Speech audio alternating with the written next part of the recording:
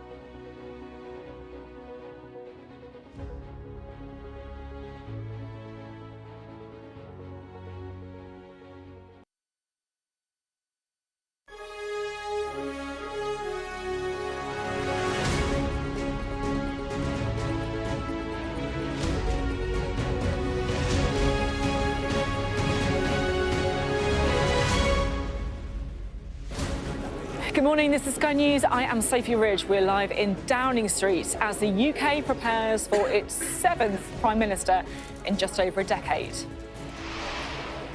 So in just over an hour's time, Keir Starmer is going to leave Number 10 and give his final speech as Prime Minister here in Downing Street. And then at lunchtime, his successor, Andy Burnham, will set out his vision. He'll promise to give the public more breathing room with the cost of living.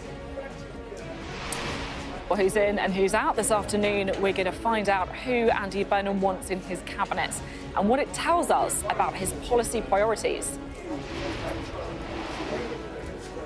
I mean, look, it is a fascinating day ahead. We're going to bring you all of the developments as Andy Burnham becomes the UK's 49th Prime Minister.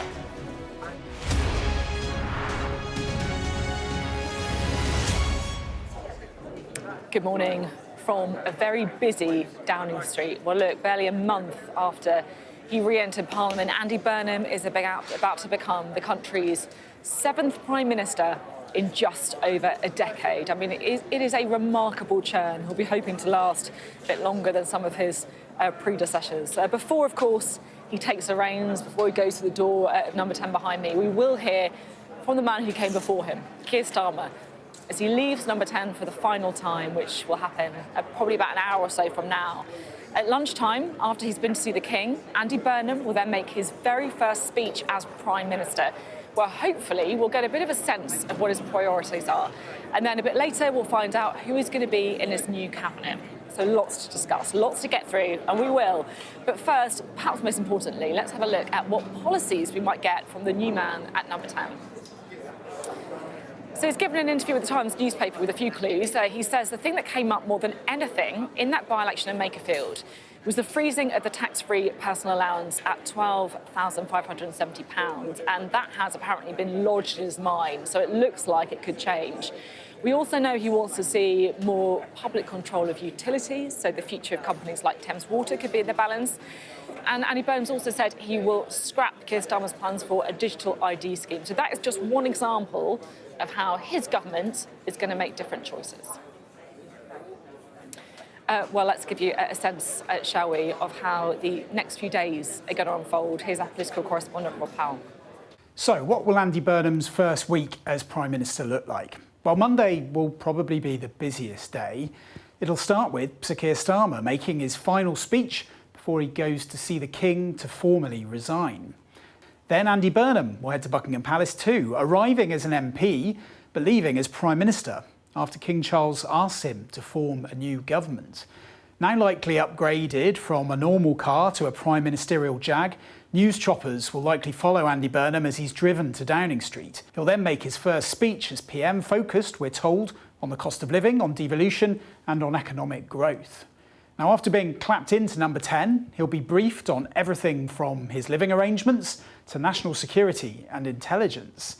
At some point, he'll then have to write his letters of last resort. They're the instructions to the UK's nuclear-armed submarine commanders on what to do if the UK's wiped out by a nuclear attack.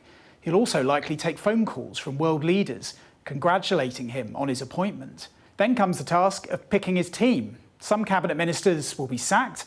That tends to happen behind closed doors, while others will be given jobs and they'll usually walk up Downing Street in front of the media. With Monday done and the Cabinet in place, Tuesday starts with a Privy Council meeting. That's the body of ministers and other politicians that advises the King. We'll then have Andy Burnham's first full Cabinet meeting.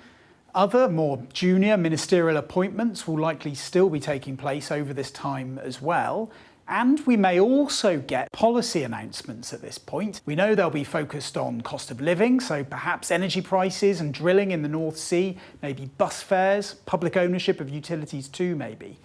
As we get to Wednesday, the new PM's diary becomes a bit less clear, although we do know at some point he'll travel to Manchester to visit the new number 10 North.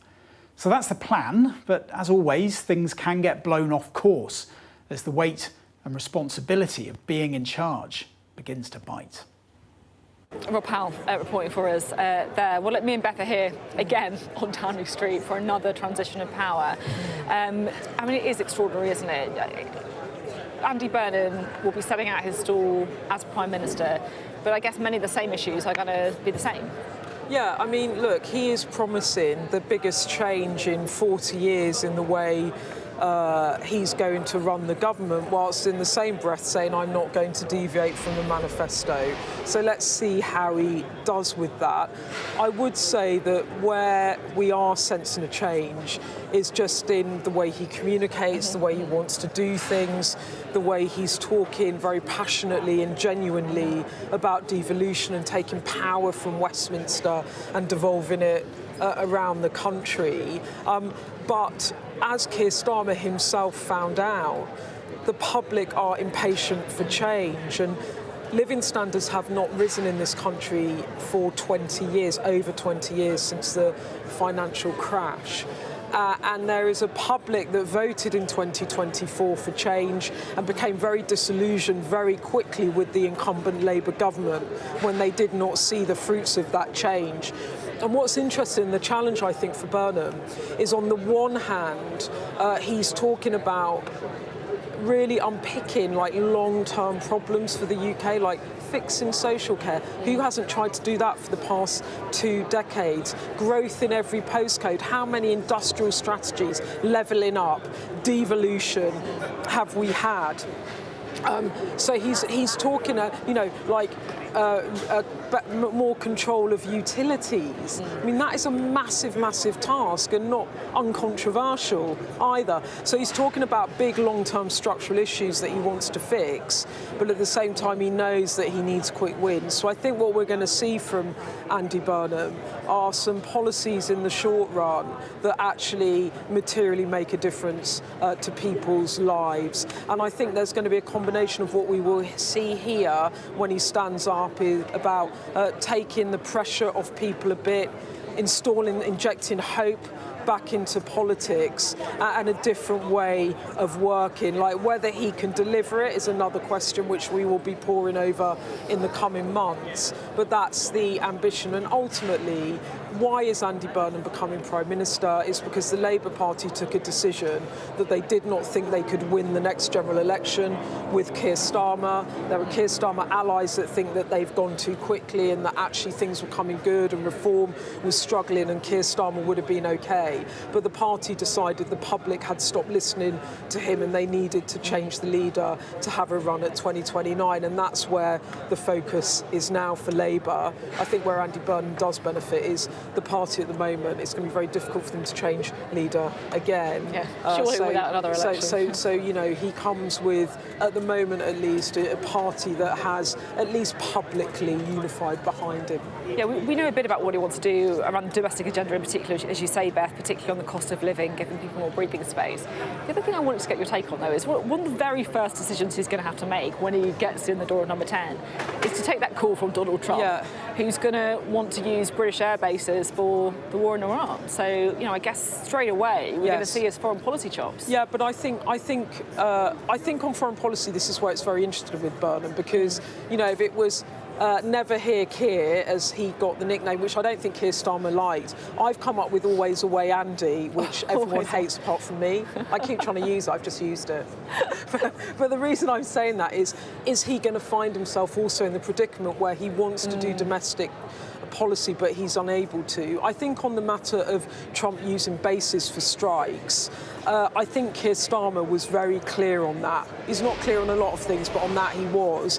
And it was welcomed by the public and welcomed by the party. So I actually think what we will see with Burnham is massive continuity on policy, on foreign policy. And Keir Starmer made a point when he went to Ukraine last week to say that he knows that Andy Burnham is going to honour what Labour has done to date on Ukraine. He didn't say whether he'd spoken personally with Burnham, but I think it was pretty clear that he expects continuity. And the other thing I would say is the National Security Advisor, Jonathan Powell, who is highly respected, is staying on. And I think what Andy Burnham will want to do is have continuity of policy, but he's got to manage Trump.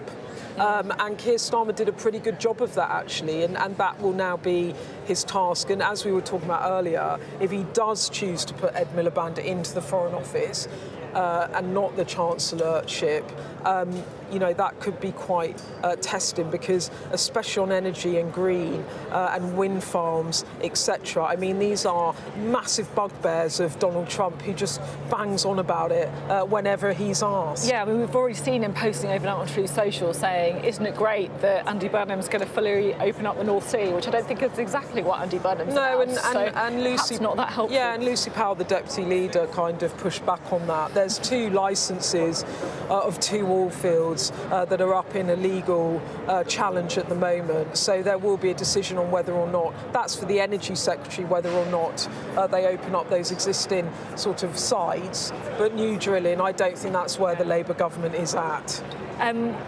We have also got with us our royal commentator, Alistair Bruce, to talk us through, like, you know, the really important choreography of the day and the history of the day as well, because look, the politics is important, the cabinet is important, and the policy more than anything is important.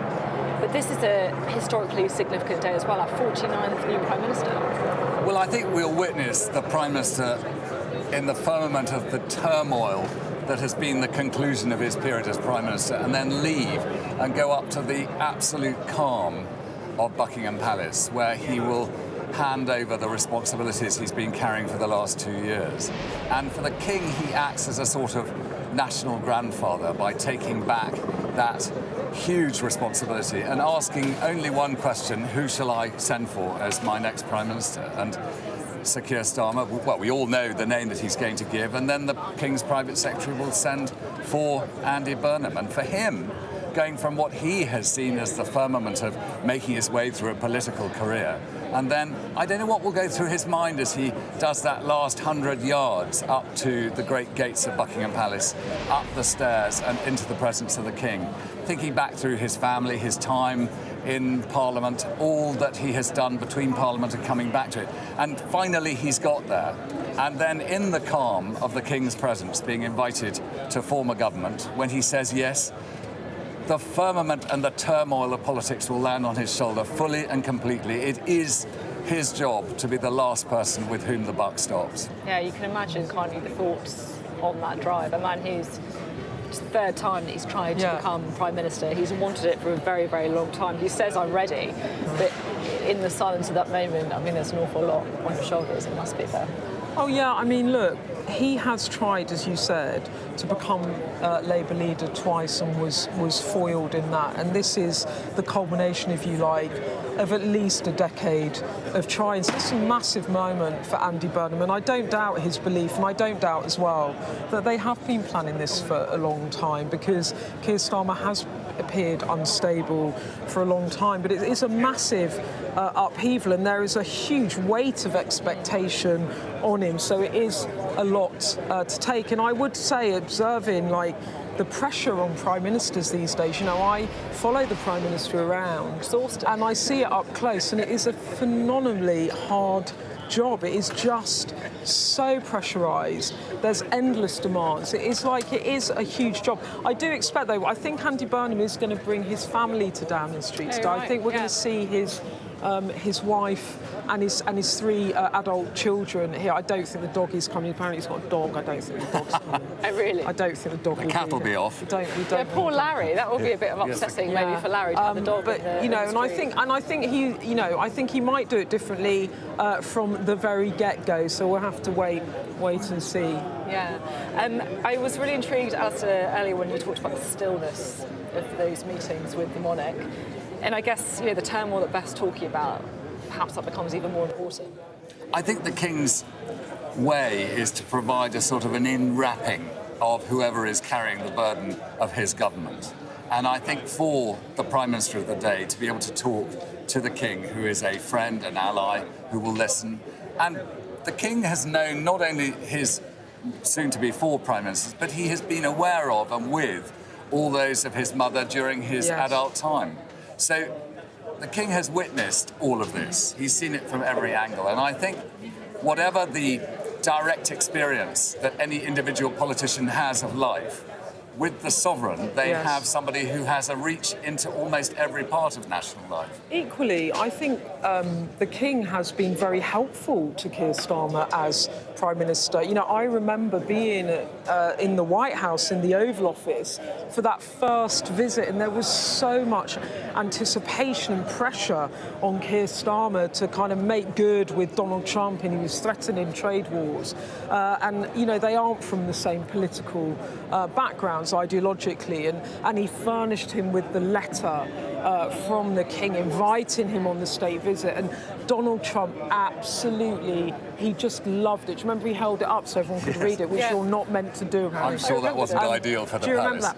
And then in some of the tensions between the government and the US administration over Iran and what the UK was prepared and not prepared to do, it was the King that went on the state visit to the US that really helped the British government. And indeed, when Donald Trump came for that state visit here in September 2025. So actually, the King, whilst being not political, has been a real ally of the Prime Minister, hasn't he, in terms of diplomacy? Yes, and he will be again to the new Prime Minister. He is a deployable asset. There's nobody else on earth about whom Shakespeare wrote of his ancestors. He is a person by descent who carries enormous gravitas, and for the present Prime Minister, as you say, Beth, He was able to speak to both houses of Congress and speak to them almost like a headmaster would to a school. Yes. And I don't think there's anybody else in the world who could have done that. And it was for the Prime Minister and the government of the day. After all, they are the King's government. And the King is going to witness, when he hands over power today, the process of the selection of his ministers. And then we will hear that later today, I'm sure, and Beth, you'll be dealing with that. But there's a sort of constitutional nicety of the punctuation that we're going to see today, that every premiership starts with the King and is returned to the King. And we'll see both today. It's a wonderful stability. We're looking at pictures of Larry the Cat, who I have to say has been a more stable presence in Downing Street than the Prime Ministers over the years as well. And look, he's just waiting there, like the prince that he is, for someone to open the door and let him in. Alistair, just looking back kind of with a more historical sweep, 49th Prime Minister, do you think that some have closer relationships with the monarch than others? I mean, the monarch must have favourites, or is that not an appropriate thing even to think? It's rare we discover who they were. I think Elizabeth II found Margaret Thatcher quite a challenge. Really? And particularly enjoyed Harold Wilson. Yeah. And perhaps that's a surprise to some people, but I think that, you know, the monarch today is a gracious, kind and interested person. And on the whole, he will reach out and offer all of that to a new Prime Minister. And heaven knows they probably need it. Because whatever goes on behind that door, Beth, you understand better than me, but Prime Ministers don't have easy times of it. And yet once they go up the Mall and into the company of the King, they're in safe ground. And he will feel that today as he starts his premiership. And I hope he finds it throughout the time that he has. Yeah. Easier to deal with than the Cabinet, Beth, do you think, after today? Pardon? Easier to deal with than the MPs sometimes. Well, I think the thing that must be, if I was a Prime Minister, which I never will be, but as you just Don't rule it out, though. Oh no, I can safely rule out that job move. I think that the thing for both, being the King is quite a lonely job, right? Yes. And being the Prime Minister is quite a lonely job because there are decisions that you have to make, and there aren't many people that you can speak to in great confidence. And I think probably those audiences, I imagine, between a monarch and a Prime Minister, when you know that it is completely a protected and safe space, and you're dealing with someone that perhaps has the weight of the world on their shoulders in different ways, it must be quite comforting for a Prime Minister. Is that fair? I'm sure it is. And I think for the King, who recognises that leadership from his time in the armed forces is a lonely place to be. Ultimate leadership, leading the country as head of government, which the Prime Minister is as lonely as it comes. And I think that the King knows that he provides a safe space for the Prime Minister of the day to talk. And I'm sure that there is a degree of the King's ability to ask questions and to show interest that will help the Prime Minister of the day quietly in the King's company go through the problems he has and come back here feeling a bit more heard, thought about and able to address the problems he has. And also the King has incredible experience. I mean, he is being trained to be the key diplomat in a way of the country, hasn't he? But absolutely. Not even 5 decades, 6, 7 decades, because he followed his mother. So he comes with incredible experience and a judgment, I think. Fair? Yes, and of course he has to also remain completely apolitical. So he offers what he does and what he has to each Prime Minister, no matter who they are, no matter what particular direction they maybe want to take his government. But he knows, the King, that the Prime Minister of the day needs to work with the Commons and make sure that he has the confidence of the Commons. And I think that the King can listen to the problems that each Prime Minister has in doing just that and understands. It's been fascinating, actually, a really, really interesting conversation. And actually, you know, I think a lot about, you know, what the Prime Minister must get from the audiences with the King, but actually there's kind of, like you say, they're almost like the two lonely positions. It must be quite an important relationship for both of them. Thanks both. We'll have lots more from both Beth and Alistair throughout the day, of course, as well. But we'll also be getting lots of political reaction to a day really of pure politics. Earlier I spoke to the former mayor of the West Midlands, Andy Street, someone who has a few thoughts about devolution. I started by asking him about Andy Burnham's impact as mayor of Greater Manchester. I think it's been a really good start for devolution, and the principle that you say actually allow people to decide locally. Not everything has to be decided in London. That's definitely one I have come to admire.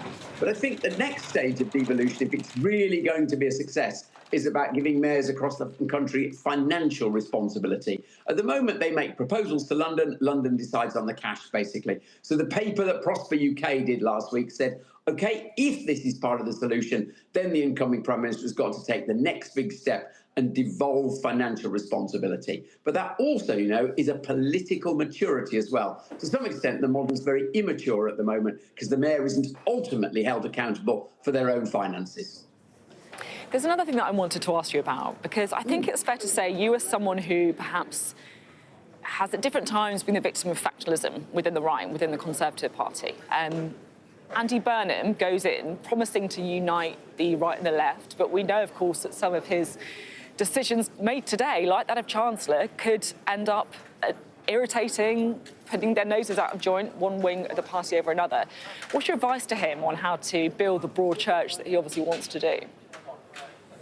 Well, fascinating this, because I'm a huge believer that either of the two main parties can only win if it is a broad church. And if you get very narrow, you actually lose the sort of, the magic of the debate that occurs within the party. And actually, Andy also implied he'd like to reach out beyond the party, actually to bring in talent from beyond the Labour Party. And I would, by the way, this isn't a job application before everyone misinterprets it, I would definitely encourage that in the situation that we are in. I think the narrower our politics, whenever you look at history, that has led us to a poor place. And the broader the team that you can assemble, a team of all talents. And you know what? I learned this in business as well. And there's lots of evidence that says the organisations that have a genuine diversity of thinking, as well as the diversity that you can see, they will thrive. And I think that applies to government just as much as well. I mean, you're clearly a centrist, I think it's fair to say, you know, centre-right. Do you think Andy Burnham needs to face down the left of his party? I think he needs to hold everyone together in a national endeavour, actually, and that will mean on some subjects actually saying, no, that is the wrong way. I mean, let's give a really clear example of this. One of the three perhaps biggest issues in his in-tray, along with defence and growth, is dealing with the welfare bill. I think there's common consensus across most of the political spectrum that says the balance there is wrong at the moment, and he is going to need to do what Keir Starmer was not able to do, to face down his party there. Andy Street there giving, I think, a pretty good sense of what Andy Burnham is going to get in his in-tray. That cabinet unity, the unity of the party that he's promised, but of course a public that I think are pretty impatient, want to see change soon. And I think that if there's one thing that this Prime Minister, Andy Burnham, has learned from the last one, it's that having a good start is essential.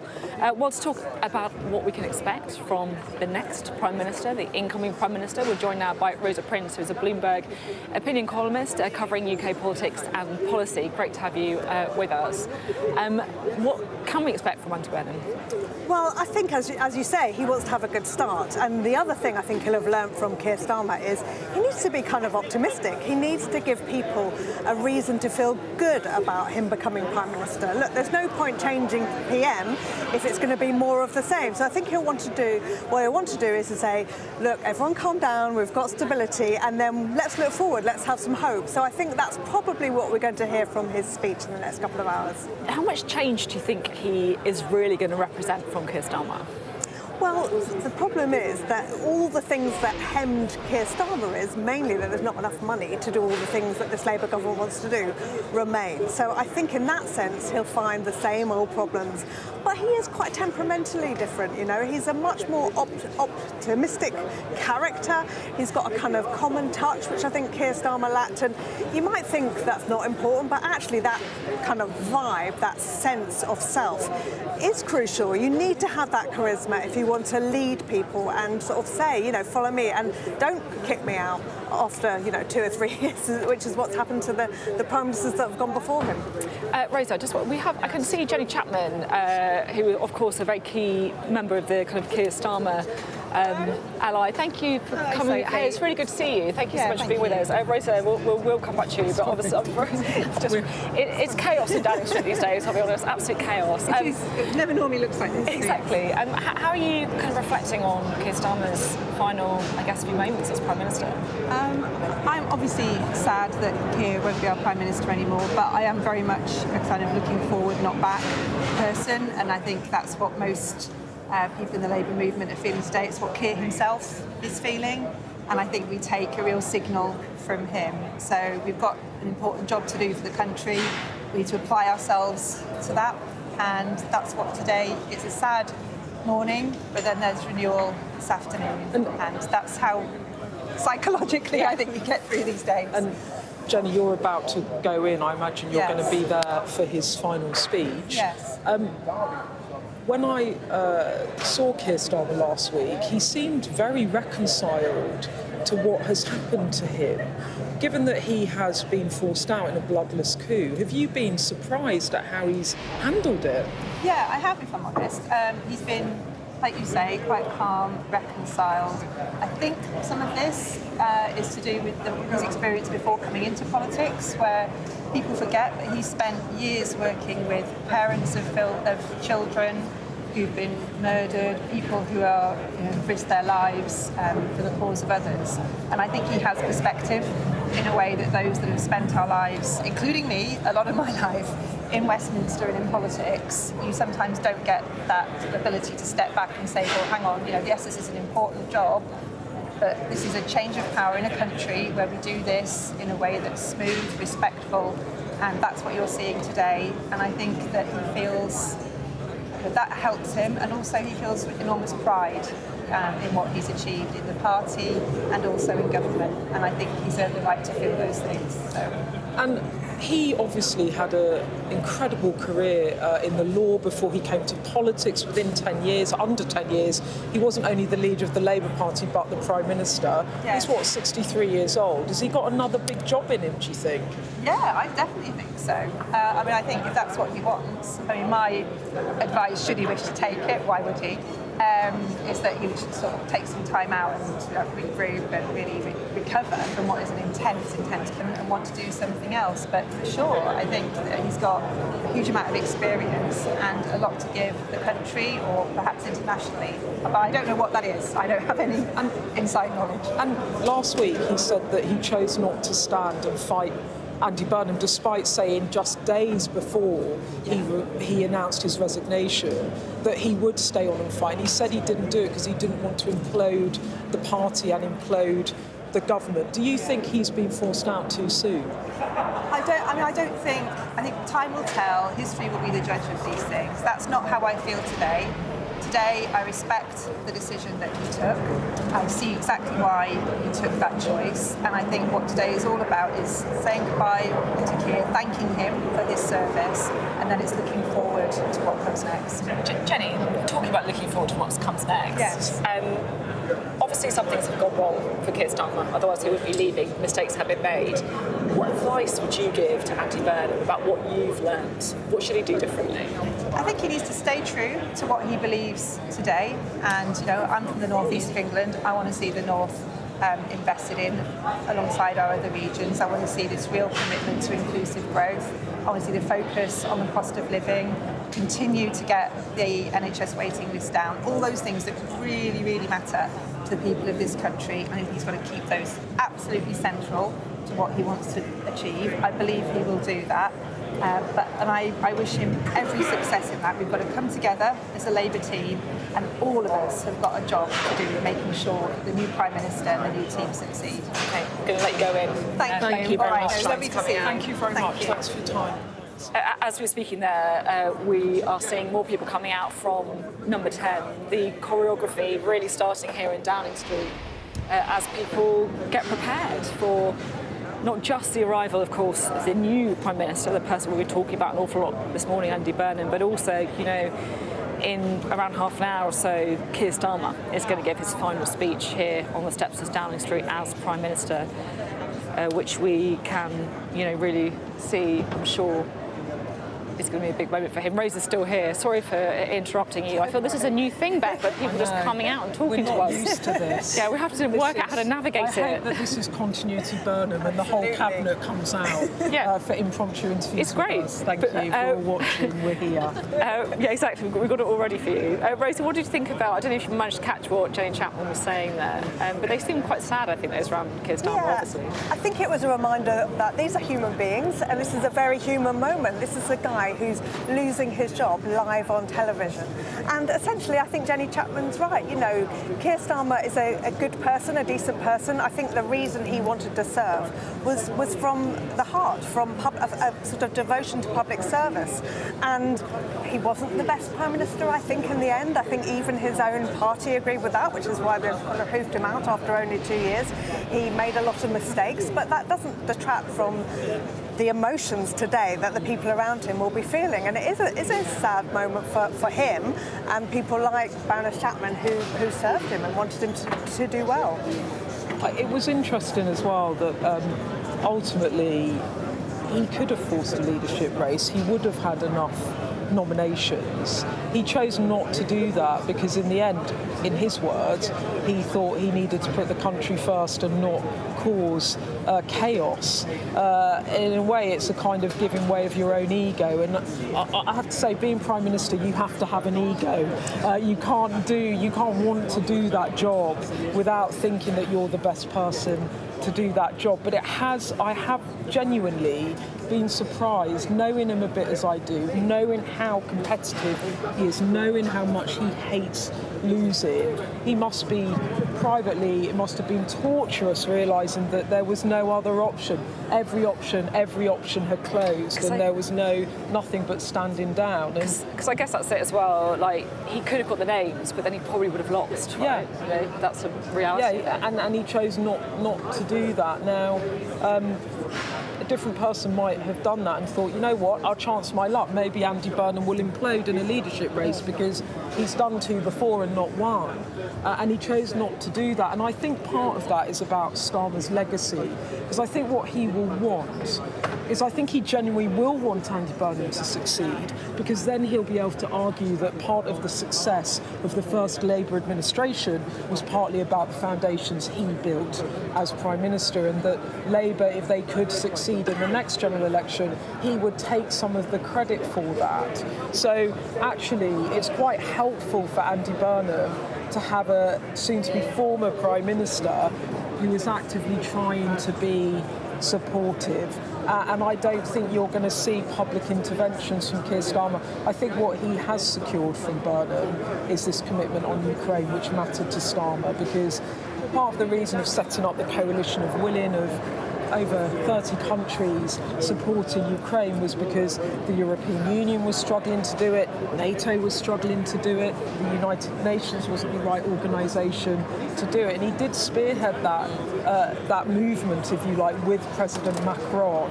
And it's very important for Starmer that whilst he failed in many areas domestically, he can say, you know, support of Ukraine was one of the achievements of his leadership, you know, and he said in that visit to Ukraine last week, I believe they will win the war, and that was a departure from what he said. So, you know, where he will press Burnham is to keep that going, and of course that then raises questions for Andy Burnham. Where do you find the money? Yeah. So another difficult issue in his in-tray. Yeah, exactly. It's significant, like you say, that Keir Starmer decided to do his final interview with you in Ukraine. Yeah. Beth, thank you. Rosa, thank you very much indeed. We can bring in now the Labour peer, Baroness Aisha Hazariga, who's standing by for us. Firstly, I guess I want to get your reflections on Keir Starmer, because look, we'll hear his final speech as Prime Minister in just under half an hour's time before he will go to the King and tender his resignation. Do you think he's failed as a Prime Minister?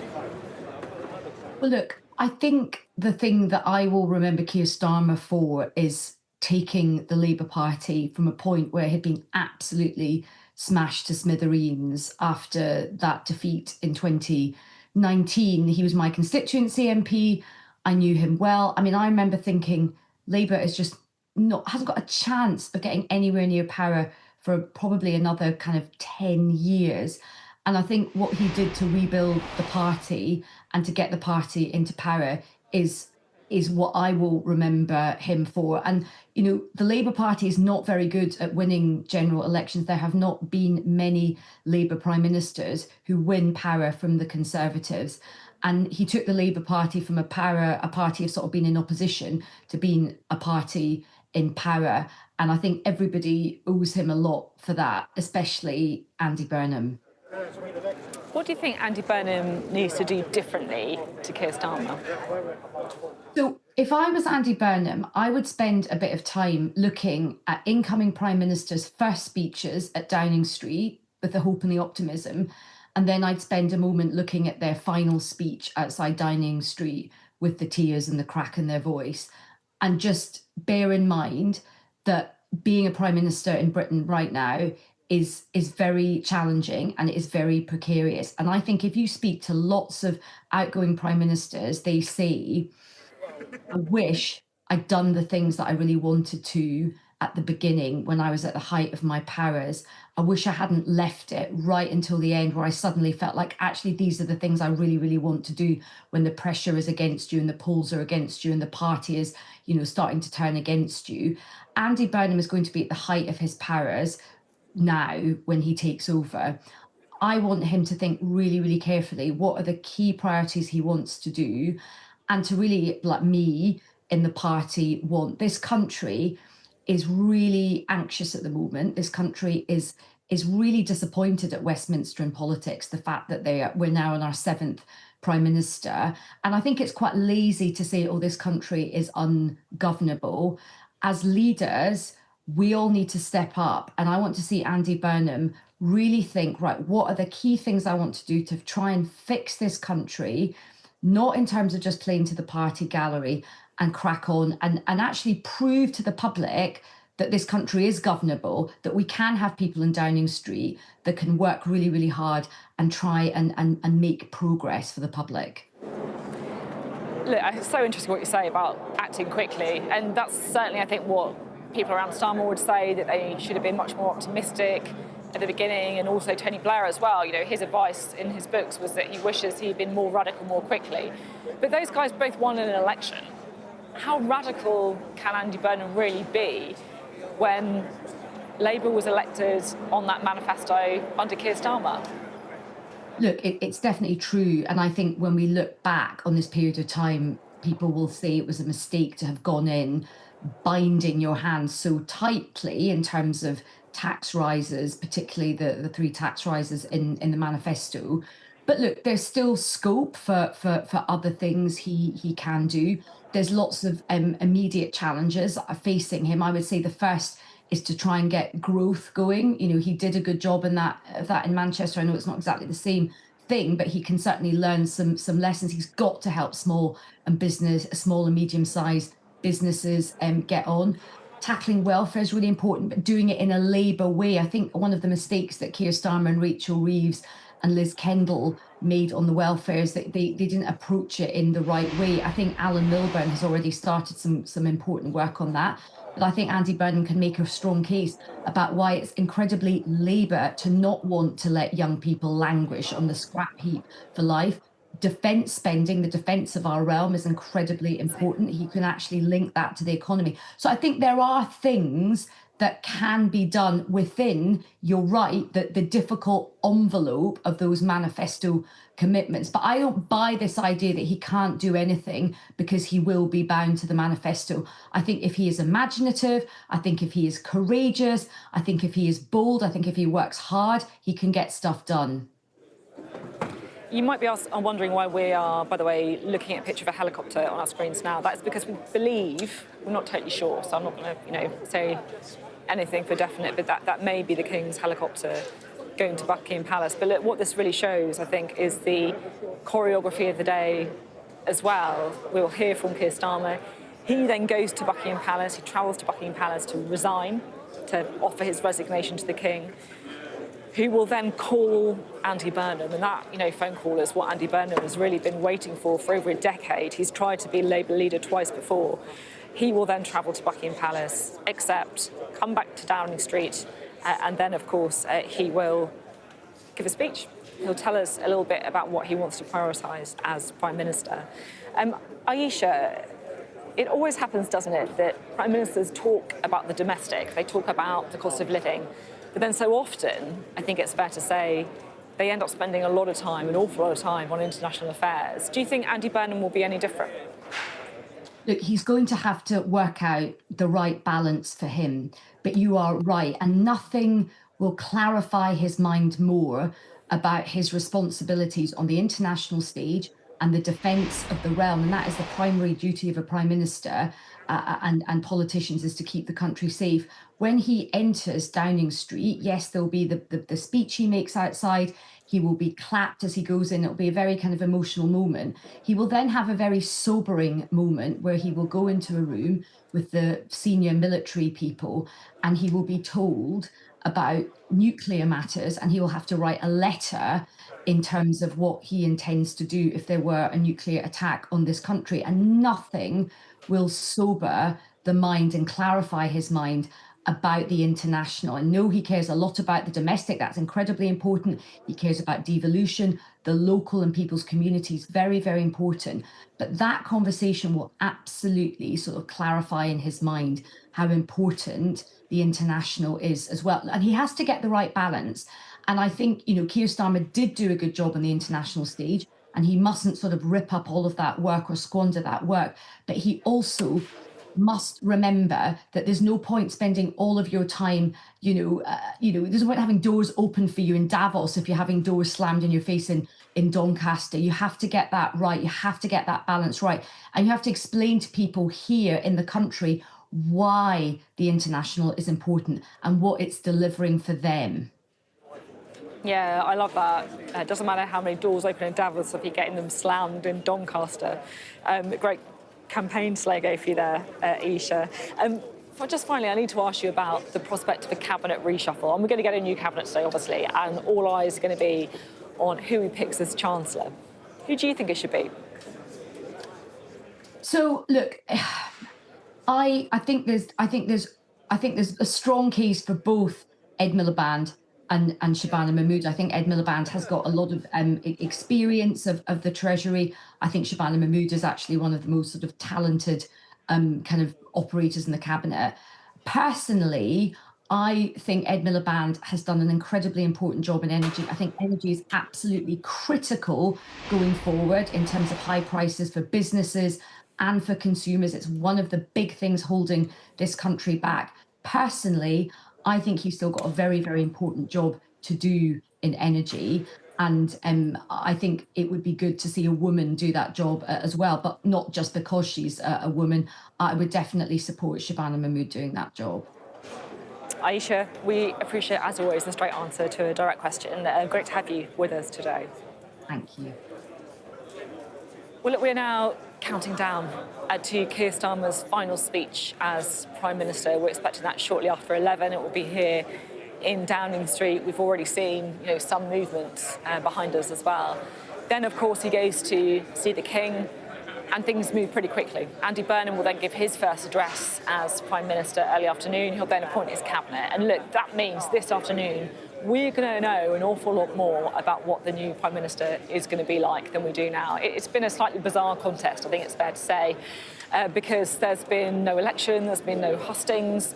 So there's a lot of questions that we would like answering, right, on what the economy is going to look like and what the priority is going to be of the incoming Prime Minister. But all that is to come later. We know it's going to be a focus on the cost of living. I think that's one thing that we absolutely do know. He said he wants to give people more breathing room. He's pointed in an interview that he gave with the Times overnight to the freezing of the personal allowance. So it could be that there's some tax changes to try and give people that breathing room, to try and help people a little bit with the cost of living as well. Devolution and public control of utilities are the big policy areas that we are expecting to see movement on from Andy Burnham. Let's see if there'll be any movement in the polling. Sky's elections analyst, Professor Rob Ford, joins us now. Great to have you with us, Rob. So I guess Labour MPs, turfed out Keir Starmer and brought in Andy Burnham because they think that he is going to be an election winner for them. Do you think they're right? Well, the early evidence is reasonably promising. We've had a number of polls now since Keir Starmer announced that he was resigning. So they capture half of the bounce. The bounce is, of course, Starmer gone, but also Burnham in. So these are polls conducted after voters knew that Keir Starmer was on his way out. And Labour do seem to have picked up a few points. Reform seem to be down a little bit. The polls sort of moving into a kind of three-way tie now between Labour, the Conservatives. Sorry. I'm just going to jump in because we are seeing the podium now in the streets. The number 10 podium being wheeled out there. Podium guy, person who's perhaps more of a stability figure than most of the prime ministers, getting the wiring there. And this is going to be the scene that will be set for Keir Starmer's final speech as prime minister that we're expecting in, 15, 20 minutes time, all those preparations being laid there. Rob, apologies, I interrupted there. You were talking about what the polling's saying. That's okay. I mean, podium guy, I'm happy to play second fiddle to him. Basically, the polling's moved into a sort of three-way tie now. Labour, Reform and the Conservatives all kind of around 22, 24%. What Andy Burnham will be hoping for, and what I think there's some good reasons to expect may well happen, is that Labour will move back into the lead in the polls for the first time in considerably over a year. And that will set up a little bit of a virtuous circle, because the first Labour leads in polling will generate a lot of positive headlines, which in turn may generate more positive coverage, which in turn may generate more positive polling. The other thing we've got to watch for, of course, is next week there will be a by-election, the biggest by-election in British political history, to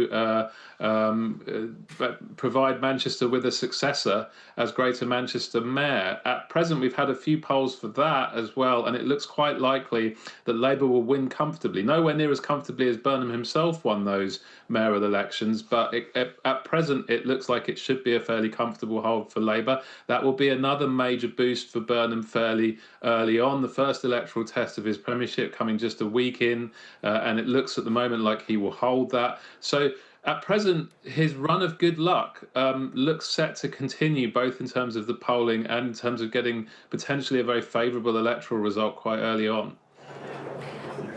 Beth's been picking up a few murmurings that there's a feeling among some in the Starmer camp that Burnham could be a bit of a kind of lucky general, if you like, that some of the moves, whether it is Reform, perhaps doing a little bit less well in polling, whether it is some of the policy priorities coming through, it effectively means that, that Burnham might be getting credit for things that were happening anyway. Yeah, I think there's some evidence for that. I mean, a couple of other trends that predate him, but where he might be in a position to take credit, are Reform's sinking in the polls actually begun some months ago now. It's been evident since sort of the end of last year that they were starting to lose some of the momentum they got from last year's local elections. That's now approaching crossover point. He'll get a lot of credit for that, but really it's continuing a trend that's been going on for a while. And one of the reasons for that is immigration levels are now falling quite sharply. The polling is starting to suggest that that is beginning to land with the public. The share of voters who say immigration levels are a key priority for them, that is starting to fall. That's a problem for Reform, because immigration is basically their banner issue. The higher the share of people concerned about immigration, the bigger the potential market for Reform. So it could be that Reform are getting squeezed right as Burnham comes into office, and that very much suits his narrative of, I'm the guy who can beat this party that have been causing us all sorts of troubles for the last 18 months. But actually, the trends are not really being driven so much by him yet. Rob, it's always interesting to talk, and thank you so much for coming on and giving us your take on that. I'm just going to bring in Beth Rigby as we await on Downing Street. Beth, you've got something to tell us? Yes, we've had our first resignation as the new administration comes in, and James Timpson, who is the prisons minister, we understand has resigned from post. And that does make sense to me, because there's a woman called Sally Jamieson who's the MP for Doncaster and a former prisons minister, so an expert in this field. and is someone that was campaigning with Andy Burnham up in Makerville, is one of the inner team around him. So I wonder whether Sally will be made prisons minister. I don't have any, that's my speculation. I don't have any insight around that, but I do know that she was a former prisons minister, an MP that is very supportive and close to Andy Burnham. Now, in terms of the pattern of today, it's quite unusual because Parliament is in recess, so MPs are not here. Now, typically a Prime Minister would go to his office in the Commons, he would bring people in, he would sack them over there and then come back and the Cabinet walk up. It's going to be a bit different today. As I understand it, Andy Burnham will be making phone calls from inside number 10. But also people are going to have to get to London if they think they might be having a job. So I think some of the resignations, some of the discussions, some of the taps on the shoulder, it probably going on this morning in preparation for the Cabinet coming up the street. If you've seen someone doing a Zoom interview from, like, the north of England or from Scotland, then chances are they're not going to be chancellors. They're not going to be coming down. We've got the lectern out now. Keir Starmer will be imminently, I think, come in to give his final address. I'm not sure that lectern is staying for Andy Burnham. I think maybe the things might be different here. This is quite interesting, isn't it? Because obviously there's been so much chatter about his dress, like, lack of tie, feeling more comfortable not in a suit. Is he going to be a lectern guy, or is he going to be more... I think that lectern might be removed. I don't know. Yeah. Let's see what happens. But Keir Starmer is going to come out here. And then I think what we will see is what we saw the other week when he announced his resignation. I think his key allies will come and stand in the street. I think Lady Starmer will, of course, be by his side. I don't expect to see his children, his two teenagers. He's kept them from public view the entire time he's been the leader of the opposition and the Labour leader, and I don't think that's going to change today. But we saw Baroness Chapman. She came to talk to us, one of his oldest political allies, and earlier on we saw Darren Jones go in as the Chief Secretary to the Prime Minister, and he's been running the Cabinet Office for Keir Starmer. And there's questions about whether or not, in fact, I'm looking down the street, there's quite a collection of people down the street, so it might be that true. there's... Sorry, I hadn't noticed well that spotted. before. So the street, you basically have like the bank of journalists, which we are obviously part of, on this half of the street. And all on this half of the street is effectively Downing Street, all security, of course. So the reason that some of these guys have caught our eyes is because they're on the other side of the street, right? So you kind of think maybe they're coming out to support Keir Starmer, friends and family, or political allies and colleagues. Yeah, there's quite a group of people down there. And you'll remember when Boris Johnson resigned. I remember it very clearly. There were a good 50 MPs that were the absolute Starmer loyalists, and they all piled into the street, and there was quite a crowd for his departure. Liz Truss, I don't remember that for Liz Truss, and of course Rishi Sunak, he lost the election, so you don't get that farewell moment in that way. But it looks like there's going to be quite a few people coming up the street to listen to Keir Starmer's final speech as Prime Minister. And again, it'll be interesting, I think, to see what politicians come as well. Are these politicians who are not going to be rewarded by a job in the Andy Burnham cabinets, or perhaps they are, showing their loyalty to Keir Starmer and not being penalised for it? I mean, what Andy Burnham was very clear about in the speech that he gave on Friday to the Labour Party, I think what we've got to remember was that speech on Friday was very much about the Labour Party and becoming the Labour leader. This speech today will be his first speech to a country, and a country that doesn't know him that well, because we haven't been through the national conversation of a general election or a leadership race in which they have to put forward policies and they go and get debates on live television. Everyone is beginning to now come up the street behind us, Sophie. I've got a better view because I'm facing down the street and you're facing up. These are, as Beth was saying, allies, friends of Keir Starmer, and it is going to be a mix, I'm sure, of the political and the personal as well. People from his life, people who have walked with him, but it is certainly a large group of people who want to be there on this kind of momentous day, right? When Keir Starmer steps down as Prime Minister. Yeah, I mean, this is what happened when he arrived in Downing Street. They lined the streets, they had flags, I remember it so well, and his allies and friends are coming again. I can see a couple of his members of staff with their children and their husbands and partners, and I can see some of his political allies in that crowd again, and some of his staff members. It's a mix as well. June Sarpong there, for example. June Sarpong there, I think I can see. So it is, like you say, a mix from staffers and then others who, really celebrities who then became advisors to the Prime Minister as well. So I think it is pretty clear that this is a group of people who, for whatever reason, Keir Starmer feels have affected his premiership, who have been there with him throughout these years. Yeah, and in his final Prime Minister's questions, and now we've got, behind us, the staff from Number 10 are now coming out. Well, actually, some of these are his staff. There's Liz Bates, who you all know from our screens. There's Liz. There's Sophie Nazimi, who was his director of comms, worked in the Labour Party for a decade, worked under Jeremy Corbyn, and then Keir Starmer in that lovely red and white dress. We should also pick out Rachel Reeves. Rachel Reeves. Who wasn't there for the resignation speech before. She was not there for that speech. Ben she Nunn, is coming down for this Ben one. Nunn's there, who put that tweet out about the Prime Minister, John Stevens, one of his media team. So everyone coming out. And actually, that's quite nice, isn't it? They're kind of aligning the street here to come and hear his final words, where I imagine he will repeat, Sophie, what he said last week in Ukraine, that he goes with pride. I mean, that was what he wanted his final message to be in that interview, and I think that's what we might hear in the street, and it really is getting packed out now. It's a lot of people. For the people that are the civil service, it's quite a weird experience, because they would have worked with the Prime Minister Starmer for 2 years, and then they have to say farewell to him, and then they welcome in a new PM. So seamlessly.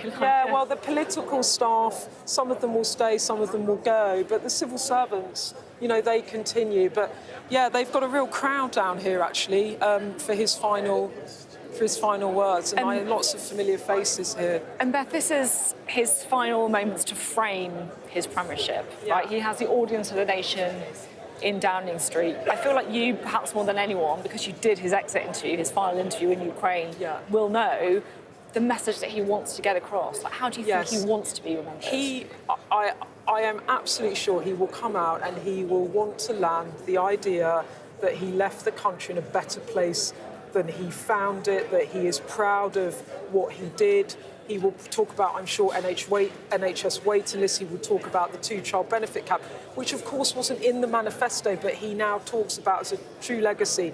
He'll talk about the Hillsborough law, I am sure. He will talk about the social media ban potentially. And he will talk, I imagine, about Ukraine and what he did on the world stage. And I really think, there was a temptation really to sort of go through his misses and his mistakes in that interview, and I knew that if I tried, I'd have got absolutely nowhere. We know what he just said. We know the lines already, right? When you're an outgoing Prime Minister and you have poured your heart and soul and you've given up your life, really, you've given away your life to do this job, which is an incredible privilege, you want to be able to frame your legacy as you choose to do it. When everyone's written column inches and spent hours giving their verdicts on you, it's your final word, isn't it? And he really has brought a big collection. And now, Sophie, we've got some of the cabinet out. There's Jenny Chapman, David Lammy. We've got Sadiq Khan has come out, Patrick Vallance. We've got Nick Thomas-Symonds, Darren Jones, Steve Reed, Lord Hermer. So these are the members of the cabinet that were his real allies. Lord Timpson, I think there as well, who has just come out in the orange tie without his glasses, but I'm pretty sure that is him. Right, just fresh from resigning to stand outside. It is 11 o'clock. We are moments away from hearing from Keir Starmer as Prime Minister for the last time as he leaves Number 10. Behind me, you can see an array of his key political allies, his friends from his life, people that he wanted to have around him in the final half hour or so of his premiership, where he wants to frame how he should be remembered as Prime Minister. And Sophie, it's going to be interesting this, because we were here when he announced his resignation, and he was nearly broke down when he talked about his wife Victoria and his 2 children, who he described as his pride and his joy. I imagine that this will be a moment where he'll want to be more celebratory, and I think the fact that he has lined the streets with the people nearest and dearest to him that have meant something in his personal and his political life is a sign that he'll want to come out, as I said, proud and with some optimism, and with a sense that he started this decade of national renewal, and it will not be him that finishes it, but he goes with his head held high. It feels like, I mean, look, we don't know yet, but it feels like a slightly less sombre affair than the last time we were here, where it did feel very sombre. And perhaps that is, as you've been saying this morning, Beth, Keir Starmer is someone who has, if not gone willingly, you certainly haven't done that, but come to terms with it a little bit more, and is now, I think, trying to frame how he's remembered, and to really try and land that argument that he's left the country in a better state than when it started. Whether or not he'll be successful in doing that is a different question, because, look, by any metric, he's failed as Prime Minister, right? He had that majority, and now he's gone. Well, he's failed in the sense that he lost the political capital with the party, and you cannot govern as Prime Minister if you lose the confidence of your party. And I think, in retrospection, it might be that at some point in the future he reflects on that and where he did go wrong, because of course he went wrong. He wouldn't be resigning if he did not, but that is not for now, if forever. I don't know if he'll ever give that type of interview. I think what he wants to do now is set out what he thinks his legacy is. And actually what's been interesting in the way he has framed what's happened to him in recent weeks is he doesn't talk about the 2 years as Prime Minister. He talks about the 6.5 years as the leader of the Labour Party, and he makes the point that he took the Labour Party from that terrible election defeat. He got it fit for government. He re-engaged with the electorate, and then he won that landslide majority, the second biggest Labour victory ever.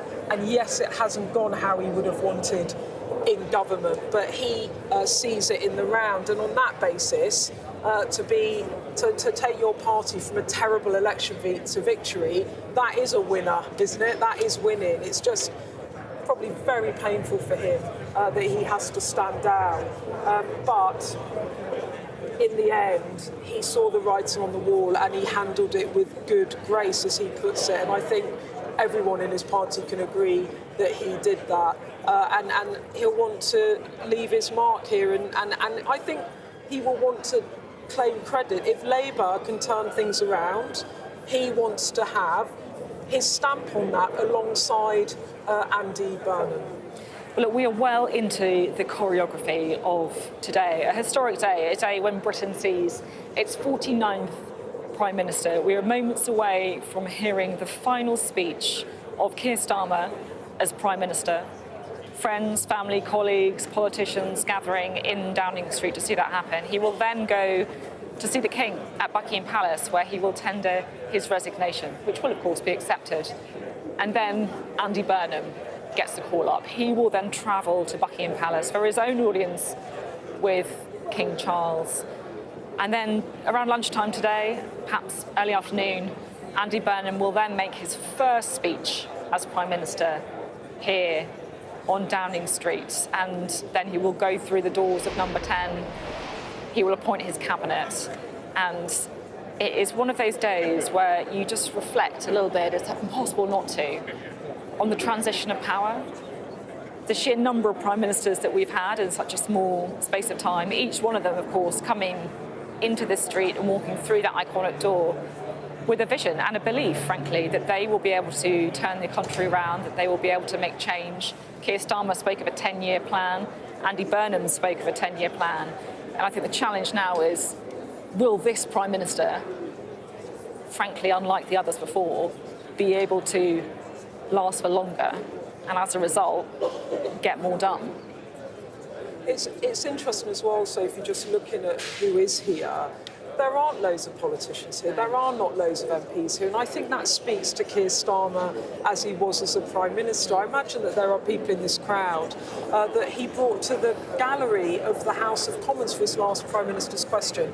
People that he says he came into public life to serve. And he talks a lot about the people along the way of his political journey, actually as Director of Public Prosecutions and then Prime Minister, where he tried to help, be that around domestic violence, be that around the Hillsborough law. And it is interesting, isn't it, that this is not a collection of political people, because he wasn't that political. Totally right, which is his strength as a leader. In so many ways, but also, I guess, his weakness, because he lost the support of his MPs.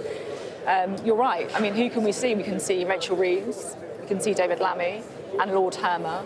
You know, we can see the key Starmerites, we can see the Darren Joneses and the Steve Reeds, but what we can't see, I guess, is the breadth and the spread of politicians that you might expect. Because he didn't really have a base in the Labour Party, and in the end, that was what hurt him. I mean, what's interesting is right around the door, you've got his Joint Chief of Staff, Vidya Alexan, you've got Sophie Nazimi, his Director of Comms, David Lammy and Lord Hermer, Sadiq Khan there, who he's just ennobled, actually. But yeah, it is kind of the aides and the allies. There's Amy Richards there, who is his political director that fought so hard to try and rebuild relations with the party. And then a bit further down the street, there is the car, because he will come out, he will make his final speech, and he and his wife Victoria will walk down, they will go to the palace, and that is it. He is on the other side at that point. And he said in the interview that I did that he's looking forward to spending time with his children. I actually think his greatest achievement might be that teenagers want to spend time with him. Although they might not do if they, once the under-16 phone ban comes in. Yeah, my teenagers. I mean, all I want my teenagers to say to me is, I just want to spend more time with you, Mum. So, exactly. But to be honest, that is a very good point. It did make me laugh. It's a very good point. In all sincerity, he really does, he has wanted in these final weeks to really pay tribute to his family, and actually the toll that it's taken on his family. He talked about that firebombing of his home in Kentish Town, which was clearly so deeply upsetting for his family, and some of the, the difficulties of being in public office when you've got teenagers, and and he genuinely, I think, will leave this place and he'll go back to his family. He's got lots of friends in life, but they're not political friends. Yeah. So he's got a whole world out there of his friends from school, etc., that he talks about, certainly behind the cameras, very affectionately, that he'll go back to.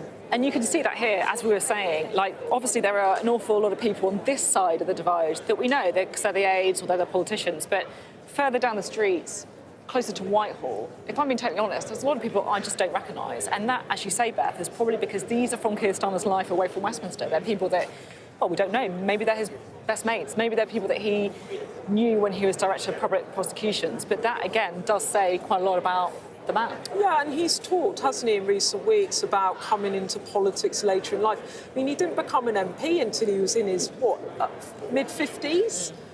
He was elected leader of the Labour Party and became Prime Minister under a decade from becoming a politician, but he did not operate in political circles. He is not a political animal, and in some ways that was both a blessing and a curse, because it was a blessing in the sense that he was kind of clean of politics and he did things differently, and he leaned actually on his experience as a prosecutor and in the legal world, when he started out. But in the end, he just could not carry his party with him. And actually, he just wasn't political in that way. Now, Andy Burnham is very, very political, has a big base in the Labour Party, and that will, of course, help him when he's going to have to start taking some of these very difficult decisions. Well, look, as we await to see Keir Starmer walking out of that door, the number 10 door, walking towards the lectern, that we've been reflecting a lot on his strengths as Prime Minister, on his achievements, what he will be hoping his legacy is. But for many people, it is also worth saying too, this is a man who got that historic majority for the Labour Party, who had a chance to transform the country as a result, and he just could not achieve that in the way that he wanted to, and now he's paying the price for it. He is going to go to the king, he's going to have to resign, and he's going to have to make way for somebody else with a different vision. Yeah, and he really did not want to make way. He did not want to make way. This is not a speech he ever wanted to give. This is not a moment that he wanted at all. And how you reconcile yourself to that, it must be difficult. But when you're looking at that, oh, we've changed it. There's, isn't that Carolyn Harris? Yeah, it is. She is his kind of, she is an MP. She's the one that gave a tearful remarks about him in the Commons on Wednesday, and she set Rachel Reeves off. Yeah. The one with the great glasses. Yeah, she's just got great glasses, top. great hair. But she's the one that set Rachel Reeves off in the Commons on Wednesday as Keir Starmer gave his final Prime Minister's questions. And I imagine that his final words here again might be around his family and thanking them. I don't think we will see his children. We haven't seen his children the whole time he's been Prime Minister. He's consciously kept them out of public view, but he will come out with his wife Victoria, who he has described as his rock, and he said, you know, the final decision to stand down, to not fight Andy Burnham, was made with his wife Victoria and his two children at Chequers. If you look at that picture now, the lady in the red dress, that's Sophie Nazimi, his director of comms. The guy behind her is Ben Nunn, who is Rachel Reeves' head of chief of staff and was Keir Starmer's aide for many years. And to the right with the white, that's Amy Richards, who is Keir Starmer's political director. And it's rough for all of these people because they lose their jobs. I mean, behind the scenes, there will be a load of people that have given their lives over to running Number 10. And you do give your life over. It never stops. These jobs never stop. And they today, as Keir Starmer goes, many of them will. There will be some people staying. There is continuity behind the scenes. But, yeah, and there's David Lammy. Giving us a smile there. Hopefully he'll come and have a chat with us afterwards. Hopefully he will. And in front of him talking to Sadiq Khan, Lord Hermer, of course, one of Keir Starmer's friends from the legal profession that Keir Starmer brought in to be his Attorney General. It was funny, when we were on the trip, he said, I always thought I would become the Attorney General. Keir Starmer said that. He said, I never thought I would become Prime Minister. He never thought he would. So, I mean, he's going to come out. I think he will say he's left the country in a better place than he found it. He will talk about turning the Labour Party around. He will talk about that election victory, and he will hand over to Andy Burnham with parting words that I imagine will be along the lines of, I will support your premiership and I want this Labour government to succeed. I've built the foundations, off you all go. And with that, hasta la vista, they were Boris Johnson's words. I do not think they will be the words of Sir Keir Starmer. Keir Starmer said something along the lines of that he'll be there to offer advice in private when it's asked for, but not in public when it isn't asked for. And I think that is perhaps the approach we expect him to take with Andy Burnham. I think it's interesting to see Rachel Reeves so close to the Number 10 door. She wasn't here for his resignation speech. She fought, I think it's fair to say, to keep her job as Chancellor. Those around her, her allies, were briefing about the importance of continuity, about not speaking in markets.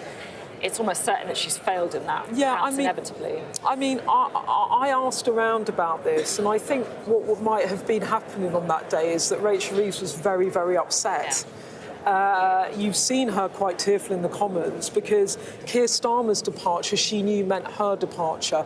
And while he says my political career is over, that is a Chancellor that does not want her political career to be over. So I think actually it was a difficult day. They're coming out. The door's opening.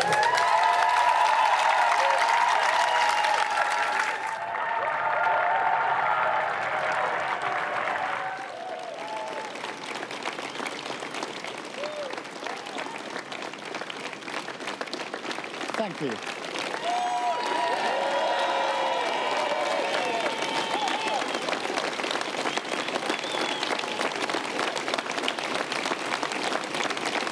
Thank you.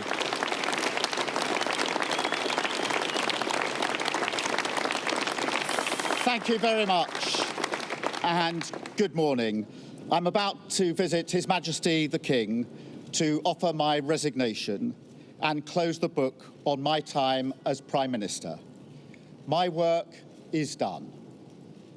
In 6.5 years, I took our party from a historic defeat in 2019, changed it so it was fit to face the country, and won a landslide general election victory in 2024. Since then, it has been the privilege of my life to serve you and this great country as Prime Minister. And I am confident that Britain is now stronger and fairer than it was 2 years ago. Our economy is stronger. Our public services are on the up, with the biggest fall in waiting times for 17 years. Children are being lifted out of poverty every single day. Immigration is down significantly. Our defence and security are on a far stronger footing, and our international reputation is greatly enhanced. Yet the thing I will always take away with me, the most humbling aspect of this job, is the front row seat you get to witness the greatest things of this country in action. To see every day immeasurable acts of resolve, grit, decency and compassion from people who serve our country, whether that's in their regimental colours, NHS scrubs, or simply the millions of people in their communities who volunteer their time and their effort to the ground beneath their feet. We face a world now where our enemies will stop at nothing to divide us because of our values, our freedom, our decency, and frankly, because of our unflinching resolve towards the brave people of Ukraine.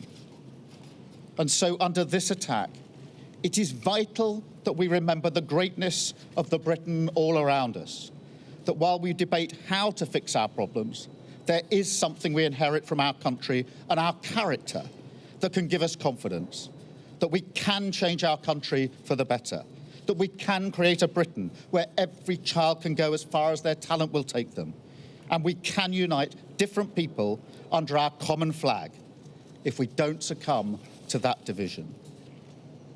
So, as I now pass the baton to Andy Burnham, I wish him every success. He has my full support. And finally, I want to thank once again my family, Vic and our children, my team, all the staff here and across the Labour Party, everyone at Number 10 and across the civil service, and everyone who has supported our efforts along the way.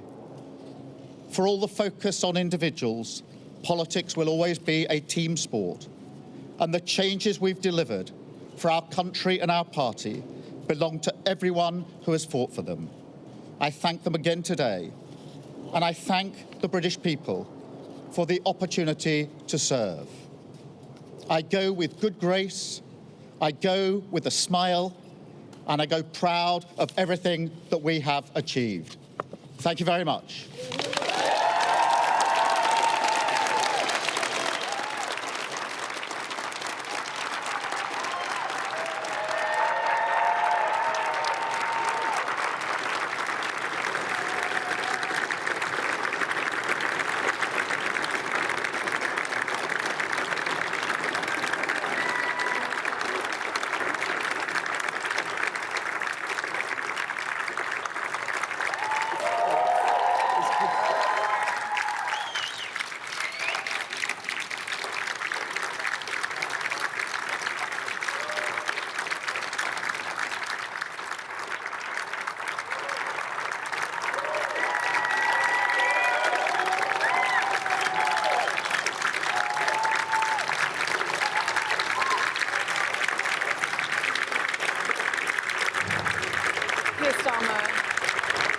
Walking to his car, hands in hand, with his wife Victoria,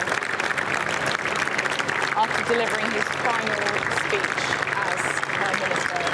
And he is now going to make the journey to the King to offer his resignation, which will, of course, be accepted.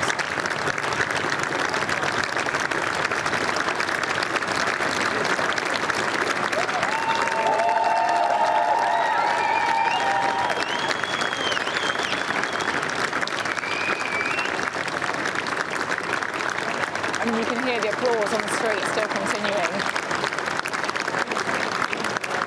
A short speech. He thanked the British people for giving him the opportunity to serve. He said that he goes with good grace and that he goes with a smile. Me and Beth are just going to jump up now to continue the coverage. Beth, what did you make of it? It was short. It was emotional, wasn't it? Look, the parting words were as I thought they would be. He said, I go with good grace, I go with a smile, and I go proud of everything we achieved. And I think in the pathos of all of this for Keir Starmer, his family, and all of this people in the street who were his people, and the sadness really of that announcement of the resignation, the near tears, he was determined to have something very different here today. That was a celebration. That was fulsome applause. They applauded him until the car had left the gate, you know, and that was a celebration of cheers and hope, and actually Keir Starmer wanting to go out on his terms. And as we were saying before, he ran through what he saw as his achievements. I leave the country in a better place. He talked about immigration coming down. He talked about defence and security. He talked about NHS waiting lists. He talked about lifting children out of poverty, and he talked also about the character of the British people.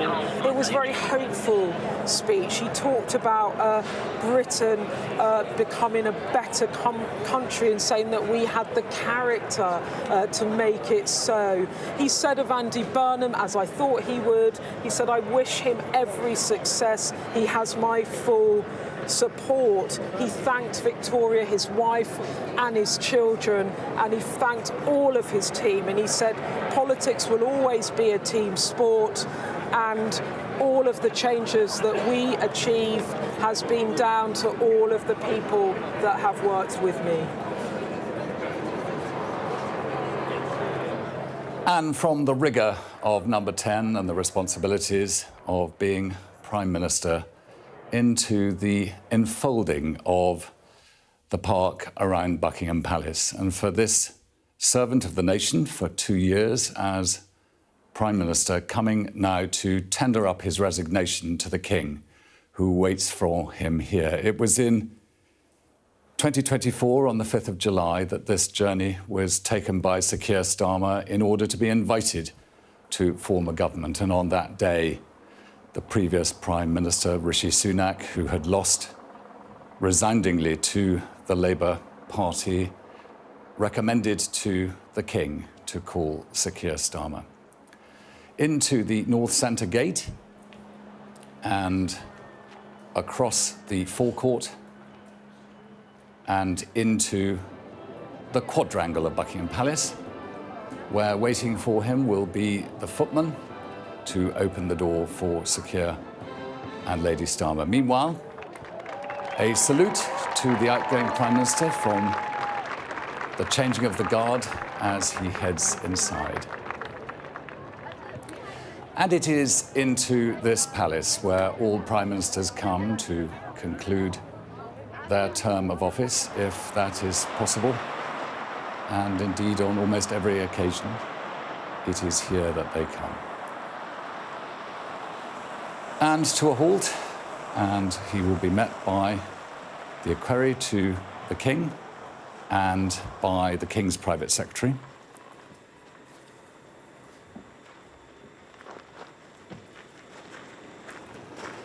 The equerry, Major Beth Rigby of the Royal Marines, and the King's private secretary, Sir Clive Alderton. Over the 2 years, the Prime Minister and the King's private secretary have become very close. And through the luggage door of Buckingham Palace, so much is being done to other parts of the building that this is the principal door being used at the moment. He will now be taken inside to the Privy Purse stairs and then upstairs into the front of the palace, where he will wait for the King to receive him in audience. And the audience will take place in the Chinese dining room, but it'll probably be a few minutes before the Prime Minister and his wife are escorted to the centre room, where the view of this crowd that is gathered really for the change of the guard, but on this historic day of the handover of power from one head of government to the other. It adds a frisson to the story of the day. It's a baking day again in London, and for the King, the opportunity to say thank you on behalf of the nation to Sir Keir Starmer initially. Sir Keir Starmer will be escorted to the Chinese dining room by the equerry we saw just now, Major Beth Rigby. He'll knock on the door, and as he opens the door, he'll step in and say, "The Prime Minister, Your Majesty," and in will go Sir Keir Starmer. And during the audience with the King, Sir Keir Starmer will tender up his resignation, and the King will ask who he should call. Now, we all know who is going to be summoned, but it is convention that the outgoing Prime Minister gives the King the advice on who to call, and that protects the King in his royal prerogative to exercise it in that way. And once the moment has been passed, that the name has been given, the Prime Minister ceases to be Prime Minister and becomes the Right Honourable Sir Keir Starmer MP, and his duty as First Lord of the Treasury and Prime Minister is over. A few minutes later, the King will ring a bell and Lady Starmer will be brought into the audience, and there the King will be able to thank both of them for the individual ways in which he has served. And of course, the Prime Minister said just now that he had been able to serve for 2 years with the support of his beloved wife, Lady Starmer, Victoria, and their children around him. The King understands the pressures on a Prime Minister and will have been keenly interested in the pressures that Sir Keir Starmer faced in the latter months, because of course every week as Prime Minister, Sir Keir came to spend time with the King, talking about anything really to do with the government and the responsibilities that each carried. And during this period as Prime Minister, the King has stepped forward to support the Prime Minister as required, particularly when the King received the President of the United States on a second state visit at Windsor. And also the King went to the United States to make a state visit and addressed Congress in very blunt terms on behalf of supporting His Majesty's government and their difficult, challenging roles on the world stage. It's a traditional sight at Buckingham Palace, the scarlet tunics of the old guard on the left, the new guard on the right, representing that the old guard is handing over the Prime Ministership of the United Kingdom, and the new guard will shortly be called for. Once the audience is done, Sir Clive Alderton, who we saw receiving the Prime Minister, will ring the Right Honourable Andy Burnham and say that the King would be grateful for his attendance here at Buckingham Palace.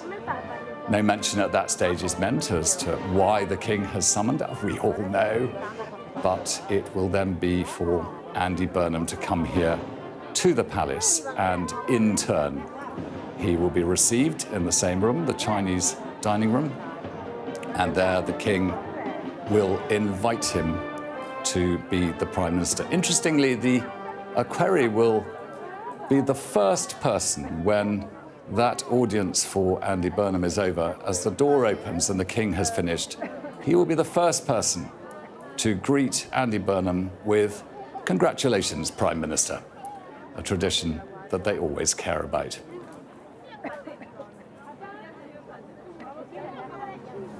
Just breaking away for a moment, because Lord Hermer, close ally, of course, of Keir Starmer, has just joined us. Your reflections on the speech today? Well, it's a pretty emotional moment, wasn't it? Look, he showed the dignity, the grace once again at that podium. reminded us all of actually what he's achieved over the last 2 years, which is a great deal. And I think we're going to look back at this period as one in which he made huge strides, both domestically and internationally in this country. And he has set this foundation that I have no doubt Andy Burnham is going to pick up and run with. And Lord Herbert, it was very interesting, the difference in the tone and the sentiment of the resignation speech when he realised that it was over for him, and was tearful actually at the lectern, and then what he wanted to say today, which was, I go proud, I go with a smile. Yeah. Is he been on quite a journey of acceptance in these recent weeks? Well, look, he teared up when he talked about his family and that resignation speech, and I know Keir, and I know just how important they are to him.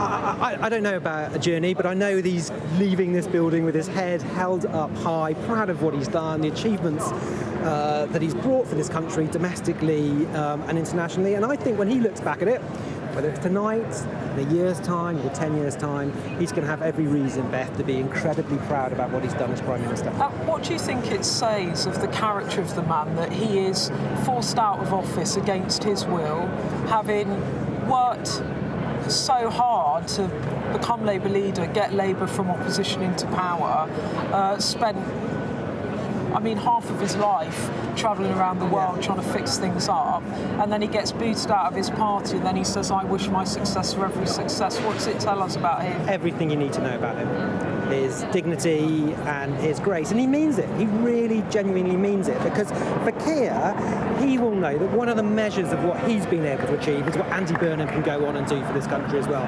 He knows that. And to come out and to wish Andy well, to say he's leaving with a smile on his face. I was behind him. I don't know if he had one, but I think he probably would do. That just tells you all you need to know about a truly great man. Is he angry at himself that it slipped through his fingers, do you think? I don't know, Beth. I think probably for all of us, the emotions swirl around. It's just too early to know how any of us really feel, apart from proud of what we've done and determined whether we're inside or outside to be supporting the next step of the Labour government. And do you think he'll go on to do another big job? I can't imagine what it is like to be a workaholic, as he clearly is, to have a very successful career in the law, to get to the top of that profession, to come and become Prime Minister, and then you've got nothing to do. I'd be very surprised. I'd be very surprised if he takes up golf. Look, he is someone who is driven... He didn't even take up golf for Donald Trump. No, exactly. So look, he is someone who has been driven his entire life by this ethos of public service. He's got, as we all know, huge ability. I have no doubt that in some shape or form, Keir will be contributing to this country and to the globe in years to come. Can I throw forward and ask a little bit about Andy Burnham? Yeah, sure. Because as Attorney General, you're constantly involved in those international decisions, right? The legality of all kinds of things. Do you think it is realistic for someone to come in and, what I think Andy Burnham is probably going to try and do, to focus on the domestic, or does the international always take up a massive chunk of your time? Look, I think there are two things going on. I think Andy's absolutely right to say his key focus is going to be this country domestically, but he's also going to realise, and I think Keir has spoken about this, is that in order to deliver for people in this country, we also have to be out there on the international stage, whether it's defence, whether it's trade. Being a big country, as we now are again thanks to Keir, is going to be a huge help to Andy as he goes forward to deliver domestically for the people of this country. And I guess my other question is, I know there's a lot that Keir Starmer's achieved that you've spoken about, but he's effectively failed as well, right? Because he got that big majority. A couple of years later, he's been booted out by his party. What would he have done differently, and what advice could you give to Andy Burnham? Look, I think it's just too early to say. I think we're all going to try as a party reflect as to how we keep on delivering for the British people, what the lessons that we can learn. Any organisation wants to do that, let alone a good government. But I do know that we will look back at Keir's 6 years from taking over a Labour Party in the doldrums, bringing it through to victory at a general election, do the things that he's done at home and abroad over the last 2 years. We're going to look back at this as great leadership, a great leader of the Labour Party, a great Prime Minister. And finally, Lord Herbert, how are you feeling today? Because obviously you were not a politician, you were brought in by Keir Starmer to be his top legal advisor in government, the chief lawyer of government. How are you feeling today? I think it's too early to know quite, Beth. I mean, to be perfectly honest, I know people like to have these smooth political answers. I'm feeling pretty emotional watching Keir leave, but I can tell you this has been the privilege of my lifetime. If someone had told me I could have 2 weeks as Attorney General, I would have bitten their hands off. I've had 2 years to serve my country. The absolute privilege of my lifetime. He told me that he thought the highest he would get in government was to become the Attorney General, and he went on to well, be... one day maybe he will. Oh, he can bring it back. Oh, I don't think so. We've got the scoop. He's coming back as Attorney General. That would be a great curveball, wouldn't it? What a great ending to the script for the sitcom. I wouldn't bank on it. I think Keir's got a huge role to play on the international stage. He's a huge figure. He's done fantastic things for this country. It has been an immense privilege to be a tiny little part of that. Thank you very much indeed. Thank you. Thanks. Speaking to us there. Interesting. One of his closest friends, isn't he, Beth? And you can see the, I think, emotion even there if you didn't quite say it in those words. Yeah, Lord Hermer has been one of his closest allies, and you know, when Starmer was really in the bunker, it was Lord Hermer and Jenny Chapman, who we heard from earlier, that really were his closest friends. But you know, as Hermer said there, Keir Starmer leaves office with many things that he is proud of having achieved, and I think that was with the spirit in which he left and the spirit in which he hands over to Andy Burnham. I do think that he will be back in some way, Keir Starmer, because, as I said, he is an absolute workaholic and has been like that for you know, his entire life. For decades, he's been non-stop. So I imagine that once he's had a bit of time to rest and recover, he will be back in some form. There was talk about whether or not he might succeed Rutte as the Secretary General of NATO when that job comes up in 2028. But I think we will see him in an international role potentially in some way. We're looking at the live pictures of Buckingham Palace, where Sir Keir Starmer and his wife, Victoria, are currently having an audience with the King so that he can formally resign as Prime Minister, a resignation that King Charles will, of course, accept. And he will then call Andy Burnham to travel to Buckingham Palace and to become the next Prime Minister and to form the next government. We've been speaking a lot on this programme to allies of Keir Starmer, people who have been very fondly remembering, I think it's fair to say, his time in office and pointing to his achievements. But of course, this is someone who was gone much, much earlier than he wanted to, and he's gone because he lost the confidence of many of his own MPs. One of them is Alex Davis-Jones, who quit as the Home Office Minister in May over Keir Starmer's leadership, and specifically, I guess, Alex, it's fair to say, about the failure to make sufficient progress on violence against women and girls. How do you think that Keir Starmer will be remembered? Well, look, today is a day of hope.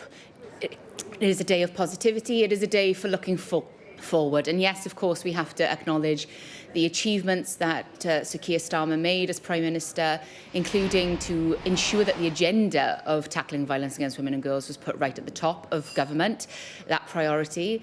But I don't think we can get away from the fact that he did lose confidence, not just in me, but in many other members of his Parliamentary Labour Party. But most importantly, I think it's imperative we remember that he lost the confidence of the country. The election results in May in Wales, where I'm an MP, in Scotland and across England were utterly devastating for us. And that was a message, a clear message to us as a government and to a party that we needed to do better, and that the country wasn't happy with the direction of travel and they wanted change. We can now say that Keir Starmer has formally resigned as Prime Minister. That moment has now happened. He's currently having an audience with the King in Buckingham Palace, and Sir Keir Starmer has now formally resigned as Prime Minister. Alex, to look forward, what do you think needs to change with Andy Burnham? As I said, I'm really hopeful. In the time that I've known Andy and in the past few weeks where he's been in Parliament, he's really been listening. He's been ensuring that he has heard the concerns and also the priorities and where we need to go from his MPs from across the United Kingdom, hearing from us about the challenges that we're facing in our own constituencies and how best we can tackle that. I think by building that broad church, building that consensus across the party, across the country is important to Andy and it's important to me. And I'm really, really keen to see where we go next, because we've got a lot to do. Sophie, Keir has reflected on what he's done and what he's achieved in the last 2 years, but we have a long way to go in terms of ensuring that the country feels better off, that we are tackling the problems and the issues to people that really matter, and I'm keen to get going with that. What do you want to see happen? I mean, you talked there about the country, and I think that is actually an important point because, Andy Burnham's talked a lot about the North. He's talked a lot about Neil Kinnock, who, of course, has that incredible political hinterland in Wales. Do you think that Andy Burnham's assessment that for decades politicians have lost touch with huge swathes of the country is right? Yes, I totally agree with that. I think I hear it when I'm back home in South Wales, in Pontypridd, and I know other colleagues feel it too. We've talked a lot on your programme, in the media around this Westminster bubble that envelops London and envelops Parliament specifically, where you get lost in the minute detail of what is going on there. And we lose perspective, we lose sight, and we lose why we're there in the first place, to represent the communities that have elected us to serve them and what matters to them. And I think for me, putting that back at the heart of government, listening to those voices about what people want, what their concerns are, will be essential going forward. I mean, the other thing that Andy Burnham's promised to do is to unite the Labour Party. I mean, if you look at the briefings over the last few days, it's hard to think, good luck with that. Yeah, well, look, the Labour Party will always be the Labour Party, and there will always be people who are aggrieved. I mean, we're a broad church in every sense of the word, but what is important is that we do pull together now. There seems to be we have united, behind Andy. You saw everyone nominating him, bar one, to ensure that we are supporting him and the direction of travel, that we are delivering on that manifesto that we stood on in 2024, and that we are showing the country, first and foremost, most importantly, that we're listening to them. I mean, we've had, I think it's fair to say, some pretty venomous briefings about, firstly, Ed Miliband, if he's going to be Chancellor, and then there's been a bit of a rearguard action to say that Shabana Mahmood isn't up to it as well. I mean, do people need to, I guess, knock their heads together and just get behind whoever Andy Burnham appoints? Yes. Yeah, they do. And I would say to my colleagues, who I respect immensely, and there is a great, difference of opinion across the party, that is one of our strengths, but also can be one of our weaknesses, is that we need to unite now. The country needs us to. Enough infighting, enough briefing against people. If you've got a problem, I think speak to the people directly to try and challenge that and to find a consensus and a way forward. But ultimately, the country needs us to pull together. We have to do that. Just finally, in terms of policies, what would you really like to hear from Andy Burnham? Because frankly, at the minute, we don't know that much about his policy platform because there hasn't been an election. There hasn't even been a leadership hustings. I want to see him tackle the cost of living, because that is the one thing that is coming up on the doors for me in Pontypridd, and I know it's coming up for so many other people around the country. The cost of living, the challenges with our economy are great right now. You spoke to Lord Hermer there about the challenges around what is going on internationally with war in Europe and Ukraine, with conflict in the Middle East, with obviously difficult relationships with the US. This is, of course, important, and that does impact the cost of living for us here in the UK. But ultimately, focusing on domestic policies, ensuring that we get to grips with police on our street, ensuring that people have good homes to live in, tackling the cost of energy bills, the cost of living crisis, how expensive food is in supermarkets for people, that must be a priority, and that is something I'm looking forward to Andy getting to grips with. OK, thank you very much indeed. Always good to speak to you, the former Victims Minister, Alex Davis-Jones there. I just want to bring you a statement from Buckingham Palace that we have had through in the last few moments, because they've said that Sir Keir Starmer MP had an audience of the King this morning and tendered his resignation as Prime Minister and as First Lord of the Treasury, which His Majesty was graciously pleased to accept. Lady Starmer was also received by the King. So the confirmation there of Sir Keir Starmer formally offering his resignation to the King which the King has accepted. He made that visit, that private audience, alongside Lady Victoria Starmer as well. And now we are really in the formal choreography of the day as well, the transfer of power, because at some time soon, Andy Burnham is going to get the call from the palace. He will then make his way to be received by the King, to be asked to form a government, and then he's going to come back here. And I guess then we see whether or not he is immediately breaking away from how things are usually done today. Will the lectern be out? Will he try and do things differently? What is he going to say in his first formal address to the nation, to the country, as Prime Minister? Well, we're joined now by John McTernan, former Labour Party political advisor. Good to have you with us. How do you think Keir Starmer is going to be remembered? He'll obviously be remembered for being the only party leader of any party in the UK to reverse a landslide in one term and turn that landslide defeat into a landslide victory. No one will ever be able to take that away from him. And he will also be remembered as the deepest and saddest disappointment of a Prime Minister that the Labour Party has had. Starting with taking money from pensioners, trying to keep children in poverty, and trying to take money from people with disability. His core actions, the ones that seemed to say who he was, what he wanted to be, were un-Labour, and compounded a feeling of detachment from the government and the country, and halved Labour's vote just in 2 years. After that landslide, Labour were facing a landslide defeat of their own from Reform. So a great achievement and a great disappointment, I think, is the way it's going to look. We're just going to bring in a still picture that we've just had through. This is Sir Keir Starmer meeting with the King. That handshake, he's formally offered his resignation to King Charles. King Charles has accepted it. It was an audience along with Lady Victoria as well. This is the Chinese dining room in Buckingham Palace, so you can see why with the rather resplendent painting that is the backdrop to this photograph. But that is the moment. That is Keir Starmer offering his resignation to the King, which the King has accepted. And now things will move very quickly indeed, because the palace will call on Andy Burnham to make that trip to Buckingham Palace to meet the monarch himself and to be asked to form the next government. I just want to bring back in John McTernan.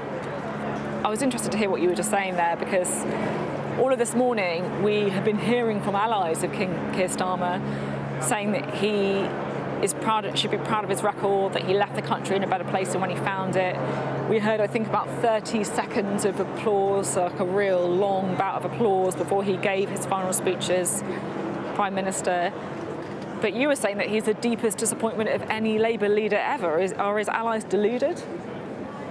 Look, if you're a supporter of a man, you shouldn't drop him at the last moment. I think it's great to see people's loyalty. But the record will show that it was the Parliamentary Labour Party that had to revolt.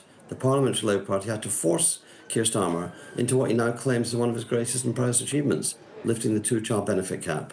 And in the end, that's the tension at the heart of this.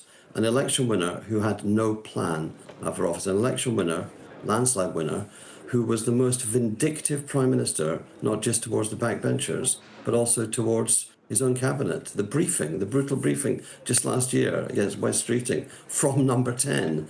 Some extraordinary things went on. Can you say that was his fault, though? You're saying that he was the most vindictive Prime Minister ever, but I mean, think so. Look, I think there is an argument that he should have stopped it, of course, but he wasn't picking up the phone to journalists himself and slagging off West Streeting, was he? No, but it came from Number 10, was authorised by Number 10, was done in Number 10's name. And the kind of, history will record that he was strong in some international affairs, like with Ukraine, great support for Ukraine, and record that he was utterly craven in his relationship to Donald Trump.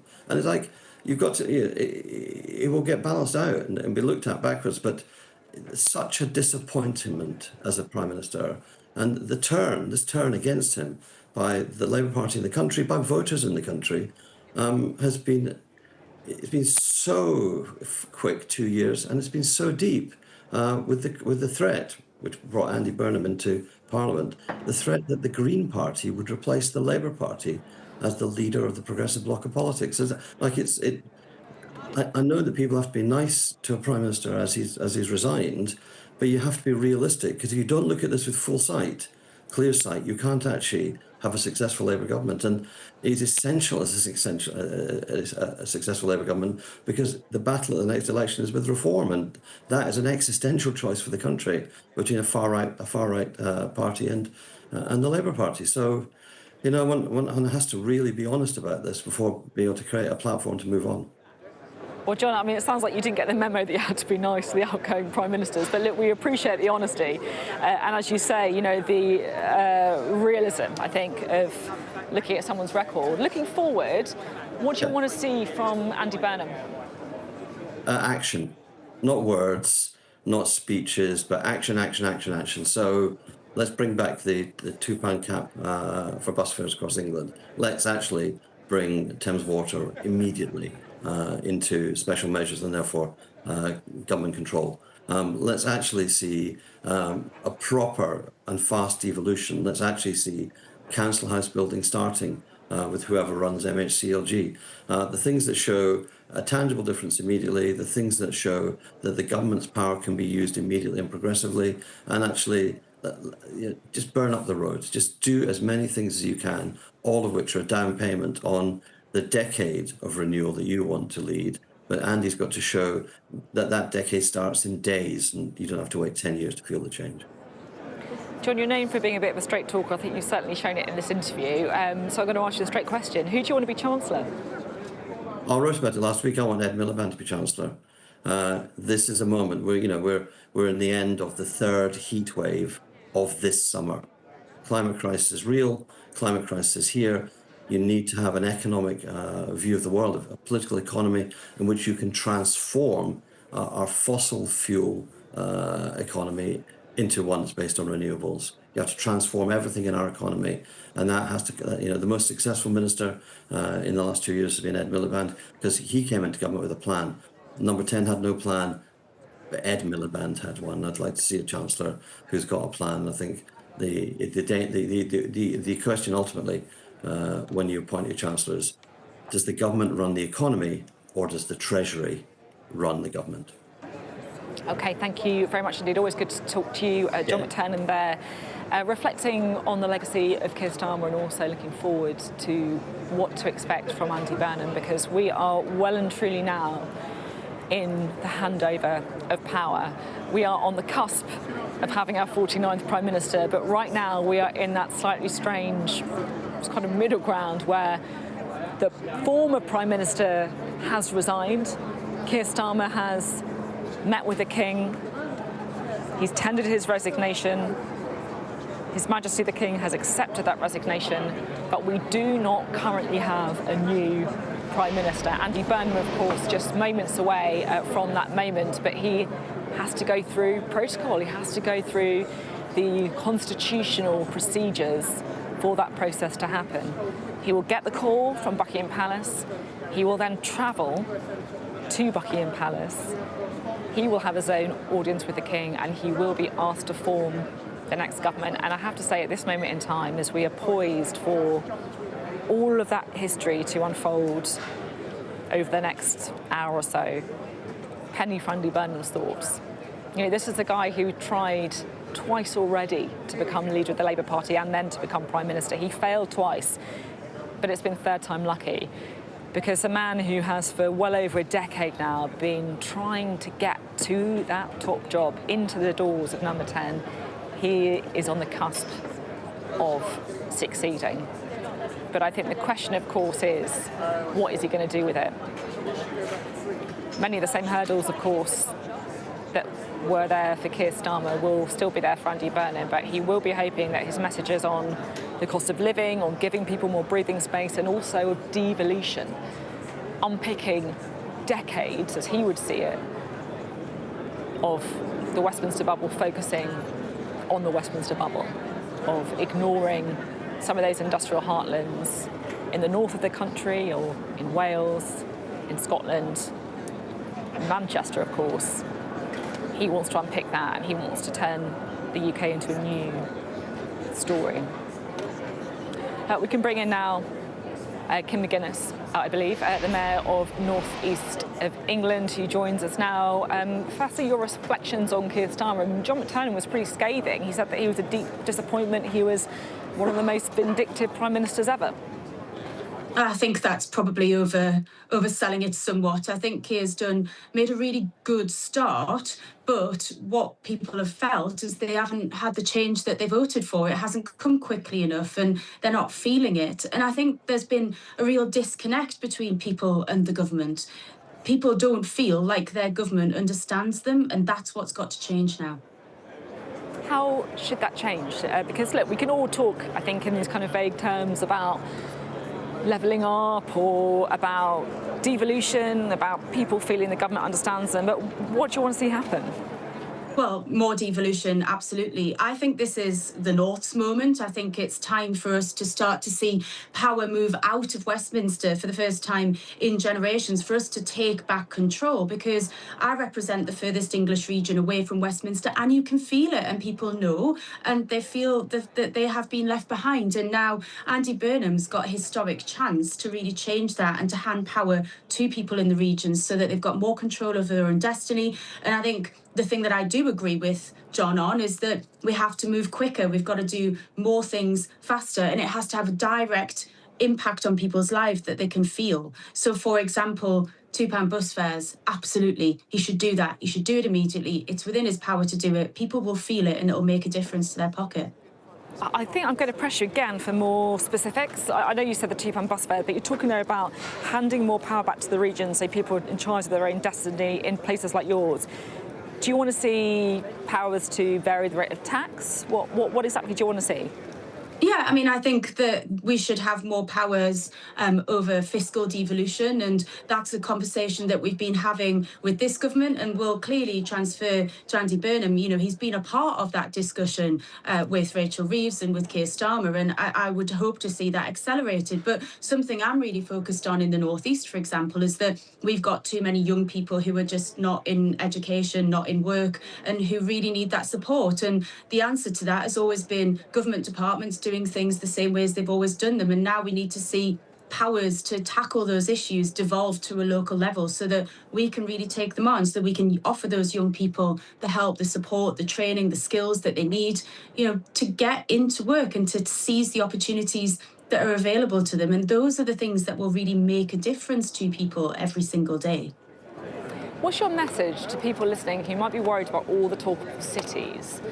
You know, we talked a lot, for example, about, you know, whether it is Manchester or Sheffield or Liverpool or Newcastle, but what if you live in, like, I don't know, like a village in Somerset or something? Are you worried about getting forgotten here?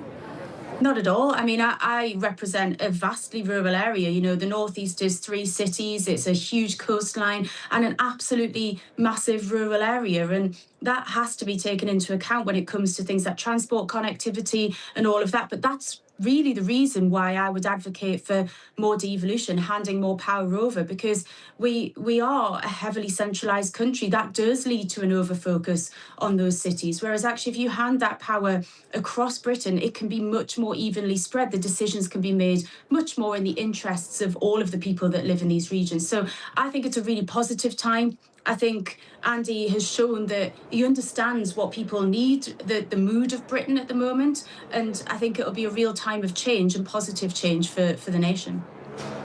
Look, it's been really interesting to speak to you. Thank you for coming on the programme, making the case there for more devolution across the country under an Andy Burnham premiership. Well, we're still on those live pictures from Buckingham Palace, where Sir Keir Starmer has officially resigned as Prime Minister, a resignation that was accepted by the King.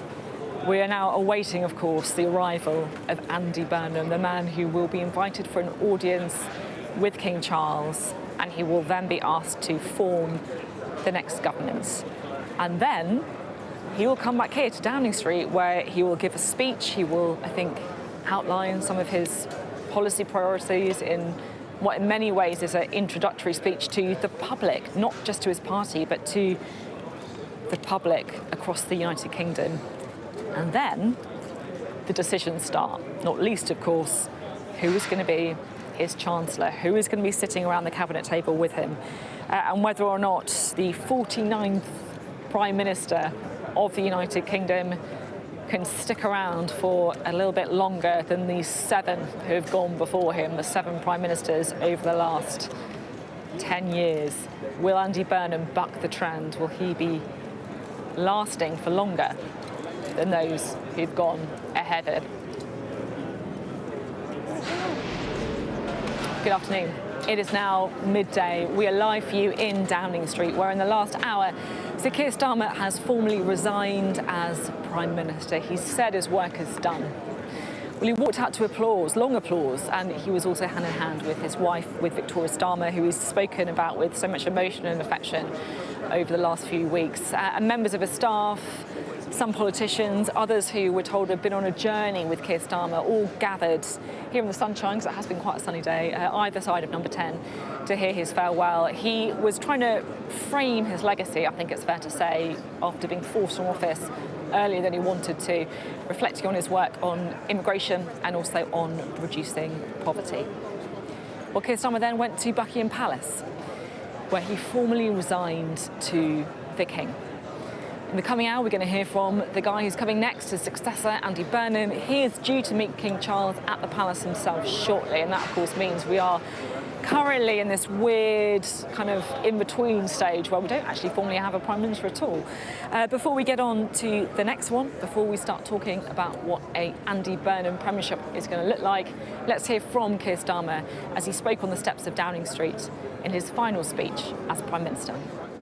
I'm about to visit His Majesty the King to offer my resignation and close the book on my time as Prime Minister.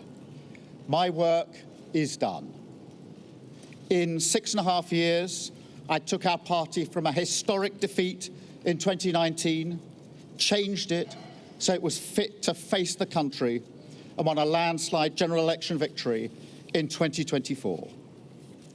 Since then, it has been the privilege of my life to serve you and this great country as Prime Minister. And I am confident that Britain is now stronger and fairer than it was 2 years ago. Our economy is stronger. Our public services are on the up, with the biggest fall in waiting times for 17 years. Children are being lifted out of poverty every single day. Immigration is down significantly. Our defence and security are on a far stronger footing, and our international reputation is greatly enhanced. Yet the thing I will always take away with me, the most humbling aspect of this job, is the front row seat you get to witness the greatest things of this country in action.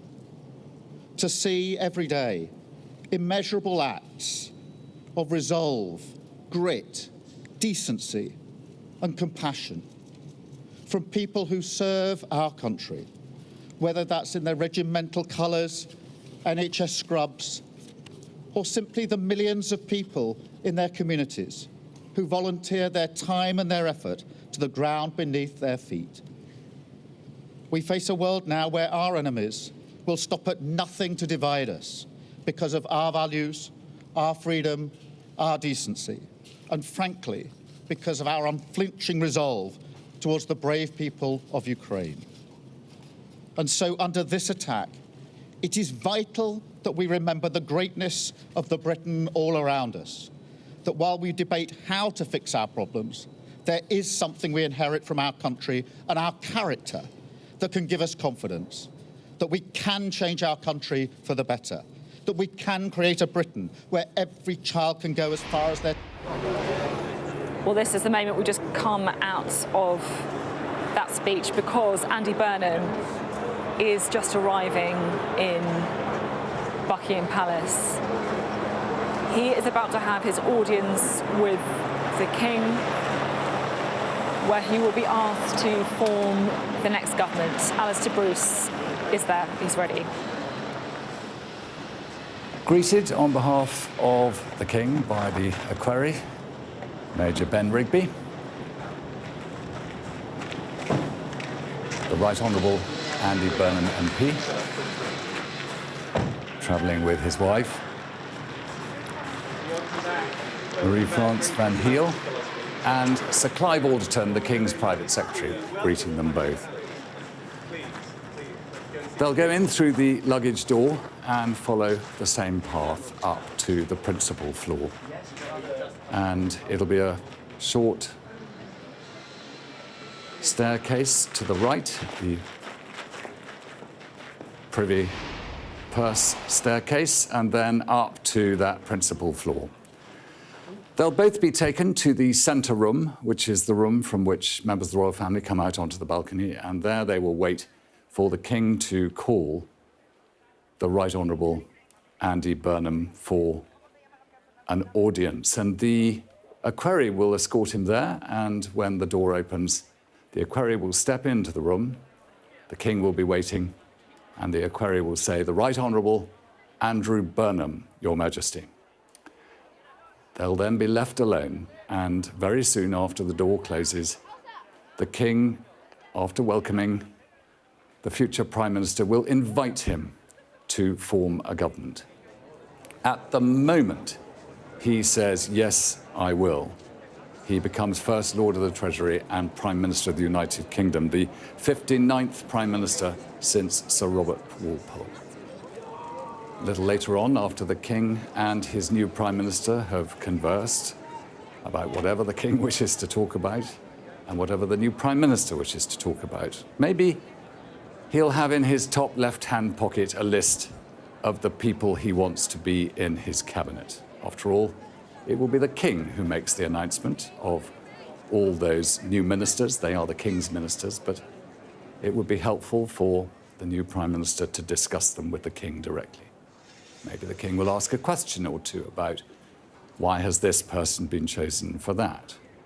And it will be the start of a relationship for the Right Honourable Andy Burnham with his sovereign, which will continue month, week after week, year after year for the time of his period of office. And it will be a private relationship that they can share anything one with the other, and it's safe and in this remarkable background of Buckingham Palace, a building that has such iconic status around the world, and where we have just witnessed the changing of the guard on the forecourt, and now the changing of the guard carries on. When the King and his new Prime Minister are ready, the King will press a bell, and the Prime Minister's wife, Marie-France Van Heel, will be brought down and join the audience. And it will start a process of change for the new Prime Minister, where he must take on the full burden of the state, the head of state handing responsibility to the new head of government. Tomorrow, the new Prime Minister will return to Buckingham Palace for a Privy Council meeting where he and other people chosen to be in his cabinet will, if they are not, be sworn of the Privy Council to join the Privy Council, and they will take their oaths of office. The new Prime Minister will take an oath of office as First Lord of the Treasury, and that is the appointment from which he takes his authority.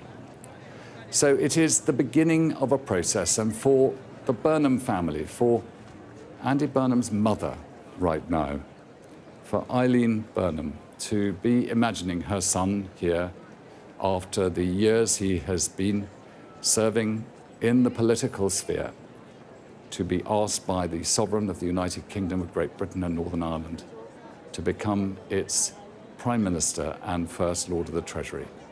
In the Chinese dining room, which is to the right of Buckingham Palace, just above that door, right now. And when he says yes, he is the Prime Minister.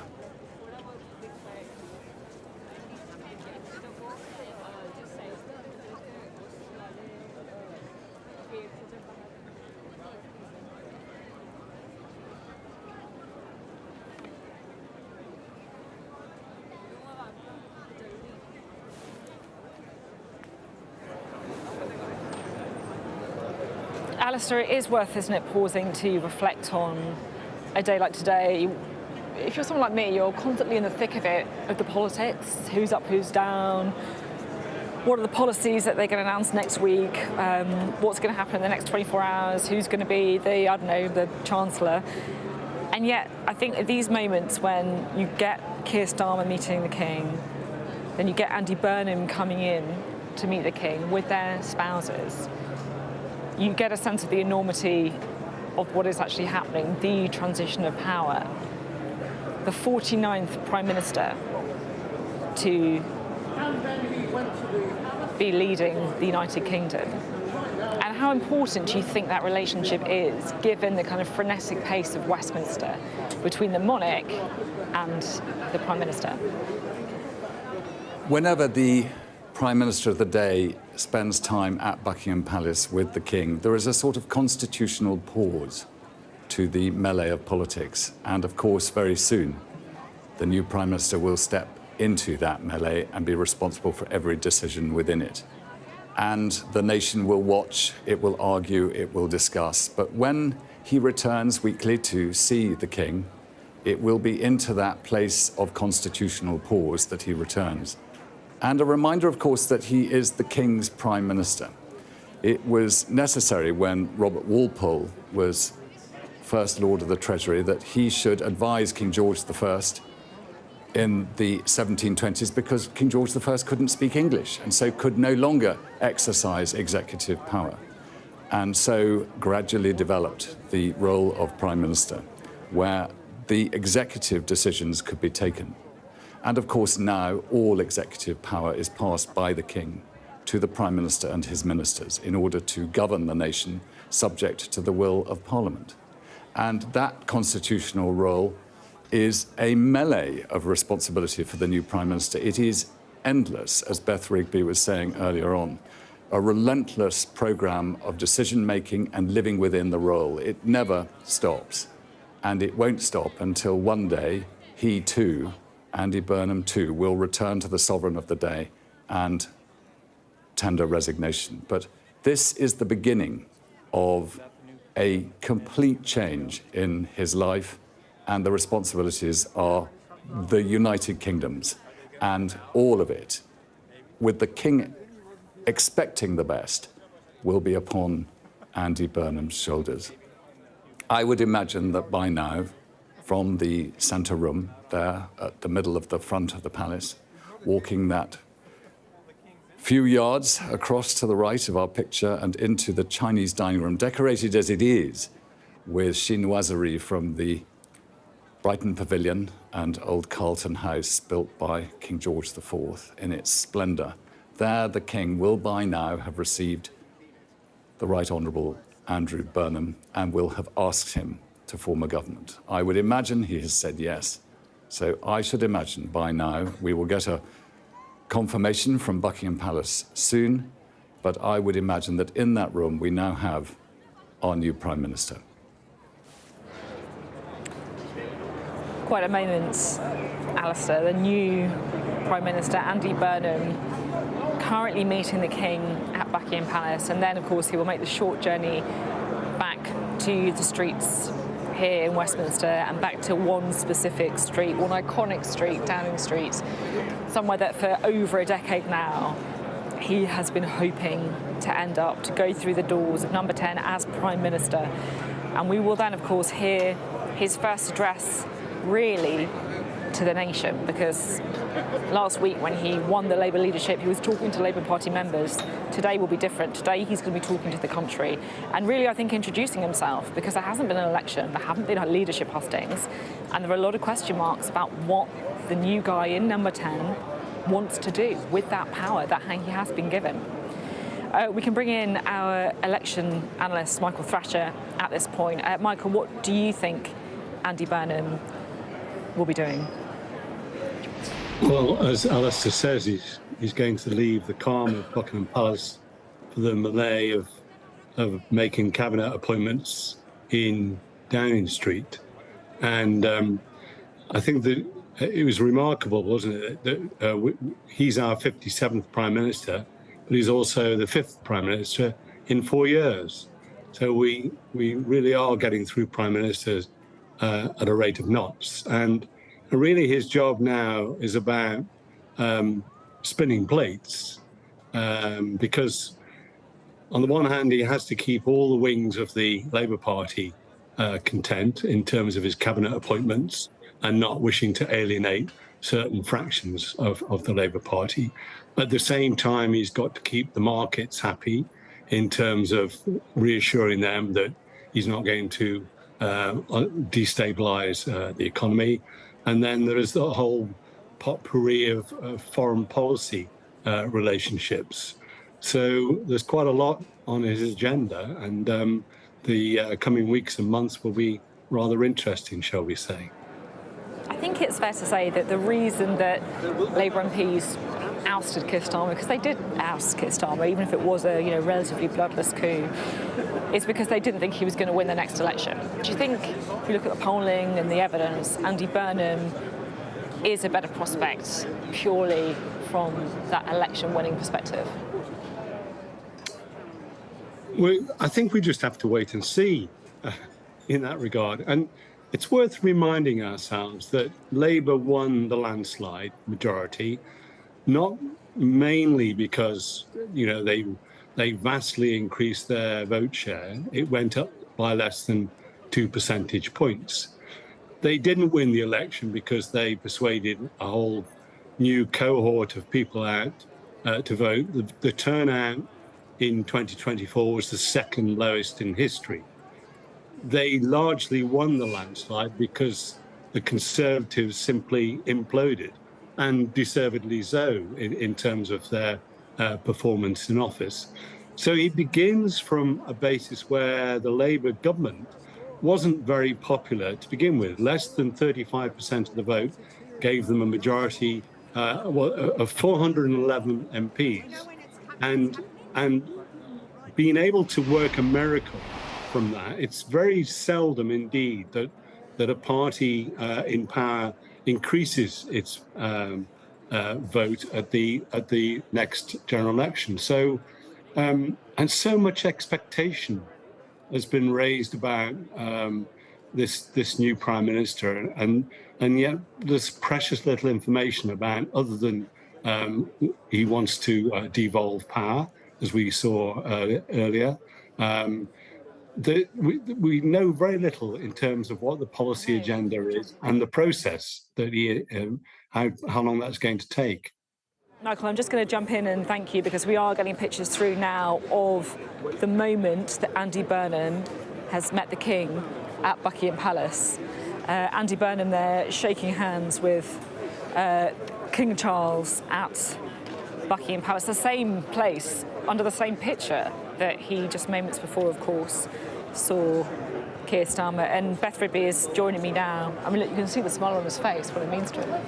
Oh, yeah, what it means to him. I mean, he's wanted this job, he's coveted this job for over a decade. He's ran to be the Labour leader twice and failed, and this time it's been a bloodless coup. He's managed to oust Keir Starmer without a competition. He's managed to become Labour leader and Prime Minister without going to the country, without having any public hustings, without having to set out a programme for government. I mean, it is the most untested Prime Minister in that sense. But look at the delight on his face in this moment and what it must mean to him. And he will soon come here to Downing Street. I expect his speech will be slightly longer than Keir Starmer's, maybe 5 to 6 minutes. Keir Starmer 3.5. The lectern has gone, which suggests to me that Andy Burnham, in the spirit of doing things differently, is not going to stand potentially at a lectern, which is curious, given that that is what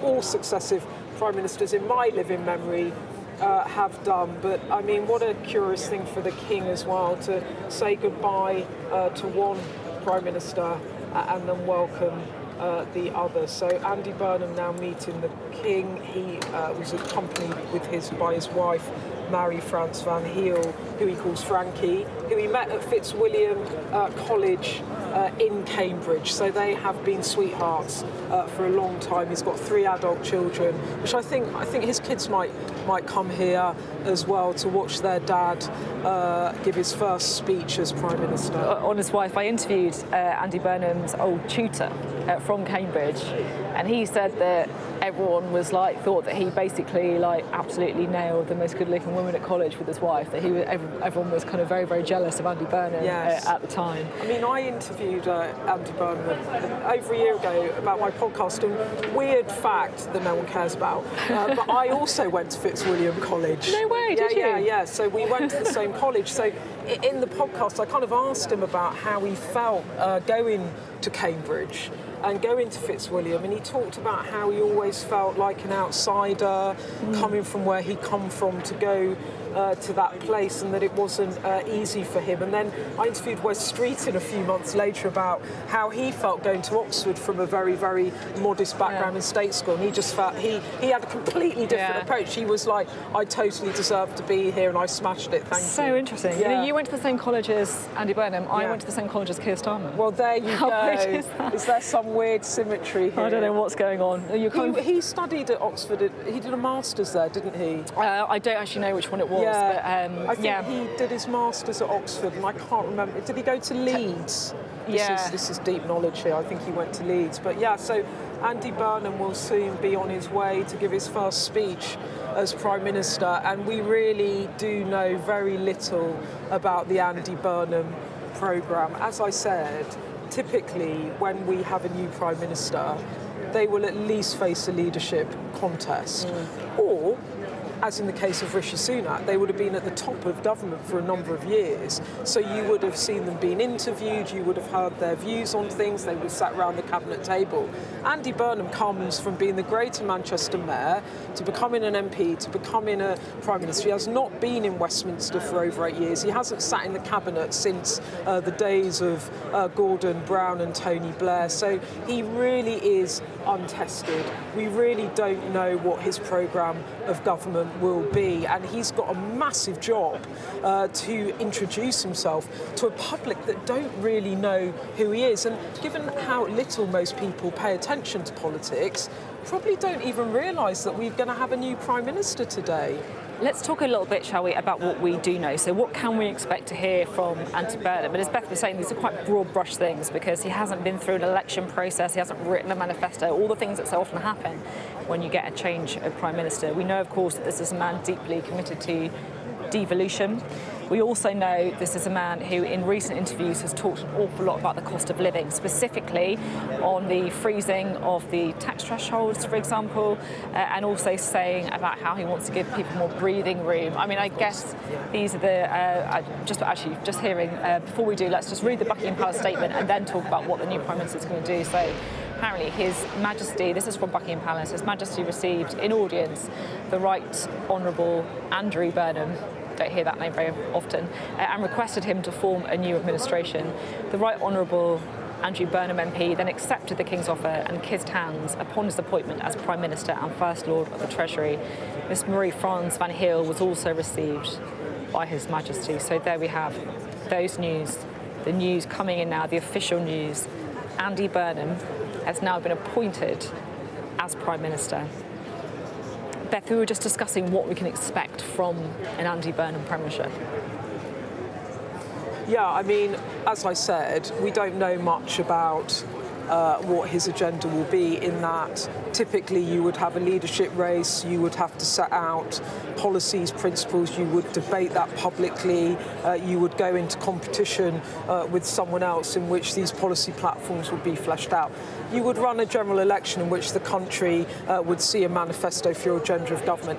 That has not happened with Andy Burnham. He insists that he will stick within the confines of the manifesto, and he really needs to do that, because if he strays from it, then the clamour for a general election will begin to grow. But look, the broad principles of what does he want to do in government, I think the first point is he wants to push power out of Westminster around the country. He's talked about this at length. He is going to set up the number 10 of the North. He will be a Prime Minister that spends time in the north of England, in Manchester, as well as here in London. He has talked extensively about the neoliberalism model failing. He's talked about more public control of utilities. What does that mean for water, electricity, and so on? So we're going to see some of that. And I think in the immediate term, there will be fast action on the cost of living, because he knows he's got to do some quick wins.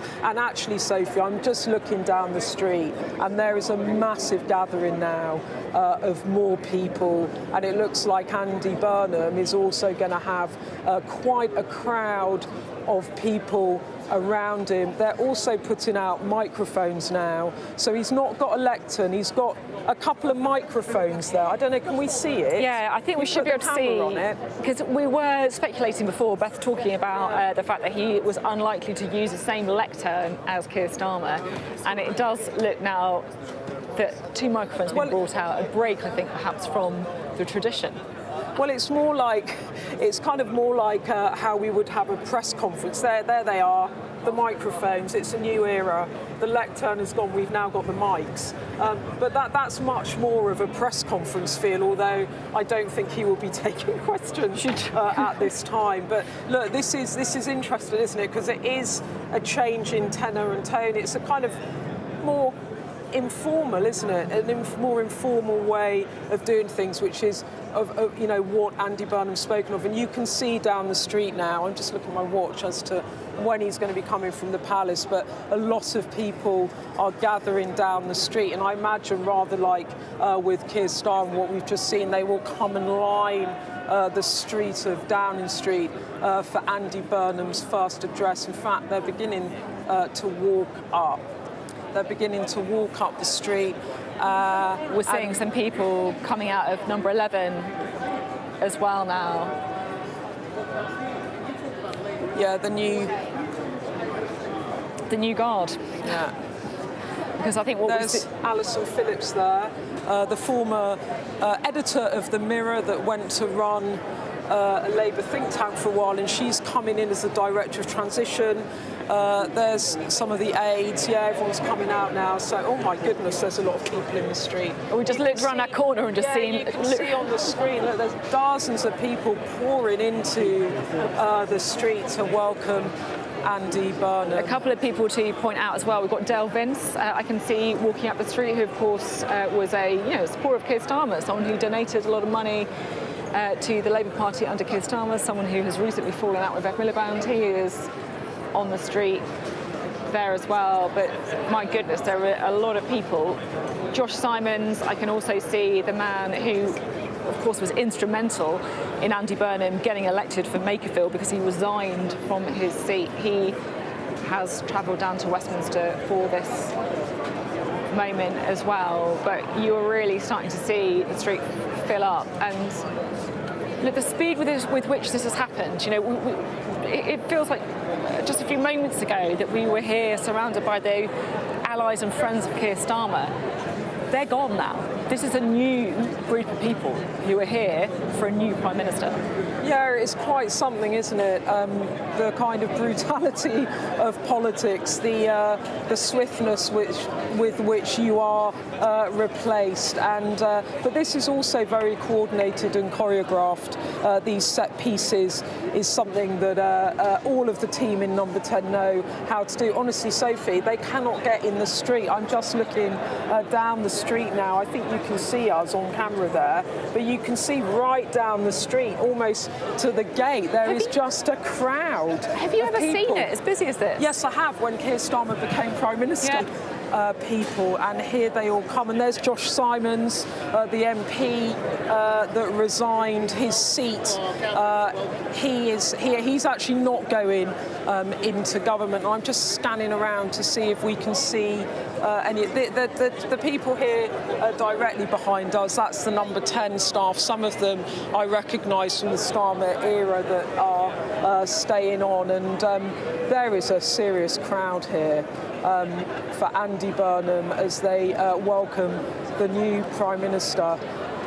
He hasn't had to fight a leadership race for this. It has been a bloodless coup, and Keir Starmer, in the end, went as he said he would, with good grace, saying, I will go with good grace, I go with a smile, and I go with proud of everything we have achieved. He thanked his team. He said politics will always be a team sport, and he said he would support Andy Burnham and wished him all the success as he passed the baton over, saying, my work is done. And now you can feel the excitement in the street, can't you? These people just dying to welcome in Andy Burnham. A couple more people to spot. Sacha Lord, who of course was on this programme earlier today, the former nighttime economy advisor in Manchester, who told us this morning that he'd started donating to the Labour Party again, that he'd donated double the amount that he did under Keir Starmer. So the money, of course, always important. And we can see Steve Rotherham, perhaps one of his very closest allies, the mayor in Liverpool. Is he clutching a gorgeous baby? I don't know whose baby that is, but it's a very cute baby. But it's a very lovely baby. Don't drop it. Don't drop the baby. But yeah, I wonder. I don't know. Yeah, it looks like he is there. I think Andy Burnham's family is here. And I can't see at the moment, actually, any MPs. I'm looking to see about his MPs, but I can't see any Westminster politicians here at the moment. But they are here to welcome Andy Burnham. He's going to get a huge round of applause, and he's going to speak not from a lectern, but from the microphones. He's going to come here with Marie, his wife, who he calls Marie France, who he calls Frankie. As I said, he's been with her since his days at Fitzwilliam College in Cambridge. There's Grace Pritchard there. You can't see her. She's not. Oh, yes, she is. She's in the shot with the blonde hair, with her back to you. She is his new head of media, so she is a busy lady. So the audience is here, and imminently we are going to get the arrival of Andy Burnham. And the gentleman that we just said hello to in the red T-shirt going down there, that is Kevin Lee, who has been Andy Burnham's longest aide. He has been with Andy Burnham for decades, and actually he's talking to Steve there. He hasn't been around in Westminster because he's actually running the Greater Manchester mayoral campaign up in Manchester, and I imagine he will be a key part of number 10 North, I would think, once that is up and running. And I think we are going to have a Prime Minister in Andy Burnham that hits the ground running. He's got a big job to do. The country does not know who he is. Recent polling said 40% of the public, when shown a picture of him, didn't know who Andy Burnham was. So wait for it. You're going to have 10 days of a domestic policy blitz. You're going to have Andy Burnham all around the country. It's going to feel like a big campaign over the summer as he introduced himself to the country, and also announced some retail policies, I think, to try and show people that he's going to, in his words, give them a bit of breathing space and just ease some of the pressures on the cost of living. Andy Burnham has spoken to his party. He did that last week when he gave a speech after he officially became the leader of the Labour Party. But today is going to be different. Today he's been to the King. He is now Prime Minister of the United Kingdom, and that's when it all changes. He's not going to be talking to his party today, he's going to be talking to the country. And as Beth was saying, in some ways, introducing himself, framing his premiership. People are impatient. Politicians are judged very quickly, and I think that this team around Andy Burnham are aware that they need to get the messaging out as soon as possible to frame the kind of Prime Minister that Andy Burnham is going to be. So when he stands in front of those microphones, it's not a lectern, as we discussed before, it's a much more informal style of politics. When he stands in front of those microphones, he is going to want to hammer home the messages that he believes are going to make him do what the last, 5 Prime Ministers before him have failed to do, which is last in power long enough to make lasting change for the country. You can see some of his closest allies and supporters gathering in the streets.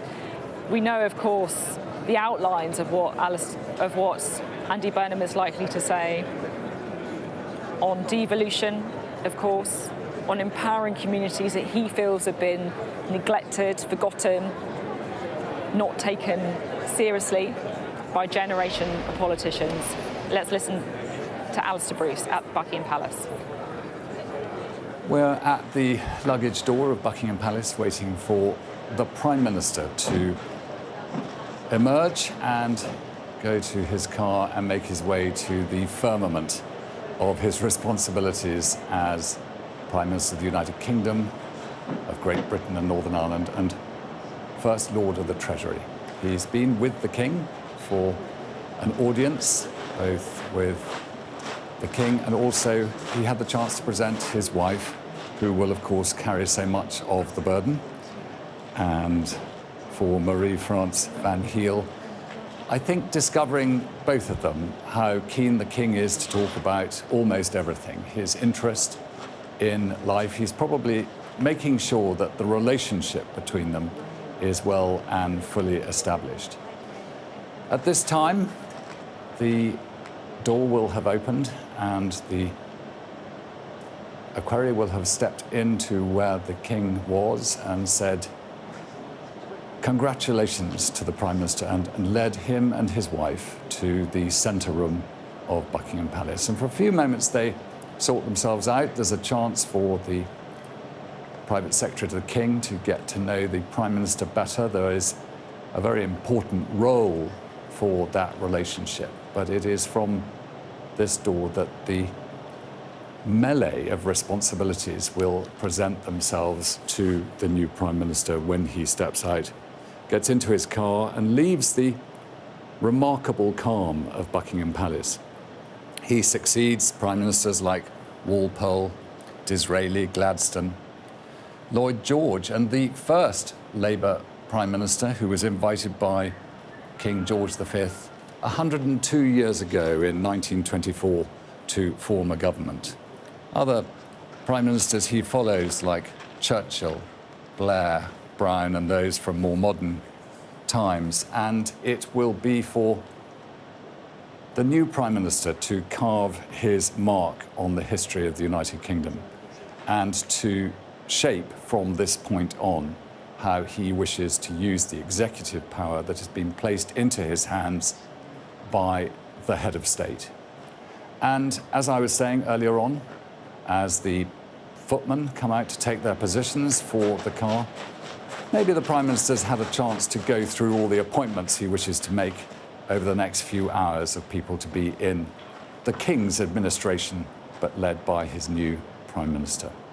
The King, having signed off on that, will no doubt stand ready in case somebody says no or somebody negotiates and a change has to be made, and that will have to be passed by the King too before the announcement is made to the public of who it is that the King has appointed to the different ministries as Secretaries of State, and also as the Prime Minister has been made First Lord of the Treasury, who will be the Second Lord of the Treasury, otherwise known as the Chancellor of the Exchequer. And tomorrow the new Prime Minister will be back here in order to attend a Privy Council where he will make his oath on appointment as First Lord of the Treasury. All this may seem to be an odd and laboured process, but it is the constitutional mechanism that ensures the United Kingdom, following statute and tradition, follows according to law. And it ensures that all the support structures that are there to enable government to operate are delivered by the King, led by the equerry, who was the first to say congratulations to the Prime Minister. I'm sure any minute now we will see the new Prime Minister and his wife leave the building. But the chance to talk with the King's Private Secretary, Sir Clive Alderton, is a part of this arrival process. Sir Clive's office is not far away from where the audience took place, and so the equerry will be checking that the car, which is to the right, there is Sir Clive Alderton and the Prime Minister and his wife.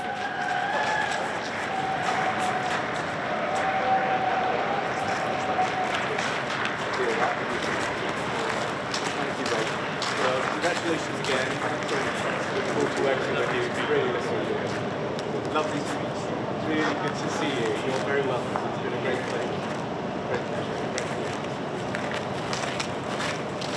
And every week, the Prime Minister will return here to Buckingham Palace to discuss the facts of the day and the issues, and he will always be assured, no matter what may happen in the melee of politics, of a true and loyal friend in the King who he serves and whose Prime Minister he is.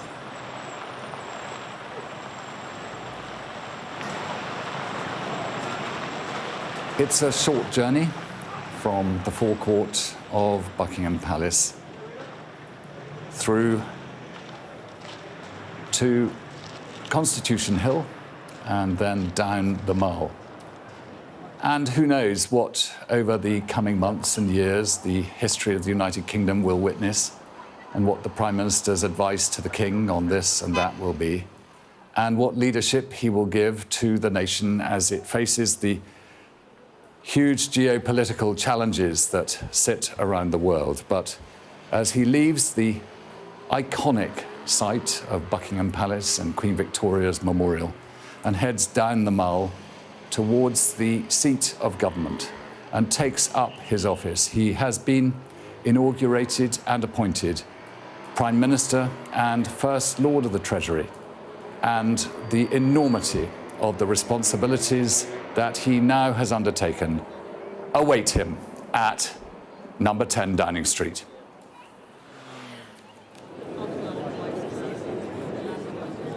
Alistair was just talking there about the enormity of the challenge that awaits the new Prime Minister at Downing Street, and the challenge is, let's be frank, pretty enormous. He is going to want to frame his premiership as soon as he gets here, as soon as he meets the applause of his supporters, his friends and allies. His mum is here in the audience, standing outside number 11. And of course, in his first speech to the nation as well as Prime Minister, he's going to be talking directly to voters to frame his premiership and the kind of Prime Minister that he wants to be, because this is really someone who has not been tested in the white heat of an election. He has not been tested in the cauldron of hustings for party leader even. But we do know a bit about what his vision is for the country. Devolution, handing back powers out of Westminster to the proud industrial heartlands that he believes generations of politicians have failed to serve. And also a focus on the cost of living. I mean, look, we've heard that before, let's be honest. We've heard it from Keir Starmer too. Will this time be any different? Andy Burnham, in interviews this week, has spoken about giving more breathing room to people who are struggling to get by. What policies will he announce immediately, quickly, to try and prove that he is a Prime Minister on the side of us, as he put it in his speech as Labour leader? He's waited a long time for it. He's tried to become Labour leader twice before and failed. It's been third time lucky. This is a man who for over a decade has been coveting the top job, the number 10 position. And we are going to find out very quickly, in the weeks, the days, even the hours and minutes ahead, just how much thinking Andy Burnham has put into what he wants to do in that job at number 10. How much serious thinking. Because there is no hiding place when you get in here. And I think we will find out if he does have the policies, the vision, and to be honest as well, the authority to deliver on that programme of government. We're watching his car there travelling through central London as he moves from Buckingham Palace to number 10, and very, very shortly he is going to arrive in an absolutely packed Downing Street. Beth Rigby is here with me as well. Beth, what are we going to be expecting in the moments ahead? Well, I mean, the excitement in the street now is palpable, as you were saying. His mum's here, his children are here, dozens of his supporters and his allies, and the cars are now pulling into Downing Street, and we are going to hear from Andy Burnham as for the first time he talks to the country as our new Prime Minister. He's just coming up the street now.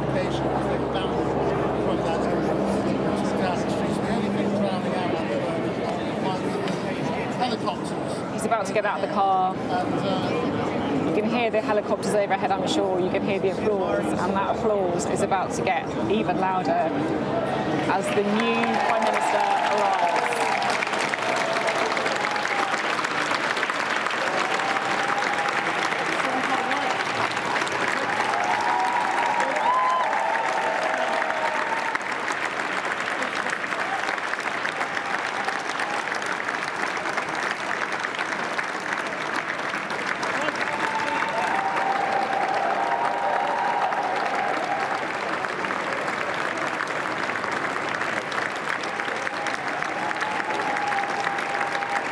That lady there is Andy Burnham's mum.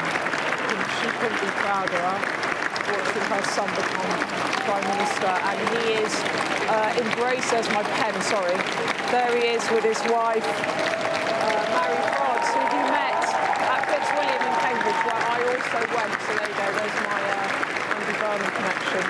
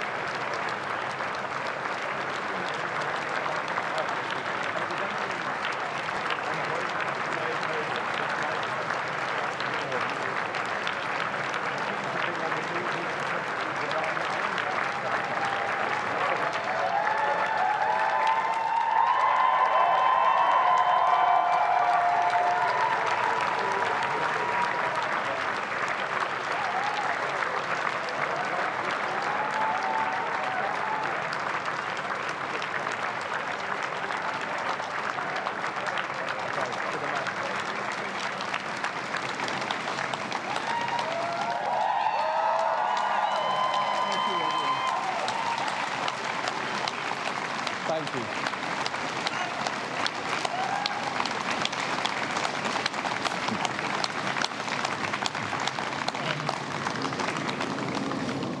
I have just come from Buckingham Palace, where I have accepted His Majesty the King's invitation to form a government.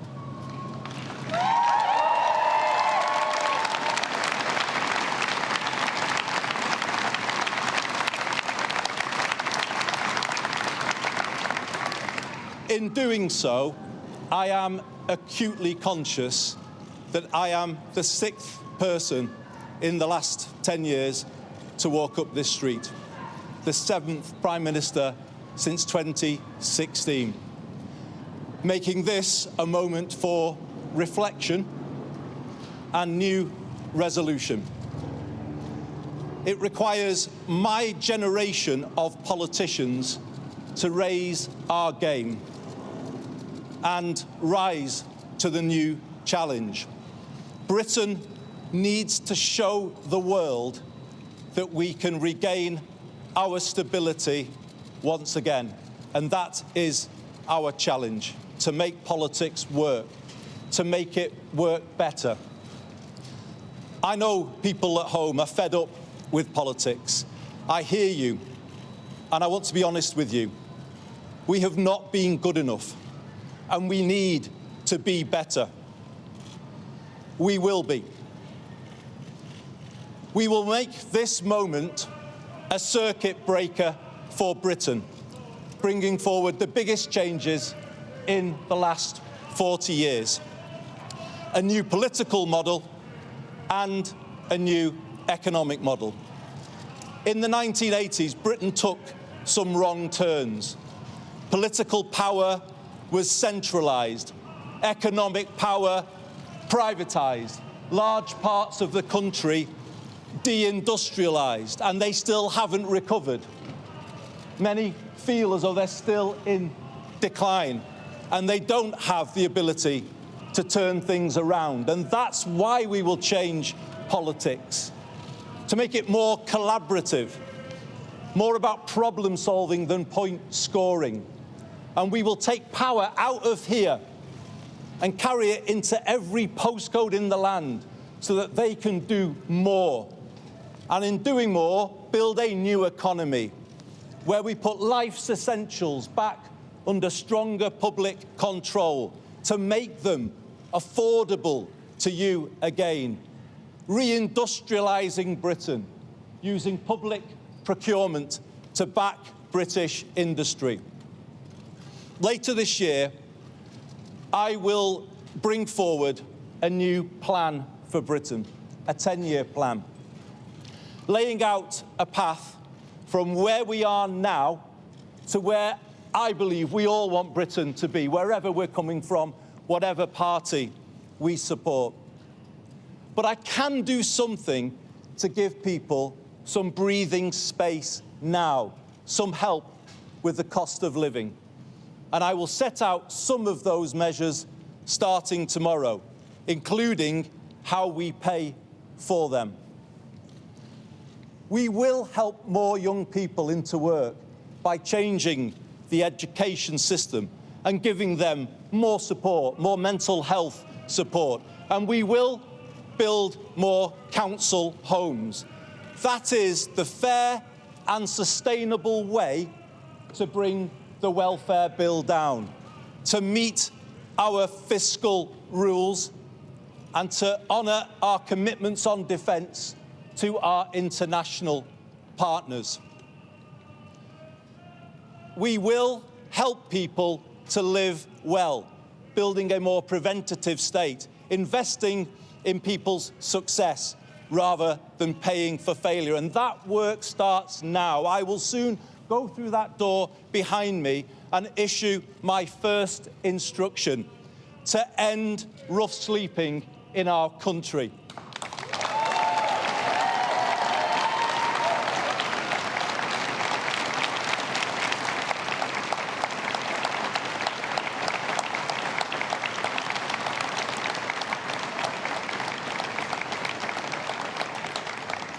It's about putting the right values and the right standards at the heart of government. I will put the care of people at the heart of everything I do. I will give this my all, and I ask you all to pull with me. Let's build a new national sense of unity, of common purpose and positivity. Let us make this the moment when Britain starts to believe again, the moment we bring back hope. Thank you very much, everybody.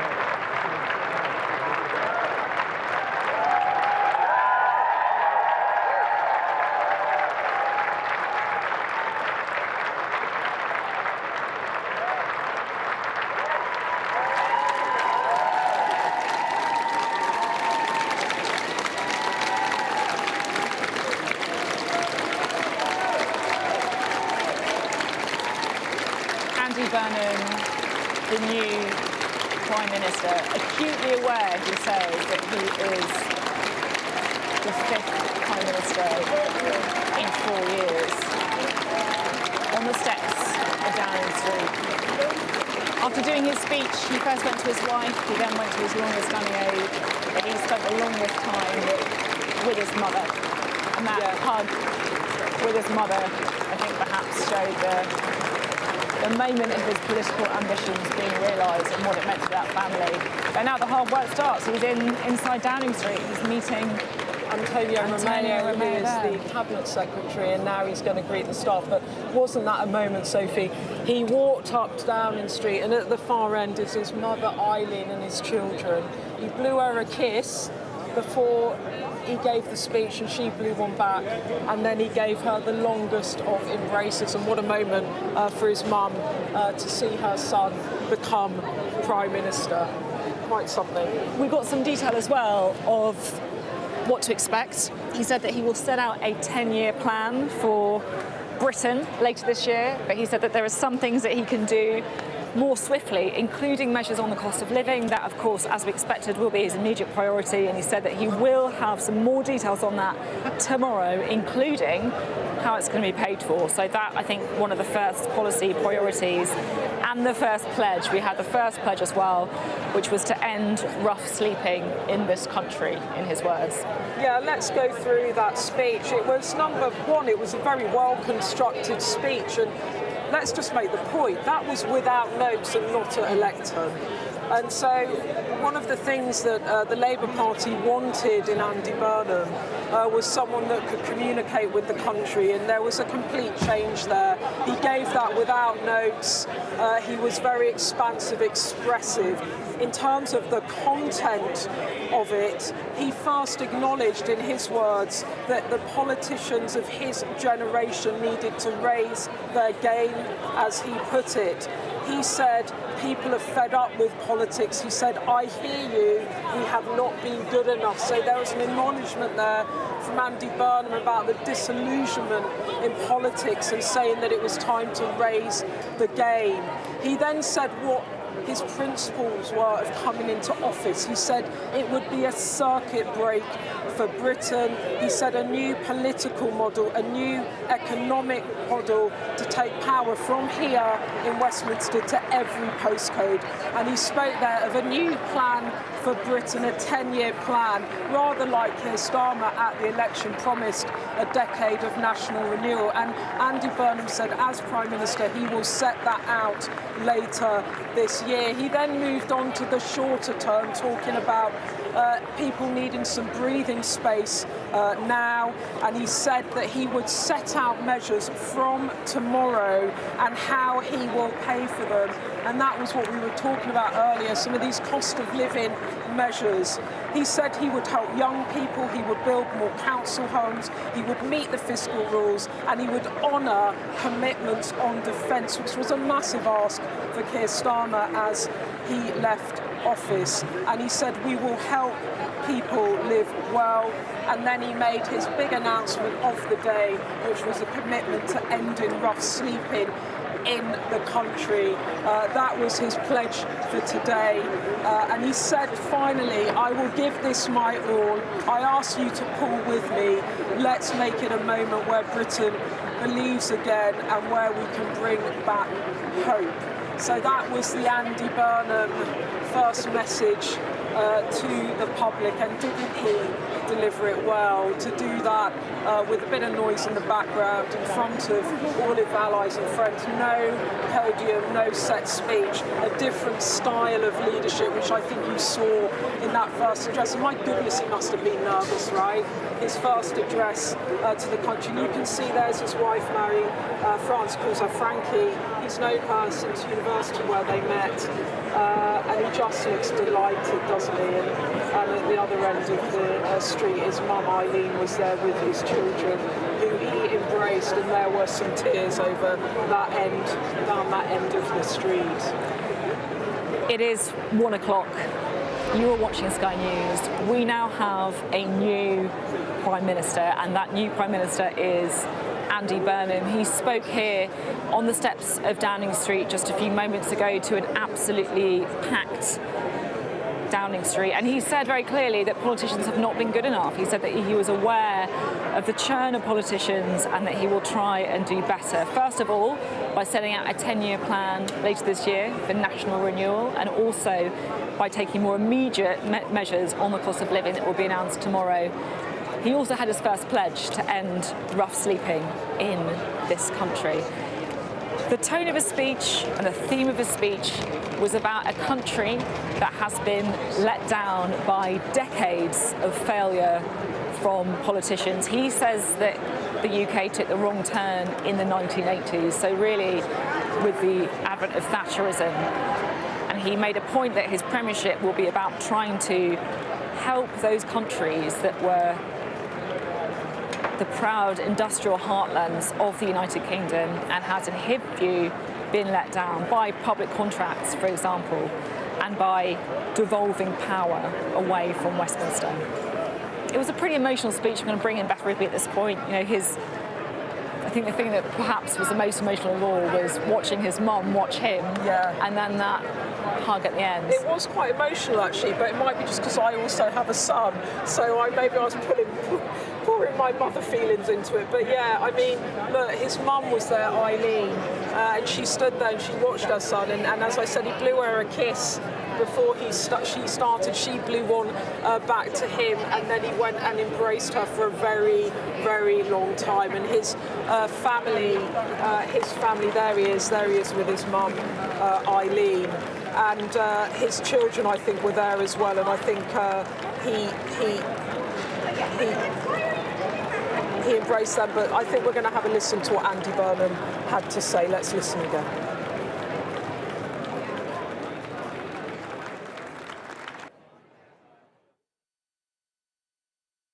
I have just come from Buckingham Palace, where I have accepted His Majesty the King's invitation to form a government.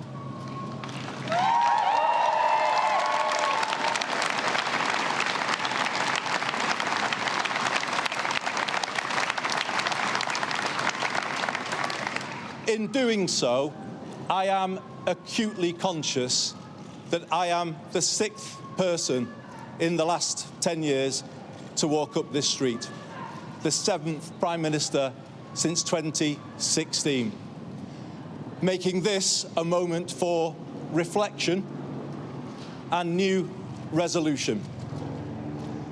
It requires my generation of politicians to raise our game and rise to the new challenge. Britain needs to show the world that we can regain our stability once again. And that is our challenge, to make politics work, to make it work better.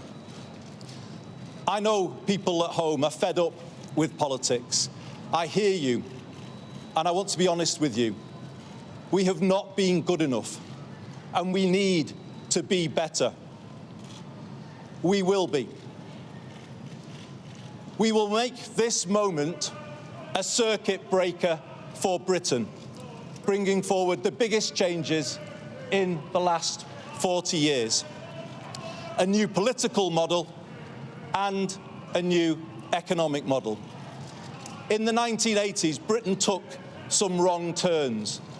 Political power was centralised, economic power privatised, large parts of the country deindustrialised, and they still haven't recovered.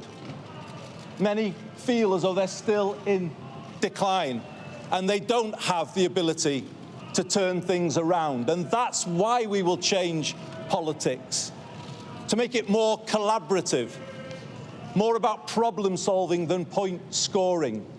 And we will take power out of here and carry it into every postcode in the land so that they can do more.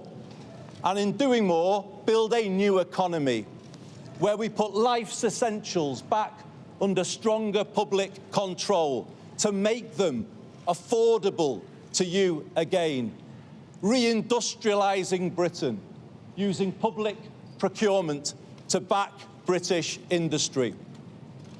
Later this year, I will bring forward a new plan for Britain, a 10-year plan, laying out a path from where we are now to where I believe we all want Britain to be, wherever we're coming from, whatever party we support. But I can do something to give people some breathing space now, some help with the cost of living. And I will set out some of those measures starting tomorrow, including how we pay for them. We will help more young people into work by changing the education system and giving them more support, more mental health support. And we will build more council homes. That is the fair and sustainable way to bring the welfare bill down, to meet our fiscal rules and to honour our commitments on defence to our international partners. We will help people to live well, building a more preventative state, investing in people's success rather than paying for failure. And that work starts now. I will soon go through that door behind me and issue my first instruction to end rough sleeping in our country.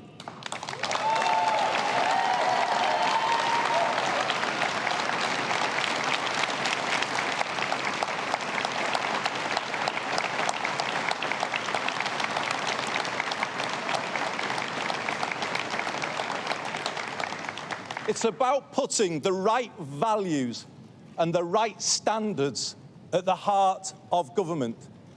I will put the care of people at the heart of everything I do. I will give this my all, and I ask you all to pull with me.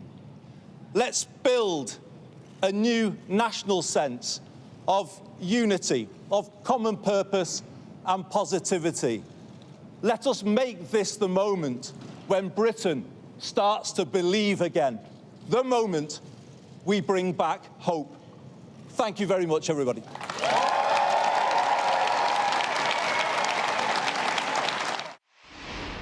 I mean, it's still packed here. It is.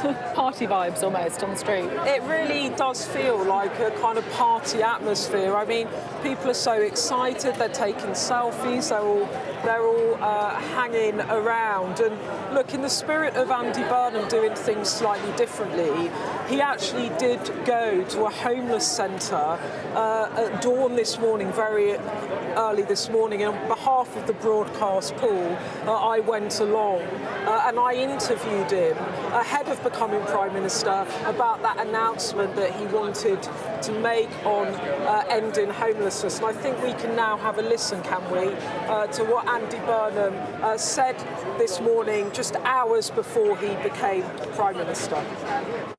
Andy, you're promising to end rough sleeping at the earliest opportunity, but on your own record as Mayor in Manchester, the figures have gone up. Under your leadership, rough sleeping has risen every year for the past 4 years up there. If you can't sort out the problem in Manchester, how are you going to sort it out in the country? Well, the problem was down significantly from when I came in as Mayor in Greater Manchester. Some of the issues that you mentioned were outside of our control, but what I learned was we ran a scheme every night, 600 beds, called A Bed Every Night, and we funded it through various different ways. But we were the only place that was doing it. And you won't be able to get the numbers down if you're the only place, and other cities, people are coming to Manchester. So it taught me that the only way is to do this together. Everybody pulling in the same direction, everyone in, as we did in the pandemic, because we did bring people inside in the pandemic. And that's what I'm saying as I go into government today. We did it then, we can do it now, get the basics right, put a care for people at the heart of everything that we do, and just get this country working as it should again. Okay, and You said on Friday in your speech as you accepted the Labour leadership that you want to deliver the biggest change in our politics in 40 years. It sounds like a massive ambition for which you do need a mandate beyond the 25,000 people who voted for you in the Makerfield by-election. When are you going to call a general election? Well, we're in a parliamentary democracy, and as we've seen through time, if somebody can command the majority of the MPs in the House of Commons, obviously they then have the legitimacy to lead things forward. And I will lead forward consistent with the manifesto, which also talked about change. And I now want to work on the platform that Keir Starmer has left to deliver that change, a massive change in our politics. That's what number 10 North is about, taking the power out of Westminster and Whitehall into every postcode in the land, and from there building a new economy. And that's what I will talk about today, putting the basics under stronger public control to make them affordable to people again, reindustrialising Britain, using public procurement to back British industry. These are big changes. They are the biggest changes in 40 years. We've had 40 years of trickle-down economics, which hasn't trickled down very much at all to many parts of Britain. You go up and down the country, you can see high streets in decline, communities that never recovered from the deindustrialisation of the 1980s. And this is what I'm about changing.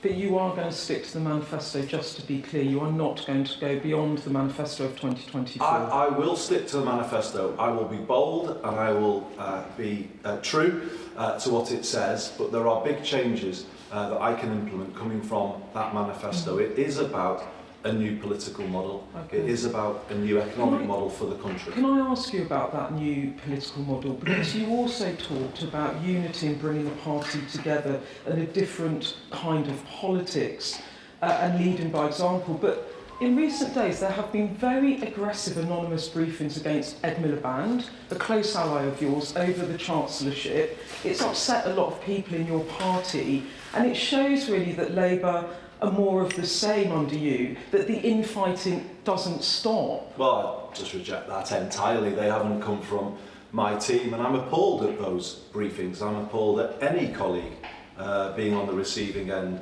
of an anonymous briefing. And coming back to Westminster, I kind of see that having gone to another level, and it really does demean our politics. And you know, for me, that is what I'm coming in to change, to get some kind of respect back, some teamwork going. And that's not just within the Labour Party. I'm talking about a different type of politics. You know what I feel very strongly? I don't believe politicians get the right to stand on someone's doorstep and point fingers at everyone else when all politics has not been working for people. All parties have failed in one way or another. You don't get the right to point fingers when you've not been good enough yourselves, and that's what I'm coming in with, that honesty, and myself included. My generation of politicians hasn't been good enough. Things have been in flux for a long time now. We all have to be better, and that's my message. We have to change the way we do politics, turn the country around. You know, nobody can be happy with the fact that we're seeing all of this turbulence, and I'm conscious that I'm the 6th person to walk up Downing Street in the last decade. That isn't good enough. We need to be better. We will be better. And you are going to become Prime Minister later today. You didn't talk about foreign policy in your speech to the Labour Party really on Friday. Who's your first call? Is it to President Trump? Is it to President Zelensky? Is it to someone else? Those will be my first calls. And I'll be making very clear later today to President Zelensky that, you know, there is no change. I will be with him 100%, as Keir Starmer has been, and Keir has done really quite an incredible job in not just backing Ukraine, but being there in a personal way, and I will be absolutely there for him in the same way. I've worked with Ukrainian mayors over the last few years. I've built a network of support for Ukrainian mayors. I take all of that experience into my new role, and President Zelensky will be left in no doubt whatsoever that Britain's support is steadfast, it is resolute, it will be there for him and I will be there for him personally too. And final question, you are about to become Prime Minister. How are you feeling in this moment as you contemplate what is about to happen, not just to you and your family, but the whole country? Well, I'm feeling ready. I've had a long journey to this point, but I am ready to lead. I know what I want to do. There's a reason why I'm here at the shelter in Victoria this morning. An amazing shelter that supports people who are street homeless, people recovering from homelessness. It was the best place to start, to kind of see what is being done here, the lives that are being turned around. And it's not just about, you know, me going into a job, it's about what you're going to do with it. Do you have a plan? Am I going to back places like this so that they can do more? That is what it's all about. As people will see, I am clear about what I want to do. I know what I think the country needs. I am ready to lead, and I'm ready to make a difference. Are you a bit nervous? Well, it's obviously a big thing, isn't it, to step up in this way. But I think I've got to have a degree of that. If you weren't, you wouldn't be human. But you know, I've been in politics a long time. I do bring a lot of experience to this, particularly from the ground up as Mayor of Greater Manchester. I think that will make a difference in the way that I go about this role. So, of course, the nerves are there, but you know, I'm also confident in what I'm doing, in what I'm about, and as I said, I'm ready. Andy Burnham, thank you very much. Thank you. Andy Burnham there speaking to our own political editor, Beth Rigby, who we can speak to now. What did you make of his, I guess, mood, what his key messages? I'll be honest, it was very unusual. I mean, he's about to become Prime Minister. He's got a massive moment to address the nation. And he used the very early morning. I mean, we did that very early in the morning. He used that to go to a homeless centre to make this announcement on ending homelessness in this country. And I have to say, he tried to do this in Manchester and he was successful up to a point. But then people realised that if you went to Manchester and were homeless, you would get housed, and then the policy was not successful. And he made the point in that clip: it only works if the whole country pulls together. And isn't that the theme of his premiership? That is the message he wants to get across. He wants to lift people up, he wants to help people, and he wants the country to pull together. So in a way, that policy is quite fitting. On the other things there in that interview, he insists that he will stick to the manifesto. And that, I don't know how long that will stand if he's going to announce this decade plan for Britain in the autumn. It will inevitably raise questions about an early general election. So let's just say it now, because I'm sure that that will be a continuing talking point. When I asked him about infighting in the Labour Party, what had happened around Ed Miliband and briefings, he looked very unhappy, and he said he rejected that and he was not endorsing infighting and he wanted that to end. He then said on foreign policy that he would stand with Zelensky, which of course is what Starmer was asking for in Ukraine last week. And I think for Zelensky, that will be very reassuring. He said he's going to speak to him later today. And then finally, quite a human answer. You're about to be Prime Minister. How do you feel? He's obviously incredibly excited to have that role, but he said, I'm human and I'm a bit nervous. And as I said, this is a kind of slightly different way of doing the job, a much more human, natural, authentic Prime Minister now that we are seeing. And I think by doing that clip today at that homeless centre, so it's not all just the formality of the Downing Street moment, was a sign to the country about kind of a signature policy that he wants to push through. And I think it will be well supported as well, because I don't know about you, but I think everyone around the country, they don't like seeing homelessness and people with nowhere to sleep on their streets. It's absolutely it. It's interesting, isn't it, Beth, you're talking now about the kind of authenticity of the different ways of doing things, which we are seeing the signs of already, and then the test, I guess, in those days and weeks ahead. Thanks very much, Beth. there. Let's speak now, shall we, to James Lyons, former Downing Street Director of Communications for Keir Starmer, who I'm sure is listening well across what Andy Burnham was saying as well. First of all, apologies for the delay in getting to you, by the way, been extremely patient, and we really appreciate that. What did you make of Andy Burnham's speech?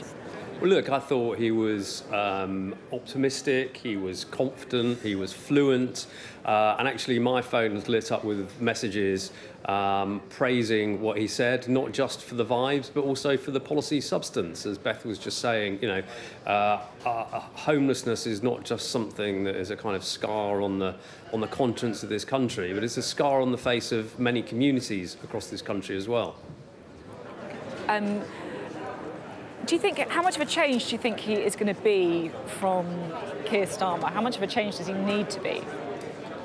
Well, look, the country is absolutely crying out for change, and clearly, you know, despite his best efforts, Keir was not able to deliver that at a pace and scale that met the public demand. I think Andy's absolutely right to take time to pull together a 10-year plan, but also absolutely right that he needs to get cracking right now on the public's #1 priority, which is cost of living. So I think, you know, the homeless initiative will be very, very widely welcome today. But let's be clear, at the time of the next general election, it will be the cost of living and whether or not people feel better off across this country that he'll be judged on. Do you think he needs to, I guess, face down a certain side in his party? Because at the minute, like, I'm just very struck by the unity behind it, which is obviously a great thing, and I think it shows his political acumen, but he's going to have to start making choices and decisions, not least, of course, when it comes to who's going to be Chancellor. That's when things could get tricky. I mean, as Beth alluded to, they've already got a bit tricky with the kind of, you know, the briefing wars that has gone around the appointment of the Chancellor. And look, that's risks getting worse when he steps through that door and starts making decisions initially about who's leaving the cabinet before he starts making the appointments. And, you know, this isn't a reshuffle. This is a new cabinet for a new Prime Minister. But whenever you make those decisions, you often make more enemies than you make friends. You, of course, worked pretty closely with Keir Starmer. And I know we've been talking a lot about how he's going to have a, you know, his allies will feel like he's had a positive legacy. But his was a premiership that ended in failure. What did Keir Starmer do wrong that Andy Burnham needs to get right?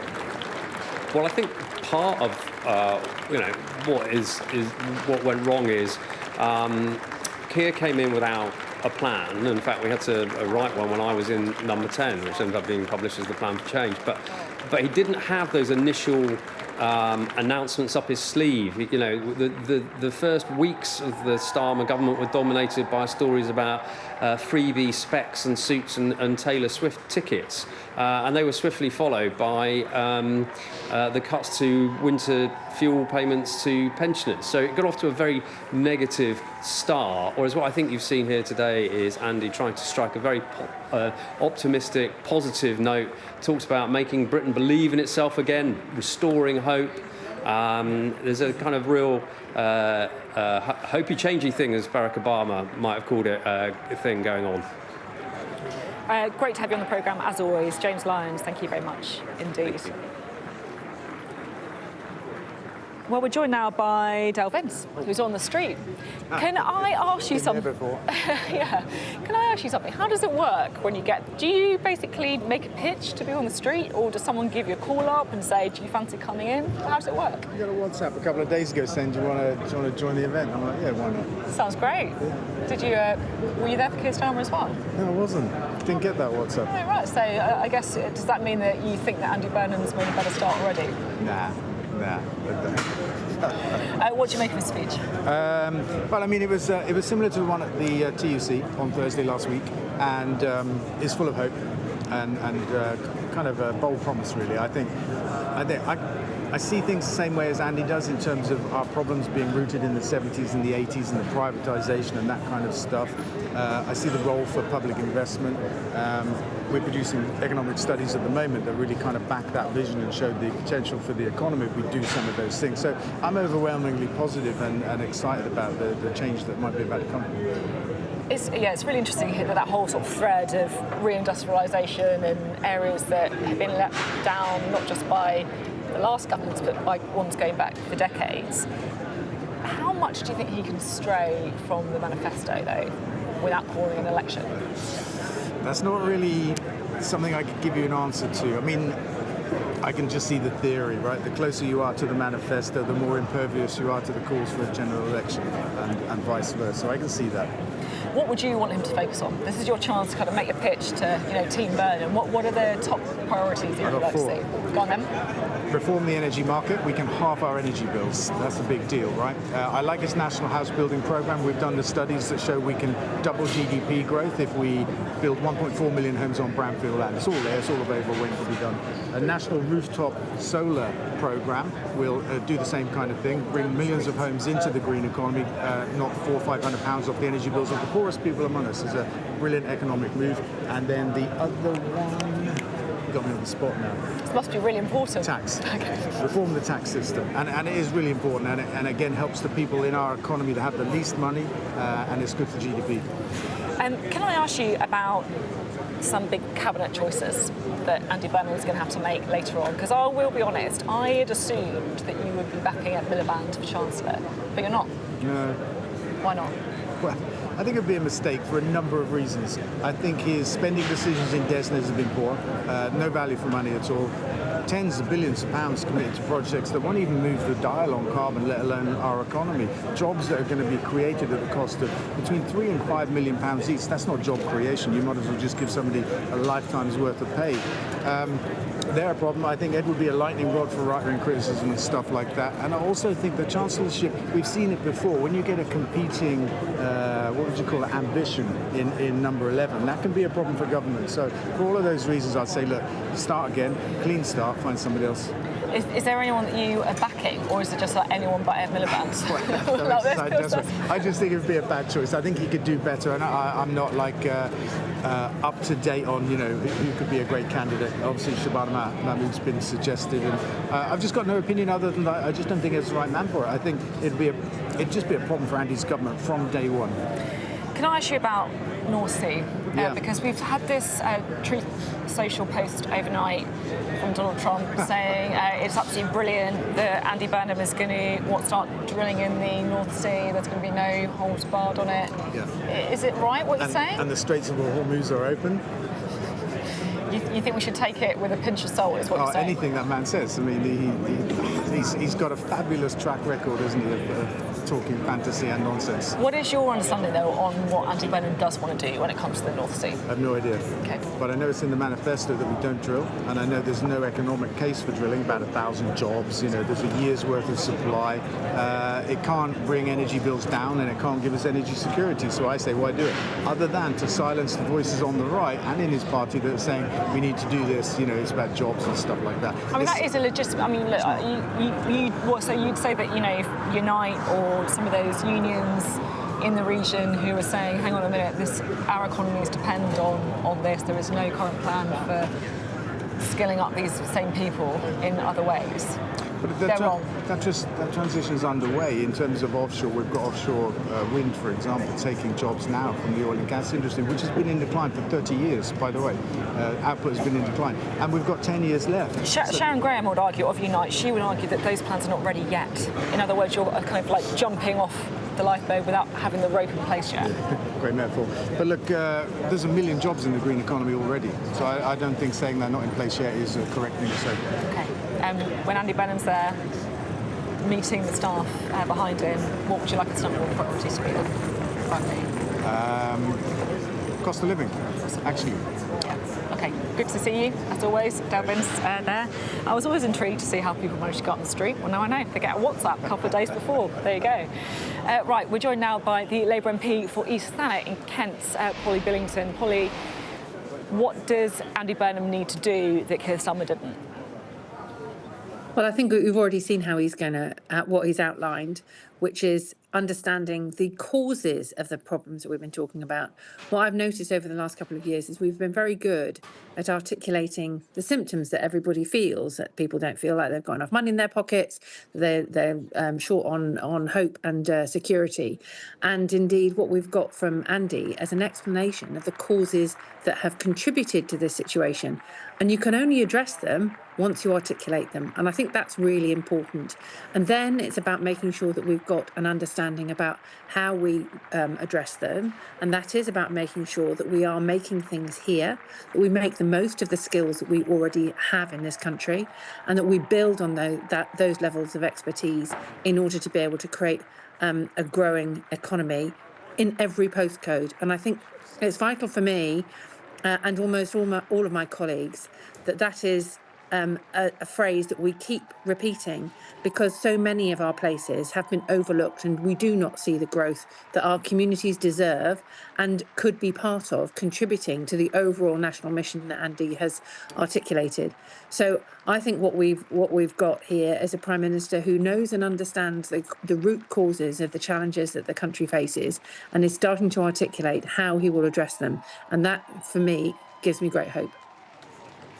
You said there about the every postcode thing, and I guess that's something I did want to pick up because, look, I think Andy Burnham is absolutely right, frankly, to say that there are parts of the country in the north of England that have been ignored for too long by politicians from the south. But there will be other people from different parts of the United Kingdom, including places where you represent, who say we need to talk about other places that are not just in the north of England. Tracy Brabin, for example, the mayor ally of Andy Burnham, was dismissing Kate Garraway as typical southerner on the Laura Kuenssberg programme. I mean, are those kind of comments helpful? Well, look, I don't think this is about North and South, and neither does Andy. He said on Friday that he will be a Prime Minister for the North, the South, the East and the West. And my part of the South East quite frequently gets overlooked is one of the most poor parts of the whole country. But I don't want to be playing deprivation bingo with my colleagues. Instead, we need to be identifying the opportunity and potential of our places to become more resilient and be able to contribute more to the overall national achievement. And that is what he's talking about. So we can spend our time talking about, points on a compass or which postcode is better off or worse off. What he's talking about is that everywhere deserves to have the kind of focus and the kind of support to grow that some places have had for a long time. It has been taken for granted by the way that Whitehall works, that if you put money into certain parts of the country, you get more money, you get more back than if you do it everywhere else, and that the places that are overlooked either just get a handout or are ignored. That's not good enough. We are having enormous amount of potential in our communities, overlooked or ignored, and that's what he's talking about changing, and that's why we will have hope. Right now, Andy Burnham is in the building behind me. We saw him enter it with his wife just a few moments ago. His first big decision is going to be appointing his cabinet, so we're expecting to get the announcements for that in the next half hour or so, perhaps beginning. What do you think he needs to be looking at when he appoints the next Chancellor? Well, I think the speculation is a bit pointless at this stage because we're going to have some names probably quite soon. But it's going to be looking for the people who are most capable of fulfilling his ambition and will really get to grips with the way that Whitehall works and understanding how that Whitehall needs to change. What I've been struck by in the conversations about devolution, and I've been talking about devolution for a long time, my work before I became an MP was also focused on local government and how we make powers work in people's places, is that if Whitehall thinks that devolution is about handing over a few powers and then if it doesn't work, bringing it back again, it's not understood that it's actually going to require Whitehall to be different, the way that it works to be different, to change the legislation that works at national level to facilitate and enable places like mine to really grow. It's not just about handing stuff over, it's about having a different kind of relationship between national government and the places and the people who make the decisions in the places in which we live. And that, I think, will be what he'll be looking for in those key appointments that he makes. People who really understand that a place-based economy is so fundamental to an overall better future for this country, and that therefore he wants people who are really going to work and double down on that and will take on Whitehall's sort of shibboleths and assumptions and say, well, we're going to have to do things differently if we're going to get the kind of growth that we need. Polly Billington, thank you very much indeed for being on the programme today. Well, we have a new Prime Minister. A new Prime Minister is in number 10 right now, meeting staff with his wife, with his family, and very, very shortly he is going to be announcing via the King his new cabinet. We've had the first speech from Andy Burnham, a man who has waited for many years, for over a decade, for this moment. So we have got a bit of a sense about what his first priorities will be, including that first pledge to end rough sleeping in the UK. Right, let's bring in our political correspondent, Lisa McDade, who's with me. I mean, the last time we spoke was early this morning, and it feels like a lifetime ago. So much has changed. That was back when Keir Starmer was Prime Minister. Yeah, there was a weird kind of, was it half an hour or so, where I looked at somebody around me and said, do we not have a Prime Minister now? Because actually, Keir Starmer's just resigned. We're waiting for Andy Burnham to go into the palace. But of course, we are now here. And I've just been reflecting on that speech that he gave. And in terms of the content, it wasn't that different from what we've heard before, but I think that's what we were expecting. However, really, that was the final moment for Andy Burnham to be able to kind of give that rhetoric without much scrutiny in return. He knows that now that that door is closed, he is, as you say, he's finalising or working out those announcements of who's in cabinet, but the real hard work begins, and that's when we see whether or not he will make a good Prime Minister. I was reflecting, and you're looking at those pictures now, as the people for Andy Burnham were gathering on Downing Street, and I mean, one of my first reflections was, isn't it just a brutal reality of politics that there wasn't even 2 hours between all of those people gathering up for Keir Starmer and then the crowd changing and all of them gathering up for Andy Burnham. It felt like you were kind of looking at almost a family wedding. It felt like for the number of political advisors, members of his press team that were there, with the same amount of family friends and relatives. You know, there was some emotional moments, you know, not least that hug with his mum and his son as well, I think. And, you know, just the fact that he wasn't standing at a podium as well, look at that. You know, this is a man that wants to come in and change politics, and he's very clearly doing that with his imagery as well, isn't he? I think if he wasn't going to see the King, maybe we wouldn't have even seen him in a suit.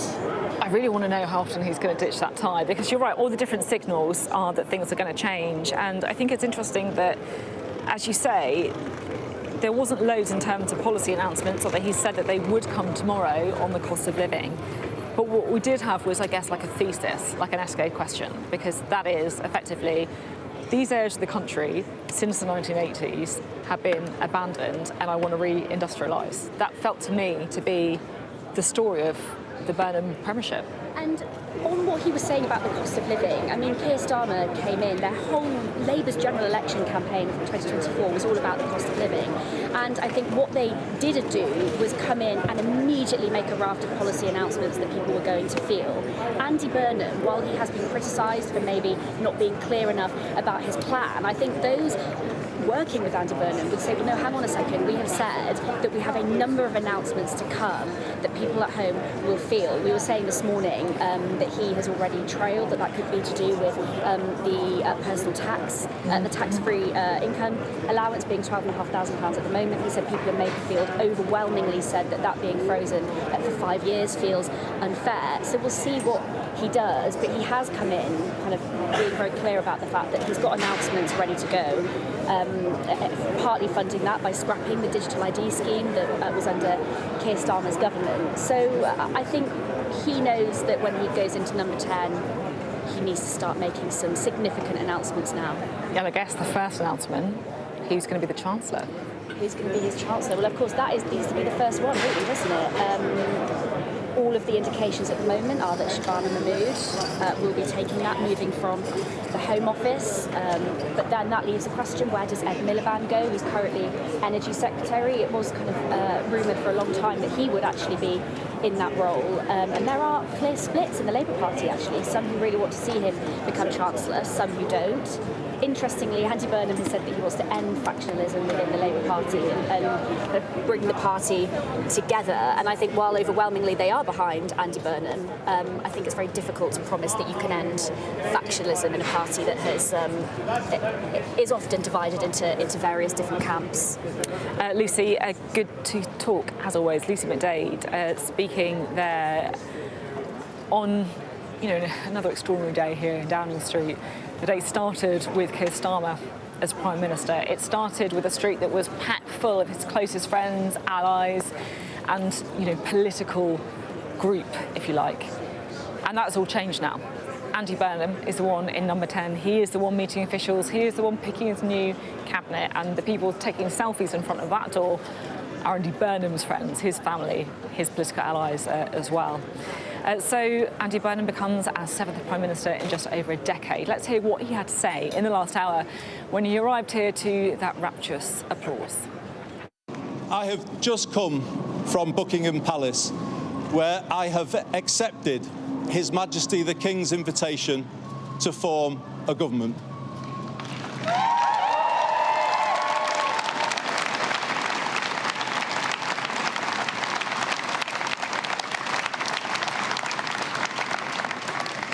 In doing so, I am acutely conscious that I am the 6th person in the last 10 years to walk up this street, the 7th Prime Minister since 2016, making this a moment for reflection and new resolution. It requires my generation of politicians to raise our game and rise to the new challenge. Britain needs to show the world that we can regain our stability once again. And that is our challenge, to make politics work, to make it work better. I know people at home are fed up with politics. I hear you, and I want to be honest with you. We have not been good enough, and we need to be better. We will be. We will make this moment a circuit breaker for Britain, bringing forward the biggest changes in the last 40 years. A new political model and a new economic model. In the 1980s, Britain took some wrong turns. Political power was centralised, economic power privatised, large parts of the country deindustrialised, and they still haven't recovered. Many feel as though they're still in decline, and they don't have the ability to turn things around. And that's why we will change politics, to make it more collaborative, more about problem solving than point scoring. And we will take power out of here and carry it into every postcode in the land so that they can do more. And in doing more, build a new economy where we put life's essentials back under stronger public control to make them affordable to you again. Reindustrialising Britain, using public procurement to back British industry. Later this year, I will bring forward a new plan for Britain, a 10-year plan, laying out a path from where we are now to where I believe we all want Britain to be, wherever we're coming from, whatever party we support. But I can do something to give people some breathing space now, some help with the cost of living. And I will set out some of those measures starting tomorrow, including how we pay for them. We will help more young people into work by changing the education system and giving them more support, more mental health support. And we will build more council homes. That is the fair and sustainable way to bring the welfare bill down, to meet our fiscal rules and to honour our commitments on defence to our international partners.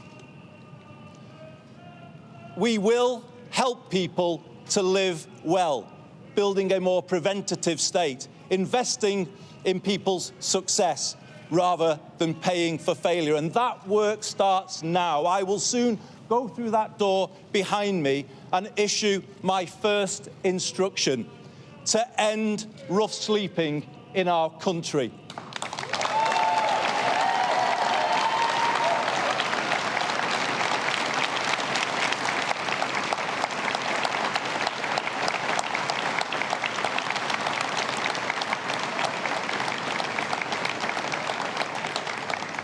It's about putting the right values and the right standards at the heart of government. I will put the care of people at the heart of everything I do. I will give this my all, and I ask you all to pull with me. Let's build a new national sense of unity, of common purpose and positivity. Let us make this the moment when Britain starts to believe again, the moment we bring back hope. Thank you very much, everybody.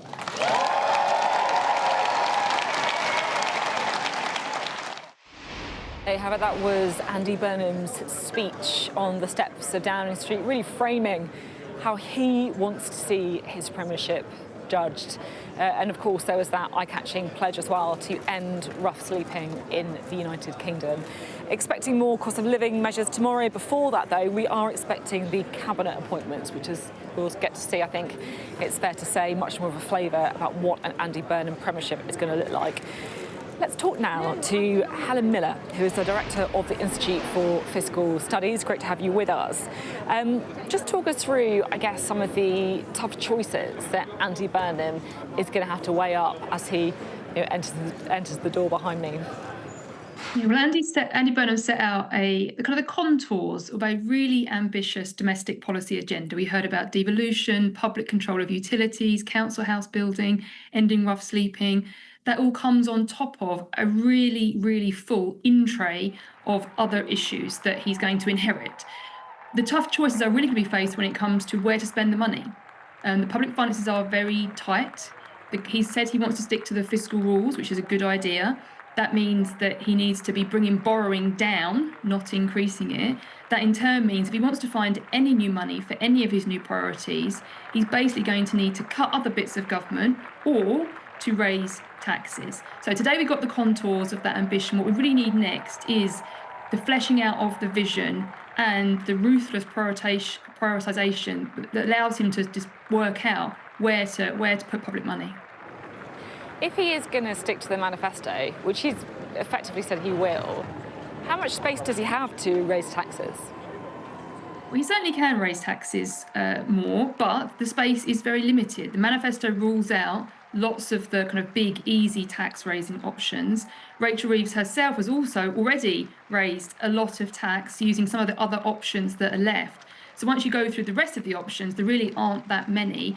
Importantly, if he wants to do something like tax wealth, and that's talked about a lot, that is much harder to do than it maybe sounds. You'd need to be either really seriously reforming current taxes, which I think would be a good idea, or inventing whole new taxes. There's no easy button you can press that just brings in tens of billions of pounds through taxing wealth. You have to, again, either design a whole new tax or really seriously, fundamentally reform what we've currently got. That can be done, but again, that's not a quick thing. You have to start getting the Treasury working that up now if you want any hope of being able to implement those kinds of things in the budget in autumn. Let's talk about the reform, because there are some people who say that actually reform is needed, particularly to things like property taxes, stamp duty versus council tax versus different ways of taxing wealth. But like you say, it's quite hard politically. Is there an argument that Andy Burnham actually just needs to go there and do the radical thing as quickly as possible when he's at his most powerful politically? I mean, I would say yes. I think the right time to reform taxes was always yesterday, and if you haven't done it yesterday, then why not try it today? But it is hard because when I say reform, what I mean is not something that tries to raise more or less from rich people or poor people, but that improves that kind of underlying structure of the tax.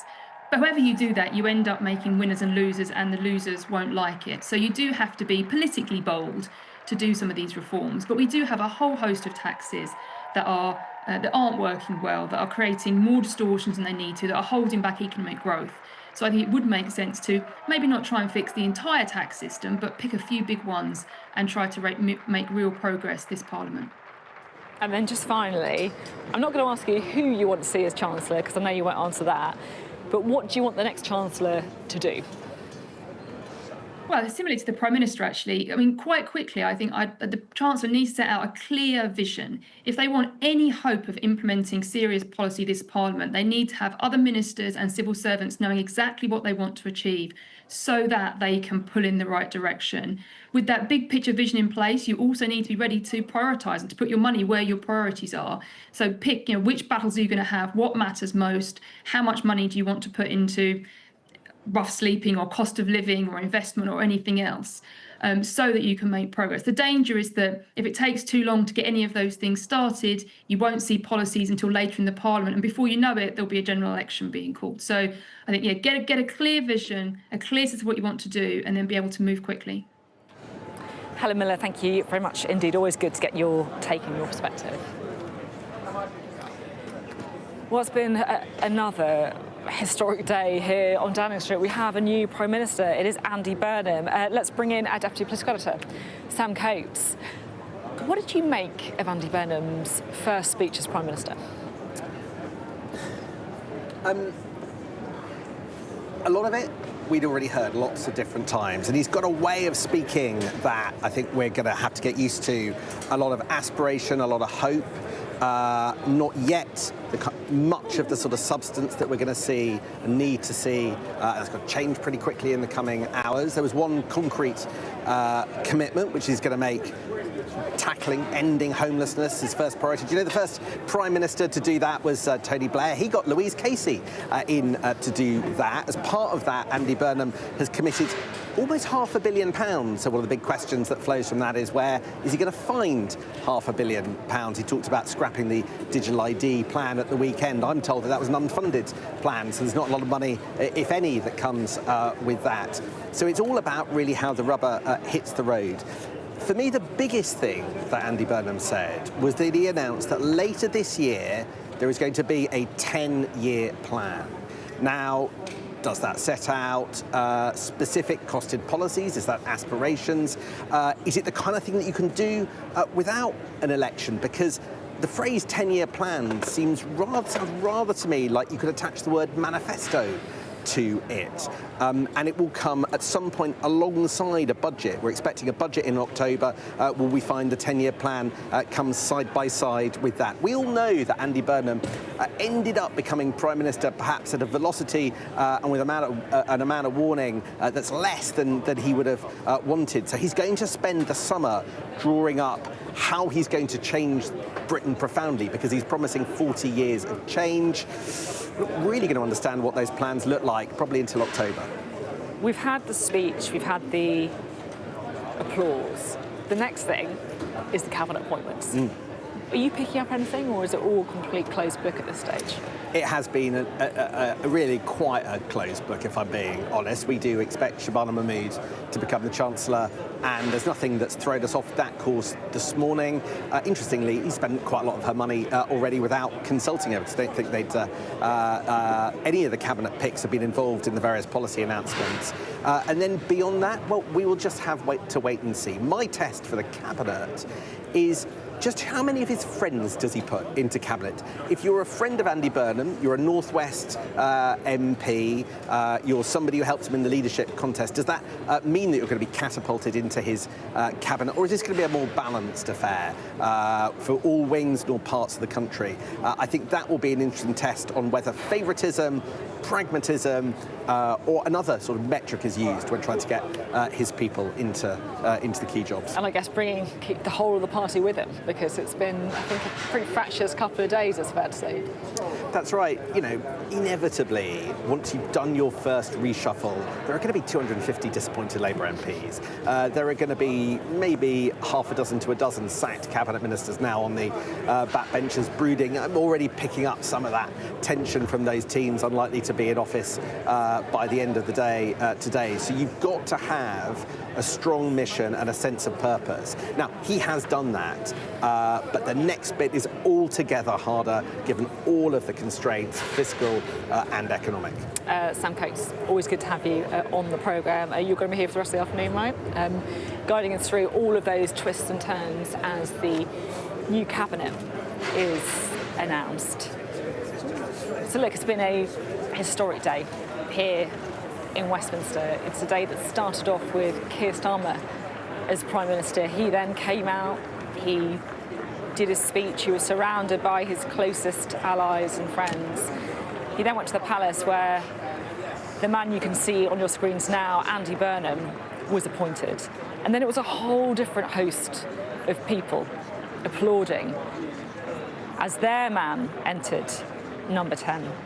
Now look, there's been a lot of criticism of Andy Burnham. Firstly, that he hasn't set out anything specific, that he's talked in generalities, that he's a people pleaser who's tried to keep all wings of the party on side. And all that is true. And the test, of course, will be once the political realities that have struck so many prime ministers before him are felt.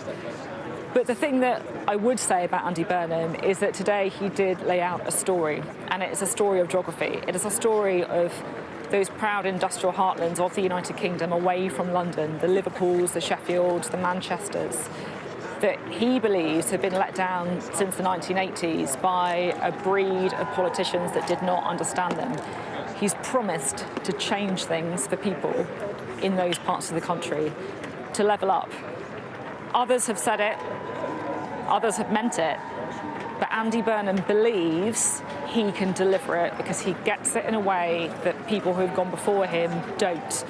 That doesn't mean to say it's going to happen, but the actions he does in the coming hours ahead, days and weeks ahead, will make the difference.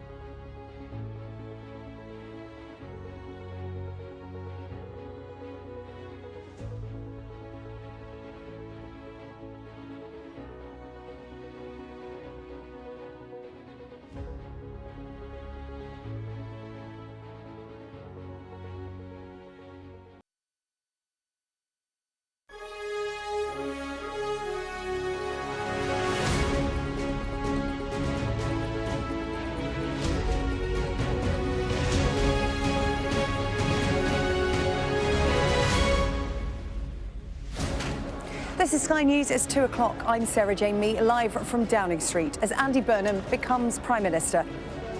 We will take power out of here and carry it into every postcode in the land.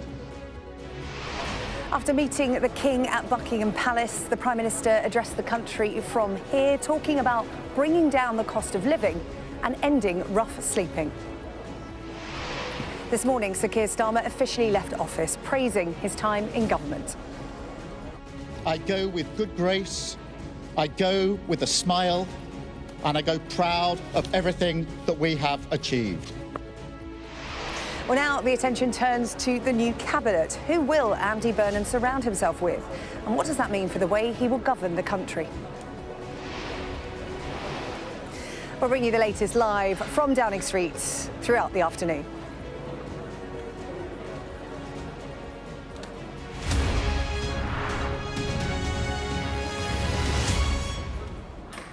Well, good afternoon to you. Andy Burnham is now Prime Minister, succeeding Sir Keir Starmer. He has become the 7th Prime Minister in just over a decade, a point that he raised, saying leaders need to do better. Burnham arrived to rapturous applause, no lectern, and he promised to take power out of number 10 and put it back into the regions. Just over an hour before, Sir Keir Starmer delivered his farewell speech. In the short address, he spoke of uniting different people and said he was proud of what his government had achieved. But then, driving away with his wife to Buckingham Palace for an audience with the King, he handed over to his successor.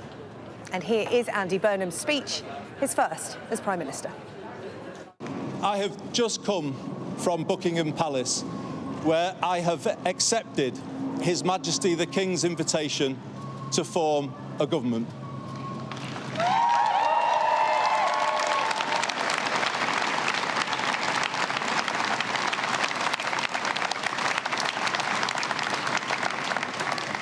In doing so, I am acutely conscious that I am the 6th person in the last 10 years to walk up this street, the 7th Prime Minister since 2016, making this a moment for reflection and new resolution.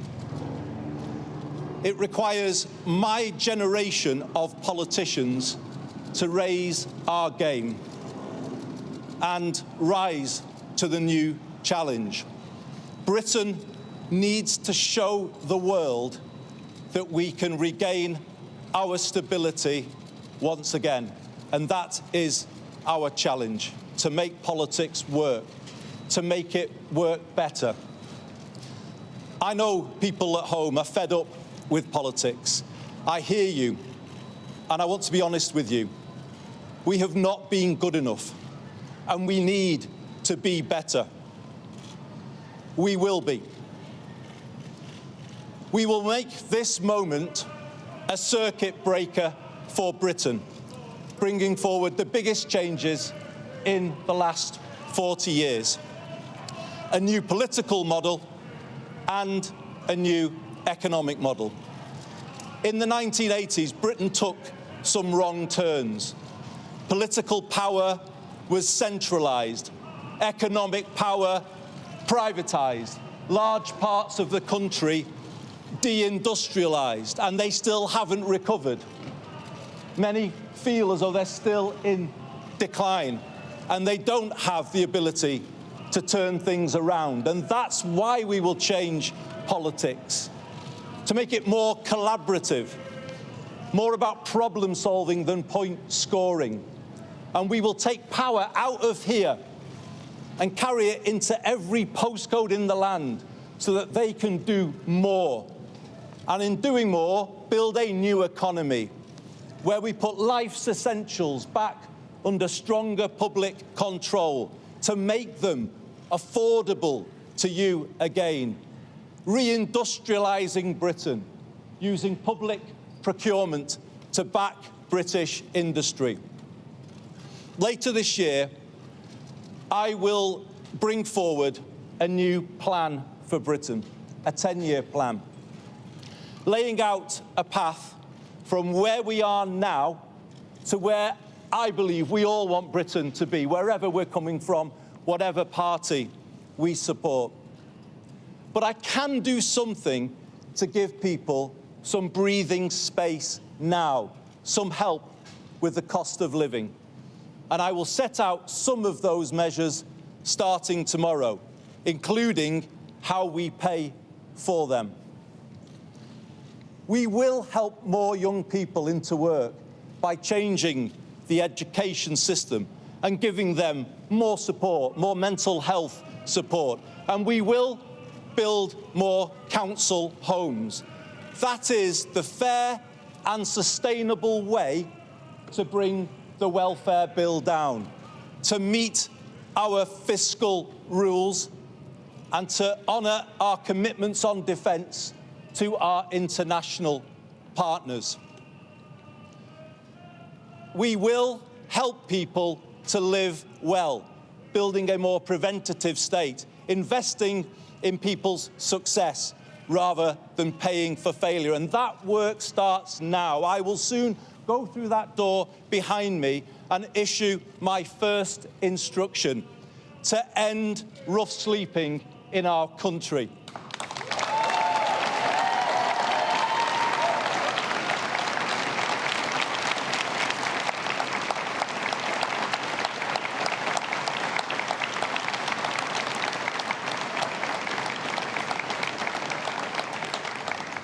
It's about putting the right values and the right standards at the heart of government.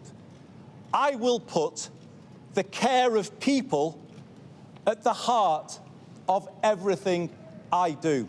I will give this my all, and I ask you all to pull with me. Let's build a new national sense of unity, of common purpose and positivity. Let us make this the moment when Britain starts to believe again, the moment we bring back hope. Thank you very much, everybody.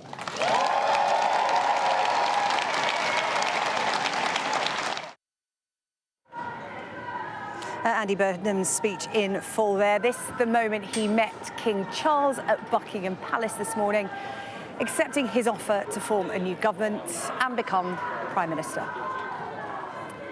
Buckingham Palace releasing this statement. His Majesty received in audience the Right Honourable Andrew Burnham MP and requested him to form a new administration. The Right Honourable Andrew Burnham accepted the King's offer and kissed hands upon his appointment as Prime Minister and First Lord of the Treasury. Ms Marie-France Van Heel was also received by His Majesty. Ukrainian President Volodymyr Zelensky has written this on social media this afternoon. Congratulations to Andy Burnham on taking office as Prime Minister of the United Kingdom. We wish the Prime Minister and the British people every success in addressing the challenges of today. Britain has always been one of the global leaders. We are ready to work together in all possible formats. We highly appreciate the UK's political, defence and values-based support. The foundation of our bilateral relationship is stronger than ever, and we will continue to make each other stronger. I'm looking forward to our conversation later today. Thank you. This also out from the German Chancellor, Friedrich Merz, posting on X saying congratulations to Andy Burnham on taking office as Prime Minister. Germany and the United Kingdom are close partners. I look forward to working together. We have also had congratulations from Emmanuel Macron saying, I extend my congratulations to Andy Burnham on his appointment as Prime Minister of the United Kingdom. As we face shared challenges, I hope we can deepen our relationship for the benefit of our peoples and give fresh momentum to the partnership between the UK and the European Union. I also wish to acknowledge the work of Keir Starmer, whose commitment to his country helped strengthen cooperation between the United Kingdom, France and our European partners. Emmanuel Macron there of France. Now, attention is turning to who will be at the top table, who will be alongside Andy Burnham in his cabinet. Well, the appointments have been very tightly guarded, no leaks, but speculation, of course, rife, as it will give a good indication of the type of government Andy Burnham will lead and what his priorities will be. Well, we are expecting those announcements to come thick and fast over the next few hours. We will follow all of them right here on Sky News. Of course, people will be coming and going from the number 10 door behind me. And the voice you will hear shouting questions as to what job they might get, our political editor, Beth Rigby. Ready? I'm always ready. Always ready. I was born ready. Born SJ. ready. Today is your day, Beth. Right, we are expecting a lot of comings and goings at number 10. It was a bit of a street party atmosphere here earlier, wasn't it, earlier on, welcoming Andy Burnham to number 10, but it's right down to business. And he was very clear that that's what will be happening as soon as he crossed that threshold. Yeah, and look, we're now waiting in the street. We've had Starmer's resignation speech and departure. We've had Andy Burnham's introduction to the country, and now we're going to get to the nuts and bolts of what his government looks like. And we are expecting at any point now the beginnings of the cabinet coming up this street.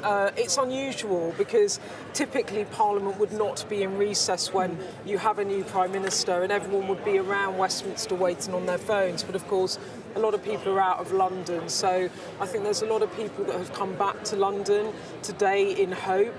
And normally a Prime Minister would go to his office or her office in Parliament, and you would bring people into your parliamentary office, quietly tell them that they're no longer in your government, and then you would come to Downing Street and then everyone proudly parades up the street. It's a bit different today. Andy Burnham's in there now making the phone calls to appoint his cabinet. So we're waiting to see who comes up the street. I think there'll be a lot of women in this cabinet. I think that there is a lot of sensitivity in the Labour Party that they've got yet another male leader, given that the Conservatives have managed to produce 3 female Prime Ministers and now have a woman leader in Kemi Badenoch. So I think that there will be a nod to that. I think there will be a lot of women coming up this street. I think there will be big figures that are moved out or shuffled aside, and then there will be the new crowd of Andy Burnham loyalists coming in. But he himself has said he wants to have a balanced cabinet of all the factions of the party. He's made a big point of saying he wants to end factionalism, bring the party together. He even said in the speech there, he said, I'm going to do my best and I need the country to pull together. That is the spirit in which he will appoint this cabinet.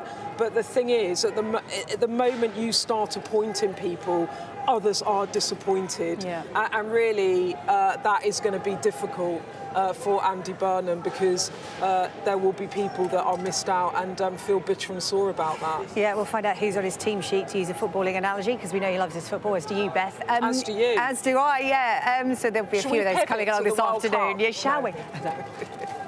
Less said about that, the better. Although we did quite well, didn't we, finishing third? But again, maybe later in the day. In terms of his cabinet, no leaks, Beth, which is very unusual.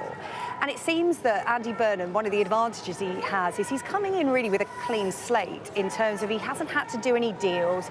He probably doesn't have to keep that many people happy. He's got a blank sheet of paper, which is not a luxury that most Prime Ministers that have, entered number 10 over the past decade have had. Yeah, look, I thought there might be overnight some leaks about people that have been told that they haven't got jobs. It looks like he's kept it very tight. We do know, we have had one, we know that Lord Timpson has resigned as Prisons Minister.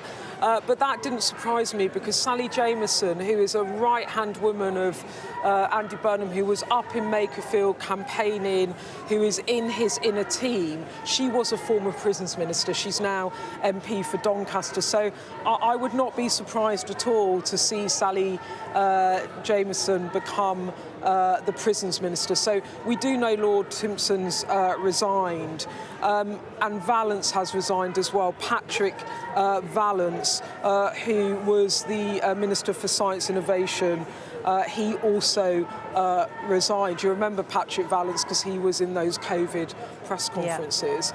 He's also resigned, but we haven't got any more at the moment. The big question, of course, and the one that has gripped Westminster for days, is who is going to be Andy Burnham's Chancellor. Yeah, I was just thinking number 11 over your shoulder there. Matters, that job matters, because when you are trying to set the direction of your government, how you spend the money, where you choose to spend, where you choose to tax, it is the thing from which everything flows in terms of your decision-making.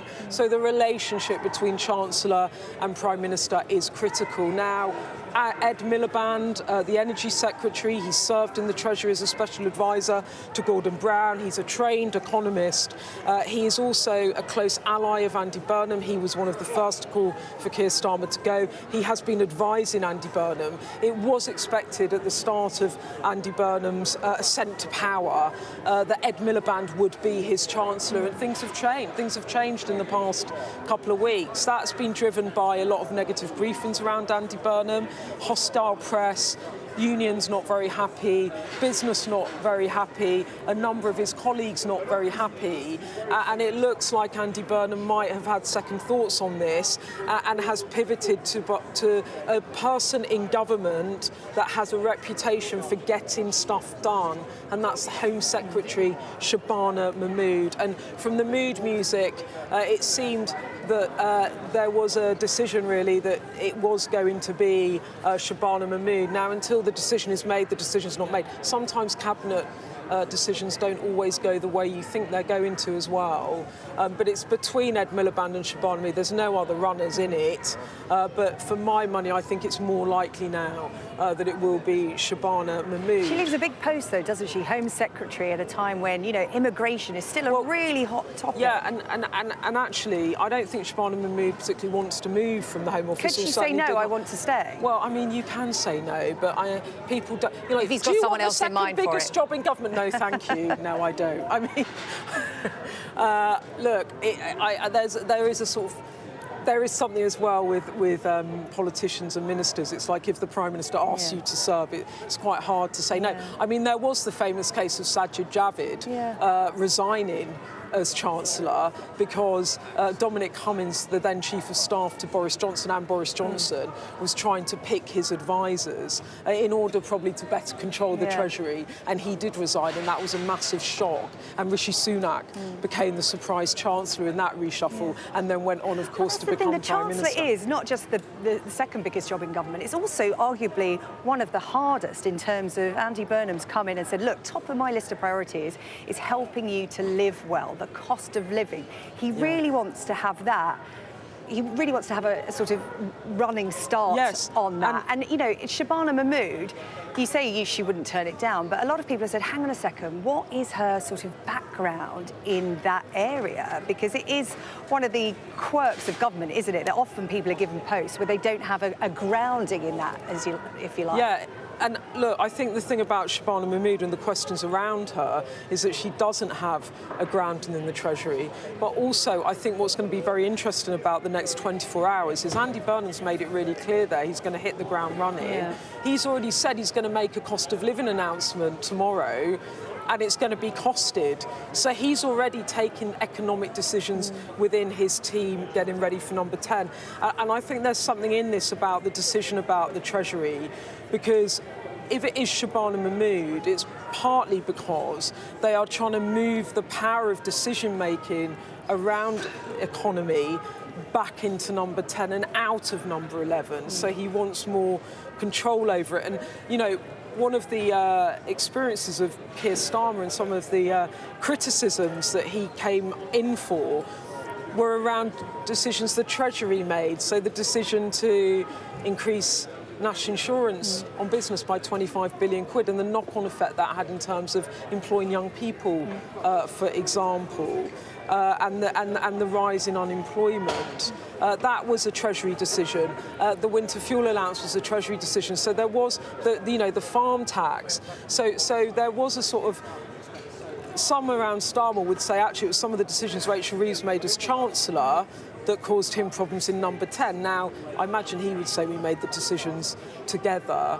But there is that question about whether Andy Burnham wants to control more from the centre when it comes to economy. Ed Miliband is a radical thinker, he gets stuff done, but there is a question about a credibility gap with the unions and business, and also whether or not he would be uncontrollable for Burnham in that job. So they're all the discussions that are going on when they decide what to do. Well, it's an interesting afternoon ahead. We're going to follow every twist and turn, aren't we, Beth? Here from Downing Street throughout the course of the afternoon. Our political editor, Beth Rigby, with me. Beth, stay there because I'm just going to bring in Robert Jenrick now, Reform UK's Treasury spokesperson. We're, of course, talking about who could potentially be the next Chancellor. I'm sure Robert Jenrick has a view on that. But first of all, Mr. Jenrick, thank you so much for joining us. Your thoughts on Andy Burnham's first speech as Prime Minister?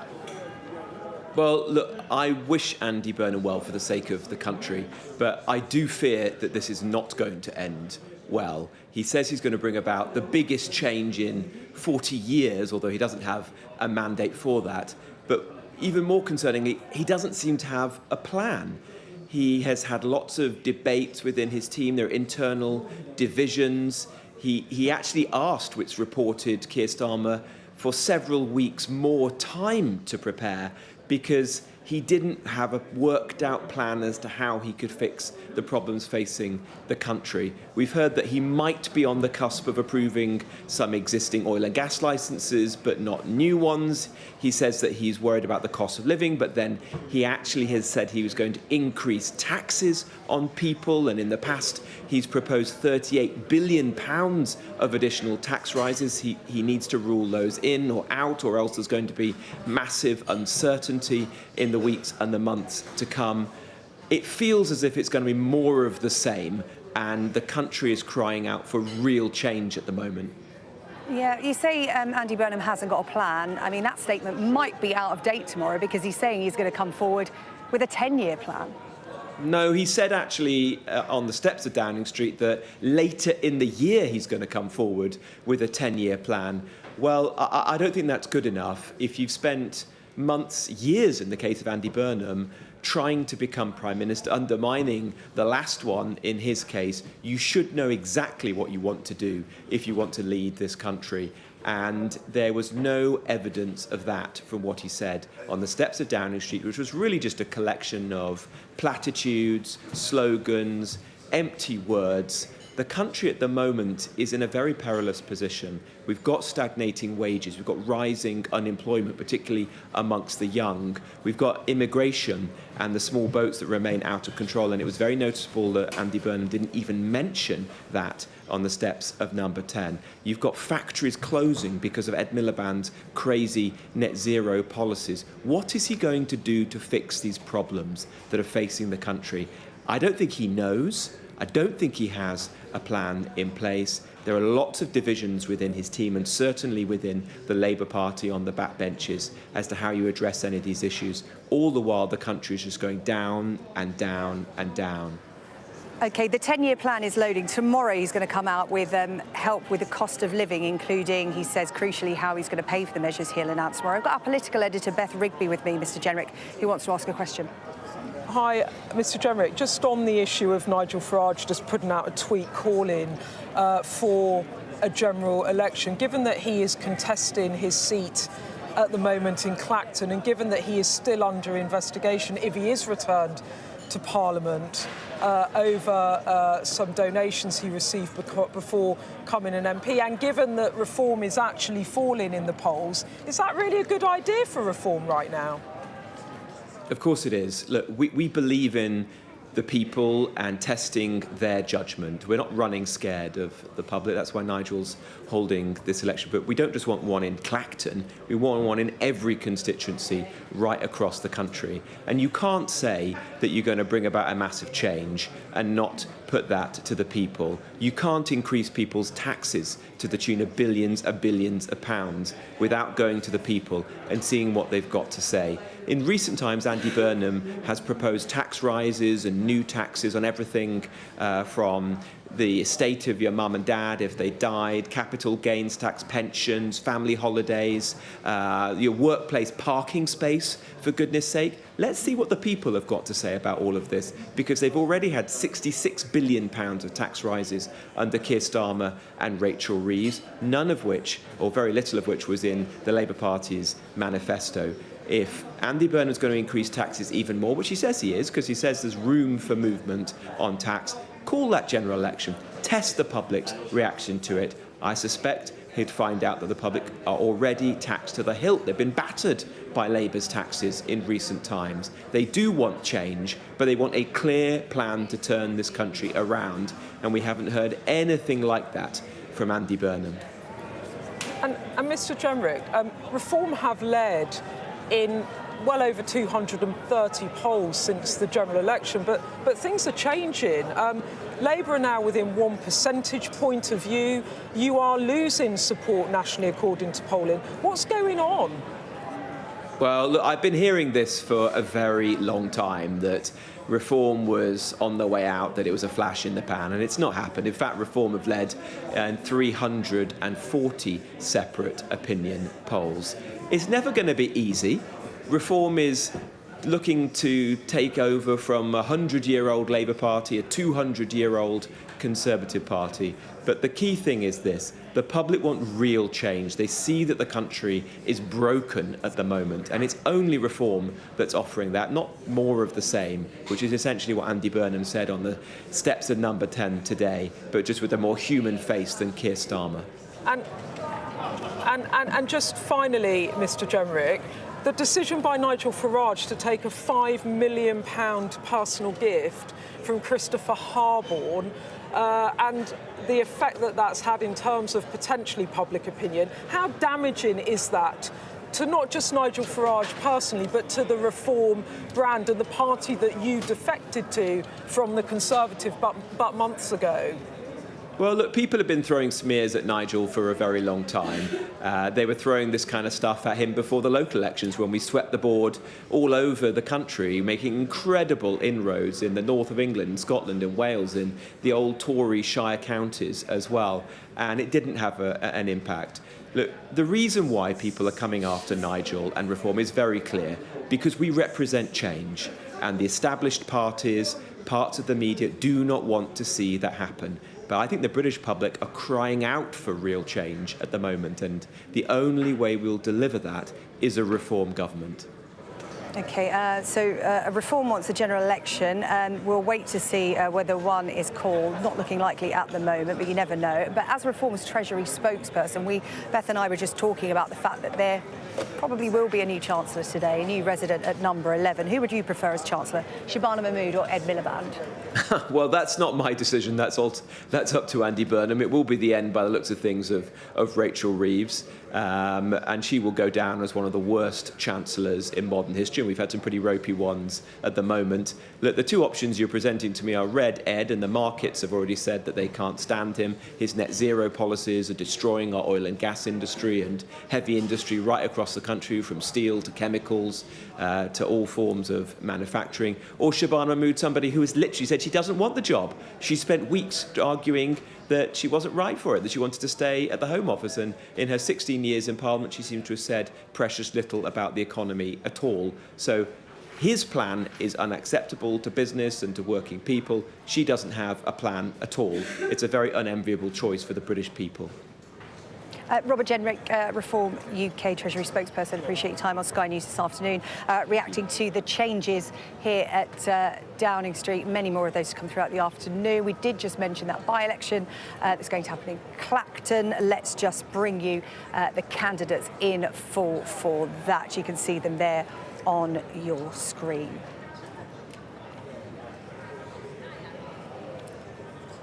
Well, one of the last things Andy Burnham did before entering Number 10 was to visit a homeless shelter. That happened early this morning, and from there he spoke to Beth, who was there on behalf of all broadcasters. Andy, you're promising to end rough sleeping at the earliest opportunity, but on your own record as mayor in Manchester, the figures have gone up. Under your leadership, rough sleeping has risen every year for the past 4 years up there. If you can't sort out the problem in Manchester, how are you going to sort it out in the country? Well, the problem was down significantly from when I came in as mayor in Greater Manchester. Some of the issues that you mentioned were outside of our control, but what I learned was we ran a scheme every night, 600 beds, called A Bed Every Night, and we funded it through various different ways, but we were the only place that was doing it. And you won't be able to get the numbers down if you're the only place, and other cities, people are coming to Manchester. So it taught me that the only way is to do this together. Everybody pulling in the same direction, everyone in, as we did in the pandemic, because we did bring people inside in the pandemic. And that's what I'm saying as I go into government today.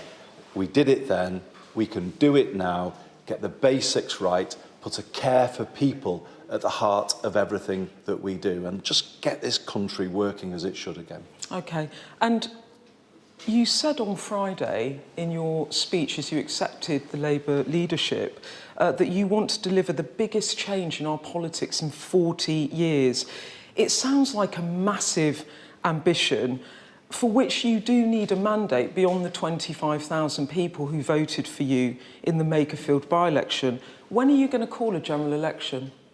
Well, we're in a parliamentary democracy, and as we've seen through time, if somebody can command the majority of the MPs in the House of Commons, obviously they then have the legitimacy to lead things forward. And I will lead forward consistent with the manifesto, which also talked about change. And I now want to work on the platform that Keir Starmer has left to deliver that change, a massive change in our politics. That's what Number 10 North is about, taking the power out of Westminster and Whitehall into every postcode in the land, and from there building a new economy. And that's what I will talk about today, putting the basics under stronger public control to make them affordable to people again, reindustrialising Britain, using public procurement to back British industry. These are big changes. They are the biggest changes in 40 years. We've had 40 years of trickle-down economics, which hasn't trickled down very much at all to many parts of Britain. You go up and down the country, you can see high streets in decline, communities that never recovered from the deindustrialisation of the 1980s. And this is what I'm about changing.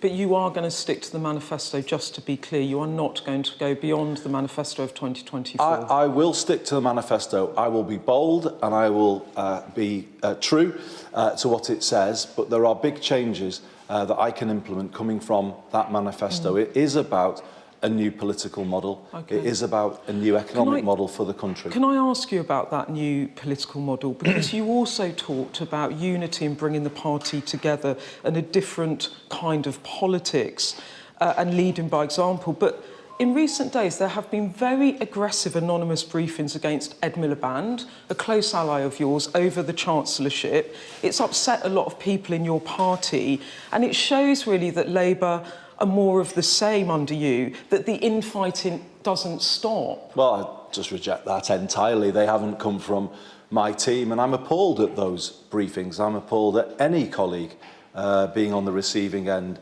of an anonymous briefing. And coming back to Westminster, I kind of see that having gone to another level, and it really does demean our politics. And, you know, for me, that is what I'm coming in to change, to get some kind of respect back, some teamwork going. And that's not just within the Labour Party. I'm talking about a different type of politics. You know what I feel very strongly? I don't believe politicians get the right to stand on someone's doorstep and point fingers at everyone else when all politics has not been working for people. All parties have failed in one way or another. You don't get the right to point fingers when you've not been good enough yourselves, and that's what I'm coming in with, that honesty, and myself included. My generation of politicians hasn't been good enough.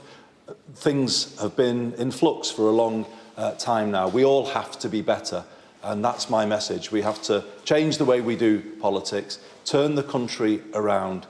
You know, nobody can be happy with the fact that we're seeing all of this turbulence, and I'm conscious that I'm the 6th person to walk up Downing Street in the last decade. That isn't good enough. We need to be better. We will be better. And you are going to become Prime Minister later today. You didn't talk about foreign policy in your speech to the Labour Party really on Friday. Who's your first call? Is it to President Trump? Is it to President Zelensky? Is it to someone else? Those will be my first calls. And I'll be making very clear later today to President Zelensky that, you know, there is no change. I will be with him 100%, as Keir Starmer has been, and Keir has done really quite an incredible job in not just backing Ukraine, but being there in a personal way. And I will be absolutely there for him in the same way. I've worked with Ukrainian mayors over the last few years. I've built a network of support for Ukrainian mayors. I take all of that experience into my new role, and President Zelensky will be left in no doubt whatsoever that Britain's support is steadfast, it is resolute, it will be there for him, and I will be there for him personally too. And final question, you are about to become Prime Minister. How are you feeling in this moment as you contemplate what is about to happen, not just to you and your family, but the whole country? Well, I'm feeling ready. I've had a long journey to this point, but I am ready to lead. I know what I want to do. There's a reason why I'm here at the shelter in Victoria this morning, an amazing shelter that supports people who are street homeless, people recovering from homelessness. It was the best place to start, to kind of see what is being done here, the lives that are being turned around. And it's not just about, you know, me going into a job, it's about what you're going to do with it. Do you have a plan? Am I going to back places like this so that they can do more? That is what it's all about. As people will see, I am clear about what I want to do. I know what I think the country needs. I am ready to lead, and I'm ready to make a difference. Are you a bit nervous? Well, it's obviously a big thing, isn't it, to step up in this way. But I think I've got to have a degree of that. If you weren't, you wouldn't be human. But you know, I've been in politics a long time. I do bring a lot of experience to this, particularly from the ground up as Mayor of Greater Manchester. I think that will make a difference in the way that I go about this role. So, of course, the nerves are there, but you know, I'm also confident in what I'm doing, in what I'm about, and as I say, I'm ready. Andy Burnham, thank you very much. Thank you. Well, I'm just going to take a couple of moments to bring you the candidates for the by-election in Clacton once again, because our graphics weren't quite working properly, so we wanted to bring you that list in full. Here they are.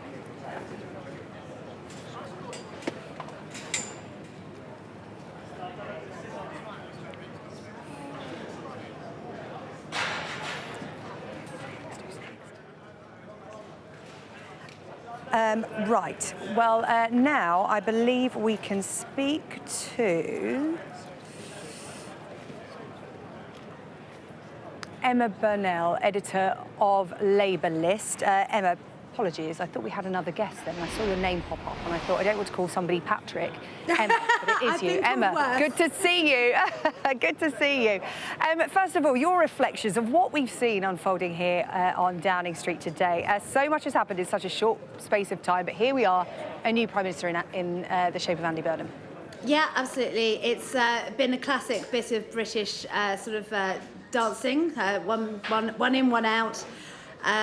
Keir Starmer left this morning. I thought his speech was very graceful, very dignified. And then Andy Burnham came in and I think really set a high bar of hope and optimism, and I think something that Labour members will be really enjoying feeling. Yeah, a high bar and a lot of talk of hope. One of the key criticisms about Andy Burnham is the lack of scrutiny that he has put himself up for before going in to number 10. We know very little about the substance of his plans. He says there's a 10-year plan loading. We'll see that later this year, and we are expecting him to come out and talk about some immediate measures on the cost of living crisis. Other than that, we don't really know much about the man who is now in power. Well, I'm not sure that's entirely true. I mean, the guy's written a whole book, co-written a whole book with Steve Rotherham, who was there with him today, about what he believes, what he's learned over his many, many years in politics. The guy has been a cabinet minister and then the mayor of a great city, region, in fact. There's a difference between what you believe and what you can do as Prime Minister, because, again, one of the criticisms has been Andy Burnham has arrived here without a mandate, and whatever he wants to do, he's sort of bound by the Labour manifesto. He said he's going to stick to that and maybe throw some other measures in. But really, we aren't very clear on what his parameters will be in that role.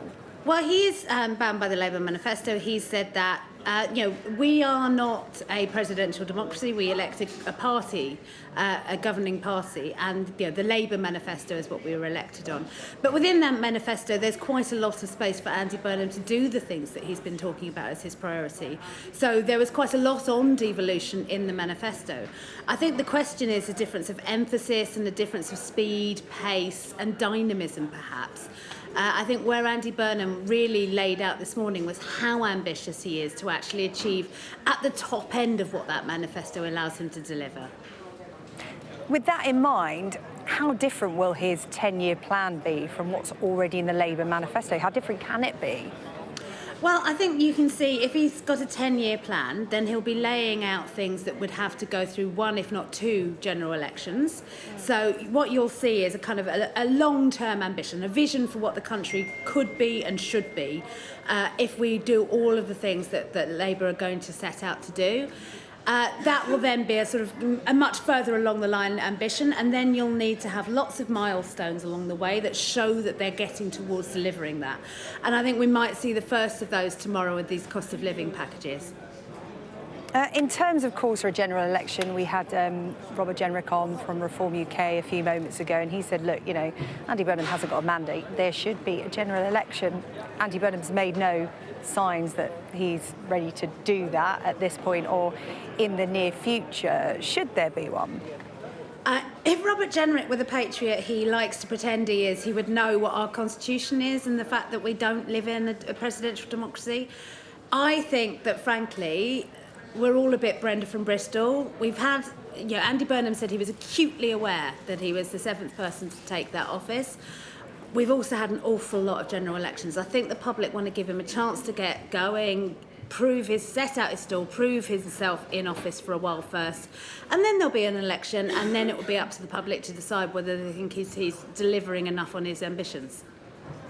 This afternoon, we're concentrating on who Andy Burnham is going to surround himself with in government and who will be on his team sheet, who's going to be in the cabinet with him to get his vision across to the nation. Who do you expect to be walking up the street here at number 10? I mean, the worst thing I could do right now is give you a name and then 2 minutes later the wrong person walks past you. We've been proven wrong, yeah, I understand.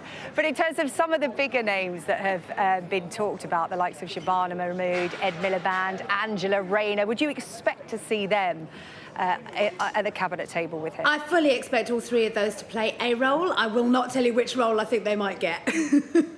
Yeah, exactly. But in terms of that will set out a clear vision of the kind of direction Andy Burnham wants to take the country in. Is that fair to say, who he's got around him there at that table? And what do you expect that to look like? What is he trying to do with the people he's surrounding himself with?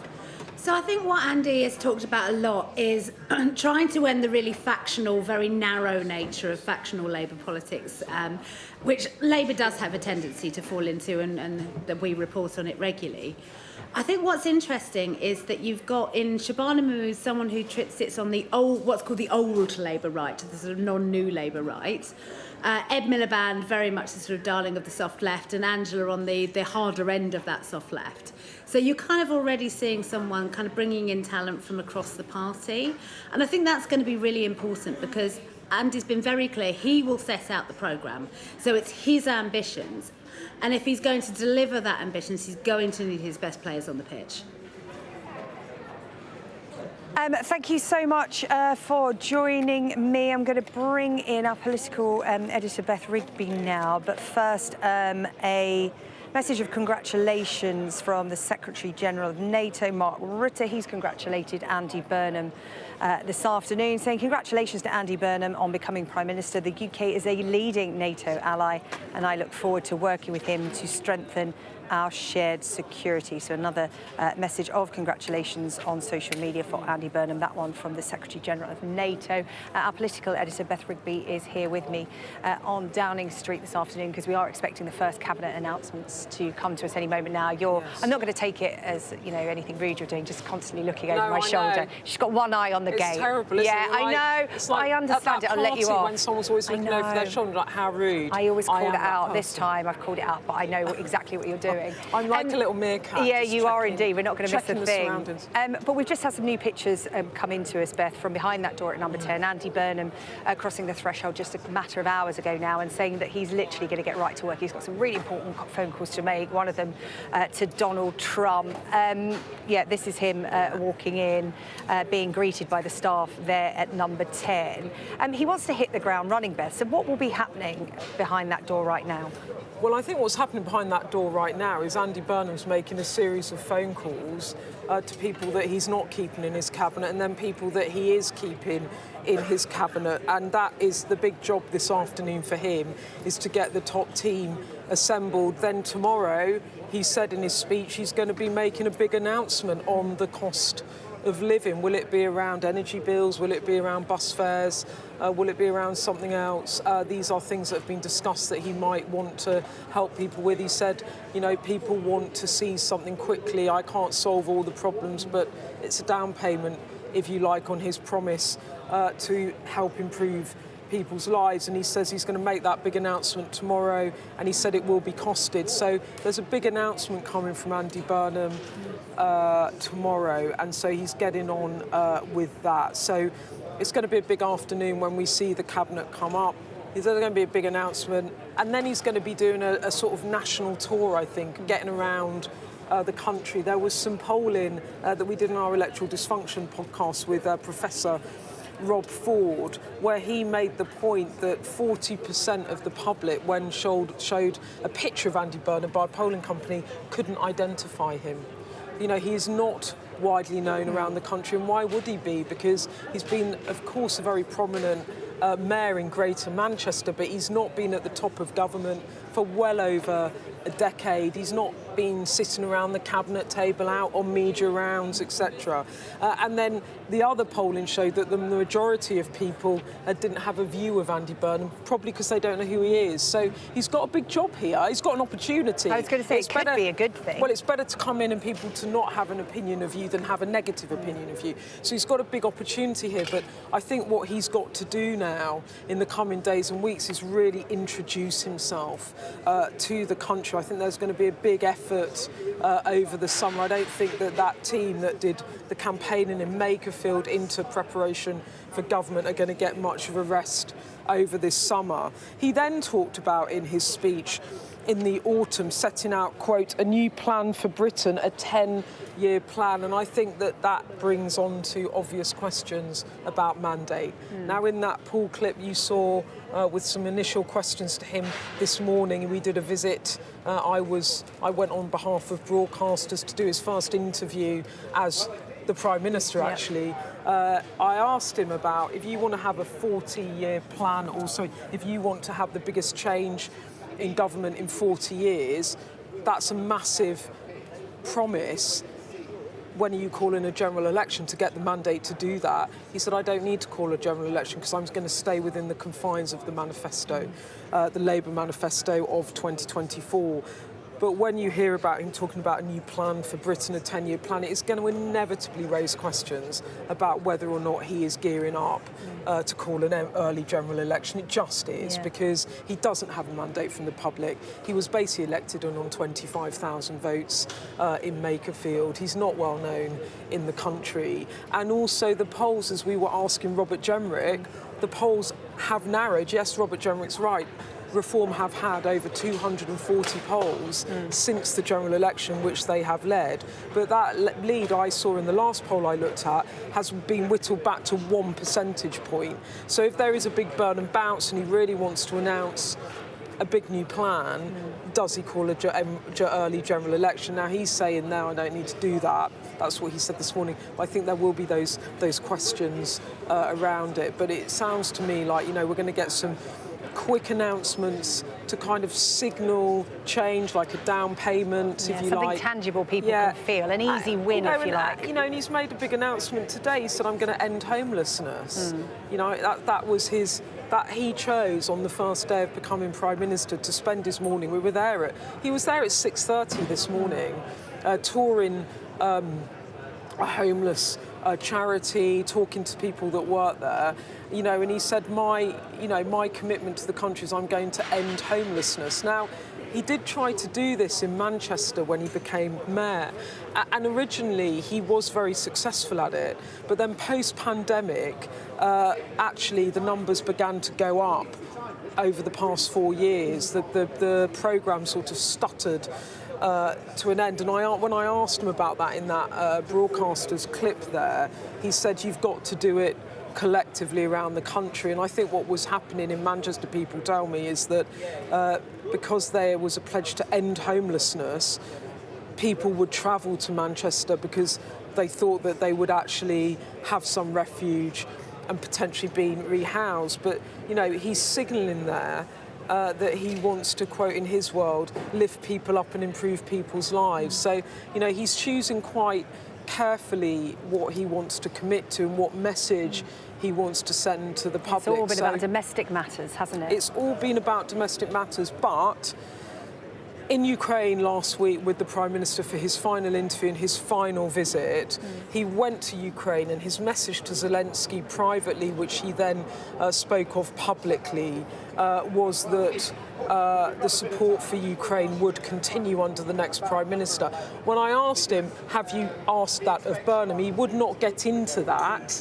But what was interesting today was Andy Burnham, when I said, who's your first call to? He said, I'm going to talk to President Zelensky later today, and I'm going to tell him that I will stand by Ukraine as Keir Starmer has done. So I think when it comes to foreign policy, I don't think Andy Burnham wants to make it his priority. I think there will be continuity with Starmer's government. He's keeping Starmer's National Security Advisor, Jonathan Powell, and he does want to focus on domestic. The only cautionary tale in all of that is every Prime Minister wants to do that, and every Prime Minister finds themselves drawn into global turmoil, because in an interconnected world, you cannot isolate yourself from it, especially not in the UK, where we don't have huge energy self-sufficiency, for example. So, Keir Starmer ended up doing 49 foreign trips in 2 years. That's like 2 a month on average. I mean, it's an astonishing amount of travel, and many of them he just simply couldn't avoid, be it Coalition of the Willing work to try to help Ukraine, G7s, G20s when big industrialised nations meet, trips to the White House. He went to the Commonwealth Heads of Government meeting in Samoa. I mean, we went to Samoa in over a 30-hour round. It was a 30-hour journey to get there and 30 hours to get back, because King Charles, it was his first Commonwealth Heads Summit as king, and of course he wanted his Prime Minister there. So actually, in practice, whatever a Prime Minister wants to do, it's quite difficult to just say, I'm not doing the foreign affairs element of the brief. And so Andy Burnham's going to have a challenge there. And he's going to hope that he can focus on cost of living. But I saw up close with Keir Starmer. So did he. And then the Iran crisis happened, the Greenland crisis happened, the Venezuela crisis happened, and it pulls you away from what you want to be dealing with, because you're reacting to a crisis. OK, well, we wait to see what faces Andy Burnham in the coming weeks and months, in the next coming days, to be fair, because, as you said, he's going to come out tomorrow and make some announcements, and he's promised that 10-year plan later this year. Let's bring in Kate Bell now, Assistant General Secretary of the Trades Union Congress. Good to see you this afternoon, Kate. Thank you for joining us here on Sky News. First of all, your reaction to Andy Burnham as the new Prime Minister. Well, look, we're all wishing Andy Burnham the best of luck with his new job. And I think what we all want to see is a Prime Minister who is going to relentlessly focus on the living standards of working people. It's been great to see him come in with that agenda, but I think what people across the country are crying out for now is action on that. We've heard about potential announcements tomorrow. We, of course, have put forward a costed plan for action on energy bills. I think that would be a really positive start that the Prime Minister could take to really show he's listened to working people's concerns and he's on their side. Yeah, Andy Burnham listening to a lot of people in the build-up to coming in to number 10. He'll want some easy wins, for want of a better phrase, coming into number 10, and he's hoping he's going to get one of those tomorrow. He wants tangible changes that people can actually feel that are affecting their day-to-day lives, because the criticism has been from the general public to this Labour government. They're not feeling enough change. There's a lot of talk about it, a lot of promise, but very little action that directly affects them. What are some of those wins that Andy Burnham could and should be going for, in your opinion? You mentioned energy there. Absolutely. So we've put forward a concrete proposal for what's called a social tariff. It basically means that people on lower and middle incomes will be paying up to £500 less on an annual basis on their energy bill.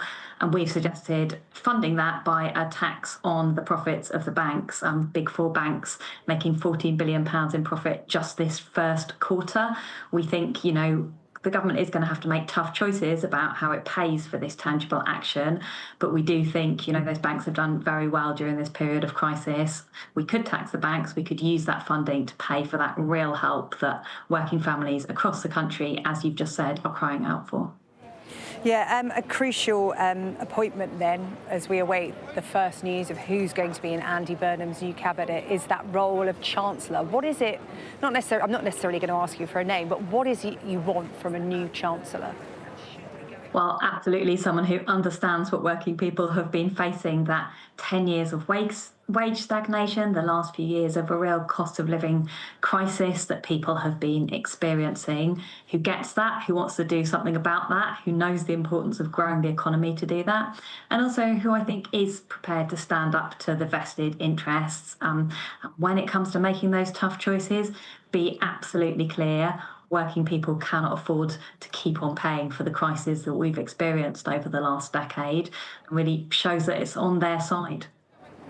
Yeah, that is a thorny issue for anyone in government, isn't it? Taxes, particularly personal taxes. Who should pay for any new plans? Particularly, you know, we've heard Andy Burnham saying he's got a 10-year plan that he's going to come out with later this year. He'll have to explain how he's going to pay for that. Where do you think the new Chancellor, hand in hand with the Prime Minister, should be looking to raise that money to be able to fund any new promises that are coming down the line? Well, we know that 10-year plan has to be a plan for growth. Getting the economy moving is obviously the best way to improve the tax take. But when it does come to new taxes, we do think taxing wealth rather than work has to be the principle. The current incarnation, or the last incarnation of this government, has made steps towards that, increasing the level of capital gains tax. We think there's further to go, potentially £12 billion by equalising the rate of capital gains tax with income tax, and just making sure that those who earn their money from stocks and shares, from wealth, are paying the same amount on that money as ordinary working people. So, of course, there will be difficult choices ahead to fund that support for the cost of living, to keep investing in our public services. But the new Prime Minister and indeed the new Chancellor, whoever they are, need to make sure they're keeping that principle front of mind, taxing wealth, not work. Yeah, hopefully we're going to find out very soon who the new Chancellor will be. Kate Bell from TUC, thank you so much for your time this afternoon here on Sky News. I'm joined now by Patrick Diamond, former head of policy planning at Number 10 under Tony Blair and Gordon Brown. Patrick, good to have you with us this afternoon. New cabinet appointments aside, what do you think Andy Burnham's top priorities should be in this early period of his premiership? I think, as he signalled, it's going to be about making progress on the cost of living. I think his analysis is that the Starmer government just didn't work politically because not enough action was taken to improve the cost of living, to really get living standards rising again for ordinary British workers. And so he wants to take the measures, take the steps necessary to deal with that in a way that his predecessor was simply not able to do.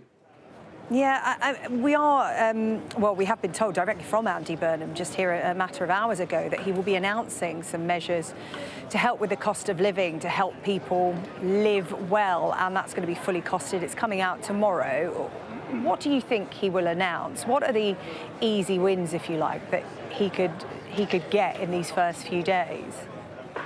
Yeah, unfortunately for Andy Burnham, there are no easy wins in the sense that whatever measures he chooses to adopt, they will be expensive. It's possible that they will require tax rises down the line. But I think the areas that he could act upon would be obviously energy prices, where there's a lot of concern that going into this winter, because of geopolitical conflict around the world, people may face rising bills, and he'll try to help those who need help to alleviate the pressures. And also bringing down the costs of public transport, where there are lots of groups, young people without jobs, people who are struggling to access the labour market, who could really be helped if the cost of transport was brought down. So I think he'll know what he wants to do, but the issue as ever will be how to pay for it and how to make sure that his government looks economically credible, which is why, as you've been saying, the decision about who becomes Chancellor is so crucial. Yeah, devolution, we know Andy Burnham's very big on that. We understand that later this week he will pay his first visit to number 10 North, as it's being called, in Manchester. How is devolution going to help the country, do you think? And does that become a thorny issue for him? It was big in Labour's manifesto, but not acted upon with the same urgency that perhaps Andy Burnham is going to treat it. So I think there's two ways that devolution can really help Andy Burnham to address his bigger agenda for the country. One is about reconnecting people with politics by shifting power out of Westminster and Whitehall. But the other is obviously improving economic growth by getting investment infrastructure funding into the regions that really need help to get growth rates rising. The issue in all of this is that devolution takes time to work. So it could be 5, 8, 10 years from now before you really begin to see the first fruits of devolution. So I think it's a good project, a good mission for any government to have. The question will be, how long does it take for voters to really feel the benefits of devolution in their everyday lives? Yeah. Patrick Diamond, former head of policy planning in number 10 Downing Street under Tony Blair and Gordon Brown. Thank you so much. It is 3 o'clock. You are watching Sky News. We are live at Downing Street today. Andy Burnham is now Prime Minister, having succeeded Sir Keir Starmer earlier on today. He has become the 7th Prime Minister in just over a decade, a point he raised himself, saying leaders need to do better. Burnham arriving to rapturous applause, no lectern, and he promised to take the power out of number 10 and put it back into the regions. Just over an hour before, Sir Keir Starmer had delivered his farewell speech at the lectern. In his short address, he spoke of uniting different people and saying that he was proud of what his government had achieved. Well, now this afternoon, attention turns to who will be at the top table with Andy Burnham, who is going to be in the new cabinet. Those announcements expected to come thick and fast over the next few hours. No word yet, it's fair to say. Our political editor, Beth Rigby, is poised, but slightly slow on the WhatsApp, slightly slow on the arrivals. What's going on, Beth? Well, look, it's a difficult job. Well, it's always difficult when you're having to sack people and then appoint other people. Yeah. It's not, you know... Take your time with that. But equally, normally Parliament is not in recess, and typically what a Prime Minister might do is go over to Parliament, be in their parliamentary office, get people in, let them down, have a conversation with them, and then you come back to number 10 and you summon who you want in your cabinet, and they walk up the street and off you go. He's got a slightly different job now because Parliament isn't here. Andy Burnham is going to be in there on the phone, letting some people down before he begins to dole out his jobs. So far, we've had 2 resignations from government. Lord Timpson, who was the Minister for State for Prisons, has chosen to resign. He says that he leaves the Prison and Probation Service in a much healthier and happier state than 2 years ago. And he's going back to his family business, which is Timpson's shoes. But he obviously has made this his life's work and has done a lot of work as a business leader, rehabilitating prisoners and trying to help prisoners. So he obviously feels now that work is complete for him, at least under the Starmer administration. but Andy Burnham does have in Sally Jamieson, who's one of his key allies. She is a former prisons minister, so I wonder whether, given that Lord Timpson has decided to step down, whether she takes that job. And Patrick Vallance, Lord Vallance, who was the chief science advisor during the COVID crisis, so the nation got to know him at those press conferences where he was with Professor Whitty. Do you remember? I do remember. Patrick Vallance was the Science and Innovation Minister. He's also decided to leave government. So we've had 2 resignations, but we haven't yet had the Cabinet coming up the street. And I can tell you, because I'm messaging a few people, this is always quite a tense moment, because those who are in Cabinet are waiting to see if they are still in post. And those, and they're kind of either waiting for the phone to ring, they're worried if the phone doesn't. If the phone rings, they might have bad news. So it's quite a tense time. I mean, some people that I spoke to over the weekend were kind of working out whether they should come down to London and wait around, because obviously if MPs have left and they've gone back to their constituencies and they're called up, they need to be able to walk down the street. So they don't get anywhere whatsoever. I mean, there have been no leaks, have we? We should say that. And normally, you do get a few leaks. There were some reports yesterday that Andy Burnham's team were going to let people know yesterday. But when I checked that out, I was told that that wasn't correct. And you can understand why. Because as soon as you tell someone that they're not in government anymore, they might tell someone who tells someone. Before you know it, you set the hair running and you're out of control. And they've been very sensitive to this endless speculation around who is in cabinet. But I can do some speculation if you would enjoy that. Of course. I mean, we've got time to kill, Beth, until it happens. I mean, just in terms of what we do expect, and I do expect, there are people around Andy Burnham that we think will be in his cabinet because they are his closest allies. So they're loyal to him. They've campaigned Louise with him. Haigh, who basically masterminded the Makerfield campaign, who was up in Makerfield with her dog Milo, who became quite a sort of a star attraction in the Stubshaw community centre where they were running the campaign. Andy Burnham's got a dog as well. This is bad news for Larry the cat. He has got a dog as well. But Louise Haigh, who was the former Transport Secretary, we expect will come back into a really powerful role in government, likely to be in the Cabinet Office, I think, which runs the machinery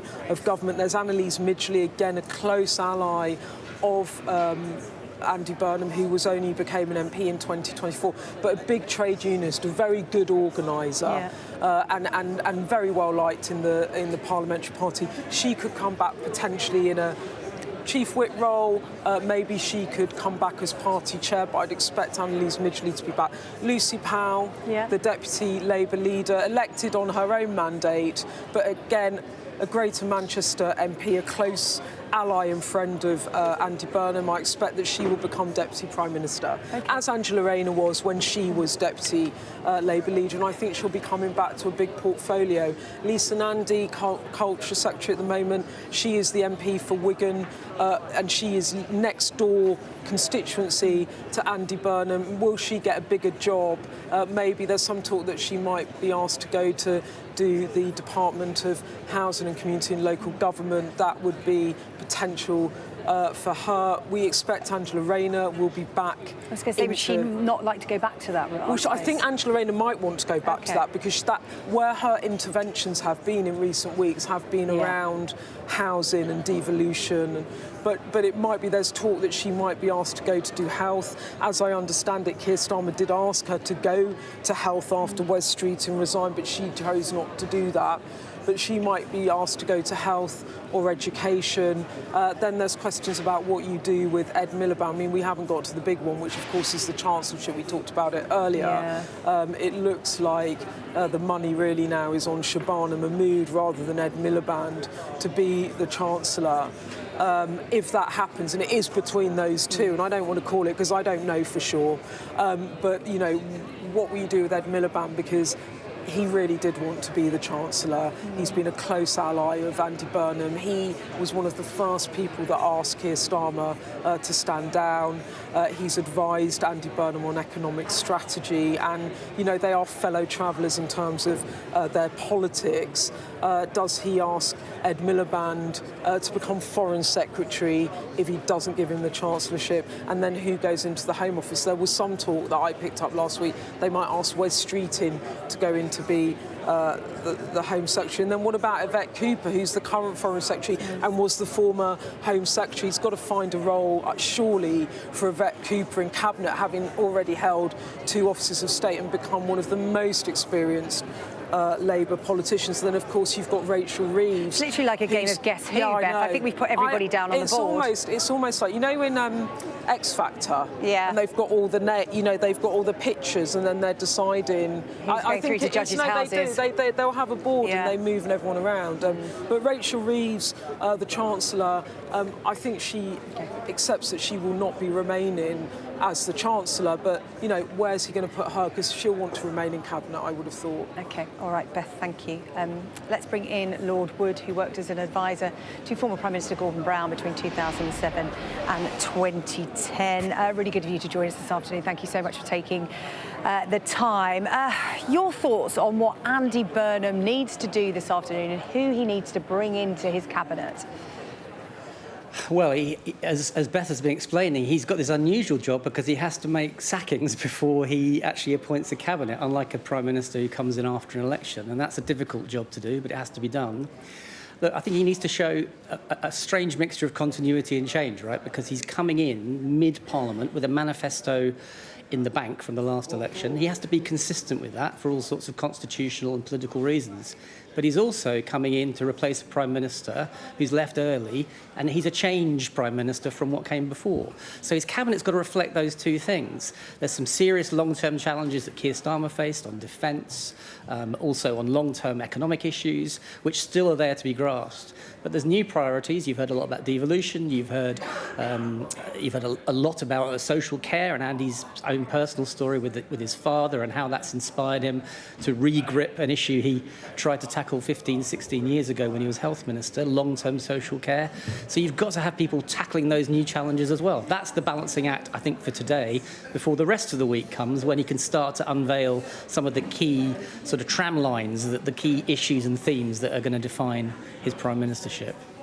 Yeah, it's quite a balancing act, isn't it, putting together the cabinet? As you said, he's starting with a clean slate, a lot of sackings. You never know, some people might stay in post, you know, nothing's off the table at the moment. But in terms of bringing people in, he's in a unique position that he does have a bit of a clean slate. He probably doesn't have to strike deals with anyone. He'll want to be good to his loyalists and those who have supported him in campaigning, who are on the same page as him, basically. And also, who would be good at the job? Is all of those balancing acts. And I think the main focus, because of the cost of living crisis, is on who is going to get that Chancellor's job. That is a crucial one to get right today in the public's eyes. Yes, absolutely. I mean, Andy Burnham has already said there are two kinds of change he wants to bring about. Change in the way the government and the state works, and devolution and shifting power away from Whitehall and London is the central part of that. But connected to that, wrapped up with that, is change in the economic model. He's talked a lot about the last 40, 50 years of our economy taking wrong turns. And a lot of changing that is going to be very long term. For example, the way that our public utilities were privatised and the regulatory regime around that. I think most people in the country would agree it's not working in some fundamental way. But you can't pull one lever in July and fix that. So I expect that sort of challenge to be in the 10-year plan, as well as things like long-term care, shifting power away to newly empowered mayors and local governments. In the short term, I think the Chancellor is going to be key, because there's going to be he's going to have to deliver some tangible change to show people that the cost of living can be materially affected by a new government. He's going to have to fund those things because the markets are watching, because the public is sceptical of politicians' promises. So I expect a few things, even before we all go away for the summer and over the summer break, which do make a material difference to people's bottom line income, they'll probably be funded either by something being cut or new revenue raising in small ways. Then you'll have the budget in the autumn, and then you'll have the 10-year plan. So wave after wave of showing short and then longer term solutions to the cost of living. I think that's probably the key part of their plan at the moment. Yeah, there has been a big focus from Andy Burnham on domestic matters.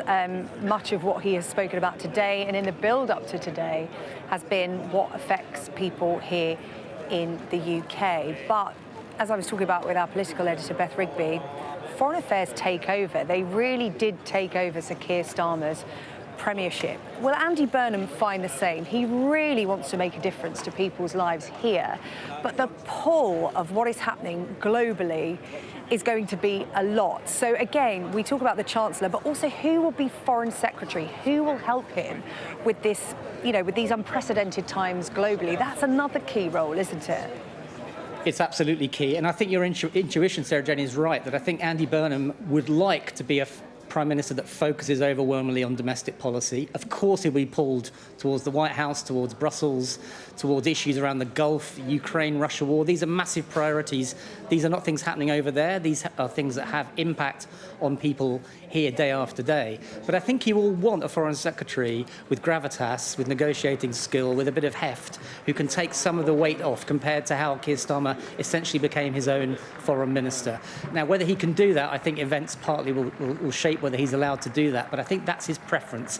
And so a Foreign Secretary is probably as important as Chancellor, given the nature of the challenges that the country and the world's facing at the moment. Yeah, Chancellor and Foreign Secretary, two of the key roles. We'll find out who's got them later today. You were a former advisor to Ed Miliband as Labour leader. You also helped run his leadership campaign. Which job do you think he'd fancy? Well, I think he'd like a serious job. He knows that Andy Burnham is the person making the decisions now. So what he'd fancy is, in a few hours, going to be trumped by what Andy Burnham decides to give him, if anything. You can't presume anything. So, look, I hope Ed Miliband has a really serious job in the Andy Burnham team. As you said earlier, he and Andy share a lot of the same political instincts, a lot of the same sense of where the country needs to go. I think Ed will be a crucial, vital person for Andy to have at his side. So whether he gets the call for Chancellor or Foreign Secretary, you think it would be a big fat yes? Oh, he'll definitely accept the job he's offered. I mean, you get a chance to serve and you don't turn it down. I mean, this is an incredible privilege, and I'm sure Ed feels that. OK. Lord Wood, thank you so much for your time this afternoon. Pleasure. Here on Sky News. While we await news of this new cabinet, as our political editor Beth Rigby was saying, it's taking a bit of time because Andy Burnham, his first job as new Prime Minister, it's the unenviable task of sacking people, of disbanding Sir Keir Starmer's cabinet and putting together a new one. So it may take a bit of time this afternoon for news to come through, but we'll bring the changes to you as they happen here on Sky News. You're currently looking at pictures taken earlier today of Andy Burnham going to the King at Buckingham Palace this morning, where the King invited him to form a new government, Andy Burnham accepting. Well, Buckingham Palace released this statement. His Majesty received in audience the Right Honourable Andy Burnham MP and requested him to form a new administration. The Right Honourable Andy Burnham accepted the King's offer and kissed hands upon his appointment as Prime Minister and First Lord of the Treasury. Ms Marie-France Van Heel was also received by His Majesty. Now, let's take a listen to the Prime Minister's speech in full from Downing Street earlier on today. I have just come from Buckingham Palace, where I have accepted His Majesty the King's invitation to form a government.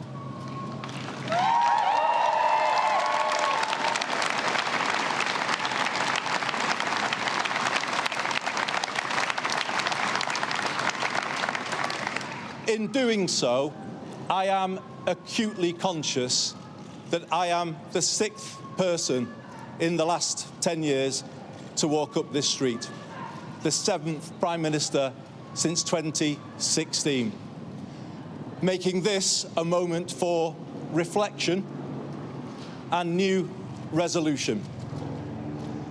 It requires my generation of politicians to raise our game and rise to the new challenge. Britain needs to show the world that we can regain our stability once again.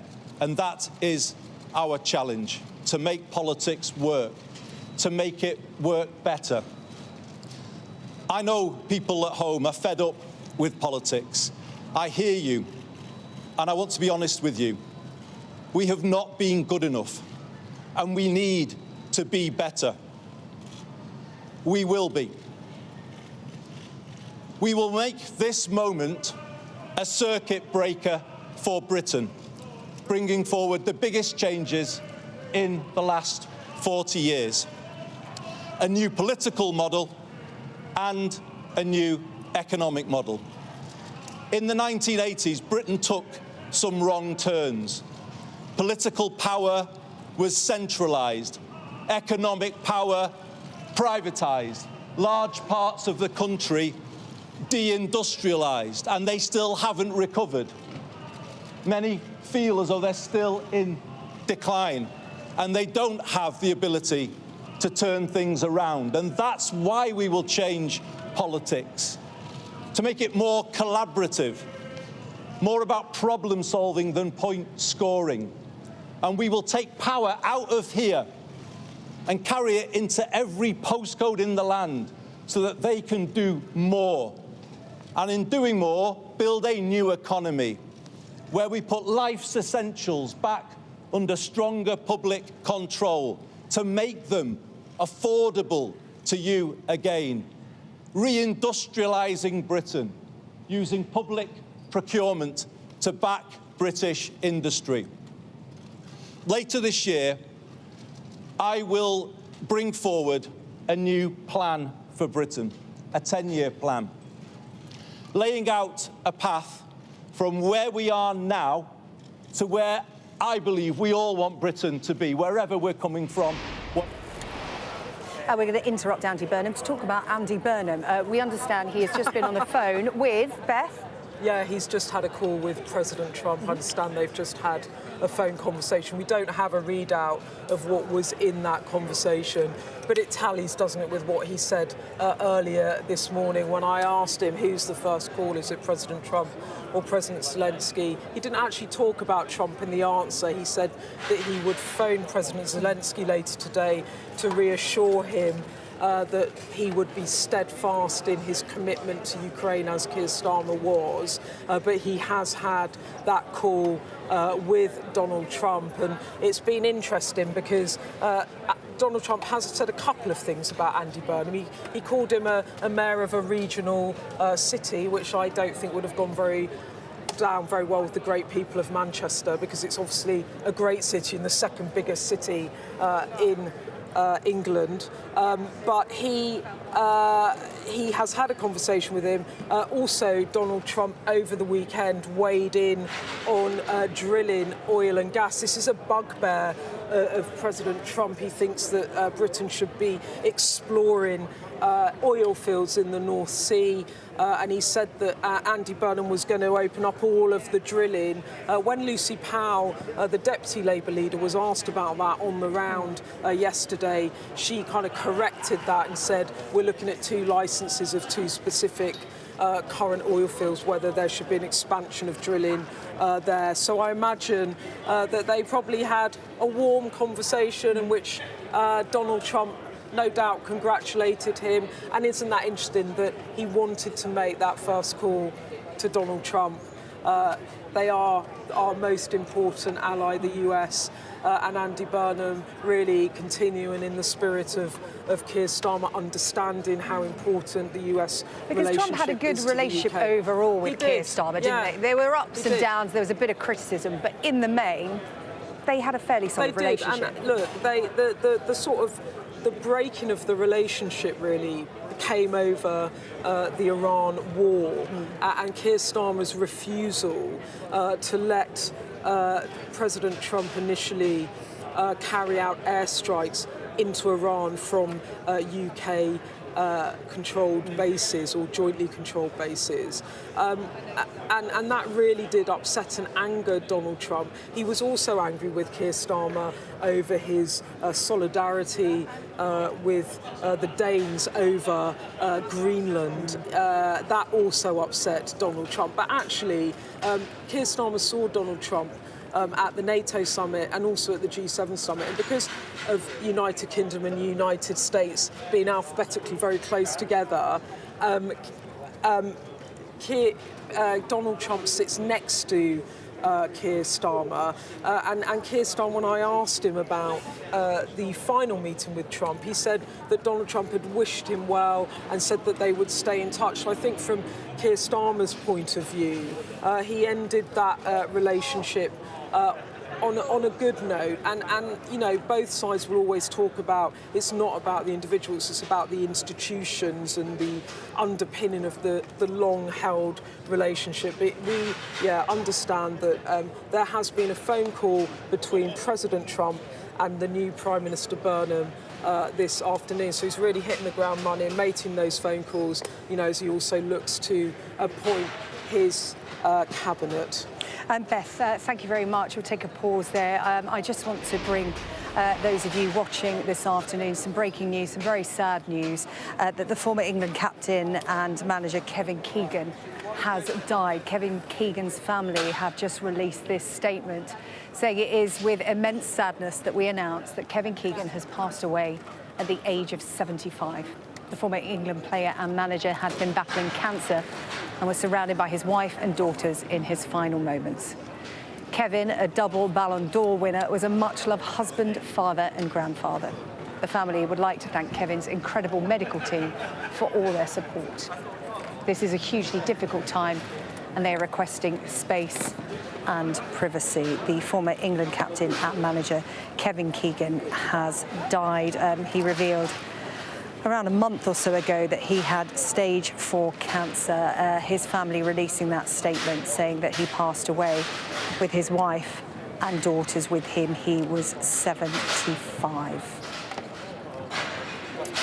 Incredibly sad news, and we'll be reflecting on the life of Kevin Keegan throughout the day here on Sky News, but just wanted to bring that to you. The former England manager, Kevin Keegan, dying at the age of 75. Our thoughts, of course, with his family and friends.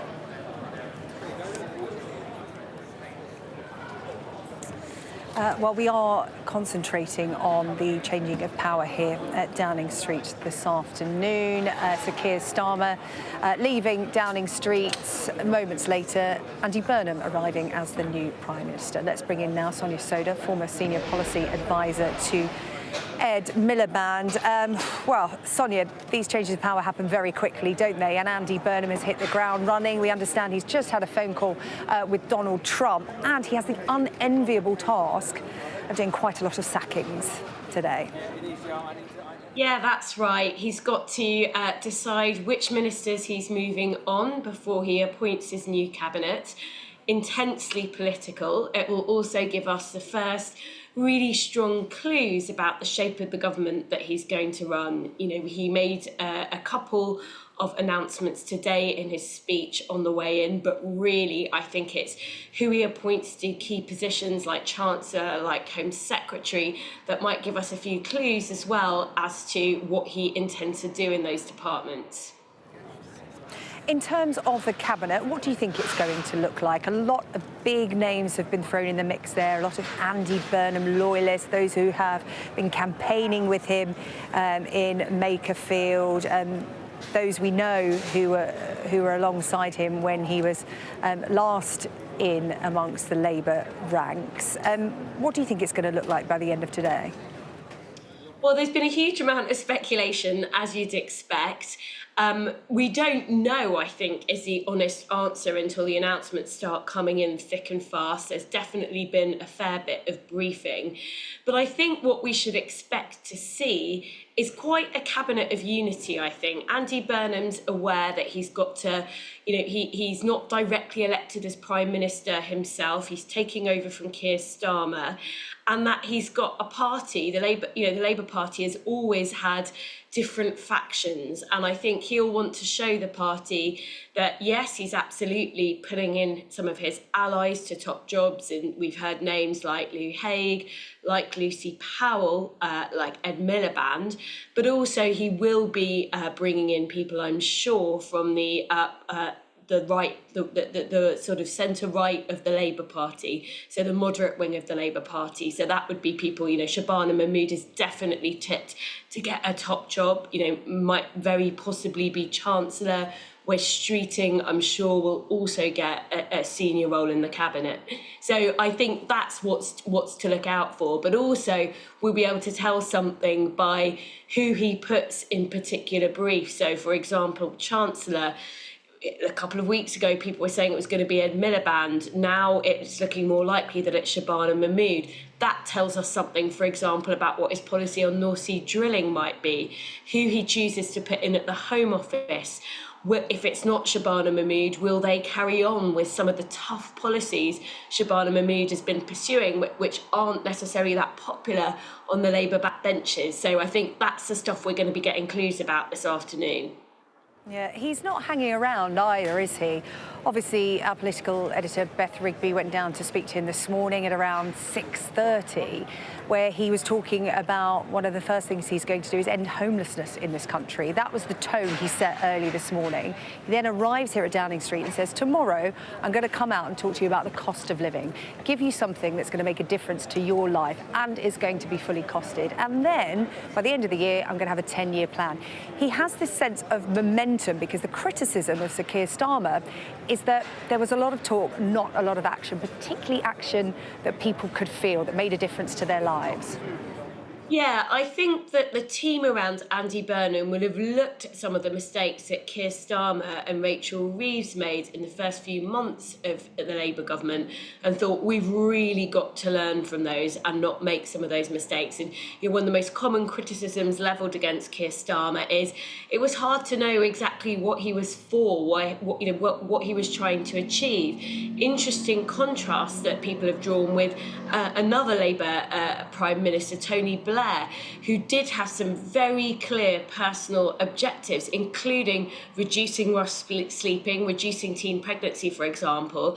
Andy Burnham, he made reducing or ending rough sleeping in Manchester when he was Mayor of Greater Manchester a key personal priority. He didn't actually succeed with that, but he's made clear he's going to try and do that at a national level. So I think he's trying to sort of be the antithesis of Keir Starmer in some ways, stylistically, but at the same time, it's very clear that he takes the Labour manifesto, the platform that the government was elected on, really seriously. So he's walking, in some ways he's walking quite a fine line because he wants to signal that he's different, but he's also got to signal that he knows that Labour was elected on a manifesto, on a platform, and he's going to stick by those aspects of it. Yeah, it is a fine line you're walking, quite right, because he has said that he is going to broadly stick with the Labour manifesto because that is their mandate to govern. But then he's also come out and talked about a 10-year plan, which obviously critics have jumped on and said, hang on a second, you haven't got a mandate for that. So how different could that 10-year plan be? How much wiggle room has he got? Because if he comes out with something radically different, there will be massive calls for a general election. I think that the key thing is, that the key thing that was at the heart of the Labour manifesto in 2024 was delivering growth and increasing living standards. And I think Andy Burnham's view is probably that that is the number one thing that he's got to deliver. And we saw that signalled in the speech today.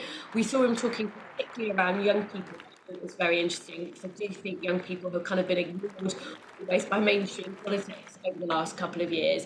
But I think he's got leeway on the levers as long as he's sort of got a very kind of clear focus on that objective of growth. The difficulty for him, of course, as a new Prime Minister, this is as popular as he will be. That's often the case with Prime Ministers.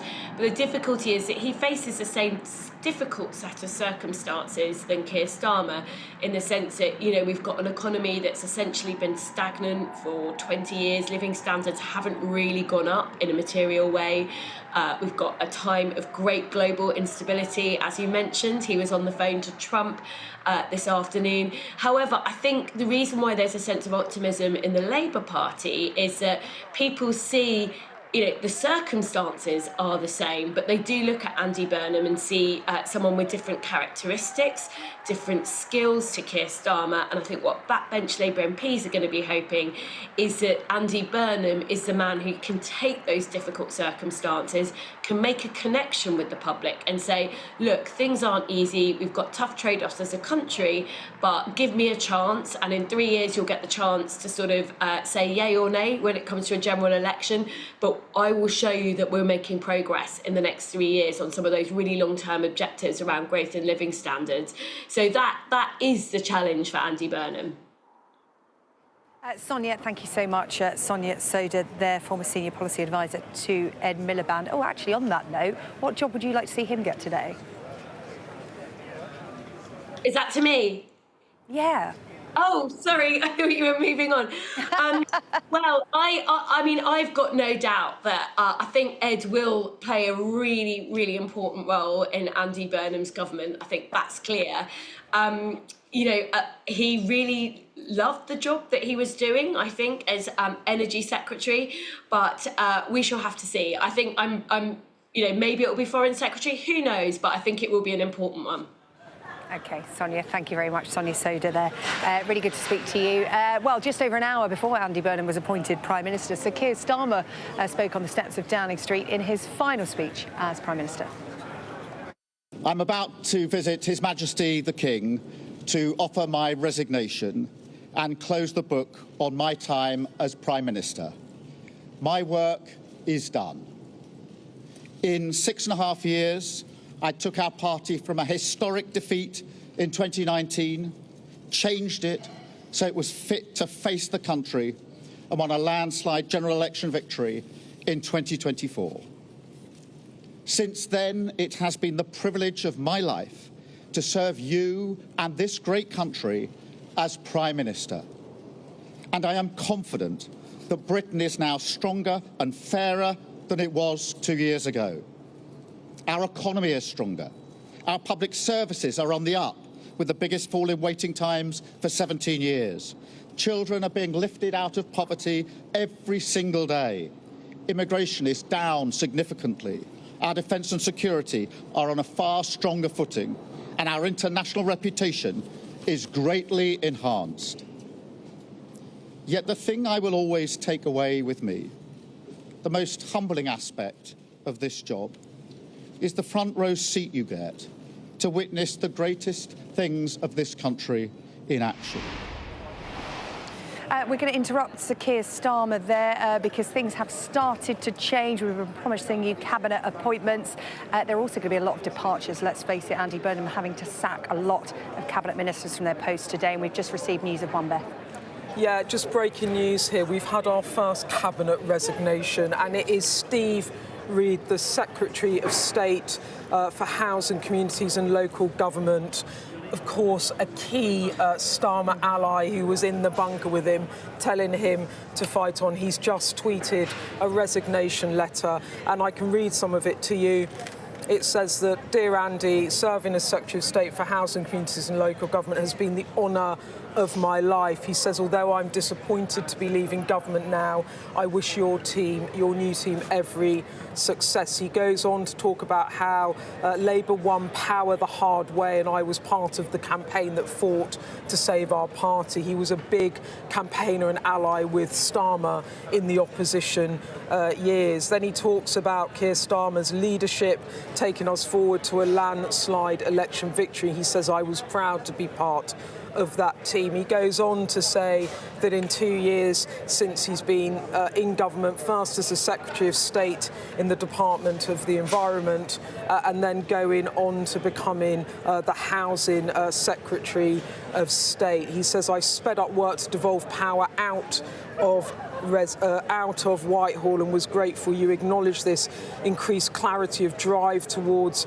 devolution in your speech earlier this year," he says of Andy Burnham. He goes on to council fund. I'm sorry, I'm reading this blind, if you like. No, it's OK, take your time.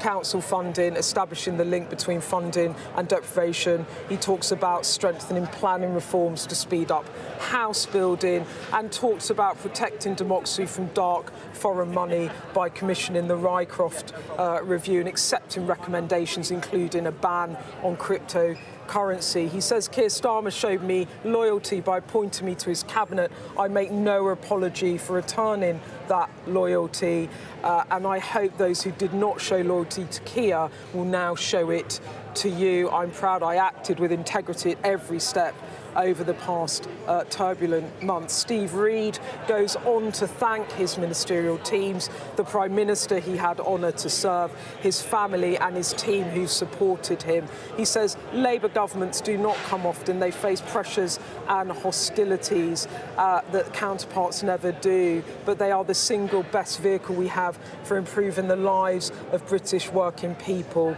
And he says, I will do everything in my power to ensure that you succeed.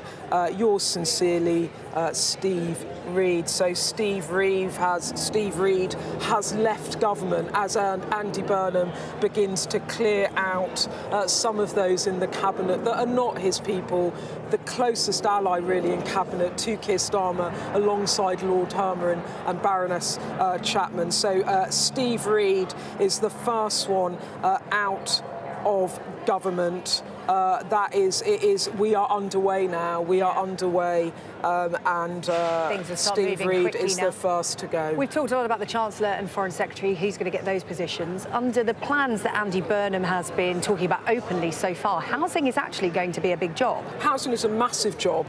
This department is a huge department for Andy Burnham. It is going to be one of the top priorities because it is about housing and it's also about local government and devolution. Yeah, it's about building, he is going to need and want one of his people in that job. And as I said, there's been some talk about whether it would be Lisa Nandy. I think Angela Rayner would like to go back to that department, but he's talked about a massive building of council houses that we haven't seen actually since the post-war period. Now, the Keir Starmer administration put £39 billion into housing. Much of that was social housing, housing associations, some council housing.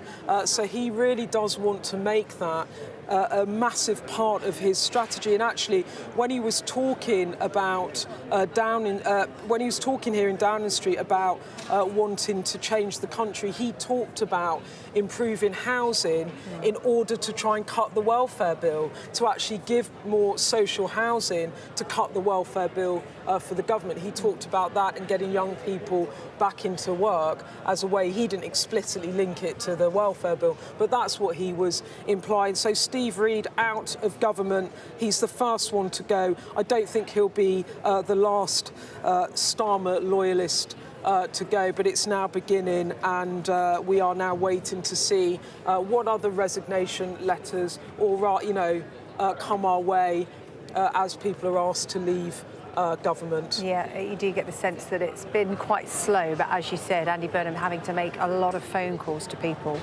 to ask them to leave their position. It's now that news will be filtering out from those people, as you said, on social media, those letters to Andy Burnham stating why they're leaving and offering an on-the-record statement, really, of what they've done in that post. And we should start getting appointments and people arriving here at Downing Street shortly. And Steve Reid didn't want to go. I mean, he says in the letter, I'm disappointed to be leaving government now.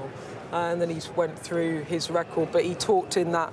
He talked, didn't he, in that letter about his loyalty to Keir Starmer, and he stood by that. And he says, I hope now that people are as loyal as you, like to you, as I was to the former Prime Minister. So Steve Reid is gone from government, the first person that we know has been asked to leave Andy Burnham's cabinet to make way for some new blood. OK, thank you, Beth. Beth standing by with all the changes that are happening. We are expecting quite a few more within the next couple of hours. That is the first. Right, let's speak now to Labour peer Baroness Debonair. Really good to see you this afternoon. Thank you so much for joining us.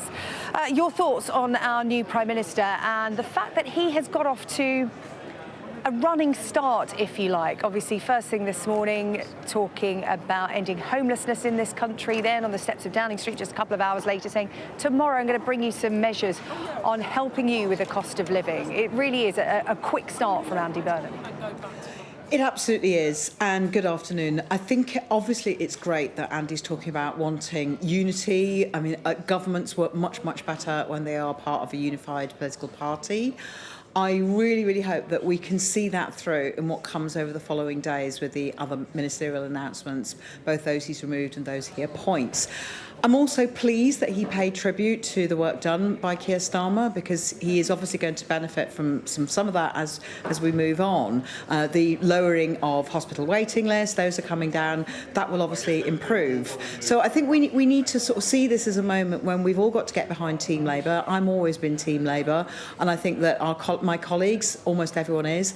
The Steve Reid announcement, I'll just use that as an example. What I hope Andy does, and obviously I'm really just speculating, I know as much or as little as you, is that doesn't follow through into all of the junior ranks. So, for instance, in that department, Matt Pennycook, who is all over the housing brief, I really, really hope that Andy mixes it up a bit, and whilst he may make some changes at cabinet level, that he keeps some continuity at junior ministerial level. Otherwise, we're going to be in a situation, if everybody's got a new job, I think that will be really difficult. So I'm hoping that when he says unity, that's going to follow through in his appointments. Yeah, that is the quirk, isn't it, of government. People are given briefs that they might not have any background in or any particular interest in, but the sense I've been getting speaking to people today is if you get that call for a big job, you do not turn it down if you want a future in politics. And talking about continuity, would you like to see Angela Rayner back in the housing department? Angela's a superb talent. I'm very proud of Angela. I'm chair of Labour Women's Network, and Angela's one of our graduates. We're really proud of the fact we've got so many high-profile women in the backbenchers, elected at the last general election. We're almost 50-50 in the Parliamentary Labour Party. I do want to see that reflected at cabinet level and in the great offices of state, and Angela's an obvious person to see return. She's a huge talent. She's very charismatic, and she really connects with people. But, you know, there are others as well, and I really hope that we see that reflected as we get these announcements this afternoon. The other role that I would mention, though, is climate change. We are living through, what is it, the third or the fourth heat wave this year? We're living through abnormal weather conditions. Surely nobody by now thinks that climate change isn't a real thing. And the shifting of the political discussion onto anti-net zero terms, I really hope that Andy seizes this moment when people are acutely aware of the effects of climate disaster on their own health and well-being, that we get a really big heavyweight announcement on climate change, whoever is the Secretary of State at Department for Energy and Net Zero, whoever is Chancellor. I would like that to be really seen and followed through, because actually climate change and tackling it is part of how we stimulate growth. We will slow growth if we do not tackle climate change. It has an impact on productivity. We will help to speed up growth if we get investment in those renewable industries. So I hope that that's one of Andy's themes.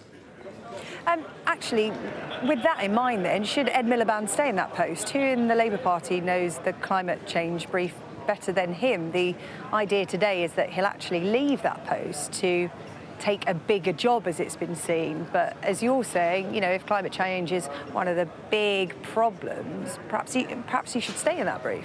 I think whatever job Ed's in, he is a supreme talent, and you're quite right, nobody knows this brief better than him. I would really like to see him in the sort of job where he can take that agenda and make it even bigger. So if, for example, he ends up as Chancellor, which I can see a really great future for him there, that would influence how he steers the Treasury. If he ends up as Foreign Secretary, that he'll take the international aspects of climate change, because obviously climate change is something that affects the entire world, and tackling it, we can only do that if we have really good relationships with our allies and with our neighbours. So I think whatever role Ed goes into, or if he stays, he'll be able to bring that clarity of thought, precision of policy, but also his huge knowledge and his connections in that world. Baroness Debonair, thank you so much for your time here this afternoon on Sky News. Well, let's return to that big breaking news. Kevin Keegan has died. In a statement released a little earlier, his family said it is with immense sadness that we announce that Kevin Keegan has passed away at the age of 75. The former England player and manager had been battling cancer and was surrounded by his wife and daughters in his final moments. Let's bring in our sports correspondent, Rob Harris, who joins us on the phone now. We can see him there. Rob, this is incredibly sad news. Kevin Keegan, somebody so well known to football fans. Yes, Kevin Keegan announced earlier this year that he was dealing with stage 4 cancer, and today the announcement of his death at the age of 75. He was a footballer who was gifted, but also showed how you make the most out of those talents with determination and tenacity. And he really was an entertainer, and you saw the emotion and passion from him, not just as a player, but also as a manager as well. As I reflect here on the end of the World Cup, he led England at one tournament as manager at Euro 2000. It was a challenging time. They had a group stage exit, but you really felt what leading the Three Lions meant to him at that point. And it was perhaps just issues and problems with the England's team's failure to qualify for tournaments that he didn't play at more World Cups. He only appeared at the 1982 World Cup, but he really made an impact in the club game, particularly at Liverpool under Bill Shankly. He was winning league titles there. He went on to win 2 Ballon d'Or awards. That's the highest individual accolade in the game for a player, the top player in the world at the time. And that was through his success in Hamburg at Germany, following a trail led by the Beatles, who, of course, established themselves in Hamburg in the 1960s. And this was a time when perhaps even now you don't get many English players going overseas, so for him to make an impression over there was something quite so noticeable. And the fact that he played in the European Cup final as well in 1977, that was a big game in terms of European football as well, one of the biggest moments. And he also transcended football in so many ways, and it really showed how he was a cultural figure, known as the Mighty Mouse. It showed he had this character far beyond the playing field, and at a time before social media, he had this ability to transcend the game, and it was not just appearing in public road safety information adverts, also singing as a pop star, and as well appearing in public safety adverts for roads. So it just showed what a figure he was at the time, particularly in the 70s and the 80s. And it was then he actually, surprisingly, joined Newcastle in the 80s, and that's where he started to establish himself in the northeast, where he has such a fond reputation, where to this day he is known as the Messiah, and he helped to lead Newcastle out of the 2nd division, but then went away from football for 8 years. No one really heard that much from him, but then surprisingly he then made a return to football in management at Newcastle. At the time they were in the 2nd tier, he led them into the Premier League and really established them as the entertainers, and managed to have the Magpies competing for the Premier League title in 1996 up against Manchester United, and really produced one of those iconic, famous moments in Premier League history in that really tough battle with Sir Alex Ferguson's Manchester United for the title, when he was feeling the pressure and he was a bit rattled live on Sky Sports when he said, "I'd love it if we beat them, love it." And so many might remember that clip of him, and it really does encapsulate him. But Newcastle saying in their statement today that he was so much more than an entertainer. He did help to transform the perceptions of Newcastle United. He ignited the city. In Newcastle say he gave the supporters hope and pride by leading a team whose style and spirit and passion captured the imagination of football fans. And it was such a close thing, the fact just missing out on the title for a club that had never won the league, not won a major honour in so long, coming within touching distance.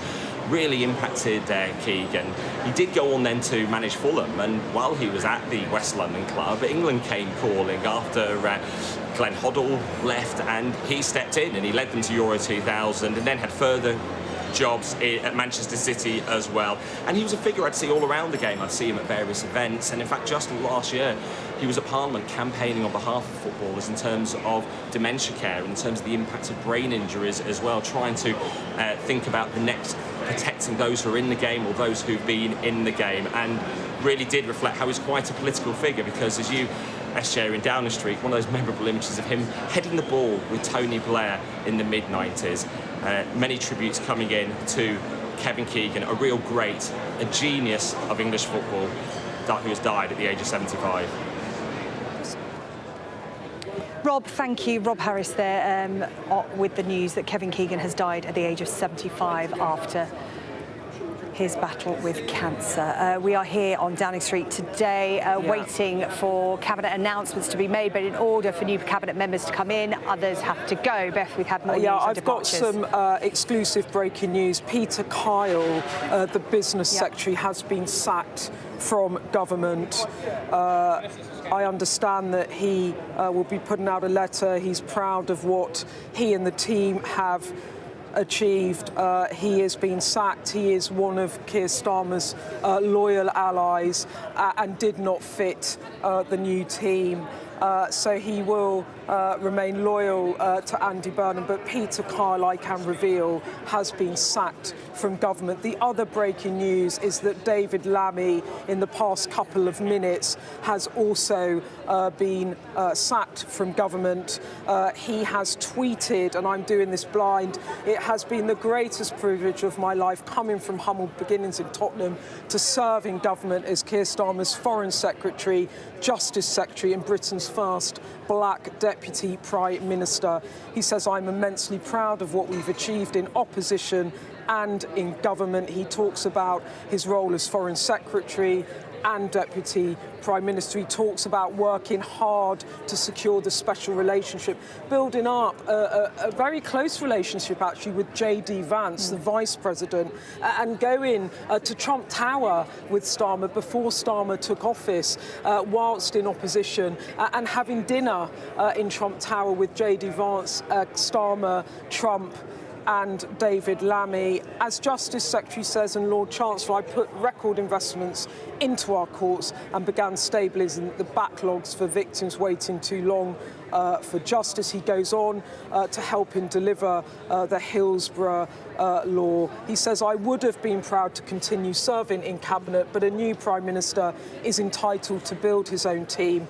I wish Andy Burnham and the new Cabinet every success." And he says, "I will continue to serve the great people of Tottenham and support this Labour government from the backbenches." So the Deputy Prime Minister, David Lammy, sacked. Steve Reid, the Housing Secretary of State, sacked. And Peter Kyle, as I understand it, we haven't yet got a letter, or I haven't, it might be out there on X. The three close allies of Keir Starmer. But Peter Kyle, as I understand, has been sacked. So that's three key allies of Keir Starmer now out of government. So this cabinet reshuffle now well underway, and they're big jobs: Justice Secretary, Housing Secretary and Business Secretary. There is talk that Johnny Reynolds, the current Chief Whip, might be put back into business. He was in business before he was shuffled out of that department. The Housing Department, of course, the Deputy Prime Minister, I expect that will be Lucy Powell, who's the current Deputy Labour leader and a close ally of Burnham. So, as I understand it, Peter Kyle has been sacked. We haven't yet got a letter from him. David Lammy and Steve Reid have just put their letters out confirming that they have also been asked to leave. So timings-wise, you would imagine everybody who has lost their job knows by now, which means, Beth, we should anticipate people walking down Downing Street. I don't know if everyone will know now. There's a few other people in Cabinet that you would expect would be asked to leave. I mean, Lord Hermer is the Attorney General, again, a very, very close ally of Keir Starmer. Baroness Chapman, a close ally of Keir Starmer. There's questions about Liz Kendall, the Technology and Science Secretary, that has been very loyal as well to Keir Starmer, whether or not she will survive this cabinet reshuffle. And then, you know, what happens with demotion for Rachel Reeves, what happens to Yvette Cooper, the Foreign Secretary. But are there any kind of negotiations that go on in terms of if somebody doesn't want to leave the role, they can state their claim? Yeah, but this is why cabinet reshuffles are a bit unpredictable. Yeah. Because you phone someone up and they might really not want to do the job, or they might refuse the job, or they might refuse to move. And then sometimes you've got a bit of horse trading that goes around. And there have been times in the past where, you know, Prime Ministers have sort of changed their mind mid-reshuffle. But I should say with Andy Burnham at the moment, he's at the peak of his power. He is in there uncontested. I think it was like 370 MPs, so I can't actually remember the exact number. But the vast majority of the parliamentary party have endorsed him. There's been no contest, and he really is at the moment like all-powerful. So, you know, I don't know how much leverage people have really to kind of negotiate with Andy Burnham where he is at the moment. Challenges for Andy Burnham. Of course, domestically, we've talked through all of that, all of the things he has to face, cost of living he's spoken about, you know, so much there. Foreign affairs, we've touched on that as well, but also opposition. And when we talk about opposition, we talk about the likes of Kemi Badenoch and the Conservatives and Nigel Farage and Reform, who will be coming for him. We talk about a honeymoon period. I doubt they will give him one.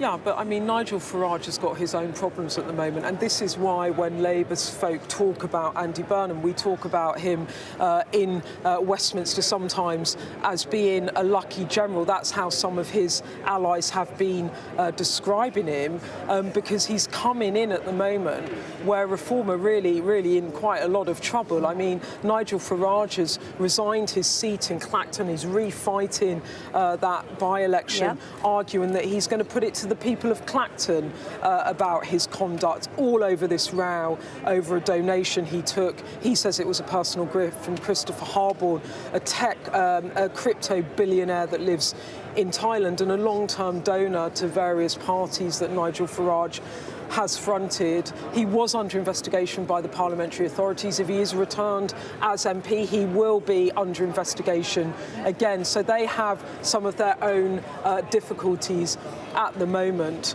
But Nigel Farage calling for a general election because they would be in pole position still. The Conservatives less keen on a general election. The official opposition still underwater when it comes to their competitors' Reform. But Nigel Farage, I imagine he will go for Andy Burnham, but he's got his own issue. You can see all the candidates for the Clacton by-election. Yeah, there are a fair few of them. Right, I've got some breaking news.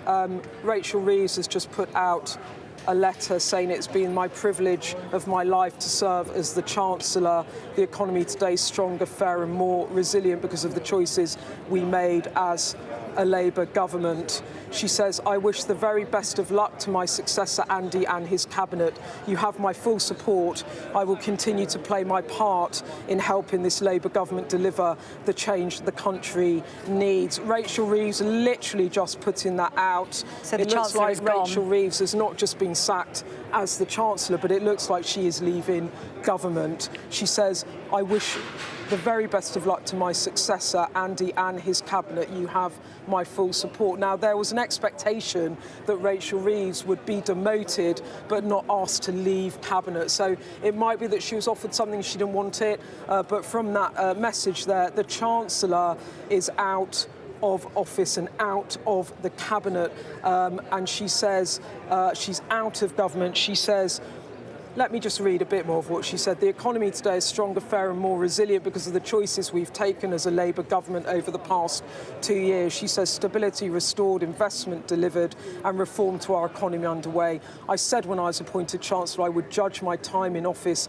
if the lives of ordinary working class people have been improved. I'm proud to say they have. And to every young woman and girl, let my time in office show you there should be no ceiling on your ambitions, your hopes or your dreams. And she ends by wishing her successor and Andy Burnham and his cabinet the best of luck. So the Chancellor, she is the first female Chancellor in history, the second most powerful person in Keir Starmer's administration. She is sacked, she is out of government, and that will be a brutal blow for Rachel Reeves. There was an expectation that she might stay on. Keir Starmer, when he left office, he said to all of his key teams, his key cabinet members, he said, my time in politics is over, but yours is not, and I want you to continue. Rachel Reeves would have loved to have stayed serving in that role as Chancellor, but she is out of government. So we now have four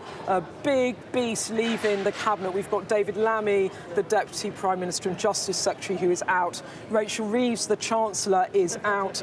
Peter Kyle, as I understand it, the Business Secretary, is out. And Steve Reed, the Housing Secretary, is out. Four key Starmer allies, key Starmer allies, have left government. I've got a bit of background on Rachel Reeves.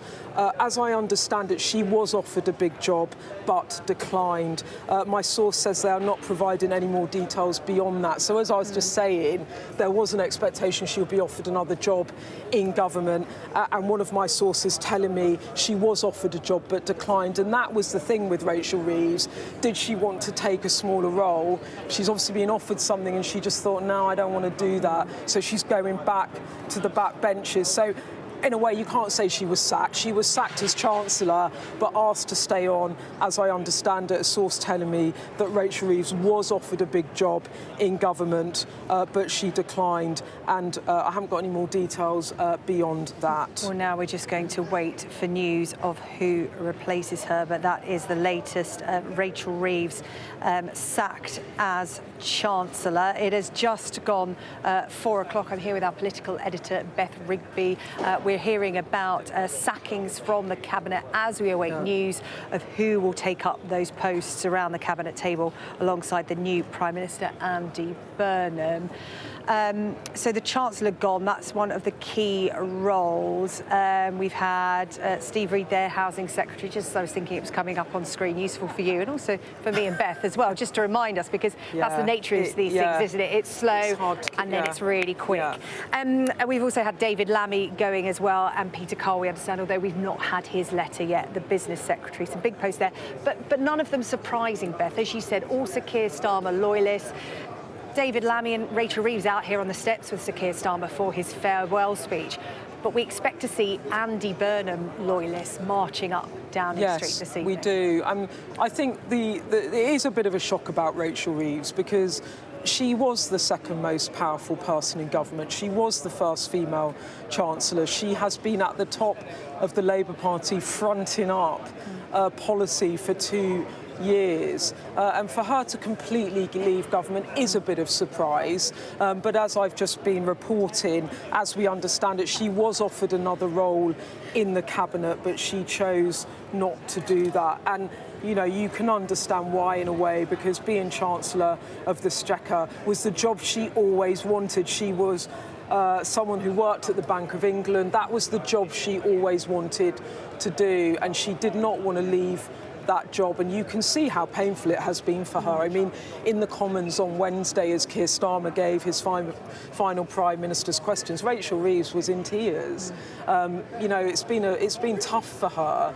You know, it's hard for her to lose her job because Keir Starmer's been forced to resign, but they were so tied together. There was just no way, really, that Rachel Reeves could continue. She's so aligned to the Starmer project, not just in the eyes of the government and the Cabinet, but also the eyes of the country. But in that message, she says, and I think this is what she feels very keenly, Rachel Reeves, she said that let it be an example to all young girls and women that you can go as far as you want to go. And I think she really felt that as the first ever female Chancellor in our country. And their Chancellorship has been going for a few hundred years. Yeah. So that was quite a legacy that she leaves, to be the first woman to hold that post. There might be another woman about to hold that post if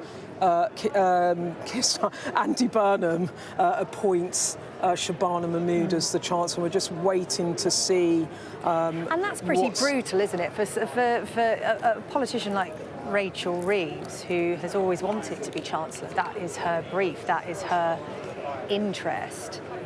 Shabana Mahmood, somebody who hasn't publicly said that she wants the job. In fact, she said she'd quite like to stay where she is as Home Secretary. I mean, that's just one of the quirks, isn't it? Just how it goes. Yeah. Someone did point out to me, because I was making the point on television earlier, that Shabana Mahmood doesn't kind of have a background in economics. She was had a shadow portfolio in the Treasury briefly. And someone did message me and point out that George Osborne also did not have a background in economics when he became Chancellor. It was a fair cop, really.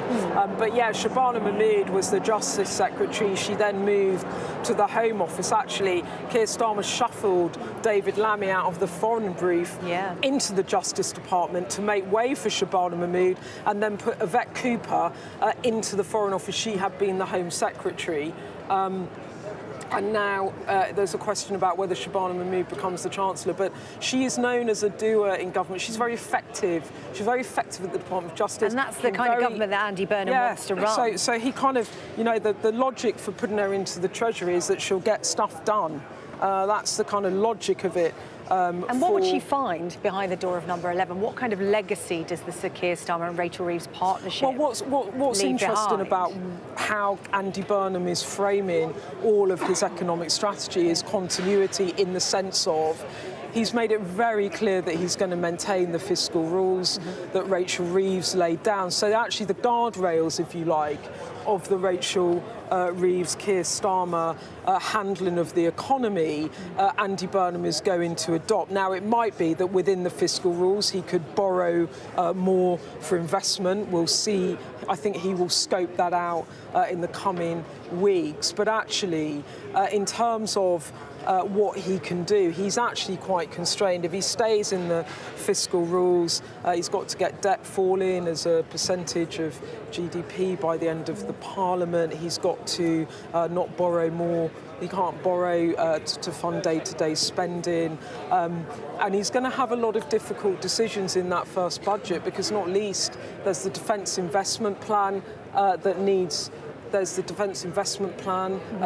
funding. There's £5 billion additional funding that needs to be found in the autumn budget for that before he gets into all the other projects that he wants to do. And, you know, you heard as well him talking about this cost of living initiative that we're going to hear about tomorrow. He says he's going to cost that. So where's that money coming from? So actually, all of the things that bedeviled, the problems that bedeviled Rachel Reeves and Keir Starmer, they are still there for him.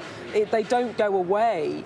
We have the highest tax burden in this country in 70 years. We have huge pile of borrowing and debt, like largely because of the COVID pandemic and the amount the government borrowed to help furlough people and get them through that pandemic. So the economic outlook for the UK is constrained, and whilst the economy has stabilised somewhat, what is going on in Iran and the Strait of Hormuz, I mean, that is a kind of ongoing difficulty that could really blow up for the current Prime Minister. So none of the, you know, it's not an easy job being the Chancellor. That is absolutely for sure. Well, who is going to take that on? We wait to find out. Beth, I'm going to let you check your messages and look down Downing Street, see who's coming in through the gates. One of the last things that Andy Burnham did before he went through that door here at number 10 was to visit a homeless shelter. That happened really early this morning, about 6 o'clock, was it, Beth? Yeah, it was. What have you got? We actually, I have got some other stuff that I can share with you, because a bit earlier today, Andy Burnham did do a brief conversation with some of the journalists, and there were a few things he said about his administration which I can now share with you. He said that he on the fiscal rules, he said that he would use any flexibility in the government's fiscal rules in order to try and invest more. But he said we will stick to existing rules, and I've made that very clear in Downing Street. So none of this is about taking risks with the economy. He was also asked about social care, and he said that basically this current generation of politicians has failed the public because we've seen that there's a massive problem with social care. It's snarling up the NHS. It's making corridor bedding like just a feature of our hospitals, because there are elderly people that should be in social care that end up in NHS wards. And he said that he wants to face this problem and he wants to fix it. And if he doesn't leave office having done that, he will feel like he hasn't succeeded. He said to some of us that he wants social care to operate on the NHS principle of free at the point of use. And this is very interesting. It's going to raise lots of questions about how is he actually going to do this. Now, Dame Louise Casey, who has been a big fixer in the Starmer government, she is the one that he was brought in to look at the grooming gang situation. She was the one that recommended the national inquiry. She's looking at social care, and she's been looking at that for Keir Starmer. I think Andy Burnham wants to bring forward that review to begin what he called a national conversation around fixing social care. But it made me think, when he talked about the principle of it being free at the point of use, about what Boris Johnson tried to do in his first term, where he made an announcement that he was going to add a levy on national insurance in order to ring-fence that and fund social care. So he was going to move into general taxation in order to fund social care. And the obvious question about this, if Andy Burnham is really serious about fixing social care and he wants to do it in this term of office, how does he do that? Where's the mandate? And again, we come back to what I was saying before about whether or not he wants to make it a separate brief. Join, yes. Yeah. He also said in these brief remarks, just took a few questions from journalists. He said he was looking at cutting income tax for lower earners in the budget. He said that it had come up time and time again on the doorsteps in Makerfield and that he'd heard that.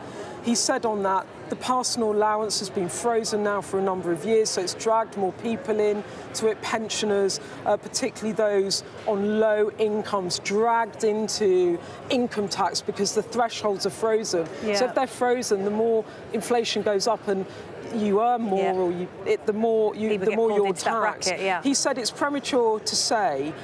He was also asked whether or not he might lift the top rate of tax to 50 pence again, and he said it's premature to say it'll be any one of those particular things. We just want to do some things that people will feel, and quite quickly, and it won't. So I'm mixing my things up. On the issue of the 50 pence tax, he said it was premature to talk about that. On the cost of living measures, he was asked about whether he might do something on freezing rents, he was asked whether he'd do something on bus fares, he was asked whether he'd do something on energy bills. He said, I'm going to make an announcement on that tomorrow. He said, we're looking at measures that could make a difference this year, so we're looking at all of those things, but we will make more announcements tomorrow. We're finalising the details. He said, it's premature to say it will be any one of those particular things. We just want to do some things that people will feel quite quickly. It won't solve everything, it won't take all the pressure off, but it shows the direction of travel and that we're serious about helping people out. So you've got there in his first remarks to journalists, he hasn't done any interviews. I mean, Gary Lineker interviewed him. I did listen to that, I quite enjoyed that one. Gary Lineker interviewed him, Andrew Marr interviewed him on LBC, but beyond that, he hasn't actually done any interviews. He did an interview with me in the run-up to the Makerfield by-election, but of course he was like, well, I'm not getting into national politics because I can't presume anything. So in the first, we only were able to ask him a few questions. He had very little time.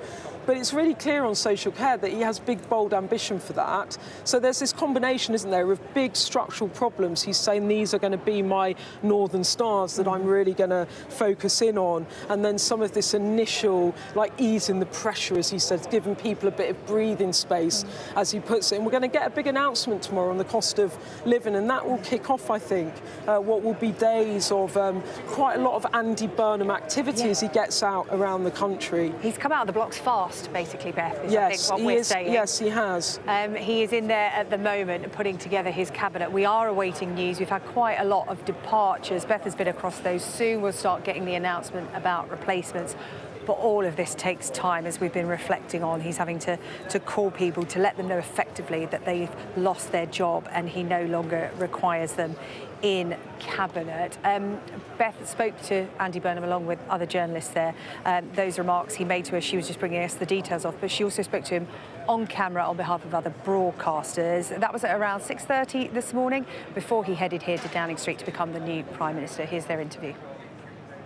You said on Friday in your speech as you accepted the Labour leadership that you want to deliver the biggest change in our politics in 40 years. It sounds like a massive ambition for which you do need a mandate beyond the 25,000 people who voted for you in the Makerfield by-election. When are you going to call a general election?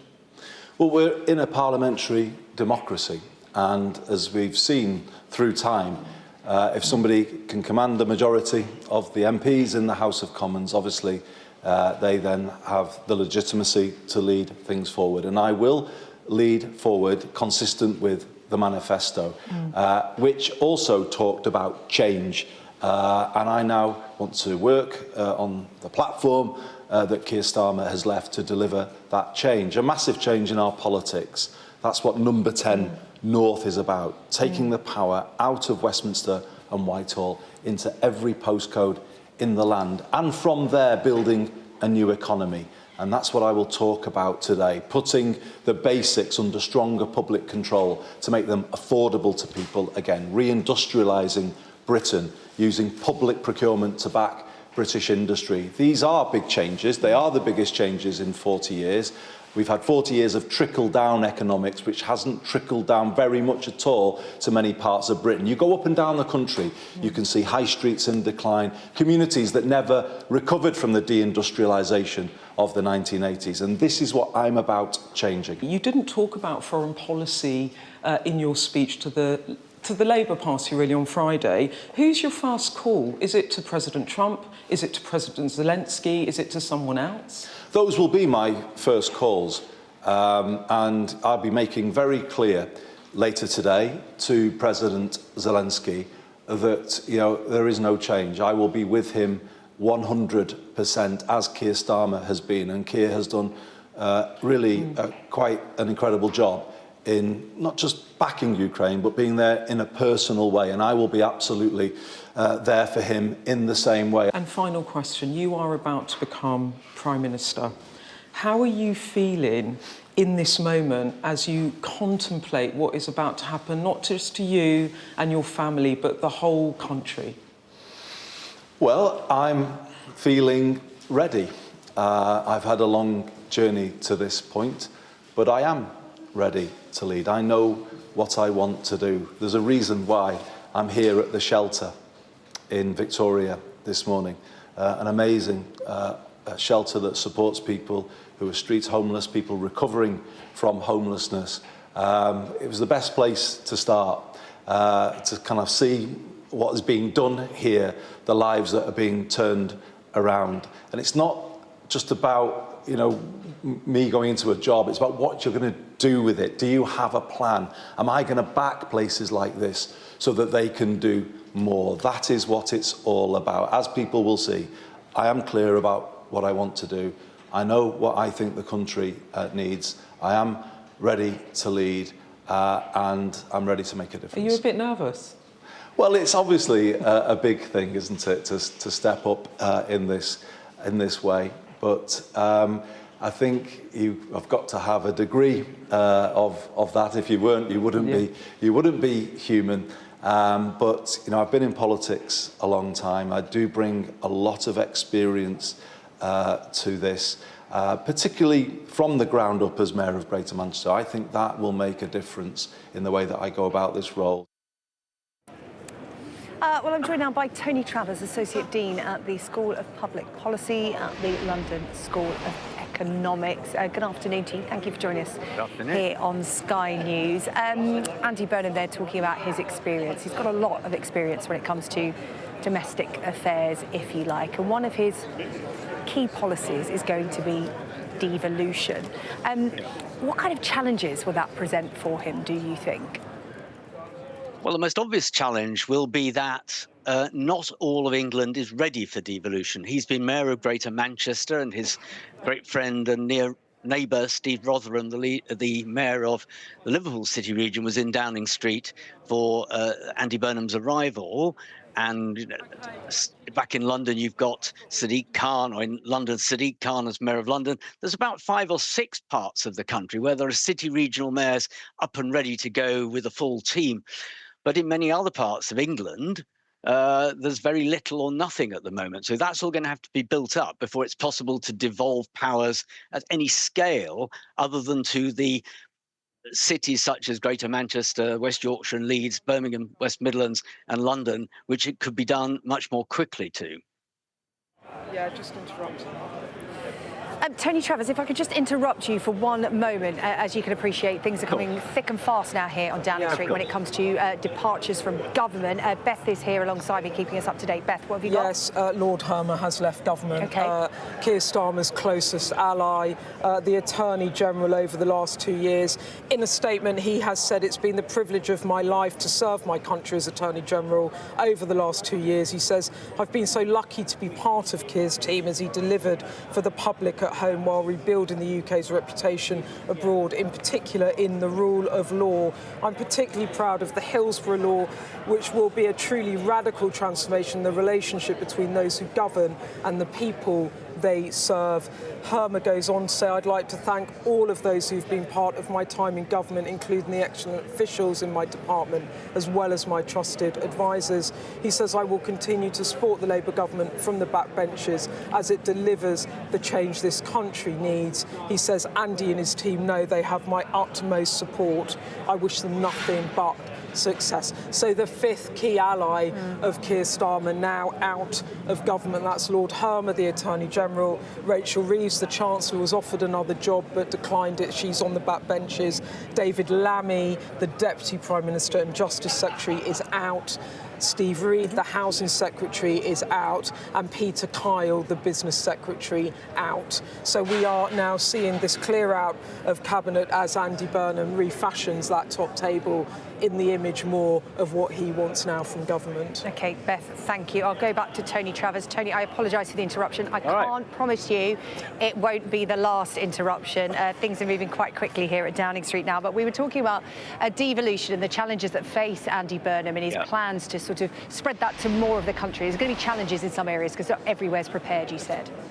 That's right. Not every part of the country is ready for this. And of course, we've heard that what you're in, what you might call number 10 South, the new Prime Minister is committed to creating a new unit, number 10 North, based in Manchester, where devolution, what he calls rewiring the state, and other growth-related policies are going to be driven from there. That's a big experiment. We can see how powerful Downing Street is as a place today, and separating it out with a new role for number 10 North will be, of course, where this new policy, devolution, is given a push. It's going to be pushed from there. Greater Manchester used as one of the big examples of where devolution has worked, but is that the full story in terms of, I'm sure if you go to the city centre of Manchester, I mean, I went to university there far too long ago to put a number on it, but it has been completely transformed on all sorts of different levels. But if you go outside of the city centre, even further afield than, you know, the suburbs of Manchester, is it being felt there as well, the benefits of devolution? It's a great question. There has been some research on this. The Centre for Cities, I think tank's done some research about this. What you see is that Manchester and Salford, they've done really well. There's been a big uptick in growth and productivity in the centre of the Greater Manchester city region. But in places like Oldham and Rochdale, Wigan, less so. And of course, Andy Burnham's constituency is in Makerfield, which is in Wigan. And so we're going to have to, it'll be a test for his commitment to drive growth to all postcodes. That's what he said at the speech in Manchester a couple of weeks ago. So now we're going to see how is it possible not just to do glitzy city centres, and they don't only exist in Manchester, you know, Leeds, Birmingham and other city centres have come on a long way. Liverpool in recent years, London's always been capable of having a powerful city centre. How can the rest of their city regions benefit from the undoubted greater success and rebuilding and shifting of the economy in cities such as Manchester and Leeds and Liverpool? How can the rest of their urban areas gain? And then there's the small towns beyond them. And as our political editor, Beth Rigby, was saying, Andy Burnham has done very few interviews in the build-up to him arriving here at number 10. The criticism has been that he and his plans, what we know of them, haven't been properly scrutinised. We do know about devolution because he spoke about that at length for a number of years. But in terms of the other little bits of information he's given us about public policy and where he might go, what stood out to you? Well, I think it's very much at the moment a nudge and a hint as to where he might go. And we had the commitment about rough sleeping, which is a direct commitment, a good example of a direct commitment to do something and to eradicate it. But beyond that, we're really waiting for the appointments. You're standing and waiting for the appointments that themselves will signal how policy is to be delivered. So who will be the Chancellor? Who will be the Housing, Communities and Local Government type Secretary of State? Who in health? All of these are the appointments will begin to signal where policy. But one thing I think we do know is that Andy Burnham has been committed to making social care, that's older people's adult social care as well, more like the health service, so more moving towards a free at the point of delivery model. That would be expensive, but it would be sorting out something that successive governments have talked about but failed to do. Tony Travers, thank you so much for joining us here on Sky News. Really interesting to get your point of view. As you said, we haven't had that much. Thank you for talking us through what we do know so far. More details, we understand, coming from Andy Burnham in the coming days. Thank you so much. I'm just going to talk about the departures from Cabinet. We've had many of them expected, as we've been talking about Andy Burnham coming in pretty much with a broom, clean sweep from that cabinet table. And we are expected to hear about his appointments within this hour. But Rachel Reeves, the Chancellor, she has lost her job. Let's bring you her statement. It's been the privilege of my life to serve as the Chancellor of the Exchequer. The economy today is stronger, fairer and more resilient because of the choices we have taken as a Labour government over the past 2 years. Stability restored, investment delivered and reform to our economy underway. I said when I was appointed Chancellor that I would judge my time in office if the lives of ordinary working class people had been improved. I'm proud to say that they have. And to every young woman and girl, let my time in office show there should be no ceilings on your ambitions, your hopes or your dreams.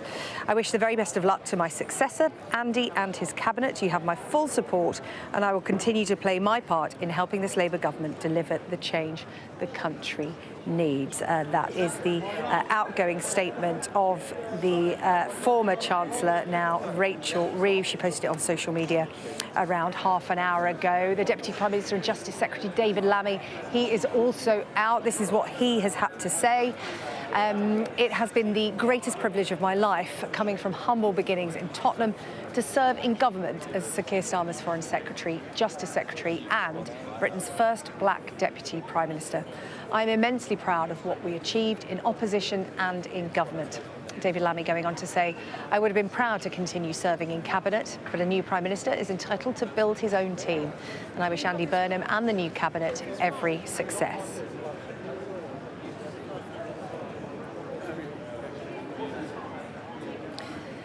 Well, joining me now, the General Secretary of the University and College Union, Joe Grady. Really good to have your company this afternoon here on Sky News. The changes have begun. Some key sackings there, some big positions, you know, from Deputy Prime Minister to Chancellor. Your thoughts on what we've seen so far? I think it's really positive. You know, Andy has been elected, I think, with a manifesto of change, with people wanting change. The survey we've done amongst our members definitely demonstrated that. So I think to be clearing out the cabinet and hopefully making some really strong, dynamic appointments is exactly what I think Labour voters are looking for. Yeah, key dynamic appointments. Who do you expect to get what position today? What would you like to see? Well, the hot money is on Angela Rayner getting Education Secretary, isn't it? Though I have to say, a number of years ago, she was the Shadow Education Secretary and she was so popular amongst UCU members. We would definitely like to see her back doing that, though I suspect she'll probably go to health. I think we might be in a minority in our union, but we definitely wanted to see Ed Miliband taking the spot as Chancellor. So we will be watching that one. There's been lots of rumours swirling. Yeah, why would you like to see Ed Miliband in number 11? Yeah, so we are really committed in UCU to ensuring that we do our bit for climate change. I think Ed Miliband has really grown a lot in the last few years, much like Andy Burnham himself. I think he's a unifying figure in the Labour Party.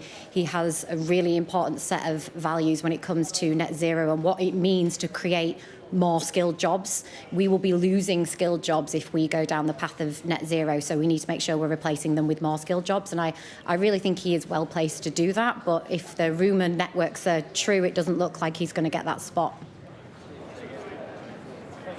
Andy Burnham has been quite vocal. Well, actually, he's not been very vocal on very much. He's kept his plans quite close to his chest. We have got a slight glimpse into some of the policies he'd like to get his teeth into, and one of them is youth unemployment. What would you like to see from him about the next generation? Because youth unemployment, we know the problems there. We know that the numbers are not good. What would you like to see from Andy Burnham on that front? We really need to see Andy Burnham and Labour properly investing in post-16 education. Post-16 education, particularly further education, was decimated by the Tories. You know, they don't send their kids to colleges in towns and cities, and they didn't invest in it properly. Labour have, since 2024, put more investment in, but we see staff leaving further education colleges because they don't pay enough, particularly in sectors where we have a shortage of trained people, such as construction. The truth is you can earn a lot more working in construction than you can earn teaching in construction. So we need to see the £10,000 pay gap that exists between sixth form colleges and our colleges closed, so that we've got fully skilled college lecturers to teach students. And then in our universities, we currently have a crisis in our universities. We see 70% of universities running a deficit at the moment. We see 15,000 potential job losses in universities and lots of course closures. So our members have expressed a preference to vote for Labour again. Now we've got Andy Burnham as leader, but they're also looking to him to make some big decisions and to offer the sector, particularly higher education, a life draft, because it is in peril right now. Student debt, we've talked a lot about that here on Sky News, student loans. Would you like to see him get his teeth into that issue? He has to. I mean, obviously we would all like to see it, but he really has to. At the moment, we have a student loan system that doesn't work for anybody. It plunges students into life-altering levels of debt, particularly working-class students, because if you can afford to opt out of the student's loan system, you aren't privy to all of this extra layer of taxation. It doesn't work for universities at this moment, as I've already said. We have tens of universities that are seeking to make redundancies because they simply cannot balance the budgets. The loan system and the tuition fee system that we have in the UK essentially produces a boom or bust when it comes to funding. So simply adding more onto the fees that universities can charge won't fix the problem. So he has to really grapple with that. And I have to say, we saw some news over the weekend that suggests they are looking at that. And obviously, we'll be really keen to speak to the team and inform where maybe they go with it. Joe, really good to talk to you. Joe Grady there, thank you so much. I'm here in Downing Street. Our political editor, Beth Rigby, is here. Phone running hot? The phone is running hot. There's a lot of nervousness around Westminster. A couple of cabinet ministers and their aides messaged me saying, still haven't heard anything. Do you know what's going on? Well, actually, what also happens is when Rachel Reeves is offered another big job in cabinet and she turns it down, it messes up the choreography, because then that's the space that comes up, and then you have to reconfigure what you're doing. So actually, when things unexpected, that's what I mean about cabinet reshuffles, they are unpredictable, because, you know, Andy Burnham's team might have thought, if it is the job I think it might have been, which I'm just trying to confirm, that she might have taken that job. And the fact that she hasn't taken that job means that they now have to configure some of the other moves. It's like a chessboard, like one piece gets taken out and it affects the entire board. So I think that the cabinet arrivals might be later still now. I think it might all be somewhat delayed. Because there's been a spanner in the works. Because of that, yes. But we do know that 5 staunch Starmer allies, David Lammy, Peter Kyle, Rachel Reeves, Lord Hermer, have left government, and Steve Reed, that they have all left government. And so there's 5 spaces there for incomers and newcomers or promotions. And we're looking at Louise Haigh coming back. Heidi Alexander, the Transport Secretary, I think might get a bigger job. Angela Rayner, we think, will be coming back into government. Annalise Midgley, another key ally of Andy Burnham. Ed Miliband might be in for a promotion. Shabana Mahmood, we expect, will hold still one of the big offices of state, the big 4 offices of state, of course, the Prime Minister, Foreign Secretary, Home Secretary and Chancellor. OK, we have heard quite a bit from Andy Burnham today, more so than we've heard from him in the build-up. What has he told us about what we could expect from him in the coming days? Because, as you quite rightly said, he's sort of avoided scrutiny in his sort of unfiltered trip to number 10. I mean, he really has avoided scrutiny, and I've called it the black box of Andy Burnham because he was effectively de facto Prime Minister for a good month and did very little media at all. So there really hasn't been any question about what he's doing, but he is beginning now to flesh out some of his plans. I mean, in his speech to the country, and that was the first speech to the country. I mean, the one on Friday was very much about the Labour Party. This was about the country. He promised two things, in essence. One, he promised a 10-year plan to change Britain, as he puts it, which he will announce in the autumn. He said that the churn of Prime Ministers in and out of that door, we've had, what, 4 in 5 years, or was it 5 in 4 years? We've had 5 in 4 years. Yeah. We've had 7 in just over a decade. He said that is not good enough. And he said, my generation of politicians have to do better, and we will do better for the British public. So he talked about this big 10-year plan, the big long-term structural changes around devolution, around building more housing, around maybe taking more public control of utilities, around fixing social care. And then he layered onto that something that he said would give people, to quote him, some breathing space, and that's cost of living. Now, on cost of living, he then did a brief huddle, as we call them, with journalists. And on the cost of living, he was asked what was he looking at. Was he looking at freezing rent controls? Was he looking at bus fares, cutting bus fares? Was he looking at help with energy bills? He said, I'm looking at all of those options. I'm not going to tell you today, but I'm going to do something tomorrow. It will be costed, and it is a sort of down payment, if you like, to show the public that he hears them, he wants to make life a bit easier, and he is going to do something to help, as he put it, that could make a difference this year. We just want to do some things that people feel quite quickly. He said it won't solve anything, it won't take everything, it won't take all of the pressure off, but it shows the direction of travel that we're serious about helping them out. So I think there's going to be an announcement tomorrow that he'll hope that a public that don't really know him yet will like, and then a bigger plan in the autumn. Well, there'll be a budget as well, so that's going to be a really busy time, isn't it? Do you think that will? Do you think that will coincide with the budget? Then will that be part of the plan? That this budget factors into this 10-year plan I've provided? Yeah, I mean, look, it's going to be a very, very busy summer for him because he's going to be out and about around the country, introducing himself. He said on Friday, I want to govern for all parts of the world. When he was trying to win the Makerfield by-election, he was very much grounded in the north of England. He was very much, working off his reputation as the Greater Manchester Mayor. And one of the first things he said is he wants a number 10 north. Yeah, he's made a point of saying, I'm going to have a number 10 north. I'm going to split my time between Westminster and Manchester. He said that he was fed up with power being concentrated in the south of England, in London, in Westminster, and he wanted to spread that around the country. So I think Liz Kendall is out as Science and Secretary. Has lost so that's her our job. next one. Liz Kendall. All good things must end. There's a statement, I think, on X. So Liz Kendall, the Science and Technology Cabinet Minister, is out of government. Before that, she was the Secretary of State for Work and Pensions.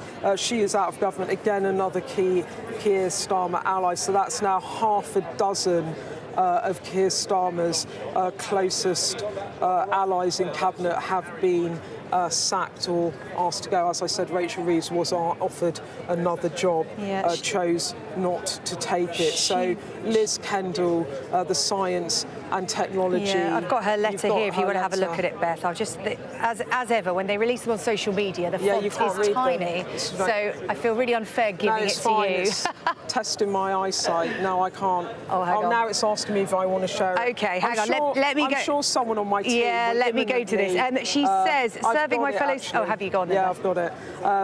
She says, serving my fellow citizens has been the privilege of my life. She says both at the Department of Work and Pensions and the Department of Science, Innovation and Technology, I have had the chance to change lives for the better. She said while being in government is never easy, every day in office has been a reminder of the difference Labour can make in power. She talks about the Department of Work and Pensions launching the Youth Guarantee, a promise every young person should be earning or learning. She then goes on to talk about trying to tackle child poverty and abolish the two-child limit. That was something that Liz Kendall worked very hard on in government and got across the line working with some of her colleagues. She said, that's why I came into politics, to give children the best start in life, no matter where they are born or their background.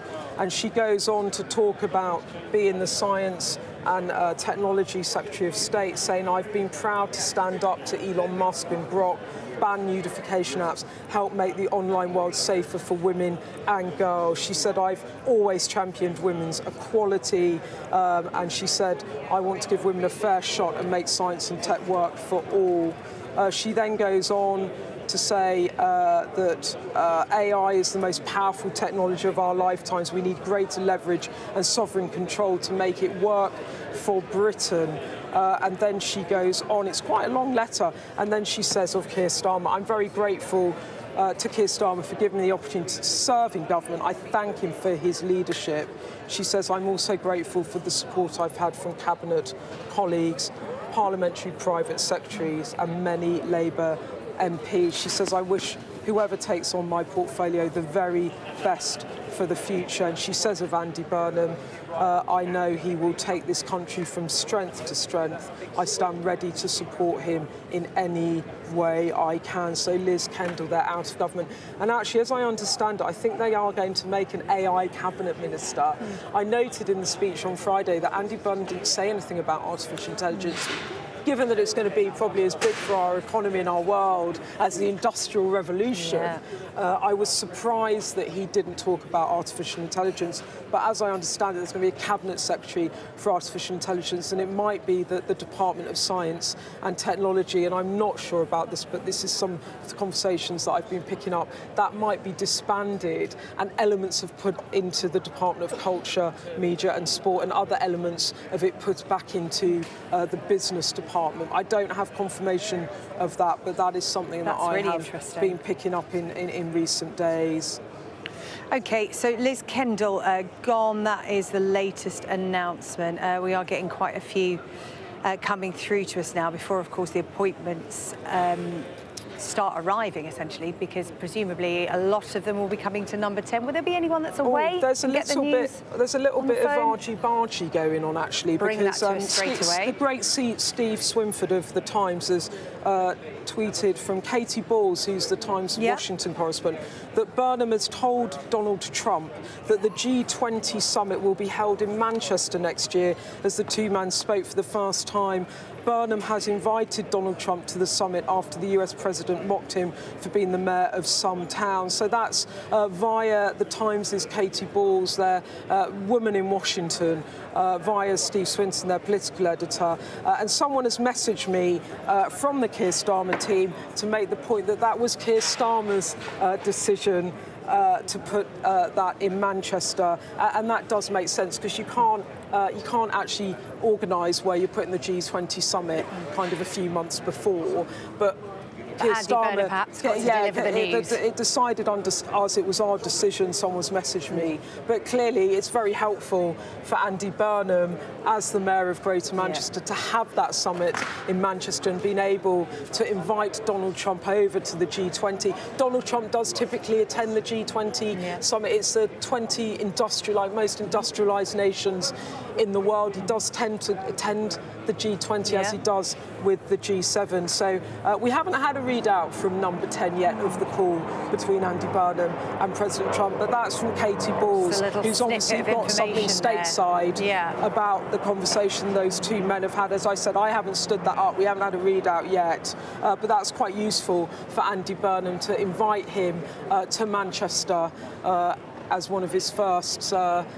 conversations as the new Prime Minister. Yeah, literally bringing power to Manchester in the form of the President of the United States. Beth, thank you. It is 4:45. The latest is that Liz Kendall is the latest to be sacked from the Cabinet, gone as Science and Technology Secretary. I think now we are going to take a listen to some of Andy Burnham's speech from earlier today, his first speech to the country as our new Prime Minister, while we wait for more news of sackings and appointments. I have just come from Buckingham Palace, where I have accepted His Majesty the King's invitation to form a government.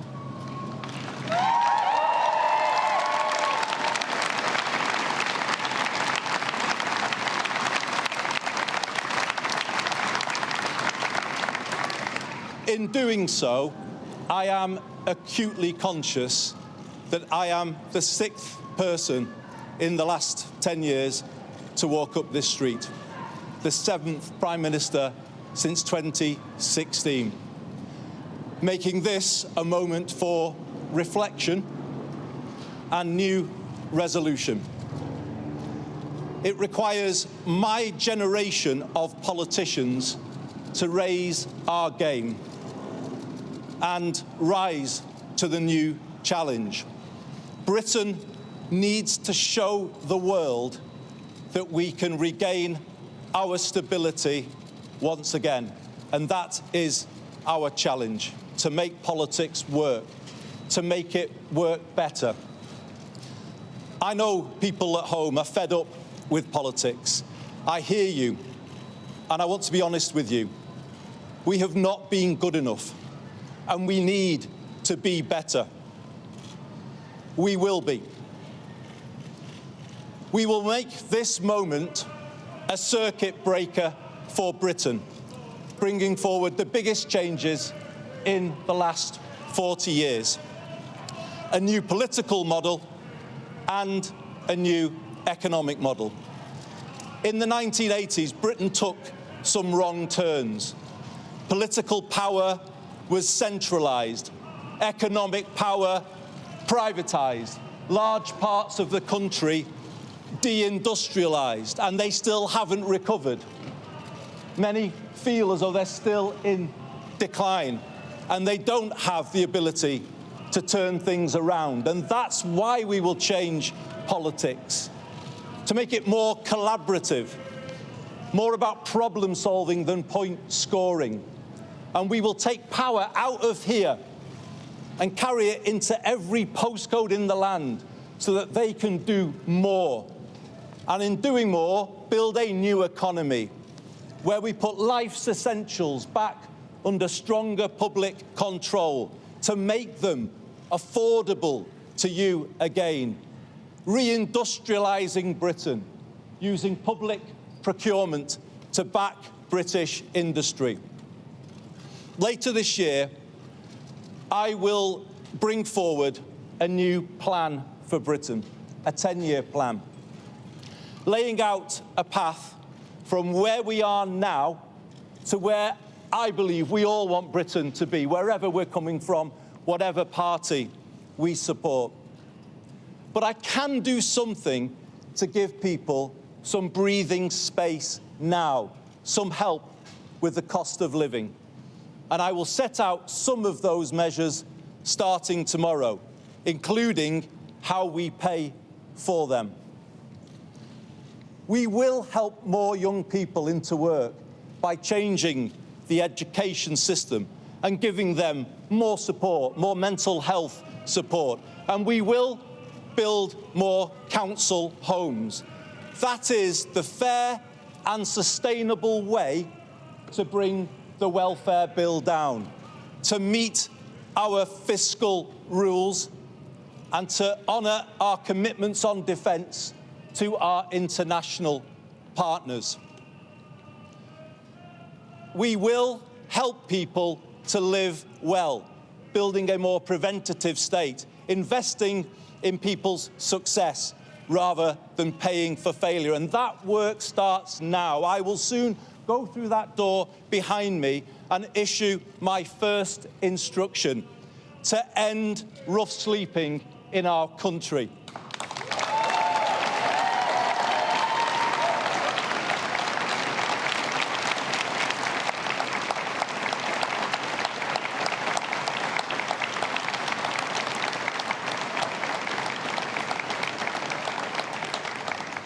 It's about putting the right values and the right standards at the heart of government. I will put the care of people at the heart of everything I do. I will give this my all, and I ask you all to pull with me.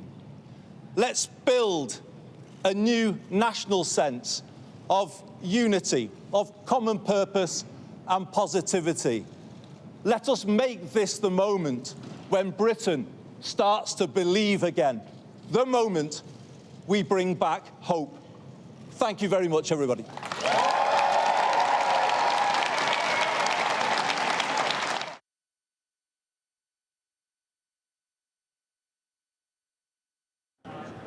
Andy Burnham here on Downing Street earlier on today. Let's speak now to Claire Ainsley, former Executive Director of Policy to Sir Keir Starmer and now Director of the Progressive Policy Institute. Claire, good to have your company this afternoon. We've had quite a few departures from the Cabinet so far. We are expecting some appointments to be announced imminently. But first of all, your thoughts on what we've heard from Andy Burnham so far policy-wise. And I say that quite slowly because we've actually had very little. That's right. We've heard Andy's overall pitch. We heard that in Manchester with that first speech that he made, and we heard it today with him on the steps of Downing Street, choosing not to speak in front of a lectern, speaking direct to camera for some of it, I think indicating that he's going to be himself in this job. And I think that's really important and it's welcome. But you're right, we haven't heard an awful lot about policy. And in many ways, it's been a really unusual period. We've got a Prime Minister that we don't know huge amounts about what it is he's going to do, but he's also been getting a team in place. And arguably, that's something that's going to be really important before he starts announcing policies on the economy and things that he wants to do. He's indicated, he hinted in the speech, but he didn't give us specifics, and that's probably for another day. How much can he get through what he personally wants to do as Prime Minister? Because, of course, he is tied by the confines of the Labour manifesto, the manifesto that Labour were elected on. And he has said that he is pretty much going to stick to that. But then he has also said he's got this 10-year plan coming in the autumn. How does he strike that balance? Because he's on record, we know his views on most things, he's on public record, but how does he marry the two?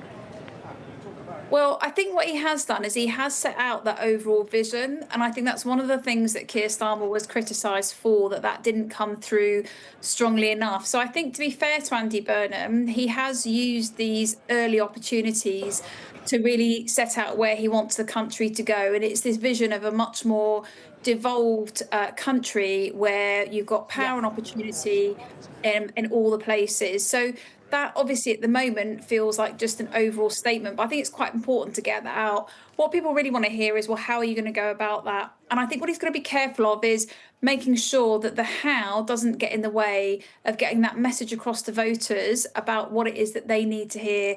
They desperately want to see change. I've just been doing some research with Deborah Mattinson, and we found that voters are really hungry to see the change that Labour promised, but they haven't yet seen it delivered. So I think Andy can do that within the manifesto, but it needs to be really focused on what those voters are asking for, change in the economy, on their cost of living, and of course they want to make sure that Britain's borders are secured and protected properly. Yeah, well, we'll probably find out a bit more about that, won't we, literally within the next 24 hours, because we are expecting Andy Burnham any moment now to announce who his new Chancellor will be. Rachel Reeves has been sacked this afternoon. And also tomorrow, he said that he's going to come out with some measures on the cost of living, tangible things that people can feel immediately, easy wins, if you like, and he's going to have fully costed them. So there is a sense that on those issues, he's hitting the ground running. Yeah, and I'm pleased to see it. Look, it is unusual that you would have policies announced in this way.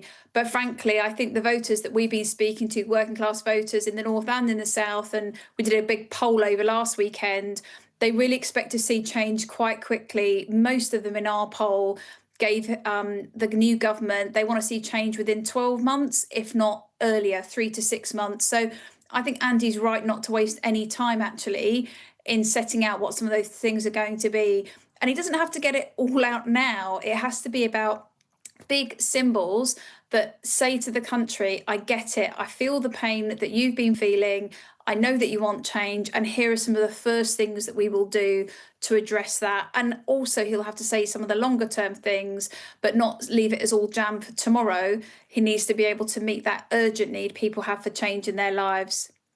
Yeah, he's also tackled some of the sort of longer-term big wins that he's aiming for, things like public utilities, housing, social care. I mean, social care, you know, successive governments have been wrestling with social care and how to sort that problem out. In terms of those big ambitions, do they chime with what the public are telling you they want the Prime Minister to be focusing on?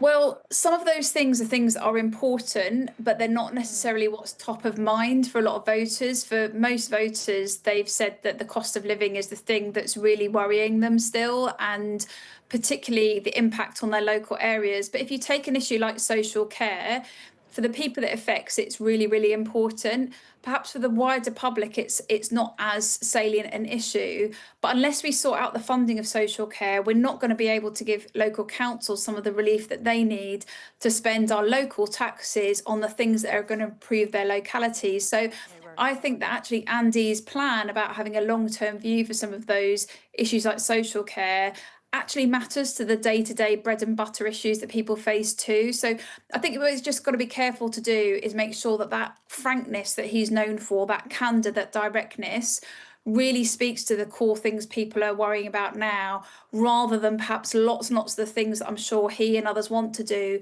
Focus that message on the things that matter, because people are listening, but they're not going to be listening forever. They want to see change very soon.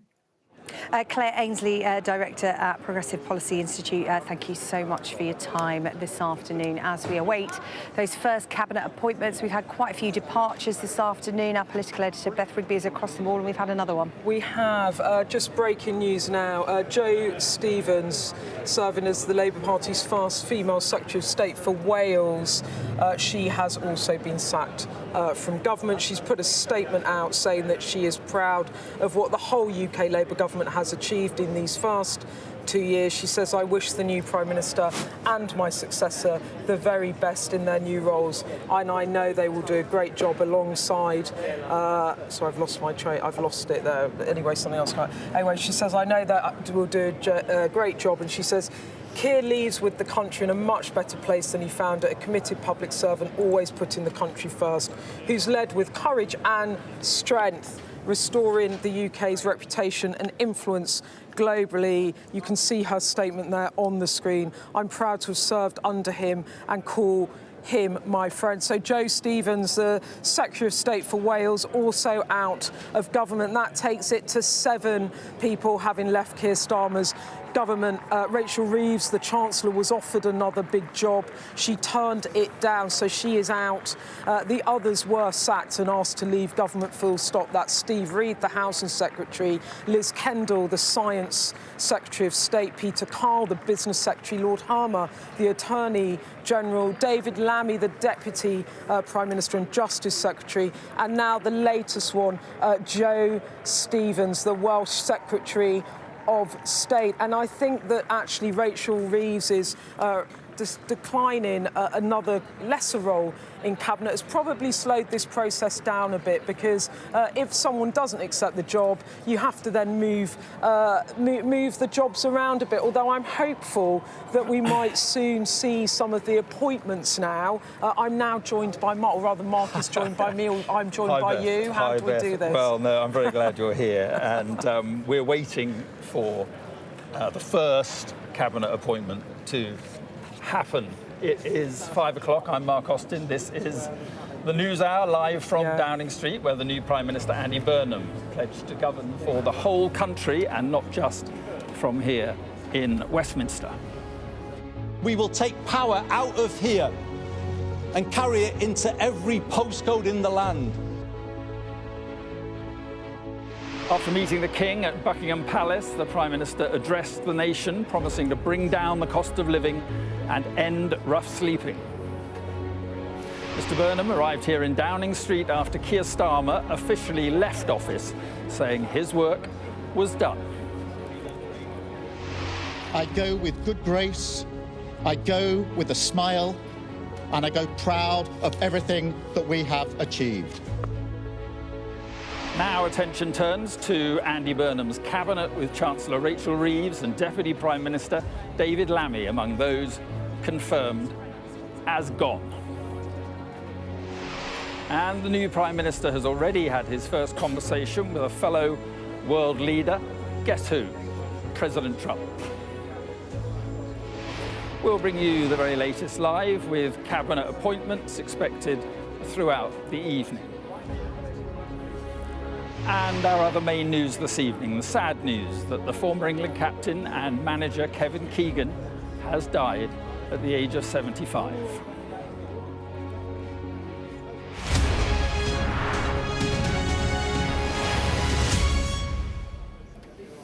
Good evening then from Downing Street, where the famous building behind me has another new resident, its 7th in just over a decade.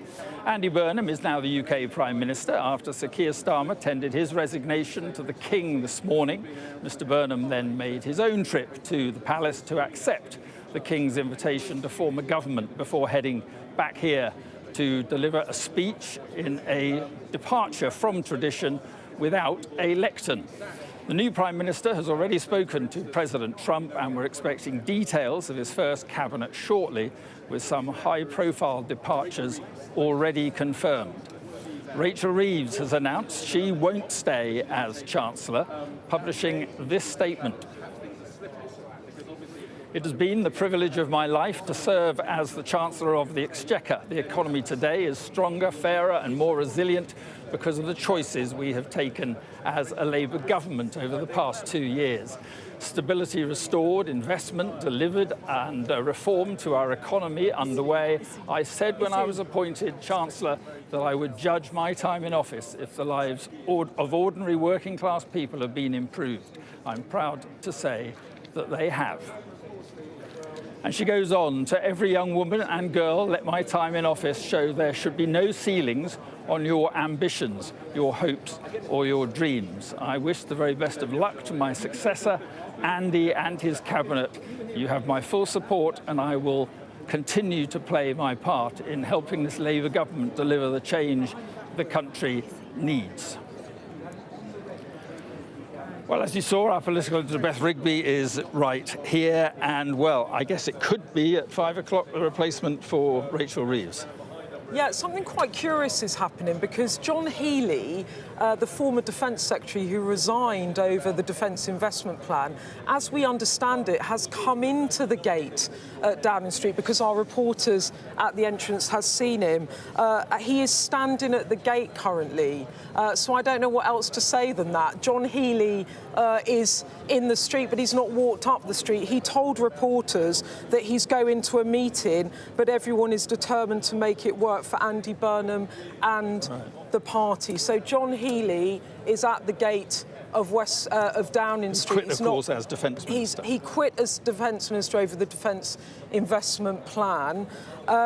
You would expect that the first person that walks up the street is going to be named the Chancellor. I was told by people very, very tight in Burnham's camp yesterday that that job was going to Shabana Mahmood or Ed Miliband, and they were the two, as it was put to me, they were the only two contenders. But John Healey is apparently at the gates. He has not yet walked up the street, so I don't quite know what's going on, Mark. So, I mean, why the delay? We were told sort of cabinet appointments from 2 o'clock, then it was pushed back to 4. Then, mind you, it's nothing new to have cabinet appointments pushed back into... Well, the first clue about what might have happened is that Rachel Reeves was sacked as Chancellor, but then offered a smaller role. He's coming up the street. OK, so John Healey is now walking up the street. Now, you'd normally expect that the first person, the first big appointment would be the Chancellor to come up the street. I don't know what job John Healey has got, but here he comes, John Healey, the former Defence Secretary. I will give a shout when John Healey, are you The Defence Secretary or the Chancellor, sir? Or do you not know yet? Are you returning to Cabinet, sir? Are you going to be the next Chancellor, sir? There you go. John, well, there you go. John Healey into Downing Street, the first person to come up the street. So I think it's safe to say he's returning to Cabinet. Safe to say that. I mean, it's an art in itself, saying nothing in the face of all that shouting. I think what he said was, good afternoon. So we don't know. And he said at the gate, he's going to a meeting, but everyone's determined to make it work for Andy Burnham and for the party. But I have to say, if John Healey is announced as the Chancellor, that will be an absolute shock to pretty much the entirety of Westminster, because in all the runners and riders about who would be Chancellor, it wasn't John Healey. Now, it might be, and I'm speculating here, Mark, because I don't know, it might be that he might come back and be Defence Secretary, because it might be that Rachel Reeves turned that job down. That is unclear. But he is the first person to walk up the street. So John Healey is I mean, what you can say is a safe pair of hands and, you know, probably centrist and maybe what Burnham wants. I don't know what experience that John Healey has, Treasury-wise. I mean, look, he had a very good record as Defence Secretary of State. He was well regarded. He's a safe pair of hands. He has a sort of calmness around him in his delivery, and he resigned on principle from Keir Starmer's government over that defence investment plan because he said that the money that Keir Starmer and Rachel Reeves was putting into that defence investment plan was not enough, it was not sufficient. And really, his decision to resign was a body blow for Keir Starmer. It came shortly before the Makerfield by-election, and it really was the nail in the coffin. There was an assumption in Westminster that if Andy Burnham won in Makerfield and won big, that Keir Starmer would be forced out of office. But John Healey quitting his government over the defence investment plan really was a body blow. To Keir Starmer. He has held junior ministerial roles in the Treasury under Tony Blair, so he does have some experience in the Treasury. He was, as I said, he served under Tony Blair and Gordon Brown in the Treasury from 2001 to 10. I think we can just listen, actually, to John Healey, who spoke just before he reached the gates of Downing Street.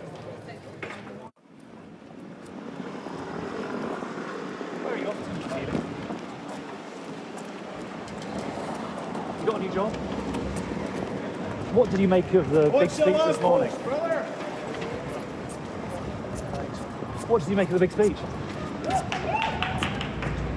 First class. Hi there. Do you think this might mean that you could be the Chancellor, maybe Deputy Prime Minister?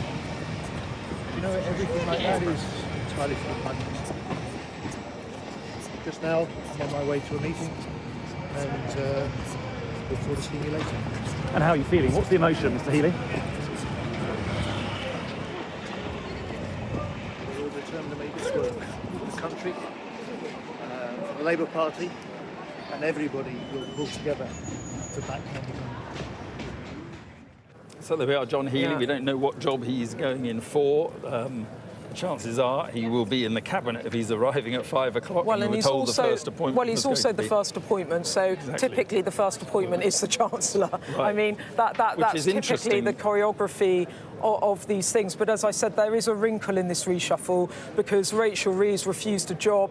I haven't had it confirmed, but other people in government think it was the Defence Secretary that she was offered. I haven't had that from allies of Rachel Reeves. I've had that from other cabinet sources. But we have got some breaking news that Darren Jones, the Prime Minister's Chief Secretary and who ran the Cabinet Office, is also out of government. He has been sacked. That is not surprising. He's the 8th person person to leave the Cabinet, and he has made this statement. From the campaign trail and the TV studios to the Treasury, number 10 in the Cabinet Office, it's been a privilege to be in the Cabinet of a Labour government and to serve the country.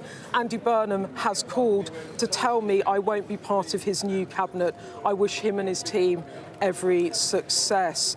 So Darren Jones there, out of Cabinet. So we've now got Steve Reid gone, the Housing Secretary, Liz Kendall gone, the Science Technology Secretary, Rachel Reeves gone, the Chancellor, David Lammy, the Deputy Prime Minister is gone, Peter Carl, the Business Secretary is gone, Lord Hermer, the Attorney General is gone, Joe Stevens, the Secretary of State for Wales, is also gone, and now Darren Jones. So that's 8 people out of the Cabinet as Andy Burnham makes way for his allies. But goodness me, the person who's not out, the person who's very much in, is John Healey, who resigned as Defence Secretary but a few weeks ago, shortly before the NATO summit. The Defence Investment Plan was going to be one of the big legacy moments of Keir Starmer's tenure, and it really was scuppered by the resignation of John Healey. He then got another Defence Secretary in, put a bit more money in, actually, to the Defence Investment Plan, and went and presented that at NATO, Keir Starmer did, with, to Donald Trump just a couple of weeks back. If true, an extraordinary promotion. Well, if true, it's an extraordinary promotion, although it is equally true that he has, as I said, served in the Treasury, and he is a very, very experienced politician. You know, the fact he was in the Treasury in the Blair and Brown administrations tells you how long he's been around. But goodness me, it will be a shock. No one was talking about John Healey for Chancellor. And as I said, a source very close to Andy Burnham said to me only yesterday that the only 2 contenders for the Chancellor were Ed Miliband and Shabana Mahmood. So that was what I was led to believe. So that is, if it is John Healey as Chancellor, that is quite a move. Well, I'm joined now by Steve Rotherham, Mayor of Liverpool City Region, and also a very good friend of the new Prime Minister. Good evening, Steve. Thanks very much for being with us. And first of all, John Healey just walking up Downing Street. What job is your mate giving him? Well, you're going to find out in the next few hours, aren't you? And over the next few days, you'll hear announcements of what he wants in his whole cabinet and the junior ministerial ranks too. But it won't be something that is revolved around one person's appointment. It's going to be something that I think will enthuse the party, and it'll be a very pluralistic approach, Mandy, to try to get all of the wings of the Labour Party included in what he wants to do to take the country forward. And if it is John Healey, I mean, he's got his work cut out as Chancellor, and it's quite some promotion. Would you be happy with John Healey as Chancellor? If it's John Healey, if it's somebody else, they've got the same things to tackle when they go into the Exchequer, and that will be about what we need to do to ensure that we can deliver on the manifesto that Andy Burnham will put to the country over the next few days, weeks and months. And that's the only thing I'm going to say. I'm not going to get involved in speculation because I've been speaking to Andy about some of these things, and I'm not going to belie any confidences. What about these new measures that Andy Burnham says that he'll announce tomorrow, cost of living measures? What kind of thing are you expecting? Help with transport costs, help on energy bills? What are you expecting? Well, look, we've seen, haven't we, in Greater Manchester and the Liverpool City region, what we've done with public transport, and that has meant that people not only can get around, but they can take up those level entry jobs because bus fares are affordable. So for the devolution agenda, something like around help and support, which we've seen previously, would be most welcome. But it's for Andy to announce what he wants to do for the country because he's the Prime Minister. Yeah, I mean, he also said he'll announce how he was going to pay for it. He's hinted at the weekend at doing something about the personal tax allowance, for instance, frozen at 12,570 at the moment. Do you think he should do something about that? Well, he's hinted at a lot of things. That's because we've known for some considerable time that he was likely to become the next Prime Minister, certainly, you know, since Keir Starmer announced that he was stepping away. So he's had plenty of time to contemplate what he wants to do. But you'll have to wait. I mean, the thing is about Westminster, and I've been away for, 10 years, but Westminster is very similar to how I left it, which is that it's full of tittle-tattle, it's full of people who believe that they know something that somebody else doesn't know, and it's full of speculation. As I say, it's not forever that we're waiting. You'll find out some of the things tomorrow, you found out some today, and that's what it'll be like, and he'll have a thematic approach to announcing what he wants to do for the country. And one pledge we do know about, ending rough sleeping. I mean, he tried that in Manchester and it wasn't entirely successful, was it? So it just shows pledges are kind of one thing, delivering is really another. But it's not true, Mark. If you have a look at what happened during COVID, the whole country, including Greater Manchester and Liverpool City region, we're able to do something like that. It shouldn't take a pandemic for people to respond to what is the most visible sign that something's going wrong, and that is the number of people on our streets sleeping rough. We need to do more to ensure that wherever possible, we can not only give them a bed every night, but we can provide the wraparound support for often multi-complex needs of those individuals. Steve, my point was that when I say it's not working at the moment, is the figures I saw from Manchester this morning were that rough sleeping is on the rise again.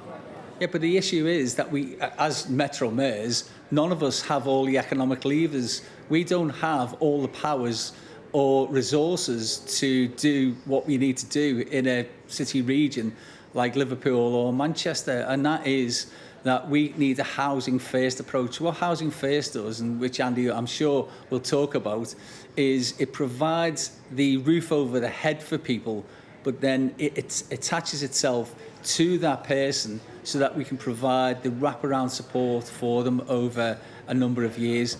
By doing that, you get more people off benefits and you get them into the world of work also, so that you can cut the welfare bill, but it's not through punitive measures, it's through treating people as human beings.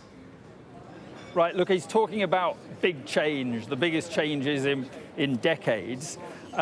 If he's going to do that, won't he need to go to the country? Would you support a snap election? I mean, he may get a bounce. Reform is falling away a bit. The Conservatives are there for the taking, probably. I mean, would you support a snap election now, or do you not think he'll go for that? You're asking me to speculate again, Mark. Look, there will come an opportunity. Your opinion, Steve. Okay, so my opinion is that if I was the Prime Minister, what I would do is to have a look at all the psephology around this and to decide on whether I should or not. But look, Andy wants to, first of all, outline and shape the way he wants to run this country. And then people will get a chance through an election to decide on whether he's doing the right thing or not. Now, that could be in 3 years, it could be before that, obviously, because it's up to the Prime Minister to decide on that. But I don't think Andy Burnham is coming to this for 3 years. I think Andy Burnham wants this, but he wants Labour to win in any election so that you can have the same sort of time that you can implement the strategies that he wants to do, like you can do for the long term as a Metro Mayor. Yeah, just finally on devolution, which I'm sure is music to your ear as a mayor in Liverpool City region, but it will also mean funneling money to your political opponents or areas controlled by your political opponents. Is that acceptable to you? Well, it's called democracy, and that's what we abide by. And whether some other parties who have Metro mayors, their candidates or their Metro mayors benefit or not, it's doing the right thing, because the people in those areas are no less worthy of funding than anywhere which is a Labour supporting area. And what we want to do is to ensure that everybody in the whole country sees that devolution is a real asset, because you can shape the destiny of places by giving power to people who understand more locally what the needs of a local population are. And Andy's seen that big time, hasn't he, whilst he's been in Greater Manchester. He wants that to happen across the whole country. All right, Steve Rotherham, appreciate you coming on. Thank you very much indeed. Well, this was the moment that Andy Burnham met with King Charles at Buckingham Palace and accepted his offer to form a new government and become Prime Minister. Buckingham Palace said His Majesty received in audience the Right Honourable Andrew Burnham MP and requested him to form a new administration. The Right Honourable Andrew Burnham accepted the King's offer and kissed hands upon his appointment as Prime Minister and First Lord of the Treasury. Miss Marie-France Van Heel, Andrew Burnham's wife, was also received by His Majesty. Let's listen then to Prime Minister Andy Burnham's speech in full. I have just come from Buckingham Palace, where I have accepted His Majesty the King's invitation to form a government.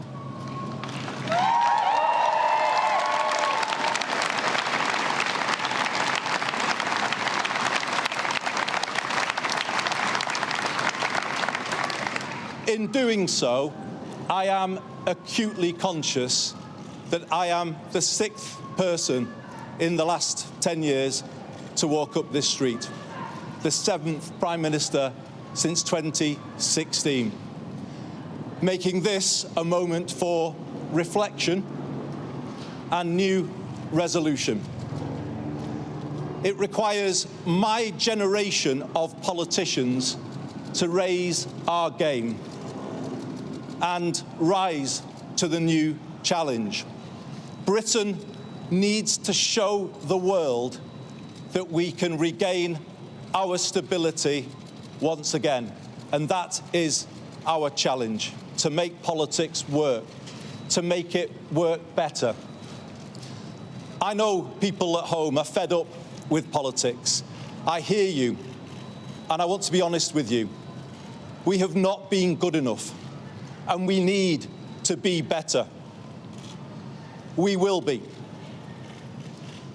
We will make this moment a circuit breaker for Britain, bringing forward the biggest changes in the last 40 years.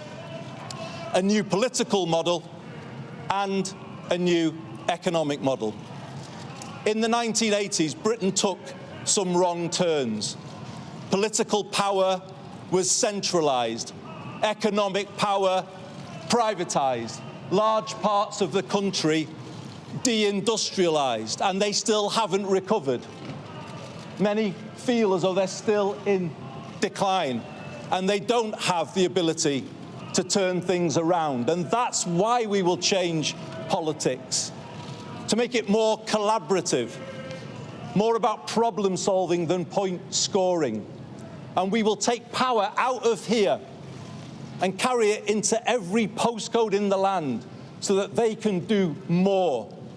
And in doing more, build a new economy where we put life's essentials back under stronger public control to make them affordable to you again. Reindustrialising Britain, using public procurement to back British industry. Later this year, I will bring forward a new plan for Britain, a 10-year plan, laying out a path from where we are now to where I believe we all want Britain to be, wherever we're coming from, whatever party we support. But I can do something to give people some breathing space now, some help with the cost of living. And I will set out some of those measures starting tomorrow, including how we pay for them. We will help more young people into work by changing the education system and giving them more support, more mental health support. And we will build more council homes. That is the fair and sustainable way to bring the welfare bill down, to meet our fiscal rules and to honour our commitments on defence to our international partners. We will help people to live well, building a more preventative state, investing in people's success rather than paying for failure. And that work starts now. I will soon go through that door behind me and issue my first instruction to end rough sleeping in our country.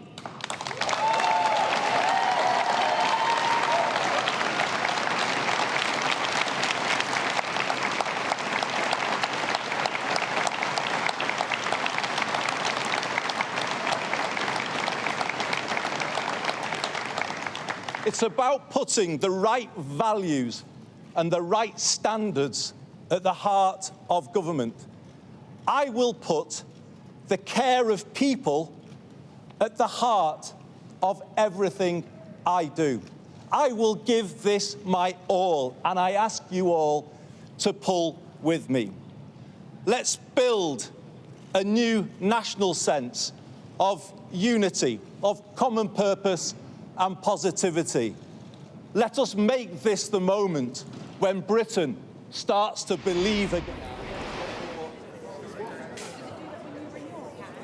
Right, so that was Andy Burnham's speech earlier. These are pictures of the gates of Downing Street, where we are told Ed Miliband is waiting. You just see him there, behind that flower bedecked lamppost. Is that a lamppost? I think it is. I don't know, but it's a beautiful. But he's behind it. It's a beautiful hanging basket. Is how I would describe that. More importantly, it is Ed Miliband, isn't it? Just behind. Waiting for the call. So, yes, look, here he comes. Ed Miliband is now coming to Downing Street. Now, typically, you would expect the first person to walk up, which was John Healey. That's typically the Chancellor, but this is all very unclear because, as I was saying, I was told it was Ed or Shabana Mahmood. Ed Miliband and Shabana Mahmood are walking up together. So the two front runners to be Chancellor, they're both coming together, and John Healey is already in number 10. So I think it's safe to say that these are going to be the top jobs. Do you know which one of you's Chancellor? Are you Chancellor Ed Miliband or Foreign Secretary? Are you Chancellor Shabana Mahmood? Well, isn't that, I'll tell you, that's really fascinating. Mark, the reason that that's really fascinating is there has been a lot of bad blood in Westminster in recent days about briefings against Ed Miliband, why he shouldn't be Chancellor. There were leaks at the back end of last week. I was off in Ukraine, so I kind of missed it a bit. But just the evening before I went, there was talk that Shabana had edged past Miliband. There was lots of briefing against Ed Miliband. Right. There was a lot of bad blood. And how they've responded is they've brought them up the street together, a nest of singing birds, as you have it. What's this Burnham choreography? So this is, well, John Healey's in, which was the curveball, because typically the first person in the door would be your Chancellor. But now you've got Ed Miliband in with Shabana Mahmood, all smiles, arms, showing, I think, there that they are unified in whatever jobs they get.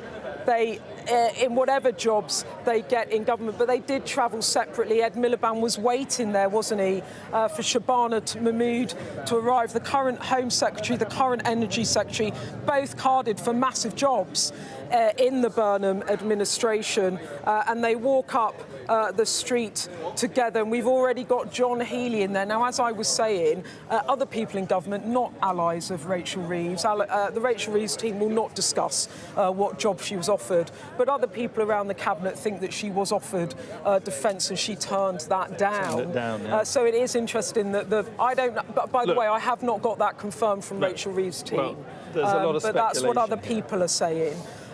So John Healey has gone into number 10, the first in. So then you think, wow, is John Healey Chancellor? But as I was saying, I was told it was one of those two, that they were the only options, and that was someone that knows intimately what Andy Burnham is thinking. So could we have the new Foreign Secretary and Chancellor? Could we have the new Chancellor and the current Home Secretary staying in post? I mean, it's possible John Healey went in, because we know how upset he was about the money for defence. It's possible, I suppose, John Healey has gone in to thrash out whether he would resume that job, well, it might, if the money is right.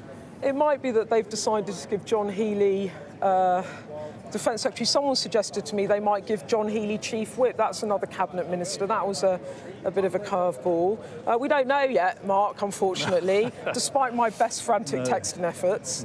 But we now have John Healey in there, Shabana Mahmood and Ed Miliband, and there is a tussle. Well, there has been about Ed Miliband or Shabana for Chancellor. Ed Miliband desperately wants that job. And was the front runner at the beginning of this process, but internal opposition in the Labour Party, opposition from government, from business, opposition from trade unions, questions about whether or not he would in the end be manageable for Andy Burnham as Chancellor. Would he be too controversial? Would he alienate different wings of the business community, as I said, and trade unions? So there were questions then about Ed Miliband being too risky, and then Shabana Mahmood considered a doer that succeeds in whatever department she's in. There was a sense that Shabana Mahmood might be better suited for that job. Questions, though, about Shabana Mahmood. Yeah, and they've both gone in together. Questions, though, about Shabana Mahmood's economic experience. I mean, she's described herself as a fiscal hawk, but I mean, you don't really hear that much about what Shabana Mahmood thinks of the economy, because it's just not something that she talks about. She briefly held a role in the Treasury as in the shadow administration, but you know, she's come into government. She was the Secretary of State for Justice and did good work on the prisons, dealt with the rioting crisis that Keir Starmer had right at the beginning of their administration in the summer of 2024. She dealt with that adeptly and was praised for the way she handled the prisons crisis. She was then moved to the Foreign Office, you know, and building on the work of Yvette Cooper, who was then the Home Secretary. She really has put through made progress on the small boat crossings, and she's put through very difficult immigration plans and which have not gone down well with the party. But you've seen in recent days around her some criticisms as well from the left, the soft left of the Labour Party, saying they don't want Shabana Mahmood in the Treasury, that she doesn't have the same values as Andy Burnham when it comes to economy, and that she won't be a good fit. I've got some breaking news here, Mark.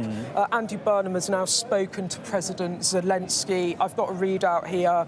I've got a readout for Donald Trump and Zelensky. The Prime Minister spoke to the President of the United States, Donald Trump, shortly after taking office this afternoon.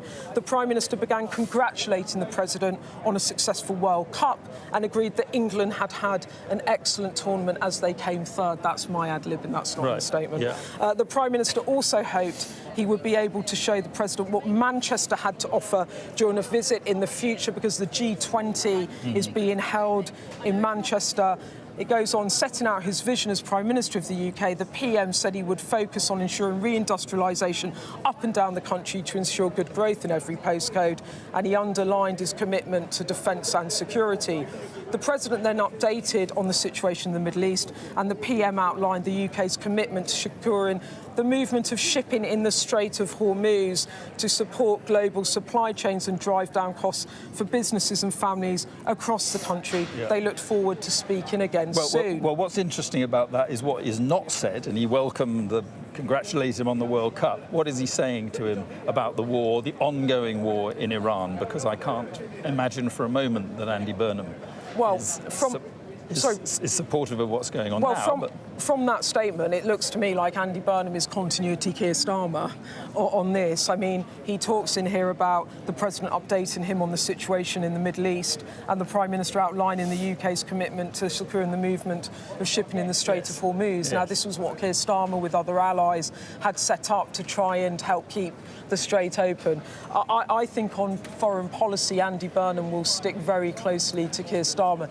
The only divergence really has been on the issue of Gaza and Palestine, where Andy Burnham has said that the Labour government got it wrong in the past, but in terms of actual big policy change, he hasn't said much on that yet. What was it Trump said about Burnham? I think he's a mayor of a town. Very liberal. Which in Trump speak means very left-wing. Yes, but then you know, Keir Starmer was also very liberal, and he found a way to rub along with Donald Trump. So let's see if Andy Burnham can do and in fact, the Donald same. Trump has rubbed along with Mamdani as well in New York. Yeah, exactly. Actually, He loves a winner, doesn't he? Yeah. So that's that. And then we've got this from Volodymyr Zelensky. He's just put out this statement saying, I was very happy to speak with Andy Burnham and congratulate him on taking office as PM of the United Kingdom. I truly appreciate that the support for Ukraine and our people will remain steadfast. Thank you for your warm words of respect for the Ukrainian people and for your condolences to the families and loved ones of those killed in Russia's recent attacks. Ukraine and the United Kingdom have built the strongest partnership in history of relations between our two countries, and we will certainly continue working to expand it even further.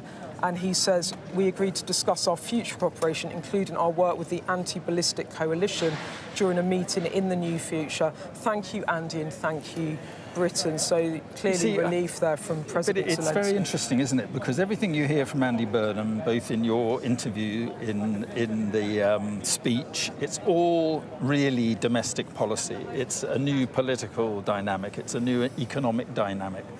But you've got a war in Iran, you've got a war in Europe, and these are the things that sidetrack prime ministers from nowhere. Some big development, some big movement, Trump decides to do something. These are things that sidetrack prime ministers, and Andy Burnham is going to have to get used to that. Yeah, and that's absolutely right, Mark. And actually, I think for Keir Starmer, you know, he learned the nickname, which I don't think he liked very much. He used to find it very irritating, never hear Keir. He had 49 international trips in 2 years. That's averaging 2 a month. And that gives you a sense of how often he was out of the country. But he would argue that there was a little option in that because there were global crises that he had to go and try and help with or try and ease pinch points because that was in the interests of the British public, that if there was a war in Iran and that affected energy prices, that affects how much we pay to fill up our cars or buy food in the supermarket. And I think that that's a big question for Andy Burnham. He wants to focus on the domestic agenda, but in the end, will he be able to, or will he, as Keir Starmer was, be dragged into international affairs? Now, he is keeping Jonathan Powell, the National Security Advisor, and I think he'll want his Foreign Secretary probably to do much more. I think Keir Starmer quite enjoyed being on the world stage. He genuinely seemed to have a good rapport with President Macron and Chancellor Merz and Donald Trump until they fell out a bit. Also, he had the trade wars with Trump, so he had to go and fix that up.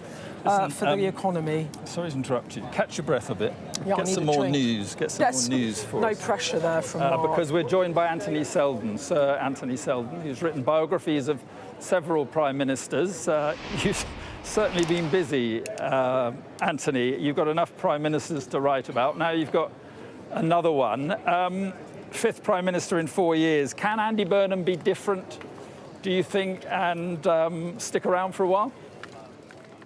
Well, Mark, he has to be different.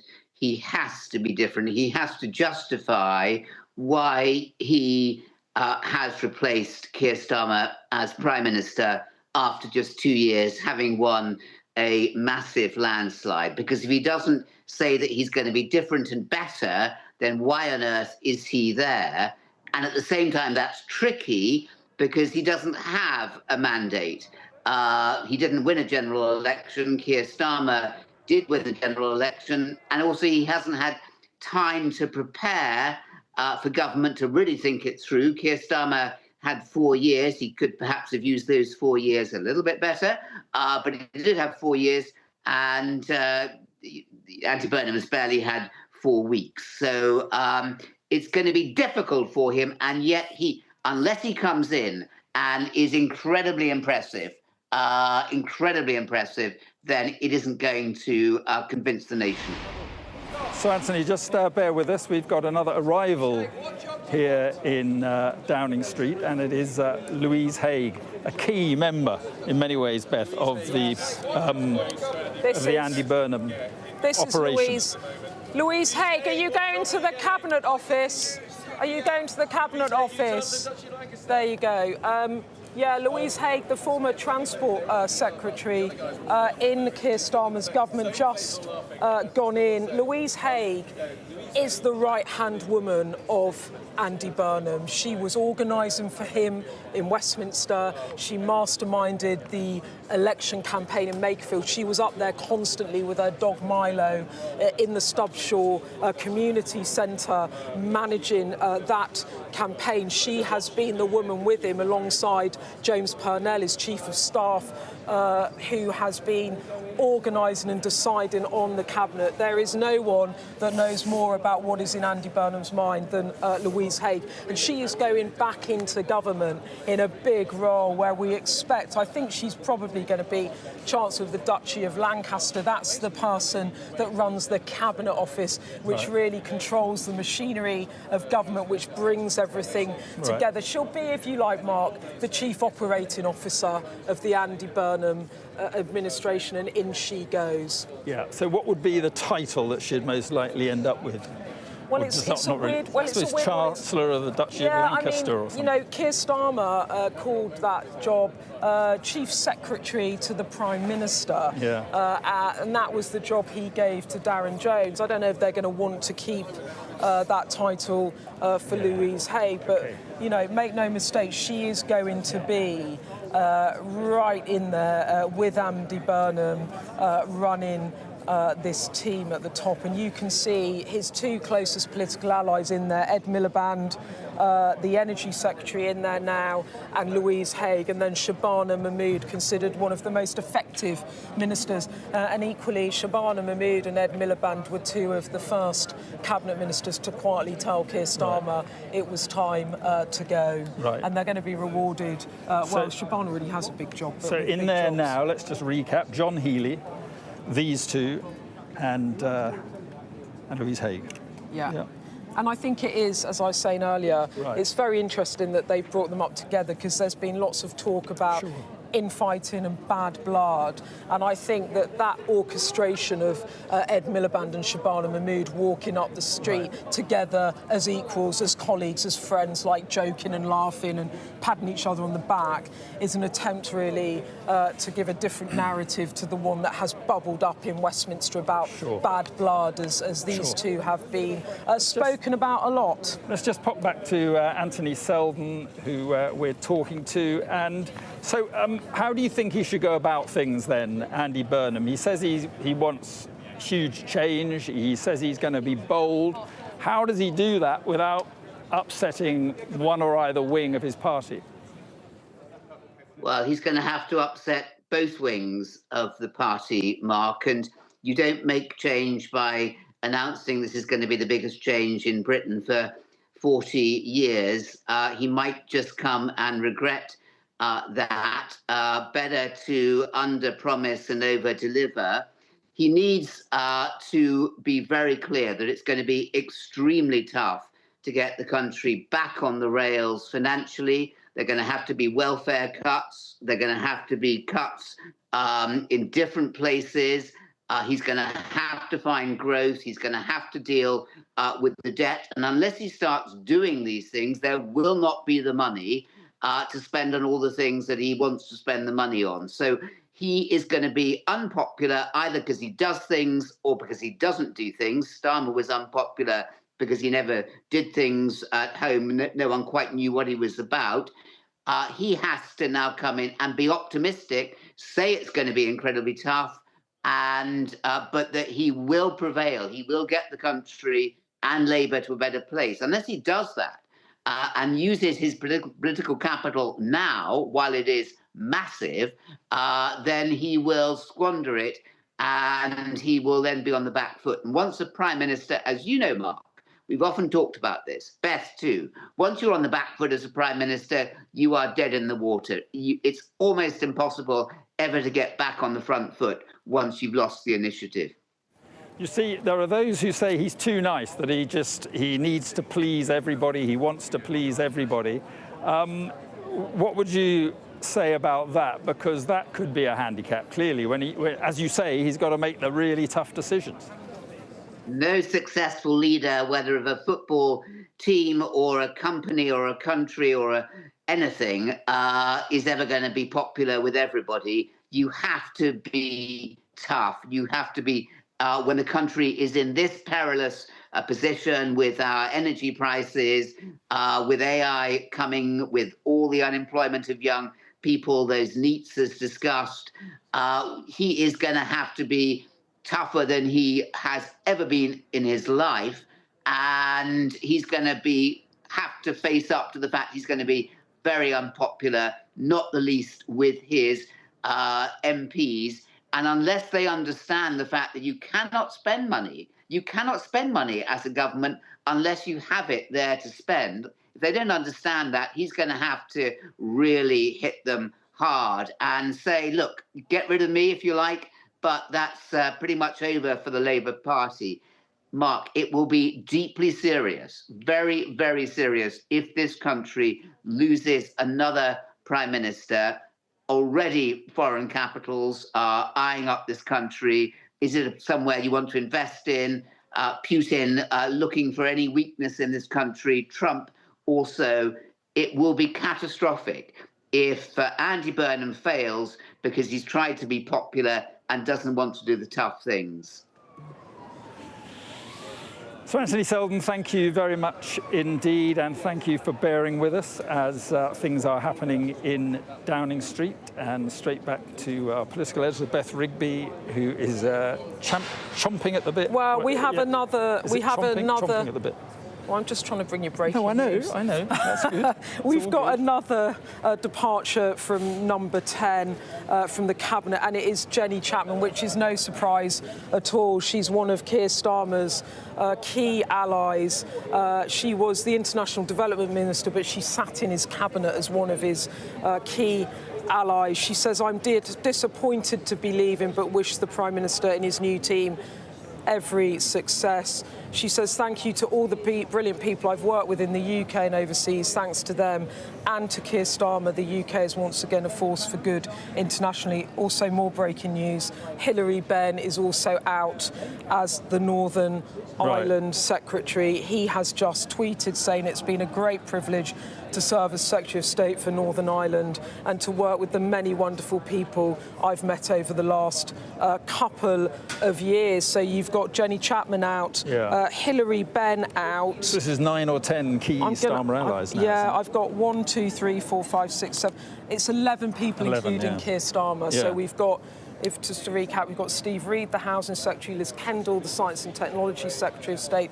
Rachel Reeves has quit, having been offered another job, which she turned down, so she leaves. David Lammy, the Deputy Prime Minister, Justice Secretary of State, is gone. Peter Carr, the Business Secretary, Lord Hermer, the Attorney General, Joe Stevens, the Welsh Secretary of State, Darren Jones, the Chief Secretary to the Prime Minister and Cabinet Office Minister, Jenny Chapman, the International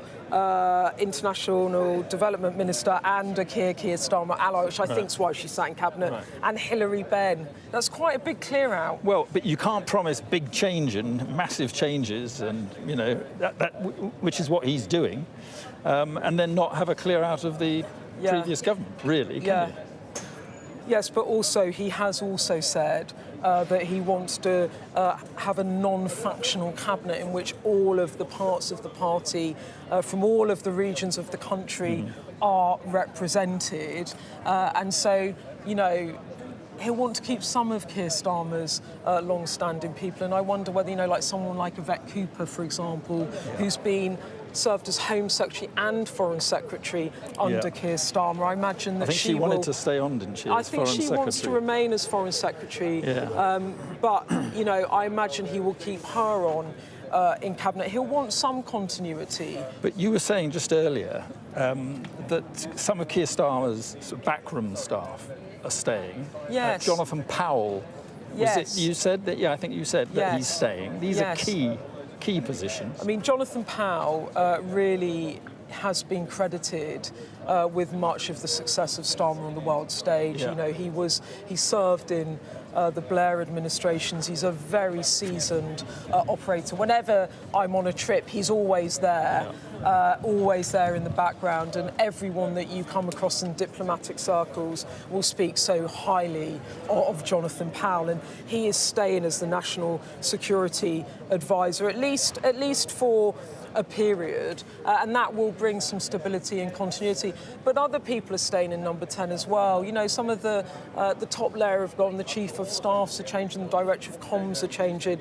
But under that, some of the people, like the people that organise the grid of news, some of the communications people, like the head of broadcast, and other people that work with the media, some of the advisors, they are staying on because the Burnham team, you know, they need some continuity here because he's coming from a standing start, really, of being Mayor of Greater Manchester into a by-election, into number 10 in, 5 weeks? Yeah. So they are keeping on quite a lot of the number 10 team under Starmer. It's a very interesting point how prepared Andy Burnham can actually be, given how quickly this has all happened. I mean, there was no contest. There was no prolonged contest. He is in Downing Street incredibly quickly. And so in terms of preparation and, you know, these appointments, this is all happening with great speed. It was very interesting up at Makerfield when he won that by-election. That morning there was a big rally in the local football ground, and Louise Haigh, Andy Burnham legged it and didn't take any questions, but Louise Haigh did do an interview, and I said to her, "Are you ready? Have you got a plan?" It was like, yes.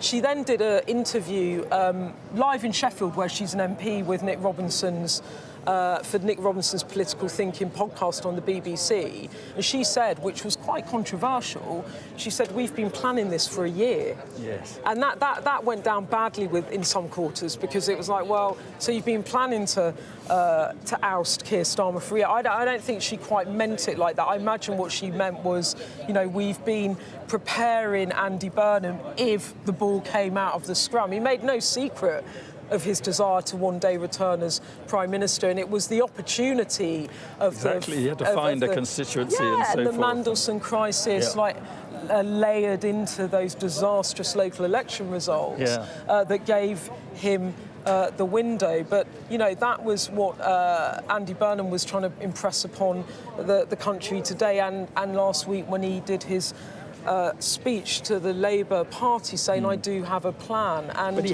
has got a plan. But you just mentioned Keir Starmer and Peter Mandelson.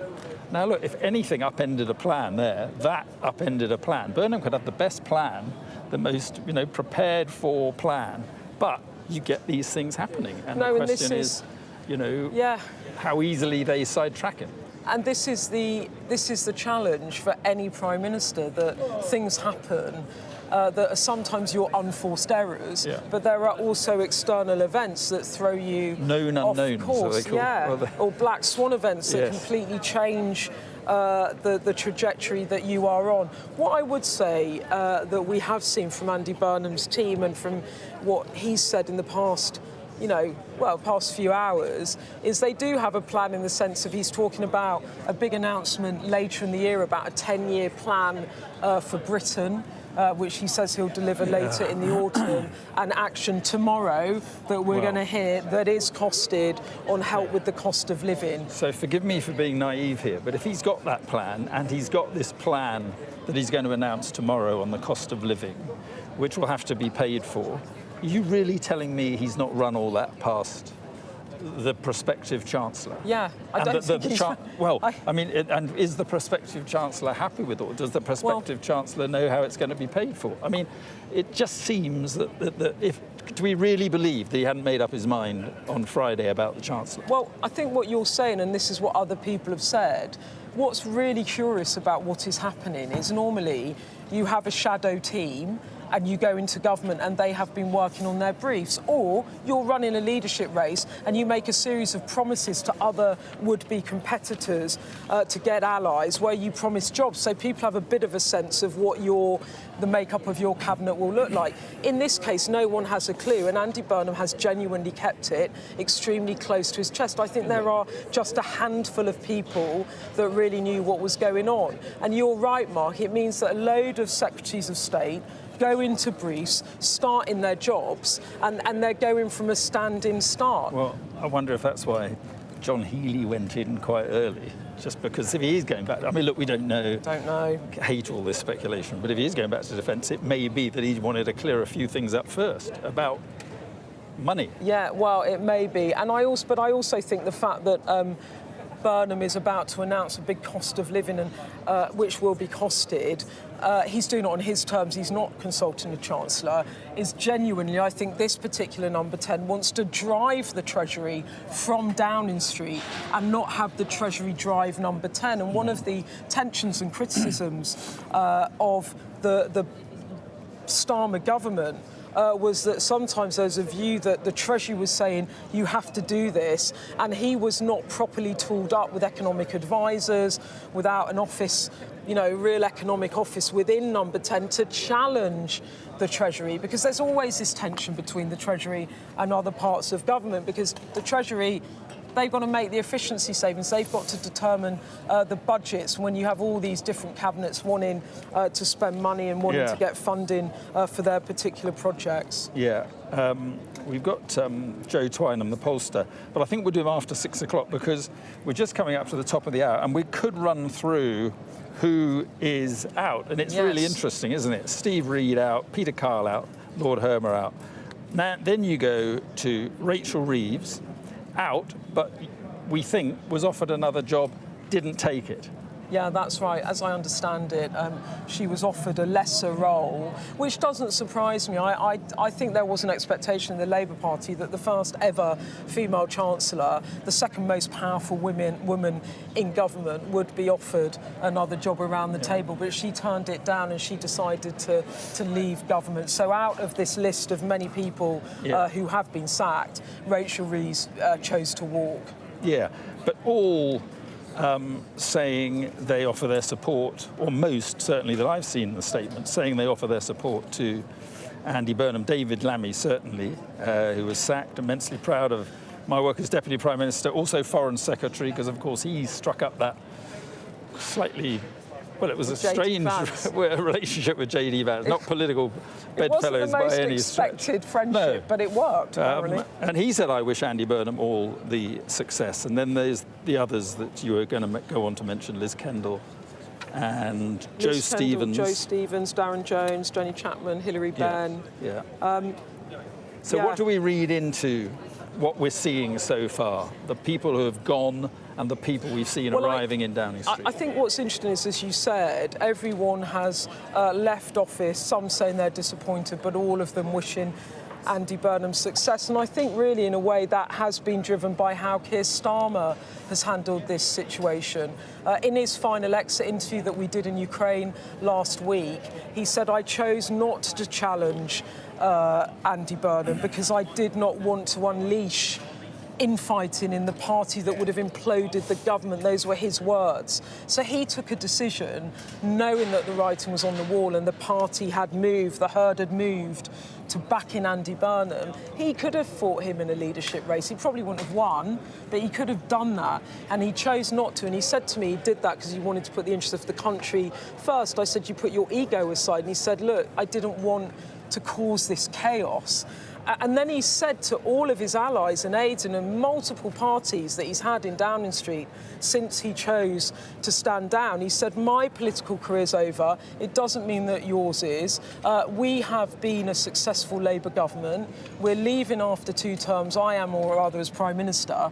And I want you to support Andy Burnham, and I want Andy Burnham to succeed. So actually, the manner in which he has gone has been of great credit to him, I think, amongst the party. I think it's improved his standing amongst colleagues, the way he's handled it. And it's also set an example, I think, for other people that if he wasn't going to fight and fume and be furious and vengeful and vindictive, then why would other colleagues? So I think that really has helped Andy Burnham, the sort of good grace, as he puts it, in which he has departed number 10. What was it? He said, I go with a smile, didn't he? Yeah. I go with a smile. He said, I go with a smile and proud of what we've achieved. Yeah, yeah.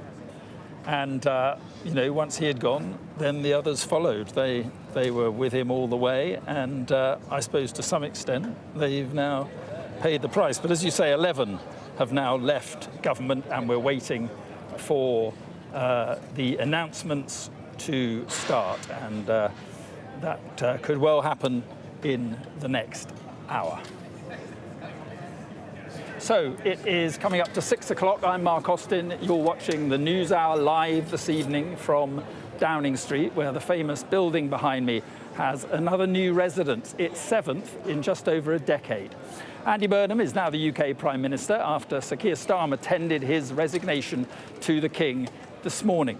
Mr Burnham then made his own trip to the palace to accept the King's invitation to form a government before heading back here to deliver a speech, in part a departure from tradition. He did so without a lectern. The new Prime Minister has already spoken to Presidents Trump and Zelensky, and we're expecting details of his first cabinet very shortly, with some high-profile departures, as we were just saying, already confirmed. Big-name casualties include Rachel Reeves, David Lammy, and also Darren Jones. So what about those likely to be in? Well, the former Defence Secretary John Healey was the first arrival here at number 10 amid speculation he might be offered his old job back, Deputy Prime Minister, or even the job of Chancellor. Minutes later, Ed Miliband, the Energy Secretary under Keir Starmer, and Home Secretary Shabana Mahmood arrived together and walked up Downing Street smiling away.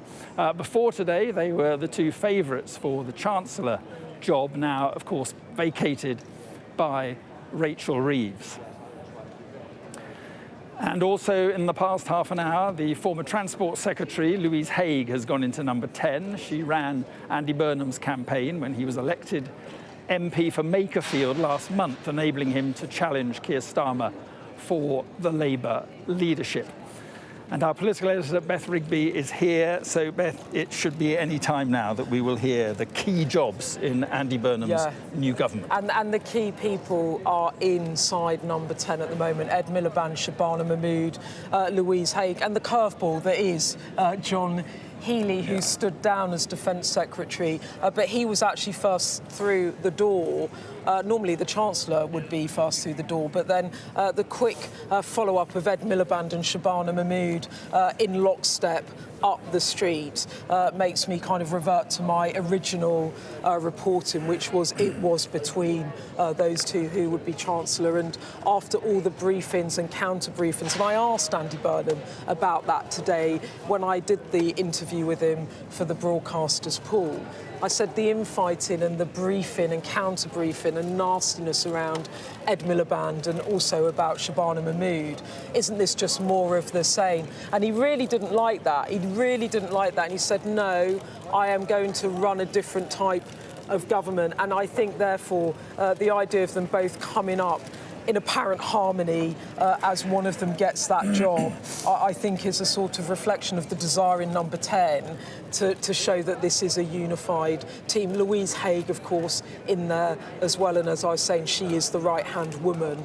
of Andy Burnham, the closest confidant he has in Westminster, and it's she, with his Chief of Staff, James Purnell, that has been advising Andy Burnham on the appointments, and she will take a big role in his government. So, how are voters likely to react to the change of residency at number 10? Let's bring in Joe Twyman, director and co-founder of Delta Poll. And it's said that Prime Ministers are never as popular as on their first day. How popular is Andy Burnham? Well, he has a net positivity higher than any of the other leaders in our latest poll, a score of +8, which may not sound great, but in relative terms is good compared to the other leaders. It's also good compared to Keir Starmer, certainly considerably better than where he was, and also by historical standards not that bad. But the question is not where he is now, the question is where he will be over the next months as more and more of the general public start to find out about Andy Burnham. Because along with his net rating, what we find is around a third of people don't know whether he's doing a good or a bad job. Unsurprising, given he's just started. But it illustrates the fact that there are people that can be won over, but there are also people who may make up their mind and decide that they don't like what they see, or, crucially, that it's not a sufficient change from what has come before. Is there anything as simple as a north-south divide when it comes to Andy Burnham? I mean, we know he's popular, certainly in the northwest. The Makerfield by-election showed that. What about people further south? Well, he is popular across the country, but what we find is that it's in the northwest, particularly around the Greater Manchester area, that he's far better known, and so he does have a base there on which to build. But he will be hoping to replicate that kind of popularity across the whole of the country. The difficulty is, of course, he faces all of the same challenges that Keir Starmer faced, and indeed many of the same restrictions. And in national voting, we've seen in Delta Poll's latest figures that the Labour Party has now drawn level with Reform UK. So it's a good foundation on which to build. But if he doesn't manage to deliver on this promise of change, on this promise of improvements for people's lives, particularly when it comes to the cost of living, he may find that this is not a turning point in British politics, but instead just simply another talking point among British politicians. Right, and are there questions being asked about his legitimacy in the sense that he hasn't won, well, he's won a by-election, but he hasn't won a general election? Well, what we've found is that there are sizable proportions of people who would like a general election, but they tend to be opponents of the Labour Party, and there are, of course, many of them. This is a question where you get a lot of partisan division. Generally speaking, supporters of Labour, particularly supporters of Andy Burnham, think it's OK that he hasn't called a general election, while opponents would want a general election at any time, and this is just another one of those many occasions. You've just explained how popular he is at the moment. I mean, I suppose the question is, are things going to get any better for him? Reform has been just falling away of late in the polls, but they presumably at the moment would be the main challengers. How are Reform polling? Reform are broadly unchanged from where they were last month, so it's not that Andy Burnham is particularly eating into their figures. Instead, he appears to be drawing from people like the Greens, the Lib Dems, and even the Conservatives. But the key question is, can he now, over the next weeks and months, actually deliver on the promises that he has made? Because when it comes to individual policies, the average person in the street and the 50% of people less engaged than the average person in the street isn't paying much attention to the specific policies. Instead, it will be the effect that these policies have and whether they can deliver measurable improvements for the general public, particularly when it comes to the cost of living. Will people perceive Andy Burnham to be effective? Will they think that he is making the right decisions? Will they think that he is the best person for the job? These are the kind of broad narratives, the stories that we tell ourselves and each other, that determine the popularity or unpopularity, not just of a Prime Minister, but of the party that they lead as well. And just finally, if he did go for a snap election, and there's certainly no suggestion at the moment that he is, but if he did, what would the result be in your view? It's impossible to know, because what we haven't had, of course, is the election campaign. I think that it's unlikely that Reform would be looking at a majority as they had been under Keir Starmer. But equally, I think it's difficult to know exactly how well Andy Burnham, or indeed the other parties, would do. It would represent an enormous risk, and that's why I think Andy Burnham would not go for it. But yeah, the result would be determined by many things that are yet to come.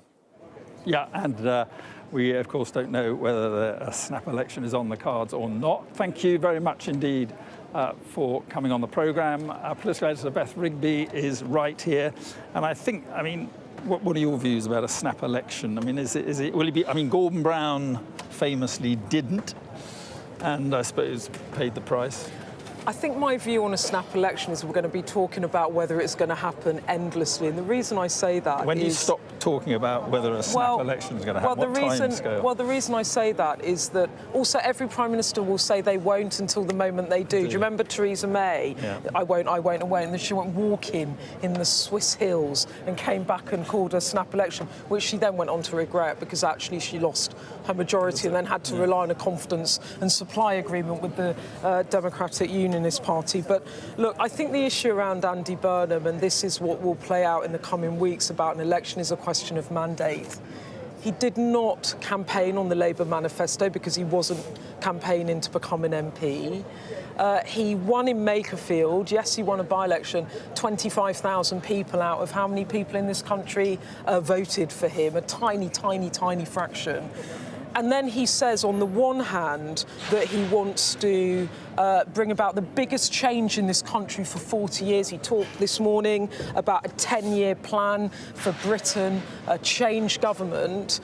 And then on the other hand, he says he will stick within the confines of the manifesto. And this is what he explicitly said to me this morning when I asked him. Rules. We could actually, should we throw to the clip where I ask him when he's going to call a general election and hear what he has to say? Yeah, so just while they get that ready, this was you speaking to him early today, so how did all that work? Yeah, this morning, I mean, he was there, I think, from 6:30, 7 a.m. I did a clip on behalf of all the broadcasters at 7:30 in the morning.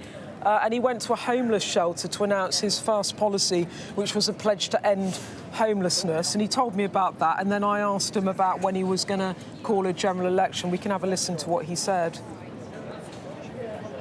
You said on Friday in your speech as you accepted the Labour leadership that you want to deliver the biggest change in our politics in 40 years.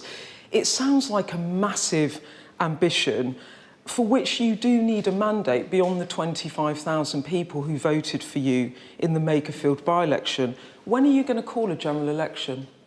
Well, we're in a parliamentary democracy, and as we've seen through time, if somebody can command the majority of the MPs in the House of Commons, obviously they then have the legitimacy to lead things forward. And I will lead forward consistent with the manifesto, which also talked about change. And I now want to work on the platform that Keir Starmer has left to deliver that change, a massive change in our politics. That's what Number 10 North is about, taking the power out of Westminster and Whitehall into every postcode in the land, and from there building a new economy.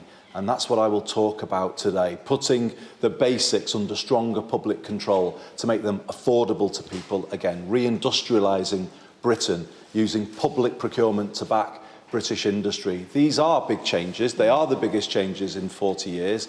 We've had 40 years of trickle-down economics, which hasn't trickled down very much at all to many parts of Britain. You go up and down the country, you can see high streets in decline, communities that never recovered from the deindustrialisation of the 1980s. And this is what I'm about changing. You didn't talk about foreign policy in your speech to the Labour Party really on Friday. Who's your first call? Is it to President Trump? Is it to President Zelensky? Is it to someone else? Those will be my first calls, and I'll be making very clear later today to President Zelensky that there is no change. I will be with him 100%, as Keir Starmer has been, and Keir has done really quite an incredible job in not just backing Ukraine, but being there in a personal way, and I will be absolutely there for him in the same way. And final question, you are about to become Prime Minister. How are you feeling in this moment as you contemplate what is about to happen, not just to you and your family, but the whole country? Well, I'm feeling ready. I've had a long journey to this point, but I am ready to lead. I know what I want to do. There's a reason why I'm here at the shelter in Victoria this morning. Andy Burnham speaking to Beth Rigby a little earlier. Apologies to you, Beth, because that is Yvette Cooper almost tripping up on the pavement, and she is heading her way now to making her way now into number 10. Right, breaking news, Mark. Yvette Cooper's walking up the street, but John Healey is the Chancellor. I can reveal that John Healey has been made Chancellor. Would you like to remain Foreign Secretary?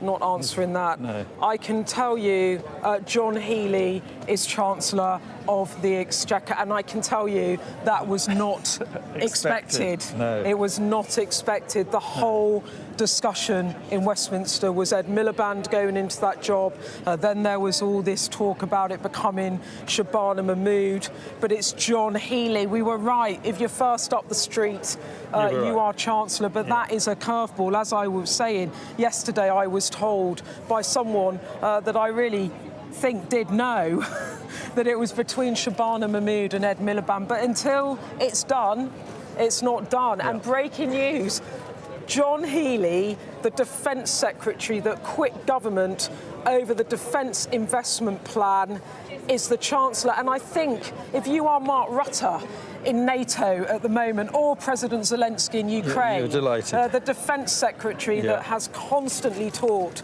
about needing to properly invest in defence, becoming the Chancellor, you will be delighted about that. So what a surprise and shocker that one is. No one was talking about John. Oh, John Craig said he thought it might, to be fair. Did he? Yeah. But, I mean, for him personally, just the most massive job and big promotion. Incredible promotion for John Healey. And as I was saying earlier, he is a safe pair of hands, hugely experienced. He was serving in the Treasury in 2001 to 2010 under Tony Blair and then Gordon Brown. So he's got chops on him when it comes to the economy. So John Healey is the Chancellor, and still in there is Ed Miliband, Shabana Mahmood, Yvette Cooper and Louise Haigh. So now what I'm thinking is you're going to have, does Shabana Mahmood made in the Home Office, Ed Miliband move to Foreign?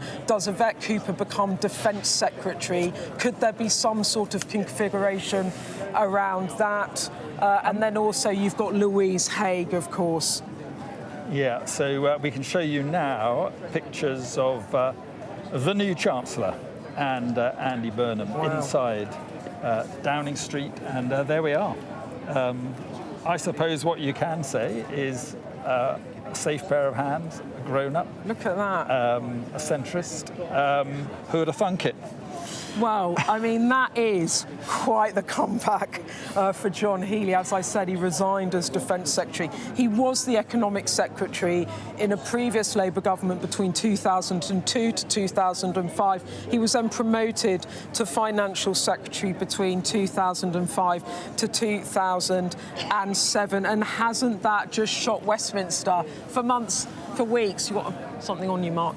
For weeks, well, there's been a whole debate of, is it Ed Miliband? Then there was a bit of will it be Yvette Cooper? Then there was a bit of chat about would it be Wes Street, and that didn't last long. And then there was a sense that it was Shabana Mahmood. And actually, the Financial Times reported last week that it was likely to be Shabana Mahmood, as did the Times newspaper. So it wasn't just idle rumours. These were well-placed journalists talking to well-placed sources. And as I said, I was told that it was Shabana Mahmood or Ed Miliband, that they were the only two contenders, but it turns out they were not. Well, the fascinating thing is when he would have been told, you know, when the decision was made. Yeah. But we may find that out. I mean, he looks pleased as punch coming up the street, doesn't he? Yeah, well, it's a I mean, big look, job. just in terms of a bit of background as to how this decision has come about, I've got this, which is the Prime Minister's made clear he wants to make the economy work better for working people,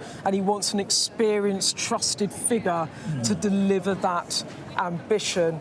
I'm told that Andy Burnham and John Healey have the same outlook, not only the need to maintain economic stability in the current fiscal rules, but on reindustrialisation, devolution, helping people with the cost of living. It goes on to point out that John Healey was the economic secretary to the Treasury and then the financial secretary under Gordon Brown for 5 years. The Prime Minister has said he wants to deliver more council homes. John Healey's a former housing minister, so will that experience help there? And of course, as Defence Secretary, he brought housing for the armed forces back into public ownership. He's also well respected on the international stage. So John Healey is the new Chancellor, and that really is quite an appointment.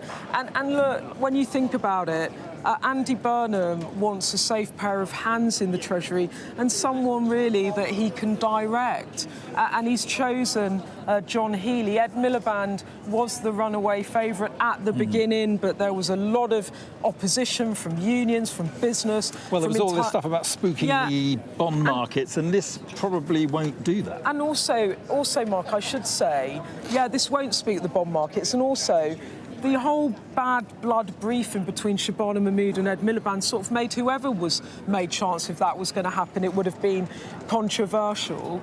And equally, Shabana Mahmood did want to stay at the Home Office. She didn't originally want to go and run the Treasury. She wants to stay as Home Secretary. Right. And so he has alighted on John Healey, well-heeled, extremely experienced. And as I said, the Prime Minister made it clear he wants the economy to work better for working people. He wants an experienced, trusted figure. Right. Let's speak to our economics editor, Ed Conway, who joins me. And, well, Ed, what do you make of this? Yeah, I mean, obviously, as Beth was saying, I mean, it's a surprise. The political kind of chatter had been very much about Shabana Mahmood, and the fact that it is John Healey has obviously taken people by surprise in Westminster. Looking at, I mean, one of the things that you were talking about just then, Mark and Beth as well, is that question of markets. And, you know, we don't seem to have seen much market reaction so far. Obviously, the gilts market, which is, you know, that main market, just kind of determining what the interest rates are for the UK, the one that we were focusing on a lot at the time, obviously, is Liz Truss and her mini budget. That's closed at the moment. But the currency market doesn't seem to be moving all that much. I think for me, what's striking about this is obviously John Healey, what was the last job that he had? What were the circumstances when he left that job? He was Defence Secretary.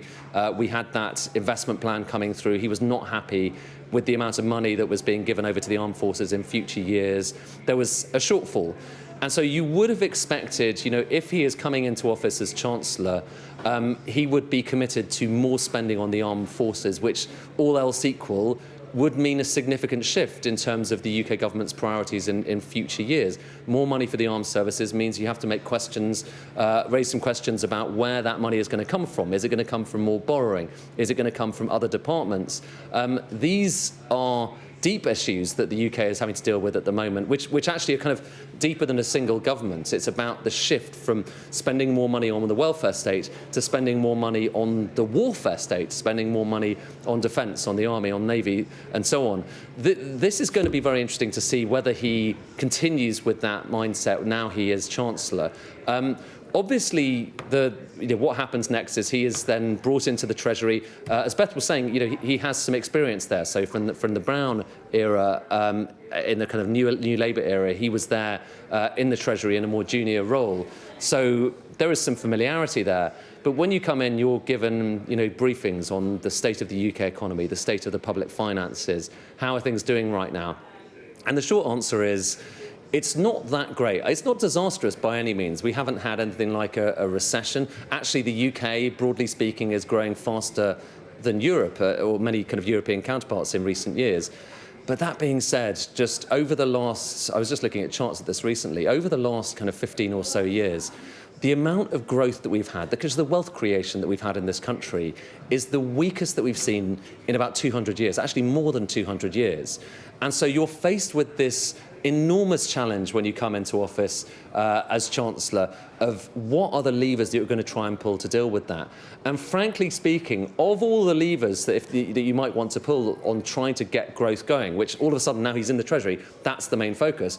Of all the levers that are most important, you know, the military and putting more money into military capital budgets, that's quite low down. So you have this very interesting culture shock where someone who has been focused on more defence spending and has essentially been at loggerheads with the Treasury and the Chancellor in recent years, all of a sudden he's there. He has those levers and he's faced with that decision.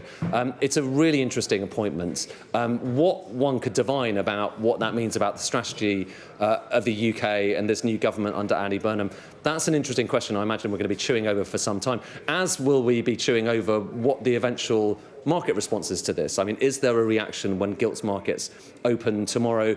We'll have to wait and see. Lots of other things going on as well. But certainly it is someone with some experience. It is someone who is coming into this department having essentially been almost at war with that department for a long time, at least a briefing war in terms of how much defence spending was available. And how that actually manifests in economic policy is going to be very interesting. And it's certainly a more, let's just say interesting in italics, appointment than I think a lot of people have been expecting in Westminster, raising further questions about where we're heading in future. Yeah, Ed, I've got Deborah standing by, Deborah Haynes, but just briefly, the nature of the relationship between Chancellor and Prime Minister, just so significant.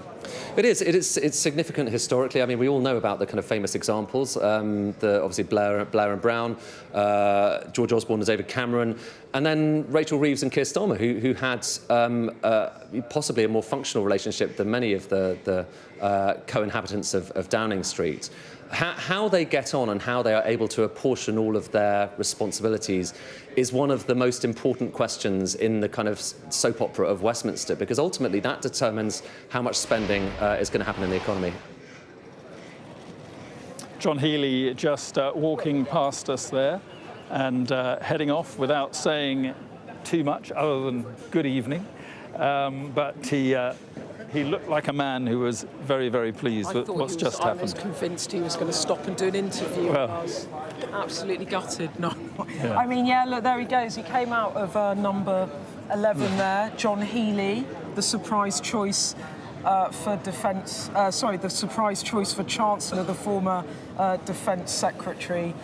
He is Andy Burnham's Chancellor in what was a surprise appointment. I think it was fair to say that there was not an expectation that John Healey was going to be Chancellor. There had been some talk that Andy Burnham might bring him back as Defence Secretary following his resignation a few weeks ago over the Defence Investment Plan. And now, having argued for more defence spending and funding, it will be down to John Healey as Chancellor to find that money and get to that 3.5% of GDP on defence spending by 2035. Right, and on that very point, let's pick up with our defence editor, security and defence editor, Deborah Haynes, who's in Farnborough down at the air show. And as Beth was saying earlier, Deborah, I mean, I would imagine this has gone down or will go down pretty well in NATO and other, the countries bordering Ukraine as well. Yes, and people that I've been speaking to here, because this is obviously the air show, every 2 years, big air show. The Prime Minister actually opened this place 2 years ago, the previous Prime Minister. There had been speculation about what if John Healey became the Chancellor. People, wildly speculating about that. It will be hugely applauded, and it is massively significant if John Healey has taken this job without changing his mind when it comes to defence spending. You'll remember his resignation letter to Keir Starmer.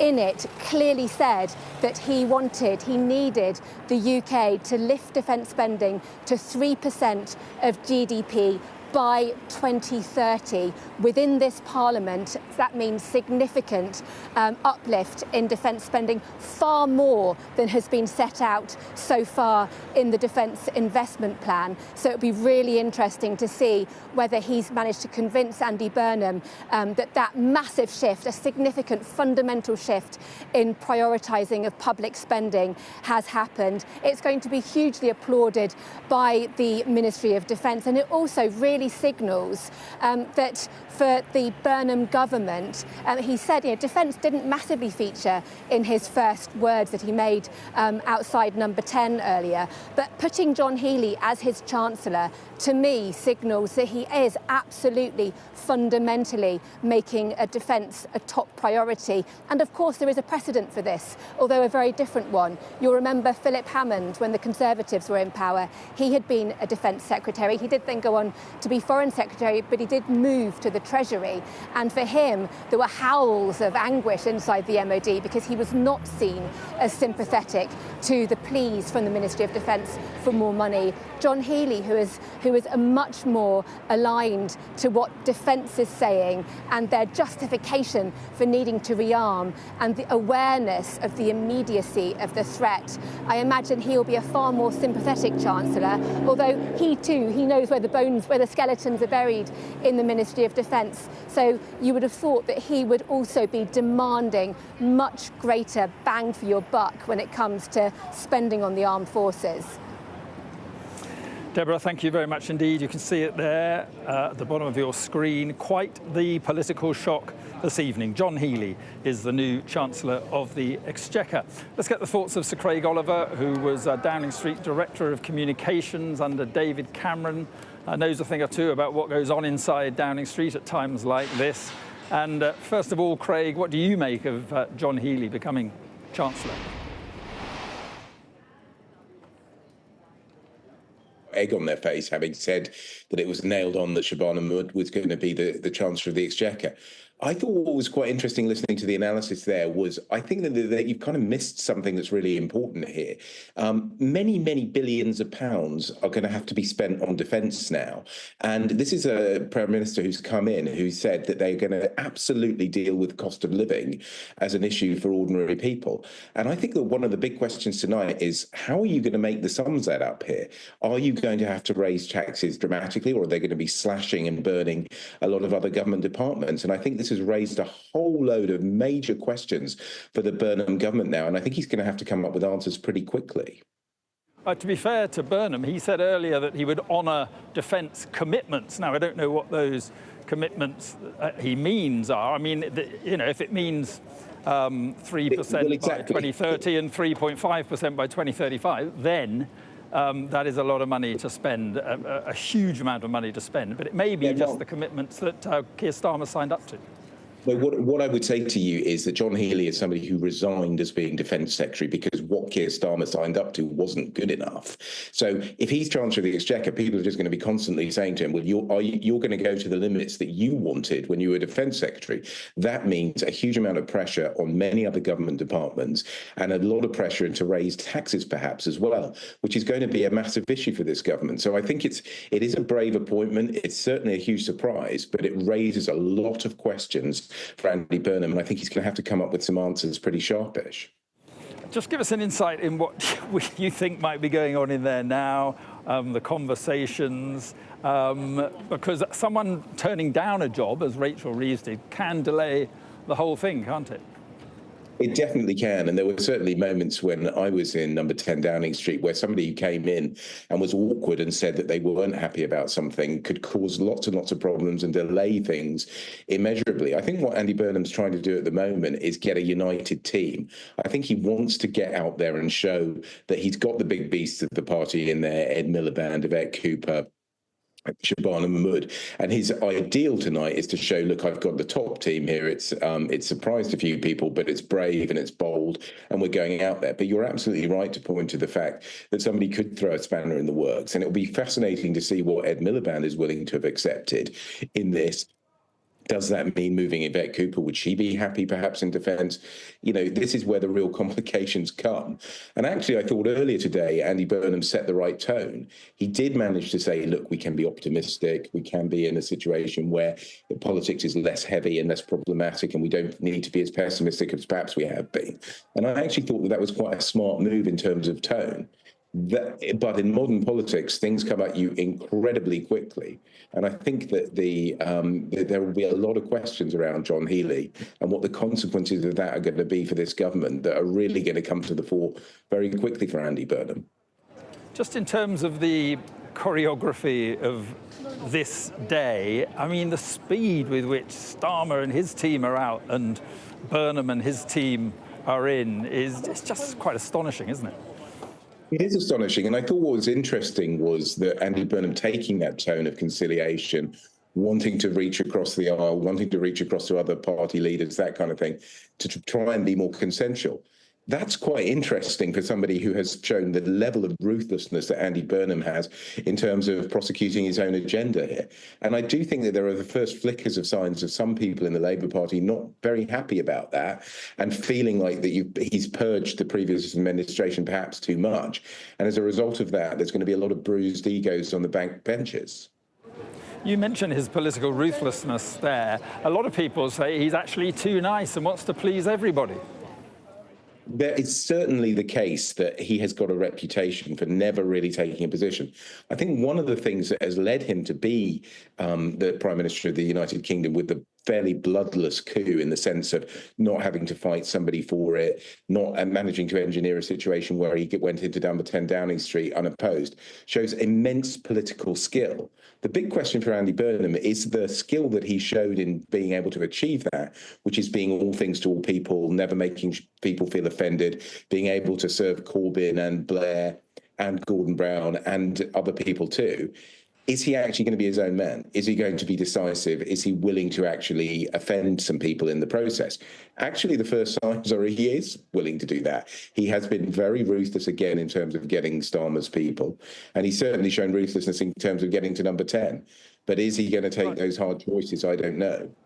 Well, we'll see. I mean, Labour have moved from a very unpopular Prime Minister to seemingly a very popular Prime Minister. How worried will the Conservatives, for instance, be?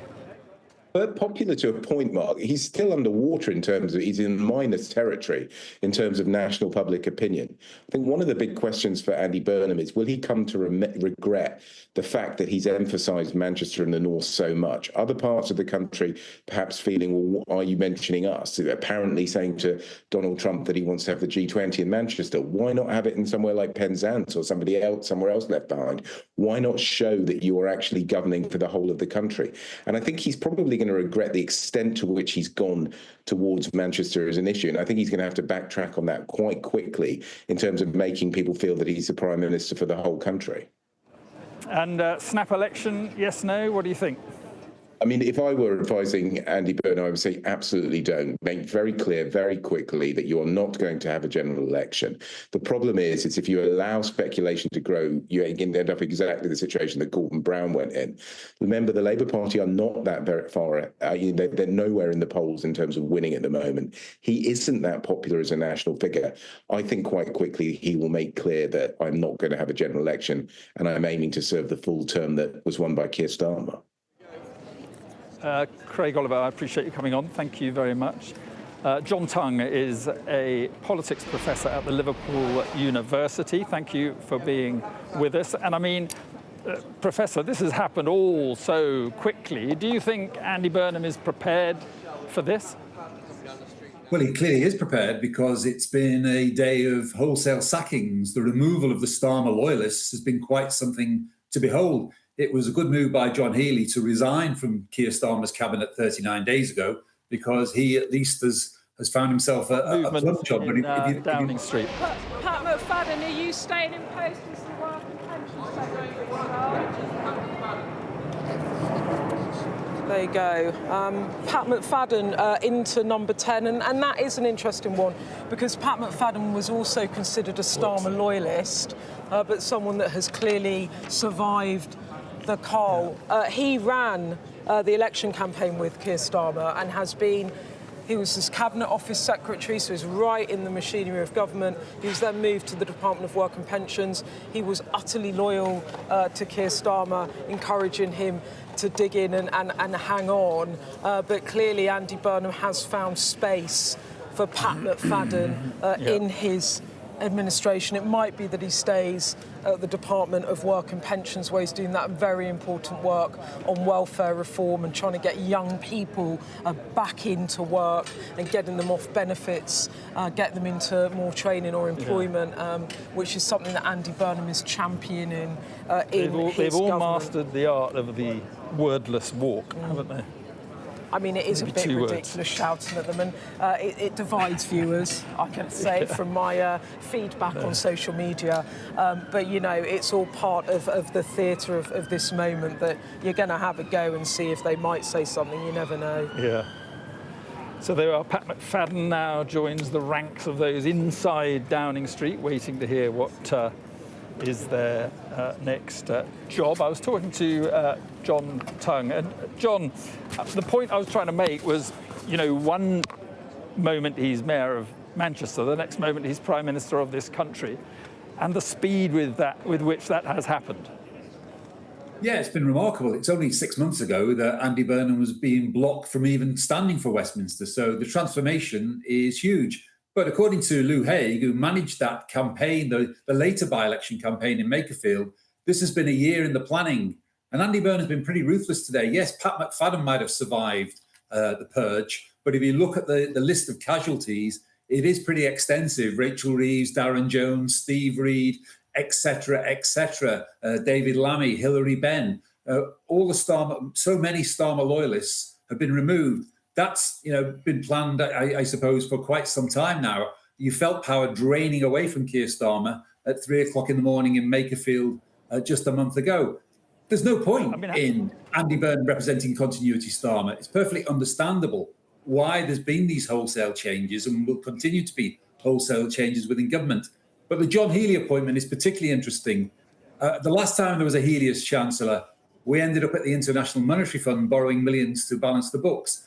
John Healey will hopefully represent a safe pair of hands for this government, someone who will increase defence spending. But the big question from that begged is, which areas of finance are going to be cut by John Healey to balance the books, given that we borrowed £23 billion last month alone to manage those books? You said that a lot of planning had gone into this. When do you think John Healey found out that he was Chancellor? I mean, that was never suggested, was it?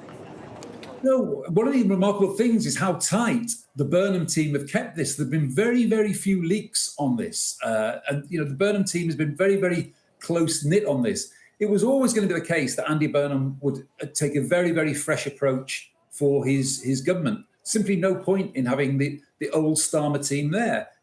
Andy Burnham was of the view that Starmer and his team, the position was irrecoverable for Labour whilst that team was in place. He was fairly openly critical of some of Rachel Reeves's moves as Chancellor, not least increasing national insurance upon employers by 2p in the pound, which was one of the first actions she took.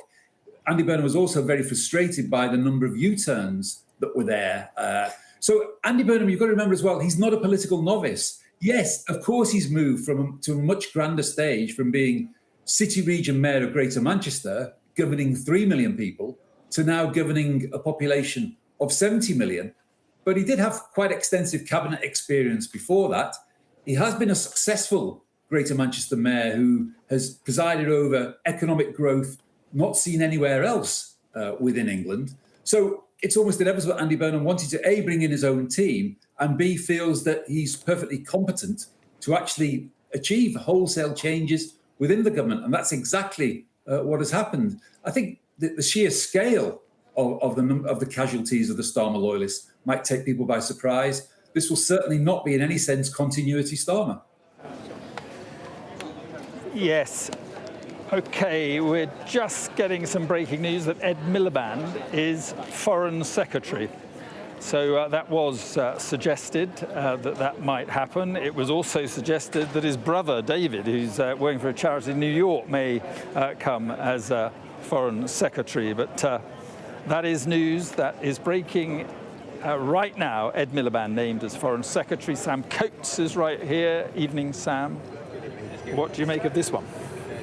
Well, to think the journey that we've been on to do with Ed Miliband, who was instrumental in the ousting of Keir Starmer, I think many did for a long time assume he would be Chancellor. We've had this bombshell news this evening that actually that's going to John Healey, leaving the question of what they should do with Ed Miliband. And they have given him one of the great offices of state, the Foreign Office. But you can't help but think it is perhaps a strange fit for somebody with so much Treasury experience when he worked alongside Gordon Brown, and someone who's done domestic economic briefs, as well as, of course, being leader of the Labour Party. For some, this will be a moment where a big domestic policy brain is perhaps slightly sidelined and parked in King Charles Street. The case in favour of this will be that Ed Miliband understands global issues, first and foremost climate change, which is battled out on the global stage, and he has played big roles in climate change summits down the years, many of them both as Energy Secretary in Gordon Brown's government and again in this government, and environmental issues at his heart. And it will be interesting to see what he does with, for instance, the question of international aid, which now comes under the remit of the Foreign Office, and whether or not there's any push to revise up that time. Shabana Mahmood remaining as Home Secretary. Getting what she wants. So for days there were suggestions she might move to the Treasury. I think she was quite keen to finish the job as Home Secretary. She has had progress that she can point to on boats, on net migration numbers coming down, and so this is, I think, what her and her team ultimately will want. There's a lot left to do. It could cause some friction with those on the left of the party who had been spying her departure from the Home Office, perhaps as an opportunity to water down some of her more controversial plans, such as extending the period that you need to be here to get indefinite leave to remain from 5 to 10 years. That's quite unpopular amongst quite a lot of the Labour Party. But I think that she will be, first and foremost, quite pleased with that and to be remaining in the Home Office. Right, I'm going to speak to Alvaray in just a moment, and Anne McElvoy. Just briefly, Sam, what do you make, what do you glean from the moves about the sort of direction of a Burnham government? I mean, it all comes down to the appointment of John Healey as the Chancellor this evening. The Chancellor figure is absolutely integral to any government. What do we know about John Healey? We know that he is a defence hawk. He blamed the Treasury for failing to hit the defence spending target, so we can expect defence spending to be a big priority. He was also very into housing when he shadowed that brief in opposition. Perhaps a sort of a slightly more palatable figure than Ed Miliband. You can see Shabana Mahmood there in that slightly strange brief repeating video. Social media clip. Yeah. It is. It's a little bit like they're trying to do memes of the cabinet ministers themselves, which is a brave decision. But I think it is that John Healey. I would offer you this question mark, which is John Healey at the Ministry of Defence. The criticism about him is that he let big black holes develop in his own budgets. He didn't get to the bottom of his own budgetary processes and ended up having to tell the Prime Minister about a big black hole in the MOD budget. So he hasn't proved himself as somebody who gets a grip of numbers, and now he's in charge of all of the numbers, all of the budgets in Whitehall. Is there perhaps something of a risk in that? Okay, I just want to break away from the politics for just a moment, because the Crown Prosecution Service have just announced that they've charged a man with murder following the death of Anne Widdecombe. The CPS says it has decided to prosecute Joshua Kerry for murder following the death of Anne Widdecombe. Kerry, who's 28 years old and from Rotherham, will appear at Westminster Magistrates Court on the 21st of July, which is tomorrow, I think, isn't it? Yeah, it's tomorrow, 2026. So Joshua Kerry, 28 years old, from Rotherham, is charged with the murder of Anne Widdecombe. We'll have more on that as we get it. Now, I was going to introduce you to Alva Ray, political editor of the New Statesman. Also, Anne McElboy, I think, is down the line, executive editor at Politico. And Alva, first of all, well, I mean, what do you make of it so far? So this morning when I was coming into Parliament, I bumped into a close Andy Burnham ally. We were just chatting about the day ahead. They asked me how they thought it had been going, and I said, it's been a bit messy with this Ed Miliband, Shabana Mahmood speculation for Chancellor. And they said, just wait and see. You know, you could be in for a bit of a surprise later. And they gave such a hint that actually it would be neither of them, and that is what has come to pass. I think really still taking everyone by surprise. I think that's a good compromise, really, for a quite fractured Labour Party. I think Ed Miliband or Shabana Mahmood in that Chancellor role would have been a bit difficult for Andy Burnham. It would have been hard to keep everyone happy. As Sam Coates was just saying, John Healey sort of seen as a loyalist, even though he ended up resigning, party man. He's been, you know, in the Labour movement for decades. He was around under the last Labour government as a junior minister in Gordon Brown's Treasury. He does have a lot of Treasury experience, and I think there's a sense that he'll be aligned with Andy Burnham's priorities. Yeah. But really the right-hand person is Louise Haigh, who's going to be Chancellor of the Duchy of Lancaster. Crucial role, clearly. And Anne, John Healey, that is something of a shock. Well, is it? I mean, in the sense, John Healey is someone, he's seen as one of the kind of solid guard of Labour who can take up a big office of state. I take your point, and I think Alva's referring to it there. You know, speculation had really run rife about Shabana Mahmood, certainly, and I and others had reflected on that too. But it was never out of the question that John Healey would end up at the Treasury. And forgive me, we're going to break in because Lisa Nandy is coming up Downing Street, and Ed Miliband is speaking just next to us.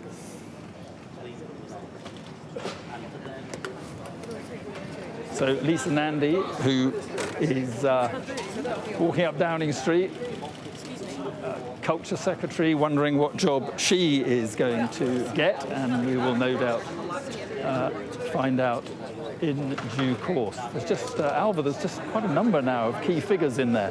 It's all go. Ed Miliband and Lisa Nandy both at once. I think, you know, Lisa Nandy is seen as pretty closely aligned with Andy Burnham. She's done a good job of staying in Keir Starmer's cabinet and saying the loyal things that she has to, but no one's really been under any illusions that she hasn't really been very close to Andy Burnham for, you know, really quite some time. We're involved in conversations with him about maybe coming back to Parliament months and months ago. So and you know, we know from when she ran for Labour leader that she shares his sort of sense of priorities in terms of place, not leaving behind northern towns. She cares about things like buses, local government, infrastructure. You can see her leading a beefed up housing department and leading on those priorities for him. Yeah, and apologies for breaking off. Just pick up where you left off. I mean, what do you make of it? Well, what we know so far. I was just saying, I mean, just if we could return, because I think that John Healey appointment is key, and you're right, it was not what was leading the predictions and the scuttlebutt at the weekend. But if you look at that tension that John Healey clearly had with the Treasury, different views of how you got to a defence investment plan. I mean, the other way that you could look at that, given that the defence challenge is not going to go away for the UK, is you could actually hand the whole thing to John Healey, obviously under the guidance of Andy Burnham, but in the detail to John Healey at the Treasury, where he had, after all, been Economic Secretary a good 20 years ago. So it's not like he's never worked there. In fact, if there's been one criticism I've sometimes heard around the defence establishment is, you know, did he, in a sense, not bring it to a boil early enough, this tension with the Treasury, and that, of course, then ended up with Keir Starmer furious as he felt he hadn't really been given enough in terms of options and a clear way forward to make the spending work. Well, I suppose now you could say, over to you, John Healey, you know the ropes at defence, but you have to sort it out at the Treasury. I think the other reason is that he's just for Labour, and particularly for Andy Burnham, he's quite a reassuring character. He's been around a very long time. If there's a perception that things are a bit fizzy, you don't want a bit too much excitement, you want to have change things, but you don't want people to say you've got a bit of a rookie person in here. The rookie in this mix, to a certain extent, is Ed Miliband going to the Foreign Office, because he does know his international energy policy inside out, but he hasn't been a big player or figure in geopolitical debates in the Labour Party. He's there for seniority and to balance out the factions, which apparently are not supposed to exist, but in fact they still do.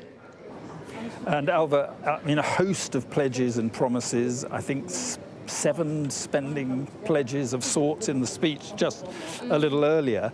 How many will he keep?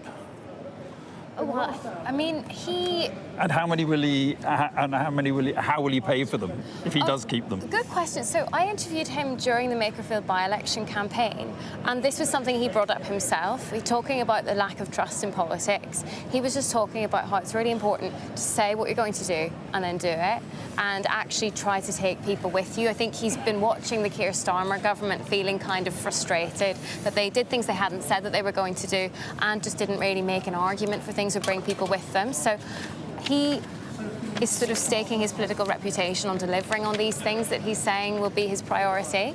And he's also promising to spell out how he's going to pay for them. Yeah. But it does seem that that will have to be with higher taxes. Already, you mentioned, it's a whole shopping list of things. John Healey's appointment as Chancellor suggests he's going to have to find a lot of money for defence very quickly. There's also questions around public ownership of utilities like water companies. That could cost several billion. Tax giveaways or changing the thresholds for lower earners, that's also significant. So I think, yeah, that's a difficult shopping list, and finances are tight, but it doesn't seem, given the nature of the advice that Andy Burnham is getting, I don't think that cuts are likely, and he's already promised to stick to his spending rules. That only means tax increases. And isn't the problem that the economic climate hasn't changed? The same economic strictures exist for Andy Burnham as they did for Keir Starmer.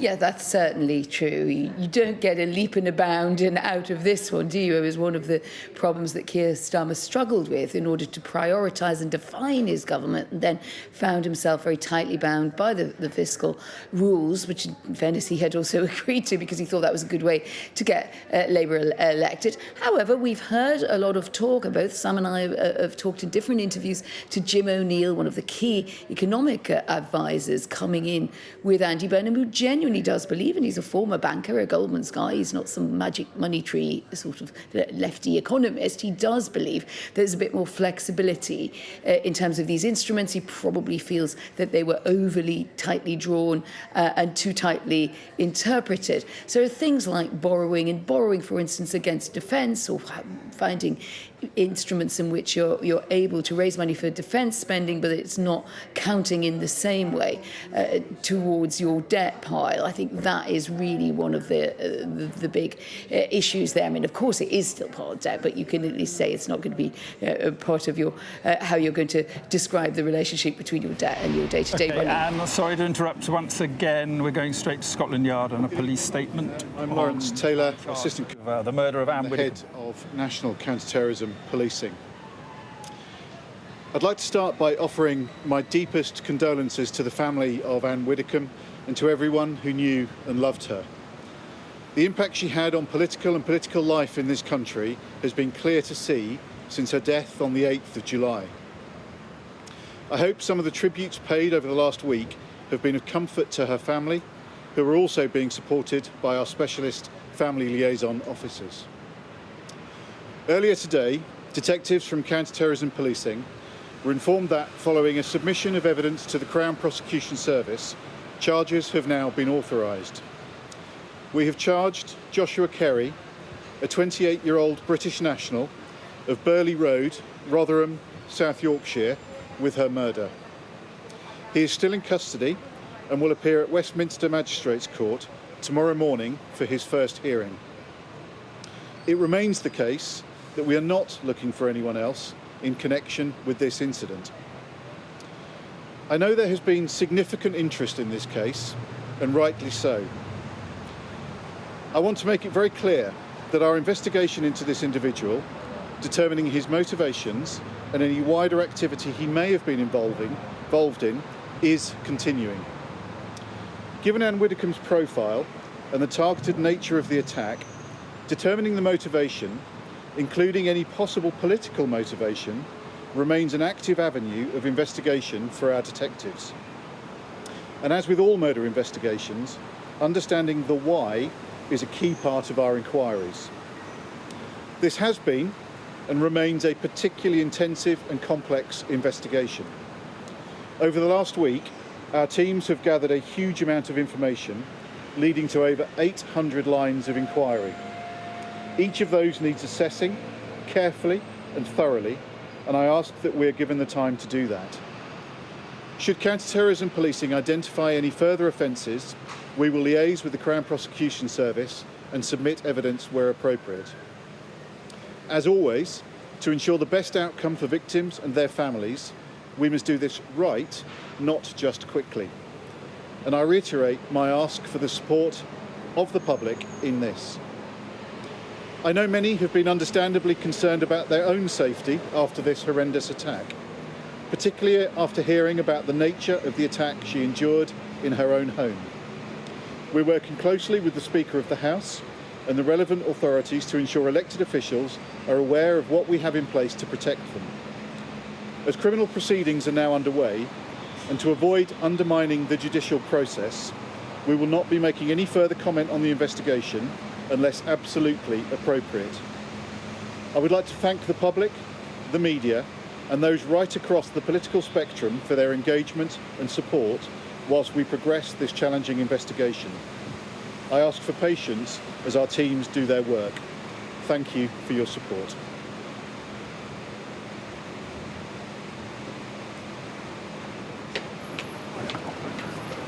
Well, that was a statement on the murder of Anne Widdecombe there. And hello and welcome to a very special edition of the Kathy Newman Show. It is 7 o'clock, so one day, 2 Prime Ministers and a pledge to bring back hope.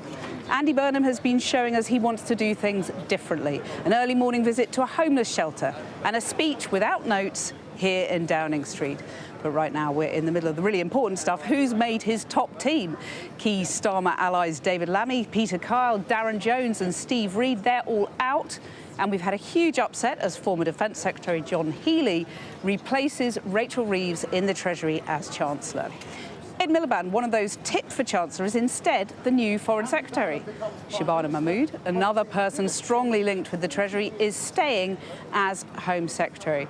So let's bring in our political editor, Beth Rigby, who's here. Beth, quite the comings and goings, right? Yeah, and actually, whilst that statement was being made on Anne Widdecombe, Angela Rayner walked into number 10, and it's widely expected she'll be coming back to a big job, talk about whether she goes to housing, education, health. We've got Lisa Nandy in there at the moment, Yvette Cooper. In recent minutes, we've had Ed Miliband confirmed as the Foreign Secretary. He was gunning for Chancellor. He is the Foreign Secretary. Shabana Mahmood remains as the Home Secretary. John Healey, the Chancellor. And it's not been lost on some of the women of the Labour Party that they have replaced 3 female figures in the top offices of state, Rachel Reeves, Shabana Mahmood and Yvette Cooper, with 3 men. Well, Shabana's staying, though, isn't she? She's the only woman staying, and there's 3 men now. So you've got Andy Burnham, you've got John Healey, and you've got Ed Miliband, and before you had Rachel Reeves, Shabana Mahmood and Yvette Cooper. Yvette Cooper still in there, so big changes. Shabana Mahmood actually did want to stay at the Home Office. There have been lots of discussion about whether or not she was going to be moved, but she did want to stay at the Home Office. A source close to Mahmood says that she was clear throughout the process she wanted to remain Home Secretary. Progress being made on net migration, on asylum claims, and she wants to finish that job. So do you get the sense this was the plan? That was in the black box? Or has something changed? Something has changed because Rachel Reeves was clearly offered another job in government and she declined that job. Has Defence Secretary been reported? I have not had that confirmed from her allies. They will not say, her team will not discuss it, but other people in government have said to me that they think that she was offered Defence Secretary. So these things always have wrinkles, well, not always, but often have wrinkles, and it hasn't quite gone according to plan. So yesterday I was told it was nailed on, that it was Shabana Mahmood or Ed Miliband. as the Chancellor, and I was told that from a very, very senior source that would have been in the know. So something might have changed, but as these things are, it's never done until it's done. And John Healey as the Chancellor, I mean, how interesting is this? This is the guy that resigned as Defence Secretary over that funding. And in his letter of resignation, he said, I cannot see how you are setting a pathway to 3% of GDP on defence spending by the end of the decade, and I can't in good conscience stay in post. So now the question is John Healey now going to be the man that puts that in train at a massive cost to the Andy Burnham government? So I think at NATO, I think Zelensky, I think international allies will be delighted that John Healey's in that job. It's a smart move, isn't it? And I wonder whether, the message with John Healey being Chancellor is that, Andy Burnham is going to be very much driving the Treasury. John Healey's a very cooperative colleague in Cabinet, isn't he? That he has that reputation. Yeah, until he resigns. Until he resigns. Well, yeah, that's a warning for Andy Burnham, maybe. But, is there a sense there that, this government, the Treasury, the First Lord of the Treasury is going to be driving this agenda? Well, I think that has been a big discussion in the operation around Burnham, that they want to drive the Treasury from number 10 and not have the Treasury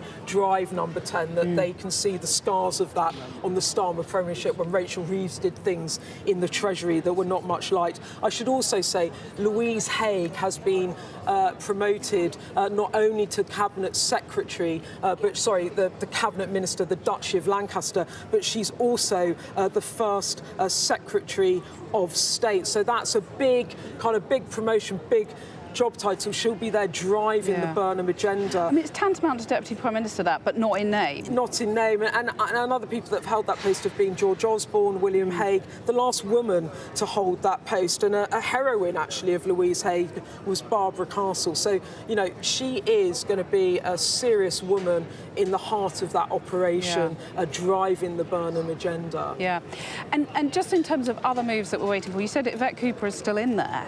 So Yvette Cooper's in there, Pat McFadden is in there, Lisa Nandy is there, and now Angela Rayner is in there. So there is quite a few of them in there. And actually, we've just had a statement from John Healey. He says, it's the greatest privilege to be appointed Chancellor of the Exchequer by the Prime Minister. Together we build a new economy, build new hope and advance the working people of this country. Time to get on with the job. I mean, he must be delighted because he resigned from Cabinet. When he walked up the street, I thought it was possible that he might end up back as Defence Secretary if Rachel Reeves had turned that down, but other plans for him. You know what? A few weeks ago... Oh, sorry, Catherine, to interrupt. Johnny Reynolds, the Chief Whip, is now walking up the street. Now, it's been widely expected that Johnny Reynolds could return to the business department, so we could just ask him. Should we shout? Yeah, let's are you returning to the business department, Mr. Reynolds? Johnny Reynolds, are you going back to be the business secretary, sir? You're looking happy. Are you expecting a key job? Yeah. So, Johnny Reynolds was shuffled sideways by Keir Starmer. Actually, he was miserable about it. He was made Chief Whip and he didn't really want that job. And he's back in there now. So actually, there is some continuity, Keir Starmer, in this administration. Not a lot, though, is there? Well, you've got Pat McFadden, you've got Yvette Cooper, you've got Shabana Mahmood, you've got Ed Miliband, and you've got Lisa Nandy. These were all people in Keir Starmer's cabinet, but you are right in that I think there's now, 10, 11 people 10, 11 people out of Cabinet: Steve Reed, Liz Kendall, Rachel Reeves, David Lammy, Peter Carr, Lord Hermer, Joe Stevens for the Welsh Secretary, Darren Jones, Jenny Chapman, Hilary Benn, and Nick Thomas-Symonds also out. So, yeah, it's been quite the cull. Well, Beth, we'll come back to you as soon as you have more and, watch the comings and goings. But thank you very much for now. Well, joining me now is former Labour Cabinet Minister Lord Blunkett. David Blunkett, thank you very much for coming on the show. Just tell me what you make of the Cabinet appointments so far, in particular the surprise move of John Healey as Chancellor. Well, I think that Andy Burnham's stamping his authority on the Cabinet and on the future of the government, and I hope that people who may have little bits of gripes about the top jobs will just recall that two very powerful women are now back in. That's Louise Haigh that Beth was talking about, and of course Angela Rayner. So I think the balance will be fine. I think that the drive will be evident within days and weeks. And I think that Andy's going to be saying, look, to everybody, your job's on the line. Either you deliver now and you use the creativity and innovation that I'm prepared to release and let you have, or you'll be out. So I think the message is very clear. John Healey represents and lives in a seat in South Yorkshire, not very far from me. I like the guy very much. He's quiet, unassuming, and he delivers. And he, as he's shown when he resigned from the Defence Secretary's job, he has values and he has integrity. How difficult will it be, do you think, though, to keep the unity of the party? Andy Burnham was very clear he wanted to do that, but a lot of Starmerites have left. There's been a little bit of griping and grouching, as you've alluded to. How much of a challenge is that going to be now? It's always going to be. It's a painful, it's a brutal business. And people who are out are going to be licking their wounds and feeling very aggrieved. I think some of them knew it was going to happen, and that Andy Burnham would want to bring in both fresh blood and renewed vigour. So I think some of it was predictable, not quite as much as people might have expected. So here we go. It's going to be 2.5 years of a roller coaster of a ride, Cathy. And I just want to say to people, everybody of goodwill who wants this country to succeed will want Andy Burnham and his new team to succeed, because without it, we're frankly down the pan. Well, that's a brutal warning. But David, you talk about 2.5 years roller coaster ride. I mean, when you look at what Andy Burnham was promising in his speech this morning, the biggest change in 40 years, a remaking of the political and economic model, huge promises, and he's flagging, big changes on social care, cost of living, biggest council house building programme since the war. This is huge. How can he sustain that for 2.5 years without going to the country? Well, he can sustain it because he has the majority, a massive majority in Parliament, and we don't have a presidency, so there's no precedent or reason why he should go to the country until he has to. I'm smiling a little bit because 25 years ago I thought with Tony Blair and Gordon Brown that some of us were actually changing the runes and bringing about seismic change. So we'll see how my very good friend Andy gets on. And I ought to call him Prime Minister now. I should be addressing him as Prime Minister. Yeah, but you know what? He said you were part of the problem, and he included himself in that because obviously he was in the cabinet previously. But you would have thought that all of those changes that Tony Blair and the government you were in brought in, that counts for very little, according to Andy Burnham. He wants to uproot it all. I think he wants to indicate that there will be a seismic change. I get that. We all stand on the shoulders of those who came before us, and sometimes we give our predecessors a bit of a kicking on the way. I don't mind. What I mind about is whether we actually get re-elected in 2.5 years' time, and if we do, to have a second term where we can really build on the progress that has already started over the last 2 years, and which Andy will electrify, I think, in the months ahead. So it sounds to me as if you're saying actually the change will be quite incremental rather than seismic. Is that what you're expecting? I think that you can have extremely rapid and high-profile incremental change. We're not in a revolution, and his biggest task is to get rid of the inertia throughout the system, not just in civil service and public service generally, but right through our country post-COVID. We really haven't shaken that off. And I think if from the top he can set an example, and if those who are being appointed today and tomorrow get the message that it's delivery, delivery, delivery, we might actually get a sense of momentum and a purpose back into the system.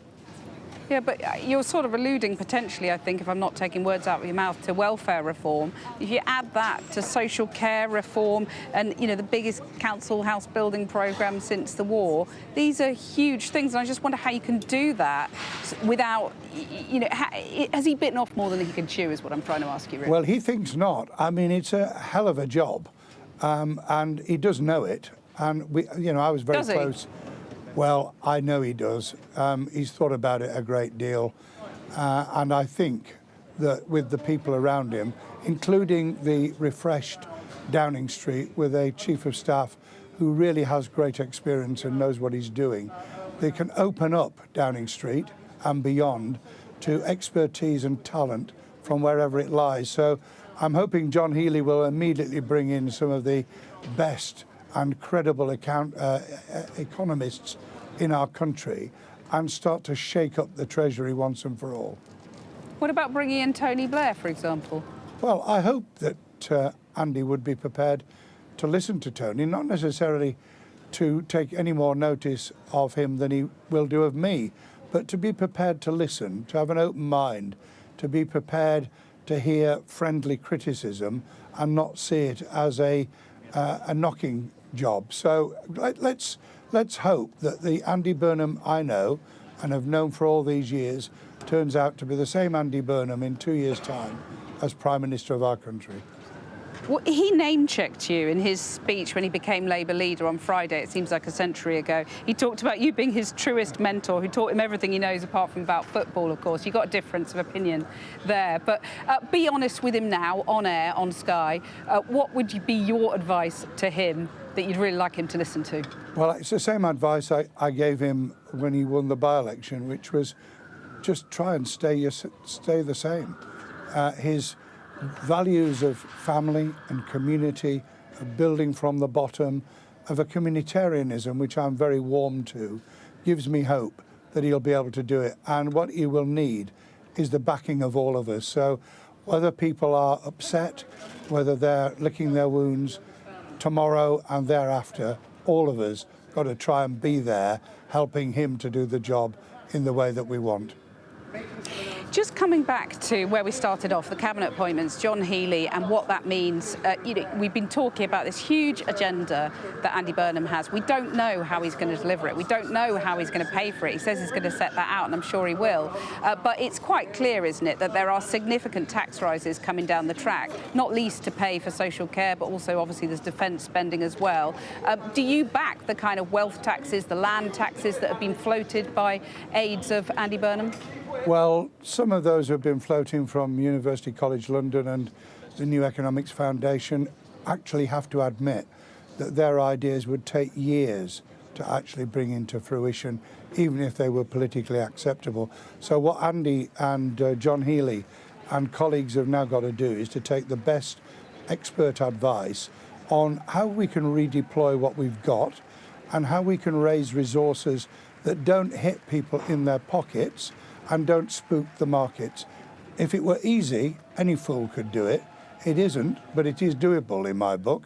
And I think once he's got people around him and around John Healey who understand the bond markets a lot better than some traditional Treasury civil servants, we might actually see that those bond markets want the clarity, the certainty, the energy, the drive, the commitment to growth and economic activity, and they'll respond to it. What does John Healey know about the bond markets? Well, he was, of course, in the Treasury team years ago. Years ago? Yeah, but he knows one thing, and that's absolutely clear, and he did it as Defence Secretary, which was to draw people in and to listen. And somebody the other day said to me, well, so-and-so doesn't know anything about economics, so they didn't ought to be in that job. And I said to them, it's not being an economist. It's not even having, as we've seen with Rachel, God bless her, having been in the Bank of England as an employee. It's actually knowing how to bring people in who can shake the tree, who can actually challenge Treasury orthodoxy. The only thing that Liz Truss was right about was the need to put a rocket booster under the Treasury. I hope John will do it. Right, and bring in private sector investment. Is that the way to make them, make the magic money tree be a bit more forthcoming? Andy Burnham in Greater Manchester, albeit 3 million, not 66 million people, actually did show how the public-private partnership, that working with business could bring in outside investment and could start that delivery, including housing development and much else. So it can be done, but it's going to be breathtaking over the next few months. I hope it will be, because we need that energy, we need that return to the kind of commitment that got Labour elected in 1945 and in 64, 66, and I might say it, in 1997. The energy, the enthusiasm, the lifting of morale, the hope that Andy talked about, I remember in 97, and it gave us 13 years in government. If Andy can achieve that, I shall be rejoicing, if I'm here, of course. So I hope you are. I mean, that's a plea, really. Thank you very much. A plea, really, not to write that off. The achievements of the Blair era, because there was a bit of that, wasn't there? I think slightly downplaying it. Yeah, I think we've seen again and again in the Labour Party writing off the greater achievements of our previous governments, and I fear that it's a trend that Andy is falling into. It's the one piece of criticism over the last day or two that he might hear when he views Sky Television sometime in the future. Let me... I'll send him the clip. Thank you very much. Let me tempt you into another piece of criticism, if I may, because we were talking about the scale of what he wants to do. What would be your message to him about wealth creators, about people who are living in London and the South East, for example, who might be worried about the land tax? You were talking about, those ideas taking a long time to come in. Would you also urge him to be wary about a whole swathe of new tax rises? Obviously, he's got to keep within the manifesto, but there are ways of doing that. Well, all I'd say to him is that you're the Prime Minister for the whole of the country. You're the Prime Minister that wants to encourage wealth creation. You're the Prime Minister that has shown in your previous job that you could actually be extremely business friendly whilst being tough and concentrating on greater equality.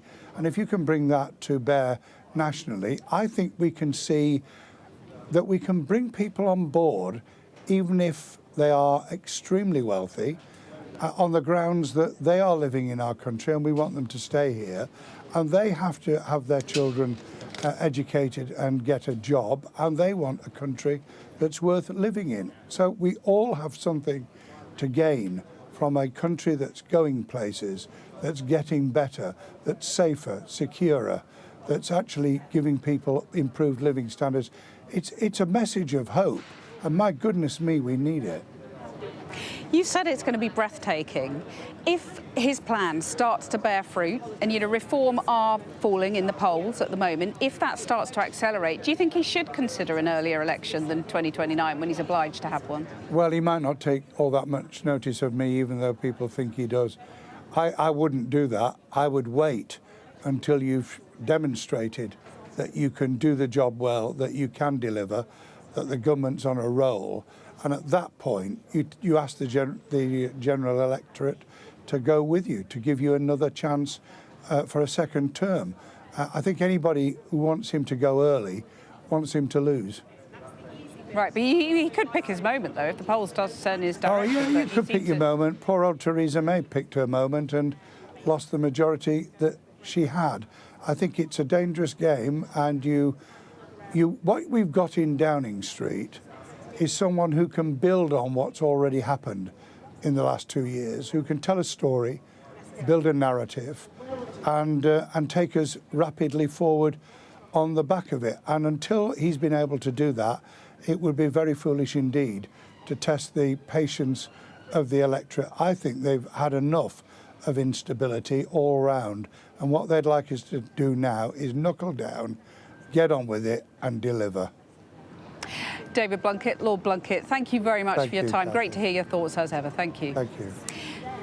Well, we don't have a sofa in Downing Street today, but we do have a sofa duo, former Conservative Minister Lord Ed Vaizey, Labour peer Baroness Ayesha Hazarika, and we have Sam Coates standing in here as well, watching all the comings and goings. So we're going to go to you first, Sam. I hadn't actually seen you were right beside me. Sorry about that. So what have we learned since I was interviewing David Blunkett? I haven't been able to keep my eye on the door. What's happened? Well, if you keep an eye on the screen, you should be able to see one of the arrivals in Downing Street just now. That's another one of the powerful northern ladies. that Andy Burnham referred to when he won the Makerfield election. Going into the door behind me, that's Annalise Midgley. She's the MP for Knowsley. She could be in line for a job like Chief Whip or Party Chairman, something like that. She's clearly got one of the senior jobs in this cabinet. She's in, I think, roughly the first 8 of the people to walk through the big black door behind me. There you can see her there with a jacket and tie. Veteran fixer of the Labour Party. She's only been an MP since 2024, but she knows the internal workings of the Labour Party because she worked in Jeremy Corbyn's office. She worked for Unite the Union, which is obviously a big power player, and for Len McCluskey during those Corbyn years. She worked at Labour HQ and she worked in Keir Starmer's office.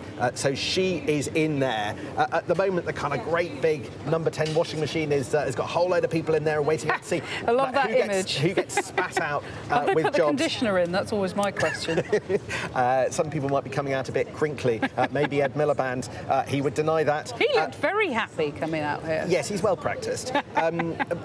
Interesting, let's start with Ed Miliband, Foreign Secretary. Wonder how the special relationship that he has to shoulder a lot of the burden of will go. I think they weren't terribly keen on him getting the job of Chancellor, particularly given Donald Trump's views on things like drilling in the North Sea. Wonder how they'll feel now that he's the sort of spear carrier, message carrier for Britain's foreign policy in the world, dealing with things like climate change, which again could bring him into sort of kinetic contact with the US.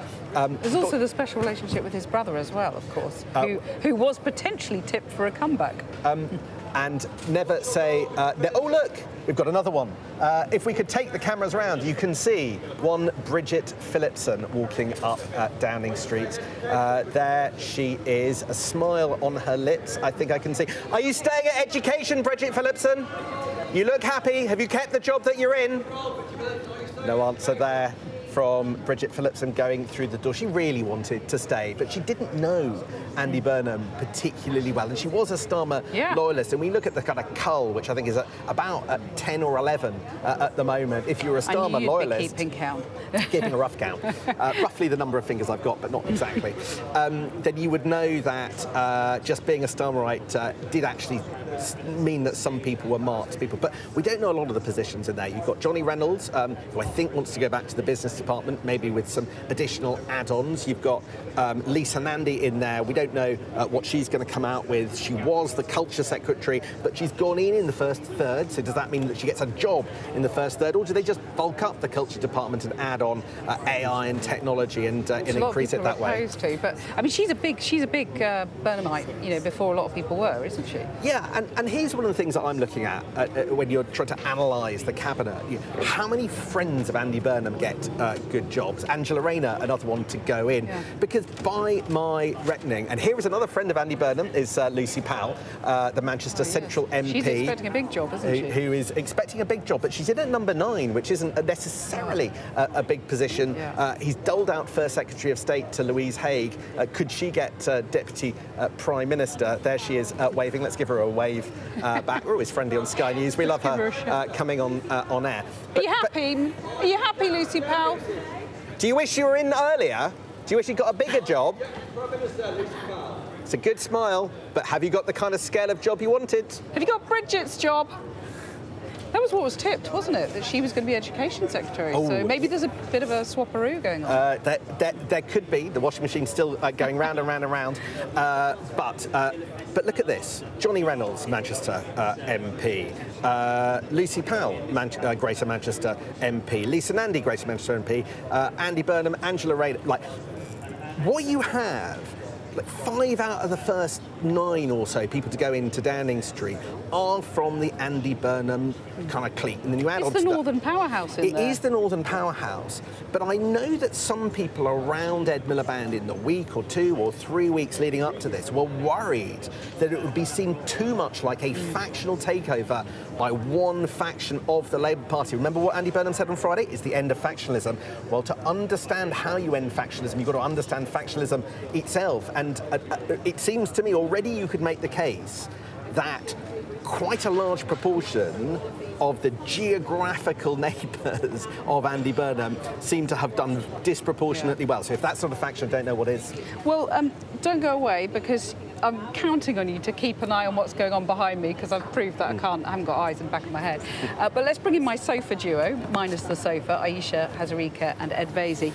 Aisha, just reflecting on, I hope you could hear the interview with David Blunkett, maybe you couldn't, I'll summarise some of that, but just reflect on some of these changes we're seeing that Sam's been discussing. What's your take? Well, you've mentioned the washing machine. I'm going to take the analogy even further in terms of the spin cycle. You know, we've been in this absolute frenzy of speculation. Is it going to be Shabana Mahmood? Is it going to be Ed Miliband? And then the theatre of the announcement being John Healey. I've just hot-footed it over in the House of Lords. I was cooped up in the room of a very senior, eminent member of the Labour Party with quite a few grandees. Our jaws hit the floor when that announcement came. I mean, that was a real piece of theatre, because, you know, we've all been speculating wildly. I will give dues to John Craig, who on my radio show on Saturday night did say, do you know what, everybody? It could actually be John Healey. Can I just say that I said to your good friend Harriet Harman, who's on our show later, a few weeks ago, I reckon it could be John Healey for Chancellor, and she laughed at me. So I'm feeling quite smug. I have to say, it was a great moment of theatre, and I think that is a very interesting look. There'll be a lot of kind of trying to work out what's happened behind the scenes, but some people are speculating, look, maybe it was that the inner core around Andy Burnham got fed up with all the briefing because they don't want to have that kind of operation, and so maybe that sort of coloured their view. But whatever it is, that announcement, which was a huge shock, but it's gone down very, very well. It's gone down very well. John Healey is really well respected. He's respected across the different families and tribes of the Labour Party. Of course, the defence thing is very important. You know, his resignation was a very big moment. So I think that was a real piece of theatre, and I think that's really worked for them. I was speaking to David Blunkett just a minute ago. I hope you could hear, but just to sum up, he said it's going to be breathtaking. He was, but he also cautioned against sort of over-claiming, because Andy Burnham went in there, did a speech saying this is going to be the biggest change in 40 years, sort of sweeping away the whole political and economic settlement that successive governments, including Conservative governments, have put in place. Is he over-promising, and inevitably, yet again, he will be doomed to underdeliver? I suspect that's probably the case. I mean, it's very hard to gauge on a day like this. It's a beautiful summer's day, the buzz in Downing Street, the press, the world's press even, and everyone loves a reshuffle. At least us Westminster political nerds love a reshuffle. So today is not the day to kind of evaluate that. He said judge him in 6 months or 12 months. We'll see whether he's kind of been bogged down in the quagmire of politics, and I suspect he will be. You know, I suspect some disappointments. Louise Haigh, I don't think will get a free pass from His Majesty's press. I think she will be got at quite soon. I think the John Healey appointment was a clever appointment. It wasn't necessarily, it was a sort of Houdini act, because he was stuck between the Scylla of Ed Miliband and the Charybdis of Shabana Mahmood, and he got out by appointing John Healey. Lovely to get some classical mythology on the programme. It is the week of the Odyssey. So, you know, he got out of it that way, and he's appointed the other big beast to their jobs. Wes Streeting is the dog that hasn't barked yet. What job will he get? Will he end up perhaps as Energy Secretary now that that is vacant? But this is reshuffle day. It doesn't tell you what this government is going to look like in 6 months' time. In the same spirit as, you know, I predicted John Healey weeks ago, I was also told a few days ago that Wes Streeting was definitely going to be Home Secretary, but that hasn't happened. So it's definitely wrong on that one. I mean, is there a risk here that he's making these absolutely vast claims, and yet again people are going to be disappointed, because that's happened now successive, you know, look how many prime ministers we've had. Well, look, that's a real thing, right? There's a huge amount, I mean, of scepticism and cynicism about politics right now, and who could blame the British public? As Ed said, look, we're all very excited here. For political nerds like us, this is like Christmas, you know, come at once. For the poor public, they're like, really, are you serious? Another prime minister, the 7th prime minister in 10 years, the 5th prime minister since the Ukrainian invasion. People are pretty cynical about people doing the hopey-changey speech at the front of Downing Street. They want to see, you know, Andy Burnham, like all other prime ministers, will not be judged on the rhetoric of what happened here a few hours ago. He'll be judged on the reality of what he actually delivers and whether people can actually feel it. Well, and Sam, there's going to be a welter of announcements, we're promised, starting tomorrow. Is he going to kind of flood the zone, you know, quite a Trump style, actually? Is that what's going to happen? I think that what's going to happen is we've got a 10-day block of Big Bang announcements that'll take us all the way up to July the 31st. And then I think things will pause and slow down for a little bit. I think that he will go on a UK-wide tour over August. But actually what's happening is he's working up his big plan. One of the biggest things that we learned today, Cathy, is that Andy Burnham's going to produce a 10-year plan for Britain. Now, presumably... your words. And... Well, it's a statement of fact that, you know, Stalin liked 10-year plans. That's the only point I was making, Sam. That's all right. It's for you to justify your language. Possibly alongside... Love being fact-checked by Sam. Possibly alongside a budget in October, which may be a massive budget, or maybe something quite conservative if he's spying an early election. So I think there's a lot of calculations. It is not the case, basically, Andy Burnham admitted today, that he has a fully fledged plan for power on day one, and I thought that was really fascinating. So despite prioritising homelessness, and I think, yes, a number of announcements, but I don't think we'll get the big plan until early in the autumn. Right, and you know, we're talking, unpicking the speech and so on. And then he did this little briefing for journalists in the garden. The things he was name-checking, social care, you know, the council house, biggest programme since the war. You know, these are big things. So you were talking about priorities there. Where's he start? Social cost of living tomorrow, but social care the next day? So let's take social care. And I went back and I looked at the words exactly because we've got them transcribed and recorded. But the commitment on social care is that he says that he would not want to end his premiership with social care in the same place that it is today. So maybe that's 9.5 years until he needs a plan, arguably, if you were to take the most cynical interpretation.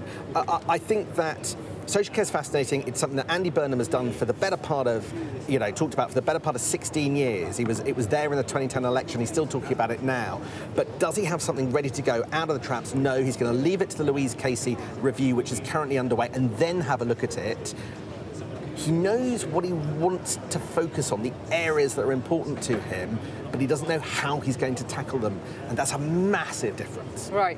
Let's put that to you, Aisha, then, because, you know, what is that social care is sort of being put on the back burner a little bit until later in the Premiership?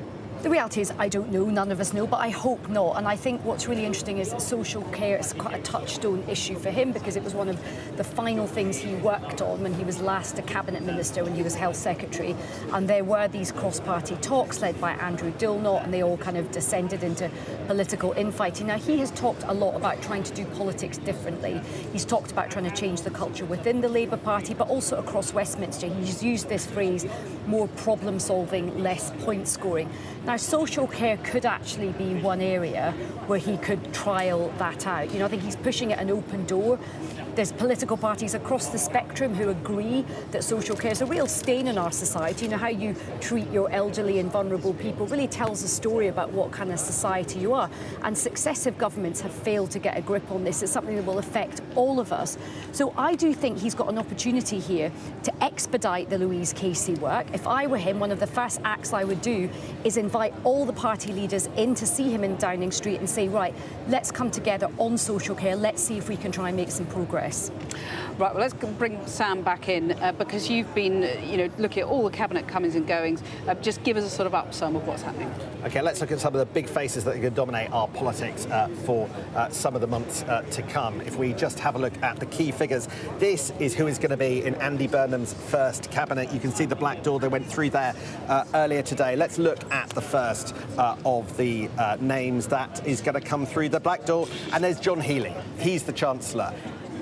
Nobody did more to bring down Keir Starmer than the man that you're looking at there, John Healey, an MP since 1997, somebody who has had roles in the Treasury in the Brown-Blair era, but now catapulted into arguably the second or third most powerful job in government.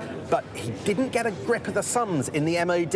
Is he that well qualified? Let's look at the next candidate who walked up the street today, and that is Ed Miliband, somebody who might have gone into the Treasury, but instead has ended up is a consolation prize in Foreign Secretary, somebody who will not please the US administration, I think, not only because of his early stance in the Iran conflict on denying America the use of Diego Garcia for the American campaign, but also his positions on climate change and drilling. So a contentious figures there, and somebody who will try and reinforce ties with the EU. And next, down the street, we also saw walk up today Shabana Mahmood. She has fought a long campaign to stay in the Home Office. She will now be able to push through her reforms. That could be unpopular in parts of the party. Now let's look at the next figure. As you can see on the screen, which is coming now, it's Louise Haigh. The first Secretary of State. She's going to be in the engine room of this government. She put Andy Burnham in Parliament, in Downing Street. She did more to do that than probably any other single figure. So she's been rewarded, and rewarded big. And let's look at the final figure to come up here today. The last big name to have been given a big job. And it's not there. So those are the key figures that are going to dominate our politics in the months to come. Well, Sam, thanks very much for giving us that update. Ed, I'm going to bring you in here, actually, because, you've seen a fair few cabinet reshuffles and so on. From what you're seeing, it's all been a bit delayed, hasn't it? Does that suggest to you that it hasn't quite gone according to plan? No, it doesn't feel like a cabinet reshuffle gone wrong. There's a lot on Andy Burnham's plate as he becomes Prime Minister. He's had to apparently sign these so-called letters to our nuclear submarines. I mean, I think it's interesting. I mean, what I would say in favour of Andy Burnham in the first sort of 5 hours of his premiership is he does have a different style. There is no doubt that he is obviously by far a better communicator than Keir Starmer was. And I wonder whether that will be a challenge for the opposition parties. Will they have to slightly adjust the kind of Yarbu politics? Famously, it feels weirdly a bit Cameroonian, this reshuffle, and David Cameron famously said it was an end to Yarbu politics. That did not last very long, so normal politics will resume. Also, without wishing to get myself into trouble, announcing that you're going to end rough sleeping.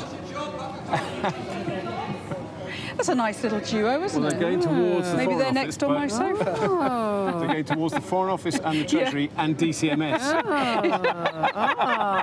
Well, who knows? Could be one of three. If they're lucky, it'll be DCMS. So finish your thought. To announce you're ending rough sleeping, you can't object to that. But the whole country is dying for growth. This country is becoming poorer and more irrelevant with every day that passes. So it doesn't seem, rough sleeping is an important issue, but it's not like the first announcement you would make, I think, as Prime Minister. And we're going to be speaking to John Bird in a minute, Lord Bird, founder of The Big Issue, about that. I mean, it was a sort of totemic pledge, wasn't it, Aisha? Yeah, and I think what he's doing today is he's trying to kind of, in a very accelerated way, sort of show the public who he is and tell them a bit of a story about who he is. And rough sleeping, something which is, again, quite a touchstone issue for him, as was Hillsborough. We discussed that last week on your show. He actually gave up a proportion of his salary to, I think, homelessness charity. So that is something he does care about. Everything has to be paid for. This is the key point. And, the theme that's emerged in the sort of interregnum was this kind of throwback to the 70s, some kind of idyllic decade, not the decade when we went to the IMF cap in hand. So you're going to have to end rough sleeping. That's going to cost money, obviously. They're talking about lowering the tax on or raising the tax threshold to take the lowest paid out of income tax. Even reducing their income tax by £100 would cost £5 billion. And there'll be a lot of middle-class taxpayers, frankly, who will be saying, well, we're feeling the pinch as well. What about us? You're talking about the cost of social care.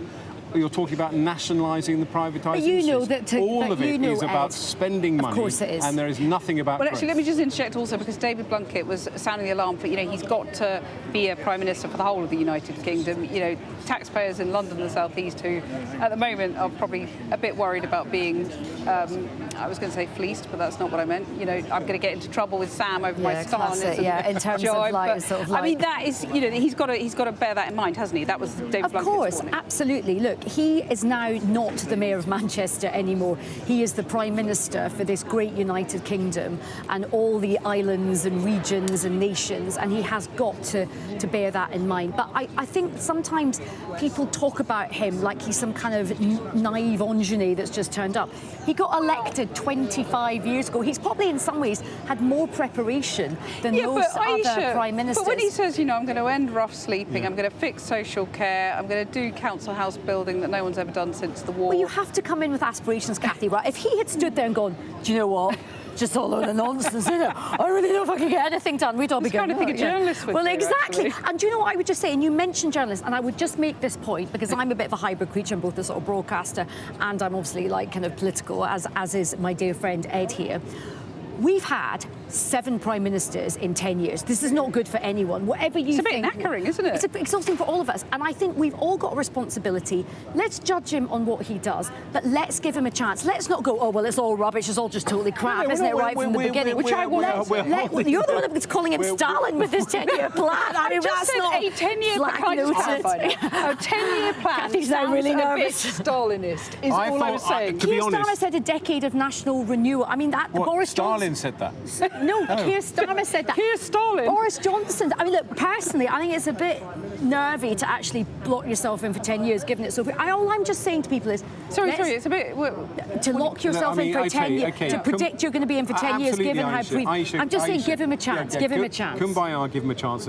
And I thought Stalin did 5-year plans, but let's not go down that rabbit hole. Really? The point is, we're just judging him on what he is saying, and I find it odd. I do agree with you that there may be some momentum in let's do politics differently. And there is the clever point of saying, you know, we've had 7 Prime Ministers, you know, is Larry the Cat going to get to 9 Prime Ministers? This kind of merry-go-round has to stop. So that's fine.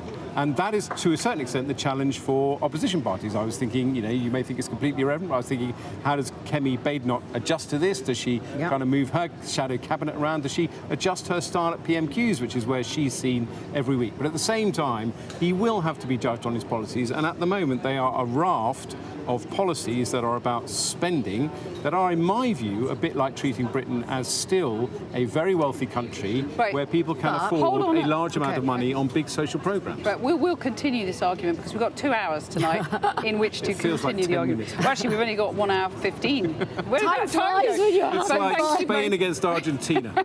Thank you both very much for now, at least. Well, a commitment to end rough sleeping was the first major policy announcement made by Andy Burnham as Prime Minister.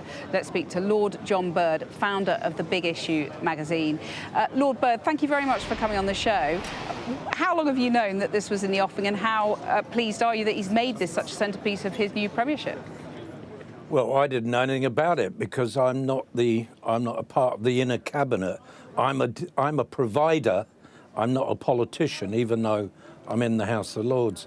I am really pleased that after 35 years of The Big Issue, which has been campaigning on empty homes and on getting rid of rough sleeping and homelessness and all that, we now have a Prime Minister who's putting it at the top of his agenda.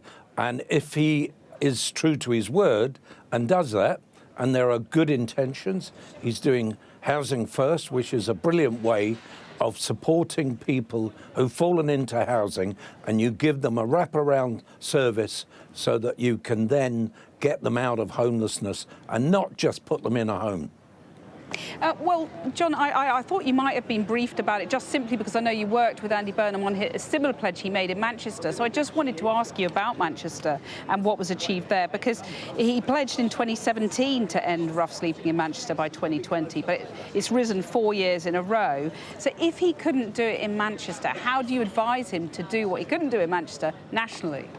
Well, I mean, that's interesting. To me, if somebody says my target is to get rid of homelessness, if you get rid of 80% of it, brilliant. I mean, what Andy Burnham did in Manchester, I'm talking socially now, I don't really know in the kind of business sense, but I do know that he did an enormous amount of things to make people feel that we could lift our children out of temporary accommodation, we could take in houses that had been void and were empty, and we could do something about helping homeless people off the streets. So in my opinion, he is the right person for the job at the moment. And if he can actually deliver, then the fact that he didn't manage it, because I would say it's impossible to do it in one city. If you're going to do it in a way, you've got to start almost from the beginning and say, we are going to make homelessness something of the past. It is going to cost, though, isn't it? And what would be your advice to him about how he funds it? Because we haven't heard from him about that. Well, I would, to me, I mean, somebody said to me the other day, what would you do if you were Prime Minister of England or Britain or the UK? I forget. Fancy the job? I said, you know, the first thing I'd do is I'd find out what is working and what is not working. What we've got is we spend 95% of our money around poverty. We spend it on keeping people, warehousing people stuck in poverty. So we spend an enormous amount of money on keeping people out of work, keeping people in a situation where they are not going to ever get away from poverty. And so therefore there's an enormous amount of money. We just have to find a way of using that money more constructively. And I think what we really need to do is we need to spend to save. And that is where the Prime Minister is going to run into a load of problems, because you've got a load of Tories going on and you've got the city and all that saying you can't spend to save. Well, if you don't spend to save, then the future is going to look very grim. Is it doable, this pledge, or is it an aspiration that's good to have in your view? I think it's an aspiration. As an ex-homeless person, as an ex-rough sleeper, as an ex-person who came from people, I inherited poverty from my family, domestic violence and all sorts of things like that. People end up on the streets because of domestic violence. They end up on the streets because of breakdowns, because of drink and drugs and all sorts of things. It is a great aspiration. It will be very, very difficult to deliver, because there will always be people falling onto the street. But let's do what they did in Finland, which is whenever anybody sat down in a station like in Helsinki, they picked them up and they took them to a place of safety, and they began the process of enabling them to get back into life. Well, in Finland, since you mentioned that, I know it is a model that that Andy Burnham was looking at in Manchester. They gave rough sleepers a home alongside intensive support to help them as long as they needed. I mean, that is costly, and I guess there's a political controversy about that, isn't there, as well, given the housing shortage in this country? Has he got to just face the critics down on that? Yeah, but you know, when people say, we can't afford it, well, how comes we spend 40% of what the Chancellor of the Exchequer gets on poverty and its collateral damage? That is bigger than any other budget. We spend 40% of the money keeping people in poverty. And what we've got to do, what Burnham's going to have to do, is he's going to have to look at the fact that 50% of people who are stuck, who go to our hospitals and are stuck in illness, come from people who suffer from food poverty. He's going to have to really reinvent the way that government allocates its money, because it does not allocate its money sensibly. Does that involve looking at welfare? I mean, welfare policy? We've got to, I mean, in my opinion, we are going to have to separate. We're going to have to take social security, and we're going to have to separate that part, which is where people are so desperate they need our help. And then we're going to have a part where we look at the fact, well, the only reason that people are on social security is because they're suffering from something which is curable, whether it's mental health problems, and we're going to have to look at ways in which we can get people back into work. And that is the important thing. That's why we need very, very healthy businesses. That's why we need a very strong Chancellor of Exchequer who's investing in young people so that they themselves can get out of poverty. So you need to do two things. You need to make people more prosperous, and you need to get people stuck in poverty out of poverty. And it's going to be a dog's dinner of a day if he manages to do that. But he's saying he's going to do it, so God bless him. Right, well, John Burt, thank you very much for joining us on the show. Lord Burt, great to hear from you. Really appreciate it.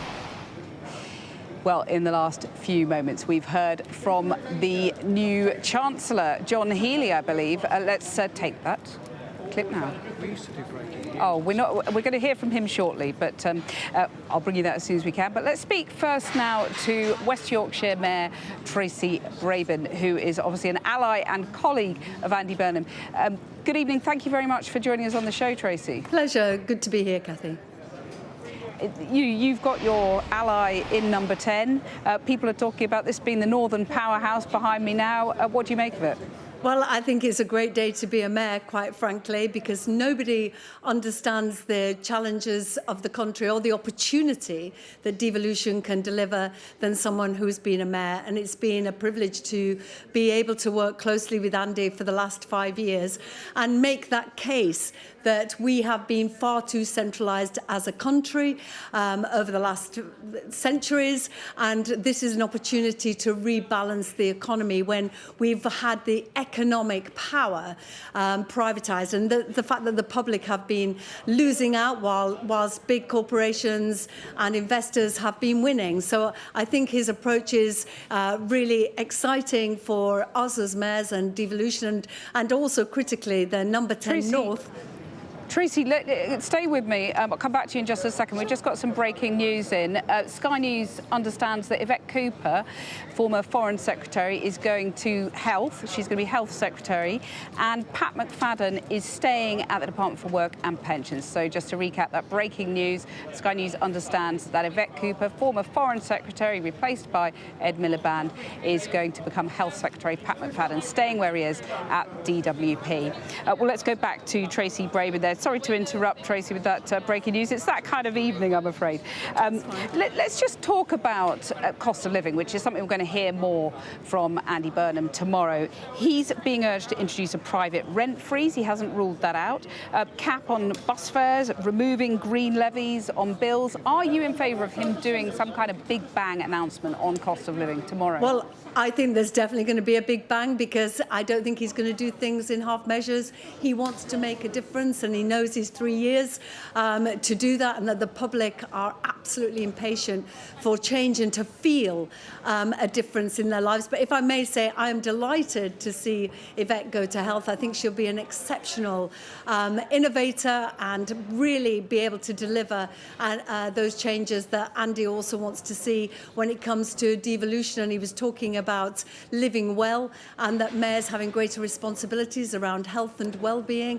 And I really do believe that Yvette will be a great champion for that. But you're absolutely right to talk about the cost of living. And I think nobody spoke more powerfully than John Bird about poverty. And one of the things that mayors can be really helpful with is particularly around transport. So we are franchising our bus network, the Weaver network in West Yorkshire. We're going to be building a tram to connect Leeds and Bradford, and to ensure that people can get around, but also to drive down those costs of transport so people can get to jobs and get skilled up and get to opportunities. And we know that talent is everywhere and often opportunity is not. So I think that's really exciting about transport, but also his commitment to affordable housing. We know that that's the basis of people's future. And I grew up in social housing, and I know that the impact that had on my life, that stability that you get. And I do believe that he's also going to be looking at energy and other ways to drive down bills, and whether that's also reforming utilities, particularly water. That's something I'm particularly interested in, that it feels like it's always the customer that pays the price for failure and not necessarily the shareholders. So I believe he's got a good package. You're talking about a big bang and customers not paying the price anymore, but the taxpayer is going to pay the price for this big agenda. And I just wonder about the scale of what he's promising and the price tag attached there. Do you think that people in London and the South East might be a bit nervous about the Northern powerhouse being put together? behind me. No, not at all. And you've heard Andy speak and say that he's going to work for the whole country. But we do know that actually, when the North succeeds, we are also part of the solution for the South. We know that there are conversations about this, affordable housing and opportunities in London. People can't take them because of the housing costs and so on. If we rebalance the economy, I think then we all benefit across the whole country. But I suppose just help us out, because he's made these big promises and we don't as yet know how they're going to be funded. So take something, you're a big proponent of devolution of power, of course, being a mayor. But how is that going to work, for example, on council house building, which he's promised the biggest programme since the war? Will councils build the homes themselves? Because some of them haven't done that for decades. How is that going to work? Do you understand it? Well, we have in West Yorkshire built more affordable homes than at any time since the economic crash. And that is part of what is the power of the mayoralty and my office, is the way that we can bring people together. And you heard Andy speak about collaboration and cooperation and, place over politics. How do we work together, whether that's housing associations or developers, and also trying to get rid of those roadblocks when it comes to planning and also when it comes to individuals or groups who might not necessarily want a particular housing development. But we do know that we have to deliver more homes if we want to tackle one of Andy's big pledges that you heard John Bird speak about, which is homelessness and an injustice across our nation, that so many people are living on street. And honestly, affordable housing and social housing is the key. And we do know that there are councils up and down the country that deliver social housing, but there are also changes that need to be made about families when they can buy their house. And I know that there's been changes under Keir Starmer's leadership as well. But Tracy, let me just push you a little further on how this happens, this council house building programme, because you were talking about affordable housing, but is it your understanding that councils build the houses themselves? Is that how it will work? No, this is about partnership working. So the Brownfield Fund, for example, we add our monies to what is a challenging site to remediate the site, so then developers are attracted to that site. But of course there will be, and there has to be, grant funding as well to support that difference in land values across the north in particular. We know that developers are saying, we want to build on this site, but there is just too great a gap for it to work for us. So we step in, we work with developers, but also we know that councils work with housing associations in partnership. This is, of course, not Leeds Council or Bradford City Council, setting up a whole department to get the diggers out on the brownfield funds, brownfield land. It's a team effort. That gives us a. I just want to ask you one more thing before you go, and that's about number 10 North. Is your understanding, again, you've clarified on council house building, but is your understanding that proper decisions are taken in number 10 North, or is it civil servants from London popping on the train, going up to number 10 North and coming back here? Is it a genuine shift of gravity?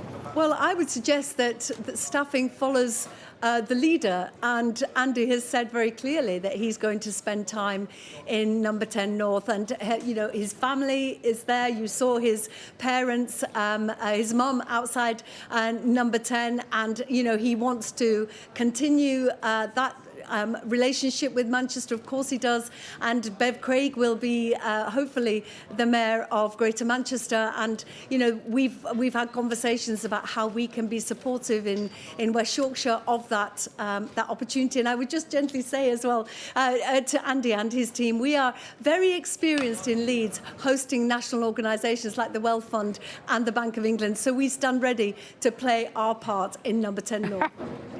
Nice pitch, Tracy. I'll let you go. Thank you very much for joining us. My pleasure. Tracy Braven there, an old ally of Andy Burnham, a fellow mayor. Not a mayor anymore, Andy Burnham. Maybe I should have asked if she becomes Prime Minister next. Well, it's just gone 8 o'clock. We're in the middle of a specially extended edition of the Cathy Newman Show on the day Keir Starmer departed and Andy Burnham took the keys to number 10 Downing Street. The new man at the top of government wasted no time in making his intentions known, pledging to rise to the challenge, accepting we have not been good enough and appointing the former Defence Secretary, John Healey, as his Chancellor. Two people who had been tipped for that role do get senior positions. Ed Miliband is the new Foreign Secretary, and Shabana Mahmood remains as Home Secretary. And in the last few minutes, we've had more posts being filled. Now, as you can see, I was calling them a sofa duo, there's no sofa, so we're calling them a pavement pair here. Former, or street sources perhaps, Conservative Minister Lord Ed Vaizey and Labour peer Baroness Aisha Hazarika. Let's first speak to our chief political correspondent, John Craig. John, bring us up to speed. Well, let's talk about this stunning demotion for Yvette Cooper. I mean, she was talked about as a possible Chancellor, and now she's got Department of Health. Not great, is it, when you've been Foreign Secretary? Well, it's a very important role, John. That's what Aisha was accusing me of being cynical. I'm going to make the same to you. That's what number 10 are saying, that she's... the PM has asked her to be responsible for continuing to make progress in NHS waiting lists and driving social care reform. Now, in fairness, of course, that's something that the new Prime Minister has talked about, and that is a big task. Yeah. I mean, he's talked big task and top priority. And he's talked very movingly about the fact that on Friday, his father's got Alzheimer's. Today, in a Times interview, he talked about his father being in a care home. And his father's got dementia so badly, sadly, he doesn't even know his son's become Prime Minister. Tragic. Although his mum was there, wasn't she? Yes.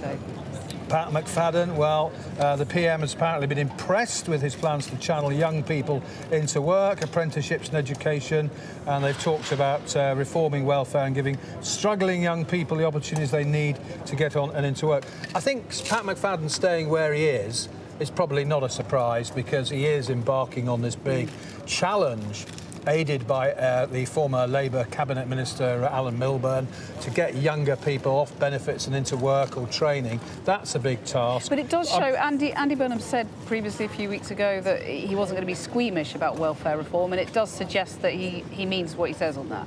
Yes, but of course Keir Starmer came a cropper, didn't he, with a big rebellion. I mean, I'm still stunned by the brutal cull of all the Starmer loyalists.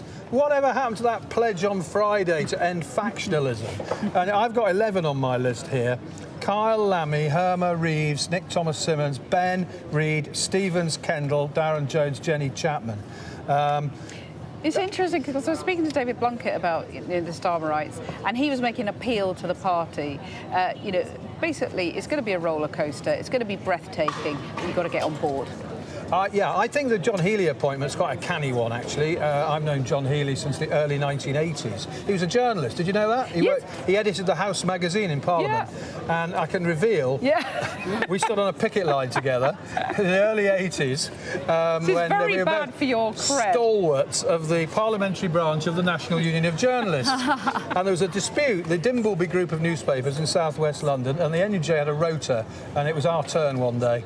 Anyway, he went off to work for the TUC, became an MP, has worked in the Treasury, a couple of Treasury jobs, stayed on the front bench through the Corbyn years, but he really impressed as Defence Secretary, and then came that bombshell resignation, which probably not more than anything, but was one of the key factors that led to Sir Keir Starmer's demise. And clearly the new Prime Minister said, well, you wanted more defence spending, you find the money. The other thing about John Healey, of course, second Healey to be Defence Secretary and then Chancellor under a Labour government, Dennis Healey. No relation. Such good trivia. No relation. Yeah, Glad you clarified that. That was going to be my follow-up. Yeah, yeah. I mean, we get substance from you, but we also get great pub quiz answers, don't we? Okay, yeah, right, okay. Let me bring... It looks like Ed is about to declaim, but I'm going to you've never stood on a picket line. If you want to... Well, Michael Gove has, of course, so... Yes, Aberdeen. Yeah, Aberdeen. They're not the first cabinet minister to have a journalist who went on strike. But, of course, I was just going to put, facetiously, of course, the last Healey that was Chancellor had to go.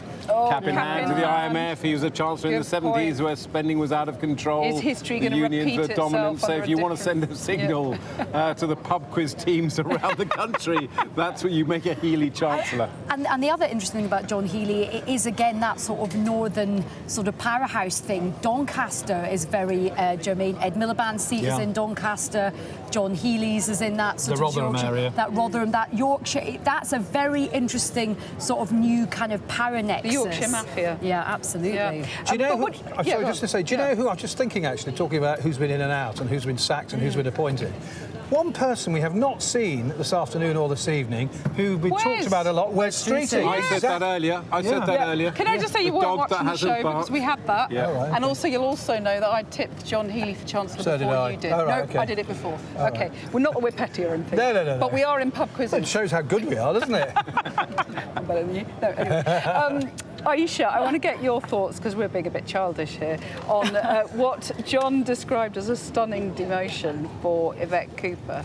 What do you make of that?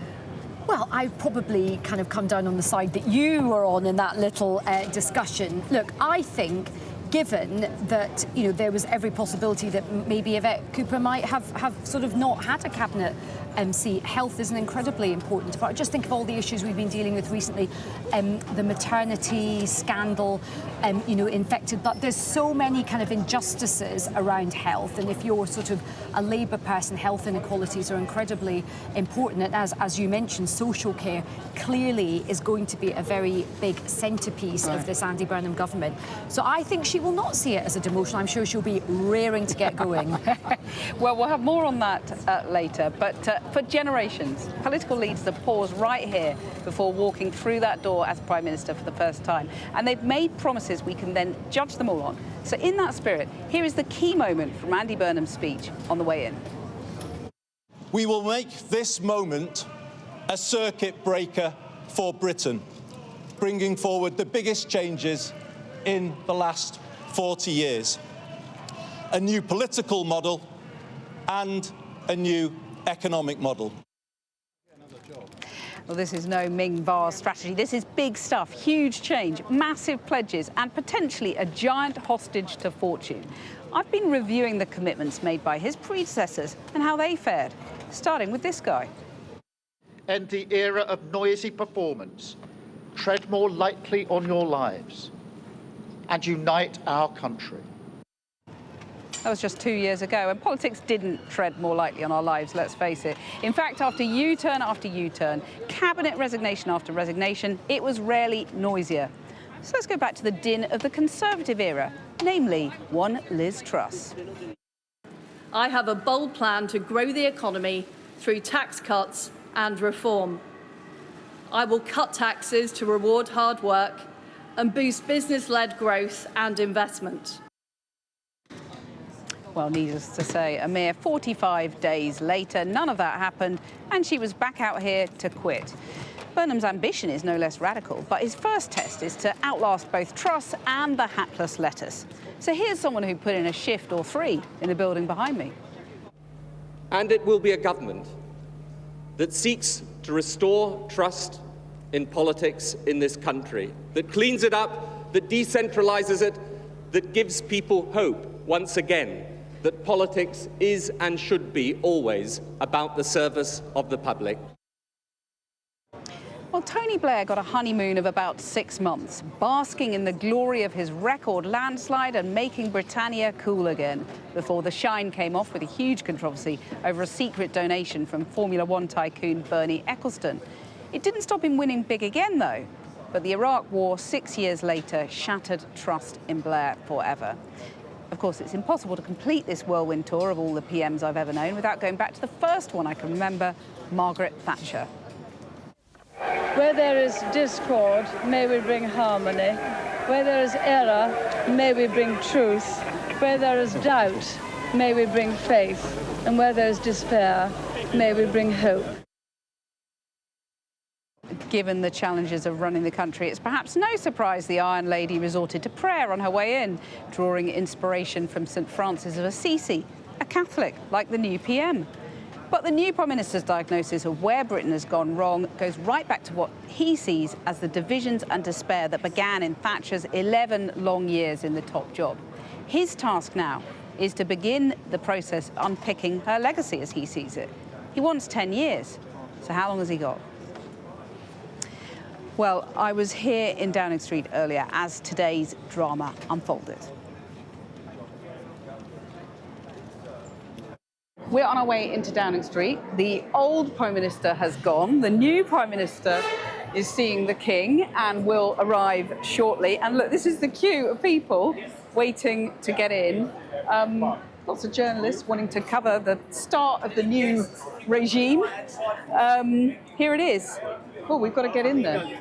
Queue's moving fast now. I mean, you made this happen. Do you feel like a little sort of pride in this moment of history? It's not me, it's a team effort. But yes, I feel proud, and I hope that it's an exciting moment for Andy and for the Labour Party and the country. I'll let you get in there. Thanks so much.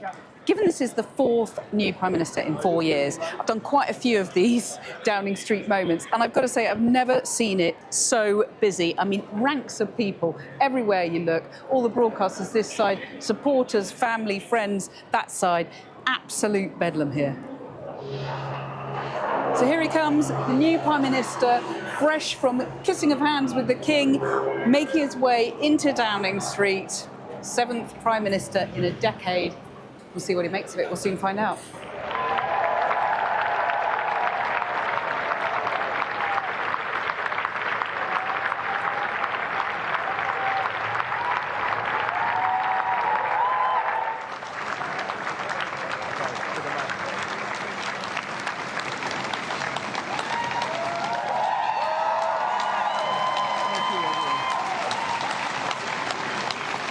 Thank you. I have just come from Buckingham Palace, where I have accepted His Majesty the King's invitation to form a government.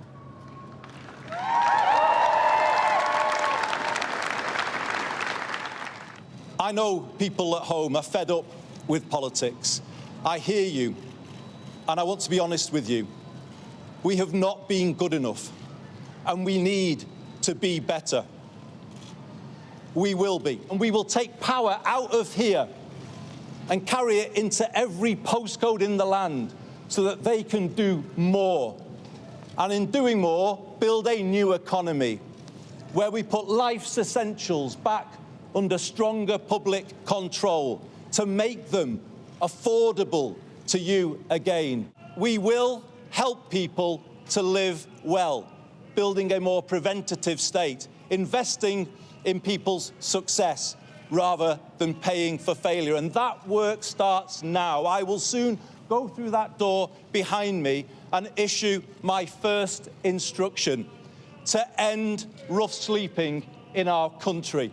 Let us make this the moment when Britain starts to believe again, the moment we bring back hope. Thank you very much, everybody. Well, Andy Burnham says the work starts now. Before the work starts, he's thanking his supporters gathered here en masse. Very different style he's striking there. You know, suit and jacket for sure. He'll get his Manchester T-shirt out when he goes inside, I'm sure. He's just been to see the King, so of course he had to dress up, look the part. But now he's going into number 10 to do things differently, he says, do a different politics, different economics. And he's made his first promise as Prime Minister, which is to end rough sleeping. So the question now will be whether that change of style that we're seeing, the much more informal approach, whether that will be accompanied by a real change in substance when he goes through those doors and begins work. What did you say to him before he went in? Did you have a chance to chat to him?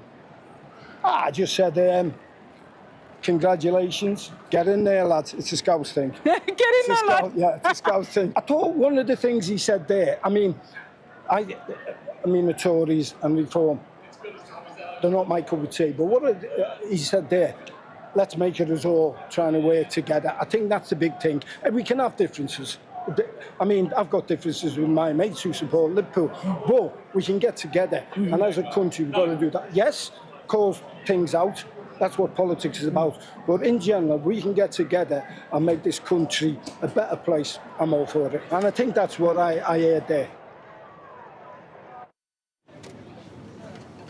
Well, let's speak now to Harriet Harman, former Deputy Leader of the Labour Party, Government Advisor on Women and Girls and co-host of the Electoral Dysfunction podcast here on Sky News.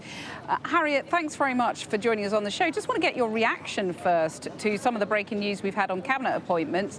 Yvette Cooper seems to have been demoted. Shabana Mahmood was tipped to be promoted to Chancellor. She's staying as Home Secretary. I mean, a lot of the key staff behind the scenes, Chief of Staff, Strategy Director, they're all men. Is the boys his club back in Downing Street? Well, I think there's a very important woman, first off, which is Lou Haig, who's been announced as the Chancellor of the Duchy of Lancaster and First Secretary to the Treasury. And I think what both of those titles are is almost like Deputy Prime Minister in all but name. We haven't had the Deputy Prime Minister announced yet. But yes, of course, I think you always have to have a close eye on ensuring that women are moving on to equal terms with men, because, you know, in the past, over many centuries, politics has been dominated by men, and women's arrival into politics is still relatively recent. But seeing his speech today on the steps of Downing Street, I felt what an enormous change it is. I mean, it's another Labour Prime Minister, but it couldn't really feel more different. I mean, he's said he's going to stick with the manifesto, but the whole culture of politics, I think, is going to change, because instead of hearing 14 years of Tory misrule, it's basically things aren't good enough, and we all have to accept as politicians that we haven't been as good as we need to be, and there's going to be partnership rather than point scoring. And I think it's going to be a very different dynamic in politics. Harry, I was speaking to David Blunkett earlier on the show, and he was saying, you know, he was kind of saying the one criticism he'd have of his friend Andy Burnham is not to write off the Blair years and the Brown years and the previous Labour governments. As someone who served in those administrations, would you concur? Well, I think that basically he's right to say that those areas which were stripped out by deindustrialisation, that despite the Labour government for 13 years, that they still remained as places where those who wanted opportunities, young people, had to leave them to get on. And although the standard of living improved because pensions improved and what was child benefit was increased, and although health services were improved with massive investment and cuts in waiting lists, and education was improved, actually they were still places that felt left behind, and that's what is driving his devolution agenda. And I think it's incontrovertibly true that those places did not get included in the progress that was made, and he's saying that's not good enough. And that's why it's about confidence and hope in every postcode. I thought it was very interesting. He talked about the fact that they were stripped out by deindustrialisation, but they didn't have the power to reimagine their own future. So I think that devolution part of his agenda is very different from the Blair-Brown government. And based on his experience in Greater Manchester, you know, he's done it in Greater Manchester, and he can see how it can build growth and confidence in a region, and he wants to see it in all regions. Yeah, I'll come back to how he pays for this huge agenda in a second. But you were talking there about how he's got to stick to the manifesto. Is there a sense that he's a little bit hemmed in by that manifesto, because it is so different, as you've been describing, from his vision? You know, the two, as you said, he and Keir Starmer couldn't be more different in their vision. Well, he was saying he was going to stick to the manifesto. That's what he said. But he feels that even despite that, there's much more that can be done. And certainly, I think he's going to have to... Do you think he is a little bit hemmed in by it? Well, there are commitments on tax, on the basic and higher rate of income tax, on national insurance, and on corporation tax and VAT. And those are commitments. And he also restated again his commitment to the fiscal rules. But I think he believes that aside from that, even irrespective of that, there is a great deal more that he can do. And by the way, I wouldn't think that there's this sort of pecking order idea in government departments, and you mentioned about Yvette Cooper being demoted to health. I mean, she's moved from a foreign policy job to a very central domestic policy job, and I think that's the wrong way to see it. I think she'll make a very good contribution having moved from Foreign Office to health. And it's going to be interesting because Ed Miliband, who's gone from what was a domestic department, which is energy, to the Foreign Office, but actually climate change can really only be delivered internationally. It's a global issue. So I think he will drive the climate change agenda globally. Well, he'll also get up the nose of Donald Trump, though, won't he? Well, I think Donald Trump is getting up the nose of everybody else, quite frankly, and I think that I don't think that Andy Burnham is going to seek conflict with Donald Trump, far from it. You know, he wants to work in partnership. Yeah, but I think that, you know, he's going to be in diplomacy now, Ed Miliband. He'll need to be diplomatic in what he does, but, you know, he will also need to work with those countries like that Mark Carney was talking about, the middle countries, which all need the middle powers, including the EU, Canada, Australia, to take that agenda forward. So I think. But does he need to also? You were talking about being in the business of diplomacy. Does he also need to suck up to Donald Trump, because he won't be very happy about that, will he? Well, I think, you know, we do have a special relationship. Although the administration is run by Trump, we have a much deeper and broader relationship with the US than any one single president, and including on security, where although they are retreating somewhat from NATO, that our intelligence work is entirely intricately bound up with the US. So I think that, you know, Ed Miliband will be wanting to have as good relationship as possibly can be had with that. And I'm sure Andy Burnham's got confidence that Ed Miliband will do that. And of course, he'll be the second Miliband in that role, his brother David Miliband, previously having been Foreign Secretary. Right. Just coming back to what you were saying about the manifesto and the tax commitments made in it, do you think, in a sense, given the scale of what Andy Burnham wants to do, he says he wants to do, inevitably those manifesto commitments on tax sort of limit they put a lid on the scale of his ambition, really? Well, I don't think so. He hasn't actually made any spending commitments yet. He's given his first instruction, which is about tackling rough sleeping. He says tomorrow he's going to be helping people with the cost of living, and will show how that's going to be paid for. So let's see how that happens. And I think in terms of he hasn't made any specific commitments, but in a way that's part of the problem, because he's set out all the, you know, the ambitions on social care, you know, rough sleeping, council house building, you know, all of these things, cost of living, all of these things have a price tag attached, don't they? And we have no idea how he's going to fund them as yet. Well, he only became Prime Minister this morning, so I think we'll get more idea tomorrow. But I think that he's set out his commitments on housing, on devolution, on rough sleeping. He's talked about education and getting young people into work. And I thought it was interesting. He was saying, I want to take the country forward in a way that I think we all want to see it go forward. And those issues of housing and the problems of young people and the problem of regions being left behind, and indeed social care, I mean, they are the agenda everybody wants. But I thought it was interesting because he talked not about the cost of living crisis, which can sometimes feel like people are talking about an economic construct.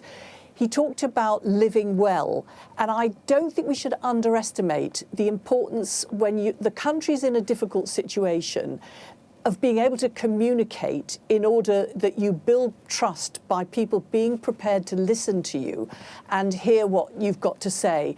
And so I think I think Farage is going to have a run for his money on communications. Actually, Farage has been dominating political communications. And I think that that's changed from this morning. Andy Burnham is going to lead the political arguments from the front in a way that doesn't talk about with any gobbledygook and won't even mention the cost of living crisis. It's just about what everybody wants, which is living well, and he's obviously right on that. Right. Well, you were talking about everybody wants this agenda. We don't really know, because there hasn't been a general election. We don't know what the public wants and what they want their Prime Minister to do. But given that the tax burden is the highest since 1948, if he wants to increase taxes further, as he suggested he will have to, there's wealth taxes floated, etc., doesn't he need to go to the country to win this argument on things like social care? Well, I think that there's been a lot of talk about his mandate and his right to govern. And I think that's why the Parliamentary Labour Party in such large numbers nominated him. There was nearly 400 members of Parliament. That's 400 constituencies that actually nominated him to be Prime Minister, and that's where he gets his but Harry, mandate from. It's 400 individuals, and then the 25,000 who voted for him in Makerfield. That's very far from a national mandate, isn't it? Well, they're not individuals, they're members of Parliament representing their constituency, and I think that's why so many MPs wanted to put their name on the nomination papers, because they wanted to say, right, you're going to be our leader, we're going to have confidence in you, and that's the basis on which he'll take things forward. I think that's the reason why he's saying he's going to stick with the manifesto, is to try and address something of the legitimacy question. But he's going to win the argument for carrying on by what he does day by day. But you think he's got a mandate to do wealth taxes, to do a land value tax, new property taxes? You think he does have that mandate? He's got a mandate to do whatever he wants that is not explicitly ruled out by the manifesto, and he's only constrained by the manifesto because he's actually said that he's going to stick with it. So I think that he will be thinking of how he's going to finance our commitments on defence, which obviously he's going to solidly back. And I think the people in NATO are going to be well pleased to see John Healey, who clearly so deeply understands the defence agenda, to see John Healey as Chancellor, I think will give them a lot of confidence. But I'm still waiting to see who the rest of the appointments are, who's going to be Education Secretary, is there going to be a Deputy Prime Minister, and so that we can see the full lineup. But the most important person in all of this, of course, is the Prime Minister and the very clear leadership he's going to be giving.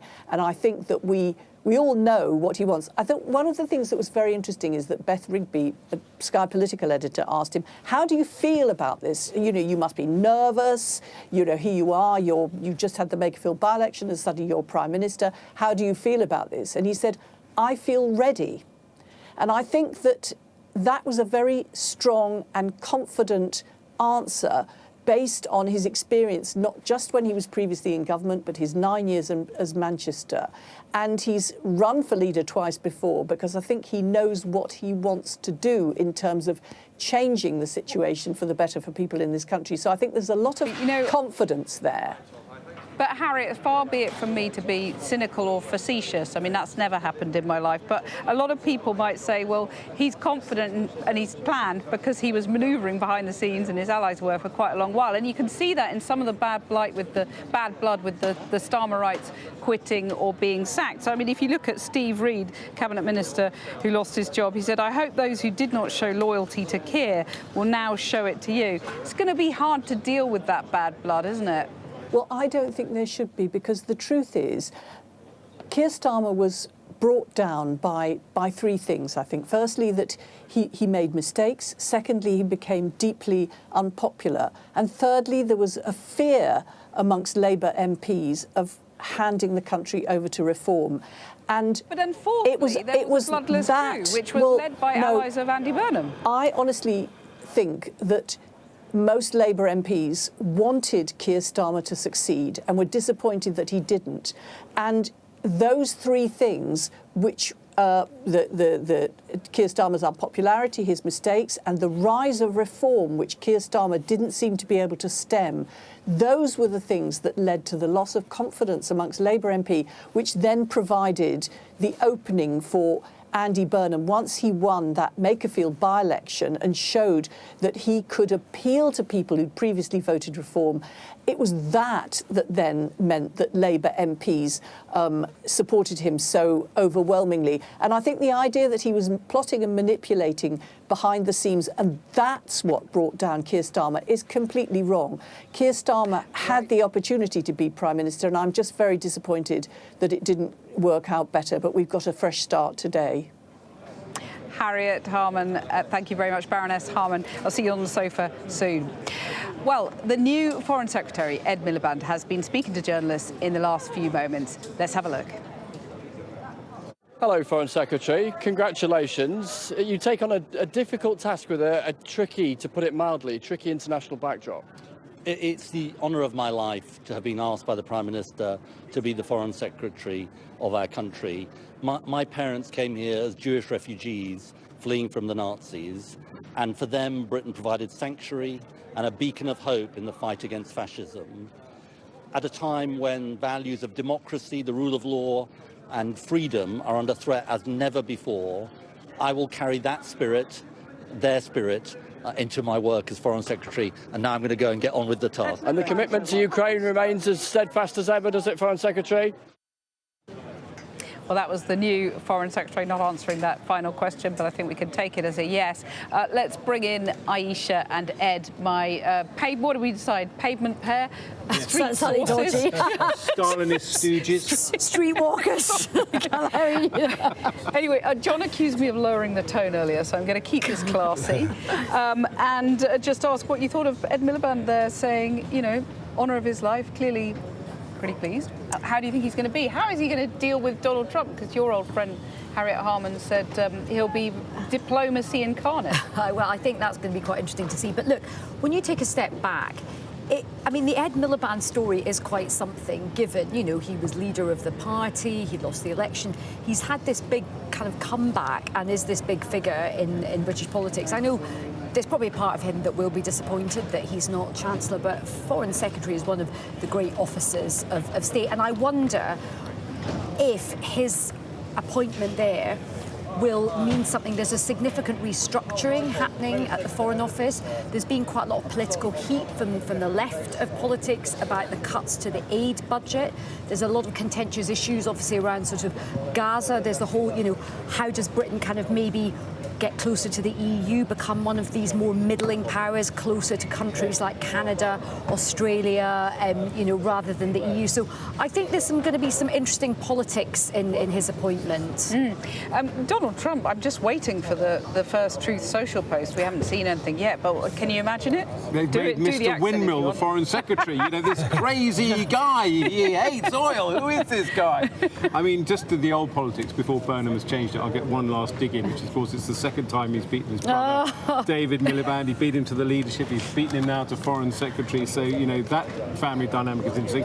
It's interesting. Because David Miliband was being quite hotly tipped for that role. Apparently, David Miliband was over here in London making speeches and touting for the job. I mean, the Gaza issue is very interesting. You know, Ed Miliband, Jewish heritage. How is he going to handle that with the Parliamentary Labour Party, which is really important? But also, net zero Ed. Yep. The Foreign Office is the perfect stage to prosecute the net zero agenda around the globe. So he'll keep a bit of his portfolio and have a bigger stage to play it on. So that's the second thing. Ukraine is obviously the third big issue, and Burnham has already been clear that he's going to be steadfast about that. And then there's finally, you know, the link to defence and Britain's standing in the world. We may even have the Falklands emerging as an issue. Who knows? Gosh. Harriet Harman just there, making a valiant attempt to argue that Andy Burnham does have a mandate because he's got 400 MPs backing him. I mean, the scale of what he might need to raise in terms of money to fund his plan, constrained by the manifesto, but can you see him having to go for an election sooner rather than later? Again, I'll just be very honest, I don't think anybody knows the answer to that question. I think he and his team will be acutely aware of the fact that this is a very unusual route. I mean, he wasn't even an MP 6 weeks ago. I mean, this is extraordinary, this whole story. So I think he and his team will be aware of the fact that this is not usual. I would not be surprised if there is maybe an earlier election, not an early election, but perhaps an earlier election after he has set out more of his policy stall. You know, perhaps he gets a bounce, maybe he shows he can deliver something more quickly. But I do think his team are keenly aware that the public outside do see this as a coronation. And remember, many in the Labour Party have called for general elections, you know, when there were changes of leader in Downing Street. Now, that's not how the maths works in Parliament. He doesn't have to have a general election unless the maths suddenly turn against him. But I suspect Labour MPs will want to delay an election for as long as possible. Yeah, maybe some reform people if the polls continue to soften. Well, let's go now to Lord Glassman, who's Labour peer and founder of Blue Labour. Maurice Glassman, thanks for joining me on the show. What do you make of the cabinet appointments? Because your great friend Shabana Mahmood, the Home Secretary, has stayed put. She was tipped for Chancellor. What do you make of it? Well, I'm delighted that she's staying. I think she's done a really great job, and I really wanted her to finish the job. I'm also delighted about John Healey, who's a very sound and respectable person. And above all, I'm delighted because Richard Hermer is no longer Attorney General, which I think can release us to do political things and not be ruled by lawyers. So all in all, Cathy, I'm pretty chuffed today. Well, I mean, you're talking about doing political things and glad to see Lord Herber off and so on. But when it comes to immigration, which I think you were probably alluding to there, Shabana Mahmood may be forced to water down those plans that she's set out on indefinite leave to remain, for example. Andy Burnham's been quite sympathetic to Labour backbenchers on that. What would you say to him on that? If you think that she's going to water down anything, you don't know her. She's very resolute. She's got a coherent plan. And I think Andy Burnham had 6 weeks in Makerfield, if you remember that, and I think he listened to people, so she's got his full support, and that's a very good move. So you think that if he tries to water down those immigration plans on indefinite leave to remain, she would stand up to him and say, not on your lelly? Definitely. I mean, there was pressure put on her in some ways to be Chancellor. Shabana Mahmood is head and shoulders above the rest of the Cabinet, in my opinion. She's intelligent, she's hard-working, she's principled, and she's not going to be pushed around. So her staying is a definite message that the agenda continues. Right. What do you've spent a lot of time in Ukraine. What do you make of Ed Miliband, nearly called him David, Ed Miliband's appointment as Foreign Secretary and the message that sends internationally? I don't think it's a very strong message. Increasingly over the last 15 to 20 years, foreign policy has been made in Downing Street. It's the Prime Minister who engages with other heads of state. So I don't read too much. As far as I know, Ed Miliband is a strong supporter of Ukraine, but Andy Burnham is. I mean, when I was in Ukraine, I met several mayors, particularly the mayor of Lviv in the west of the country, the third largest city. And he was talking about Andy Burnham twinning Manchester with Lviv and being very resolute, doing lots of good things in relation to humanitarian aid and refuge for Ukrainians at the beginning of the war. So I think that we will continue the policy of Ukraine being an absolute priority in terms of our European relationships. You went to Donald Trump's inauguration. I think you were the only politician, Labour politician there. I always like to embarrass you on that one. I mean, I wonder, knowing Donald Trump as you sort of do, how will he react to Ed Miliband's appointment? I don't think he'll notice, to be honest. Okay. I really don't. I don't really remember him referring to anybody other than heads of state. It will be Andy Burnham and Donald Trump who are going to have a meeting and sort things out. Ed will deal with Marco Rubio. Marco Rubio is an extremely intelligent person and will get to the point, as he did when I met him. So I'm not really concerned about that. As far as I understand it, Ed's been moved out of domestic politics into that position. And it's very much the case these days that heads of, well, not heads of state in our case, that prime ministers deal with foreign policy, and I hope that is the case. When you look at the scale of what Andy Burnham set out, you know, he obviously wants to fix social care, he wants to do the biggest council house programme since the war, cost of living, he's going to make a series of announcements tomorrow, which we're told will be quite sort of big bang. Are you pleased for his ambition, or are you worried that he's bitten off more than he can chew and he'll end up failing to deliver like many of the last prime ministers we've seen? Yeah, well, you're missing out the big one, which is industrial strategy. He is repeatedly committed. For that, he's going to need cheap, abundant energy. That's where I see the meaning of the movement of Ed Miliband from energy. There's going to have He's going to drill, baby, drill, is he? Well, I think he's going to be very English about it and drill to some extent, right? That's the point. He's going to use the existing North Sea oil, there's going to have to be a recalibration of the balance between renewables. Nuclear is going to have to accelerate the nuclear. But that's actually at the heart of this government is, did you notice they were talking about a new economic model? Well, central to that new economic model is actually to become a productive country again. That's where I see the real change in this government. And when you talk about becoming a productive country again, I mean, there clearly is quite a number of higher taxes coming down the track. We're already shouldering the highest burden of taxation since 1948. Is that a problem? Does he need to square up to the wealth creators? Okay, I don't think so. I think if you look at the meaning of this, the biggest meaning is that Shabana stays and Pat McFadden stays. Pat McFadden is a very, very resolute welfare reformer. They've now got Graham Cook in as head of policy. I'd pay attention to that. He's a very long-standing welfare reformer. And of course, James Purnell is chief of staff. So what I see in this government is actually that they're going to be looking to restructure the state. The big one is, are they going to create an actual ministry for AI? AI is the crucial area that remains uncharted as regards state reform, because obviously the implications for the administrative state are huge. So Kathy, that is the dog that so far hasn't barked tonight. Well, they haven't quite got there yet. I know Kanishka, who's the Minister of AI. I sincerely hope that they give him an actual ministry, because that's going to be fundamental to Pat McFadden's job. That's going to be fundamental to Shabana's job, using of AI in policing. And then that will free up the resources to have an industrial strategy. I don't think anybody I know in Number 10 is thinking that the way out of this is just to increase tax. Maurice Glassman, Lord Glassman, thank you very much for joining us on the show. See you soon on the sofa, I've no doubt. Looking forward to it. Yeah, okay. Thanks, Maurice. Well, in the last few moments, we've heard from the new Chancellor, John Healey. Let's take a look. Chancellor, congratulations. What are your plans? Thank you.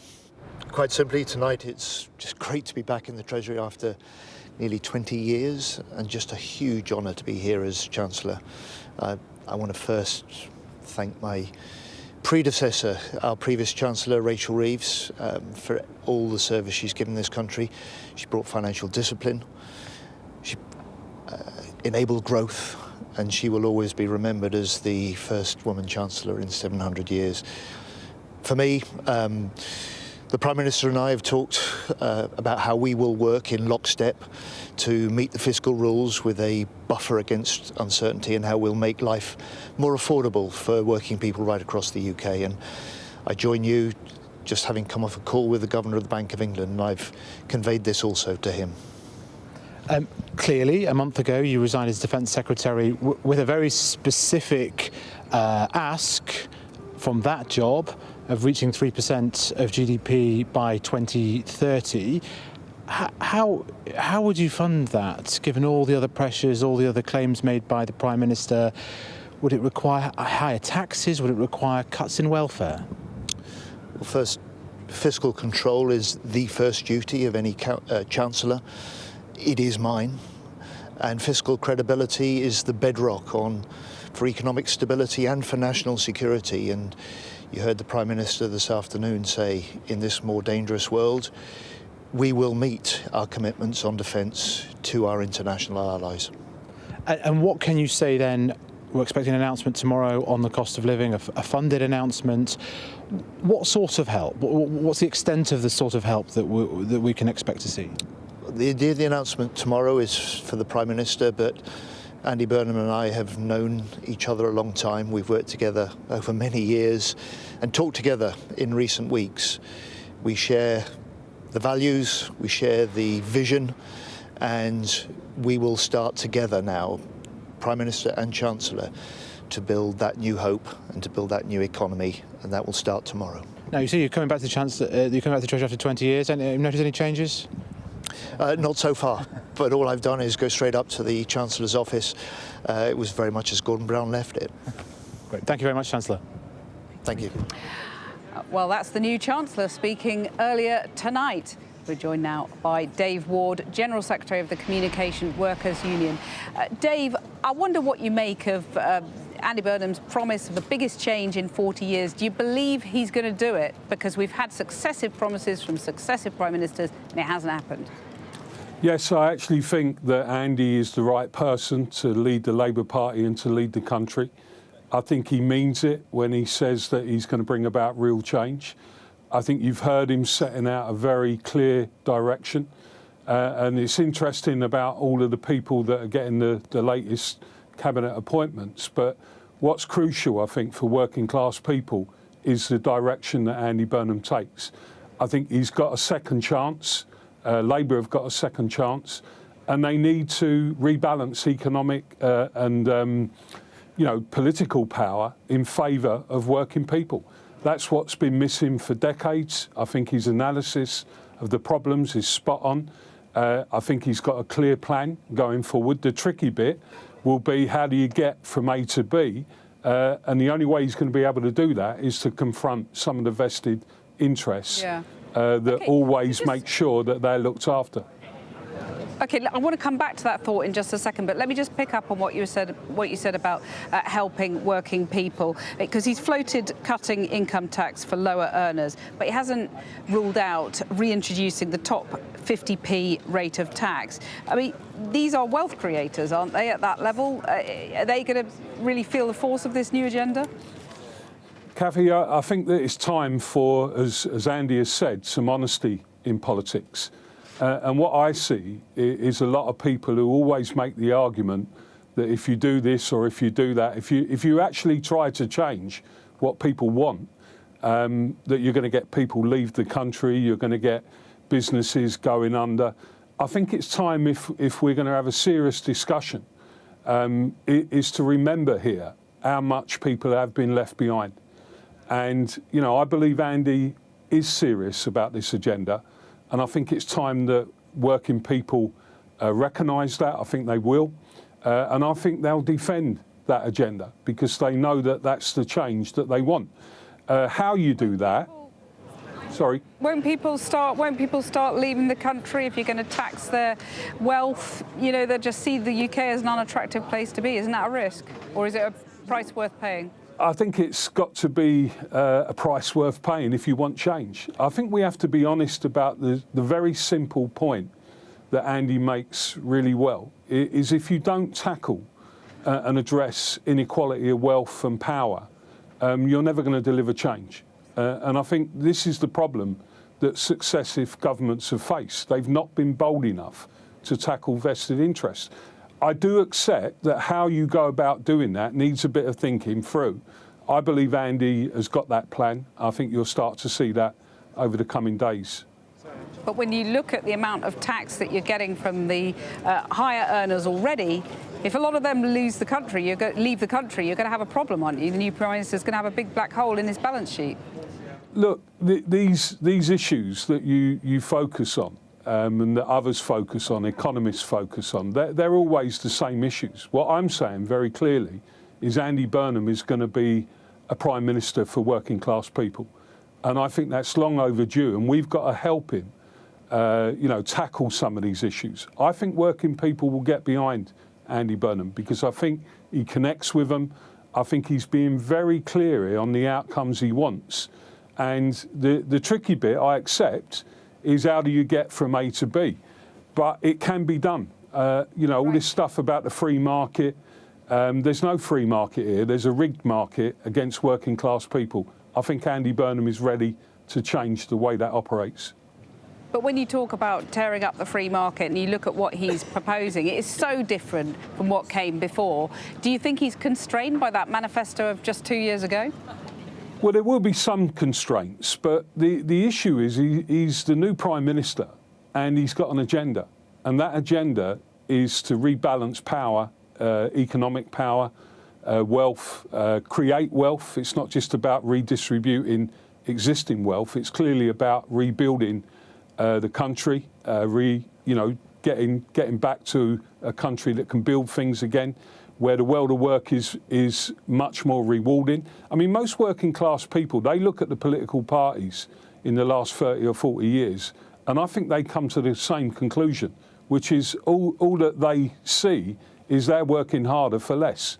Now, someone's gaining a lot of financial benefits and financial assets and huge reward out of this.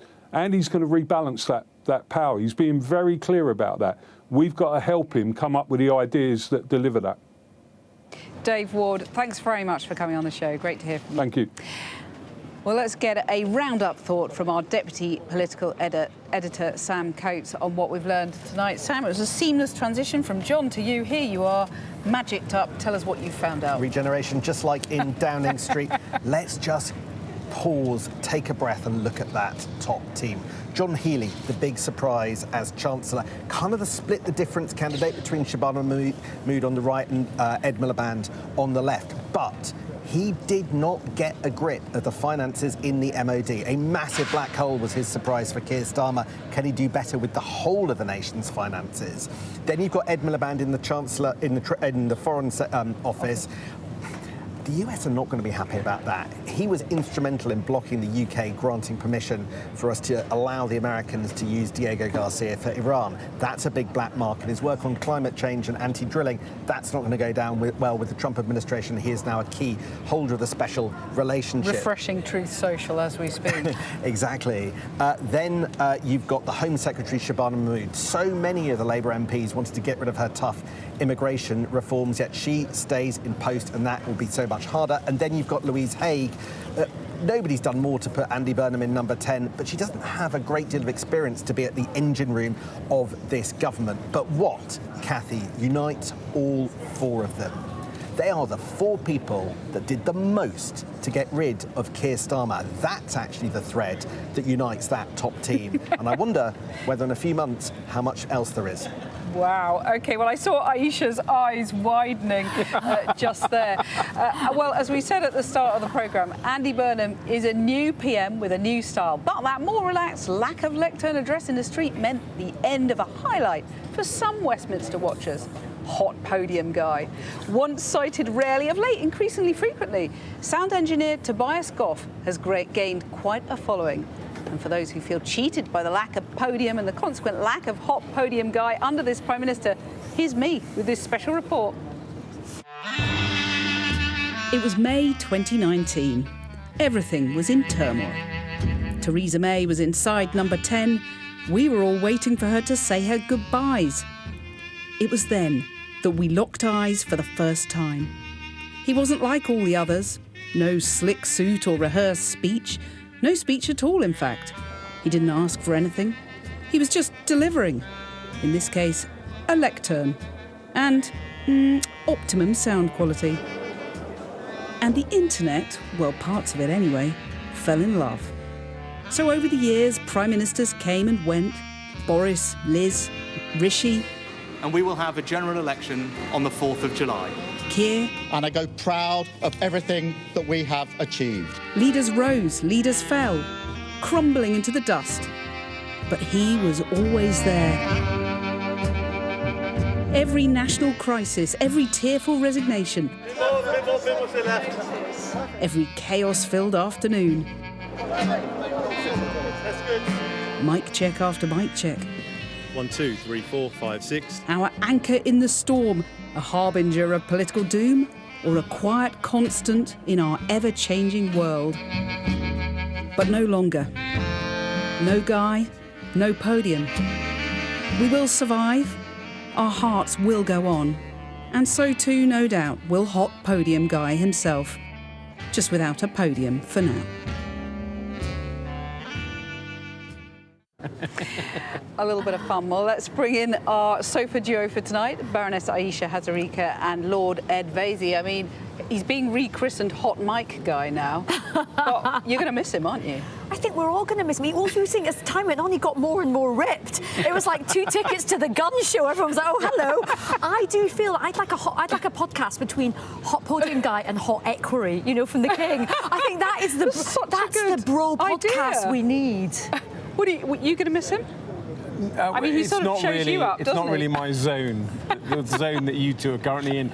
I will simply comment that he was Burnham before Burnham. You know, he was wearing the black T-shirt long before it became fashionable. So we got a glimpse of what Burnham could have looked like if he'd had a podium. I mean, someone needs to interview him, actually, don't they? Yeah, he does need to be interviewed. I can't believe you haven't got it. Offering my services. He does turn down interviews, apparently, I'm told. I'm not surprised, given the way you two are reacting.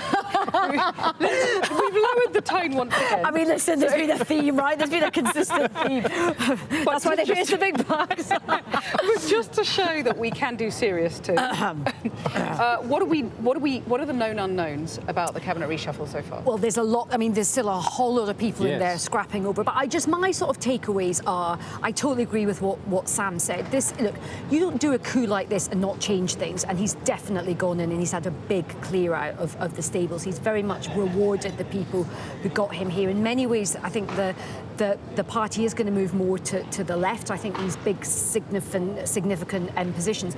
But two interesting things to, I think, appease the more centrist. Keeping Shabana Mahmood in the Home Office is really important because of immigration.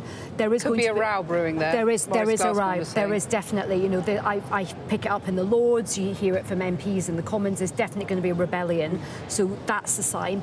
And keeping Pat McFadden in DWP is really, really interesting. I think that means that he will want to do something on these Alan Milburn things. But we don't know about Wes Streeting yet, and we don't know. Which is interesting, given that, you know, he stood aside to give Andy Burnham an unobstructed path. Or maybe he just didn't have the numbers.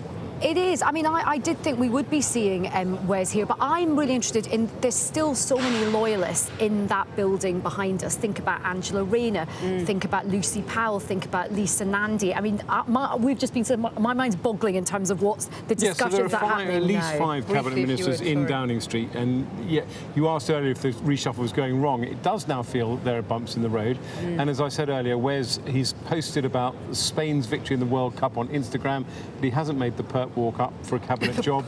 Will he get energy secretary? I'd be amazed if Wes Streeting is not in the cabinet. It'd be extraordinary. Right, well, it's been a pleasure chatting to you. I mean, I must say I'd quite like the sofa right now. My legs are aching after 2 hours on there. But thank you very much, both of you, and we'll see you in the studio next time.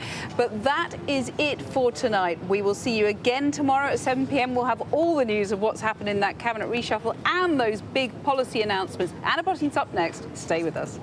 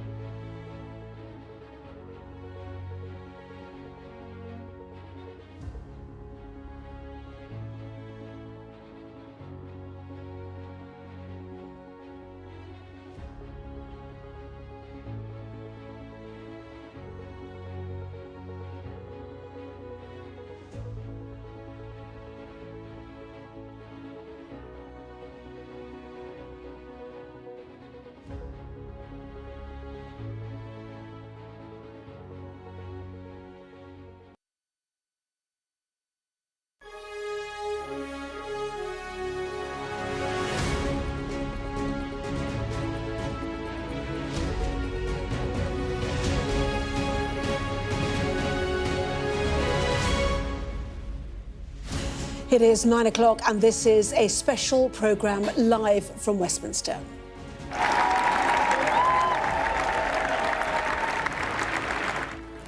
Andy Burnham is Britain's new Prime Minister. I will put the care of people at the heart of everything I do. I will give this my all.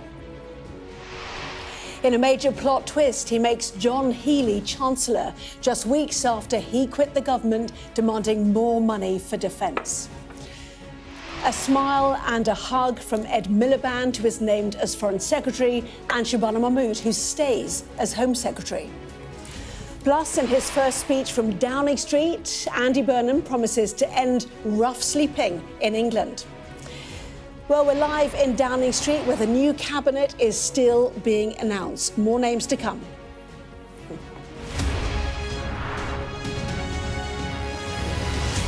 Well, hello and a very good evening to you. It has been a day of breathtaking drama in Downing Street. One of Andy Burnham's first acts as Prime Minister was to make John Healey Chancellor. The man who quit his last job at Defence, saying there wasn't enough money, will now be responsible for finding it.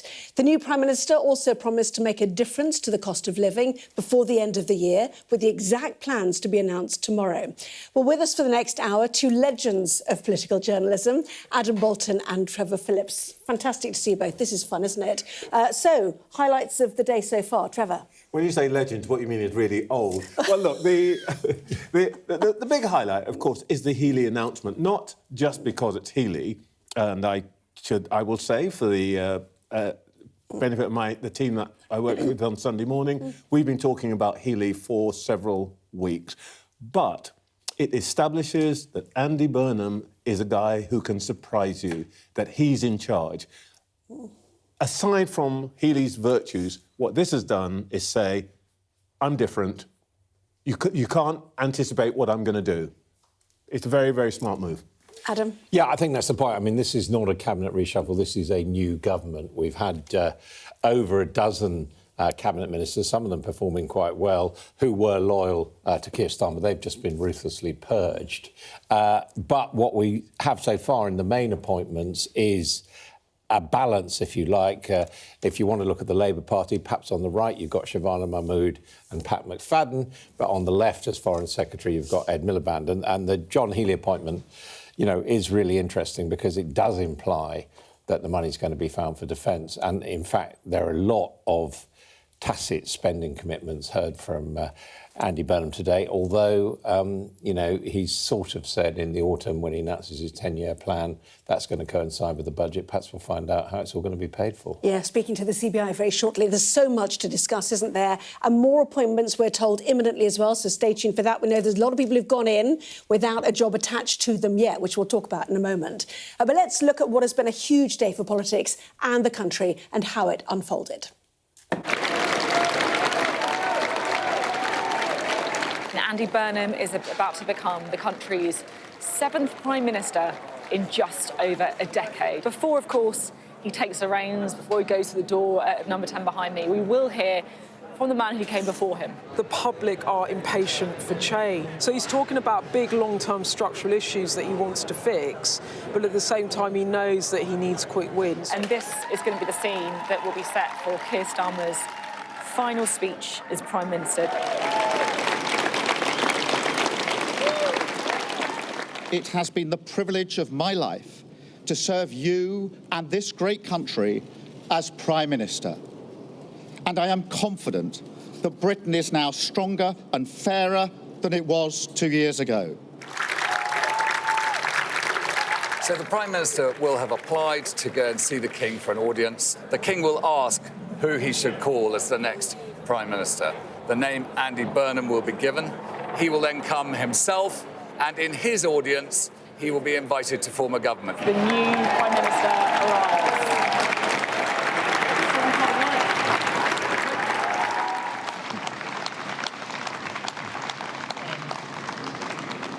I am the 6th person in the last 10 years to walk up this street, the 7th Prime Minister since 2016, making this a moment for reflection, and new resolution. I think the thing that perhaps was the most emotional of all was watching his mum watch him, and then that hug at the end. He said people are fed up with politics. He said, I hear you, we have not been good enough. So there was an acknowledgement there from Andy Burnham about the disillusionment in politics and saying that it was time to raise the game. John Healey is Chancellor of the Exchequer, and I can tell you that was not expected. Ed Miliband is Foreign Secretary. And they have given him one of the great offices of state. Shabana Mahmood remaining as Home Secretary. Getting what she wants. The former Transport Secretary, Louise Haigh, has gone into number 10. She is the right-hand woman of Andy Burnham, but she's also the first Secretary of State. Is Yvette Cooper almost tripping up on the pavement? Yvette Cooper, former Foreign Secretary, is going to Health. She's going to be Health Secretary. Let us make this the moment when Britain starts to believe again. The moment we bring back hope. Thank you very much, everybody.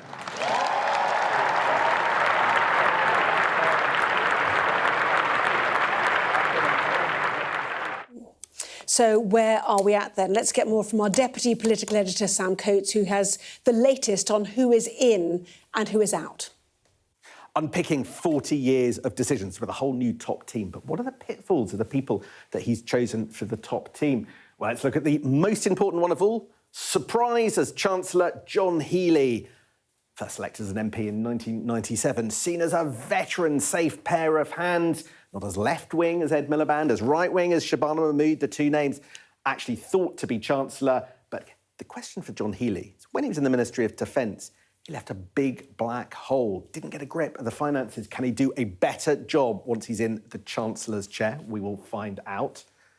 And now this guy, he hoped to be the Chancellor, but isn't. Ed Miliband has ended up being Foreign Secretary. Some people thought it would be David, but the guy who helped Andy Burnham into number 10 has ended up in King Charles Street. He could end up in conflict with the US. He stopped the US using Diego Garcia, argued against them being able to bomb Iran from our bases. His stance on climate change and drilling could mean he also comes into conflict with the Trump administration, so he could be a contentious choice with the US.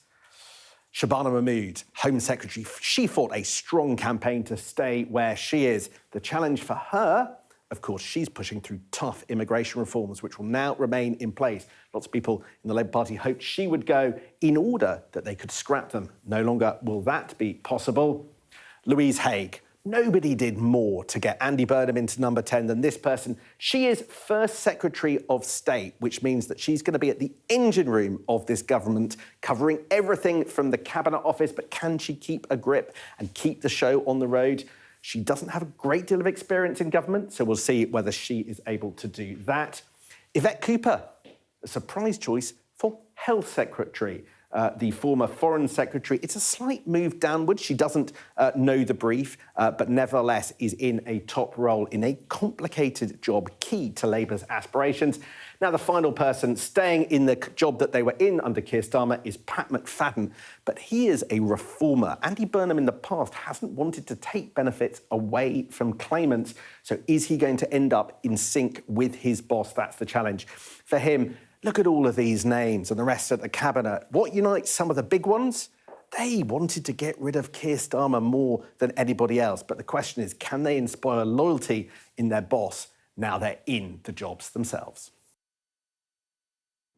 So arrivals in Westminster, West Streeting, we understand, has just gone in. He who resigned as a health secretary, walking in, the crowd in the background, looking in at Downing Street.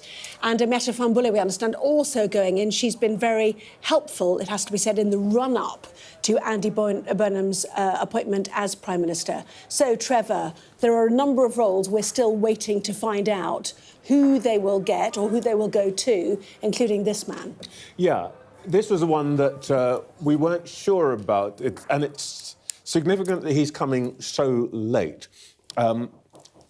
We'll see what happens, but there's a danger that poor Wes is being exiled to some cabinet post that he doesn't really want for having been rude enough to challenge. But I think what we're seeing overall, of course, is the exclusion of the Starmerites. We've just been going through them. Well, I think the one that we may have missed is Darren Jones, who's gone, who's the closest person to Keir Starmer. He's already posted a picture of himself in a pub with a pint saying, "See you in September."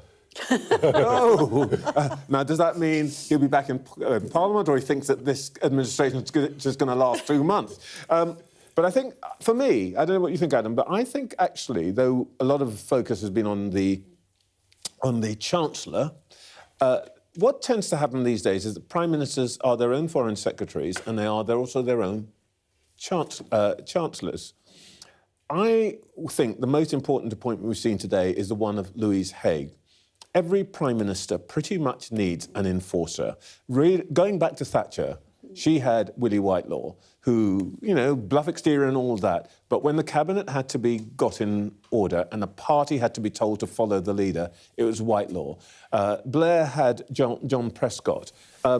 Theresa May had a guy called David Lidington, and Rishi Sunak, I realised, had Oliver Dowden. And Gavin Barwell was in there. Well, OK, we could argue about who it is, but everybody's got one. And I think the interesting one here is that Louise Haigh is emerging as that, which makes her a very, very big figure and someone to watch. Yeah. Although, of course, she will be a target for the government's critics because of her spent conviction for losing her phone or not losing her phone or whatever it was.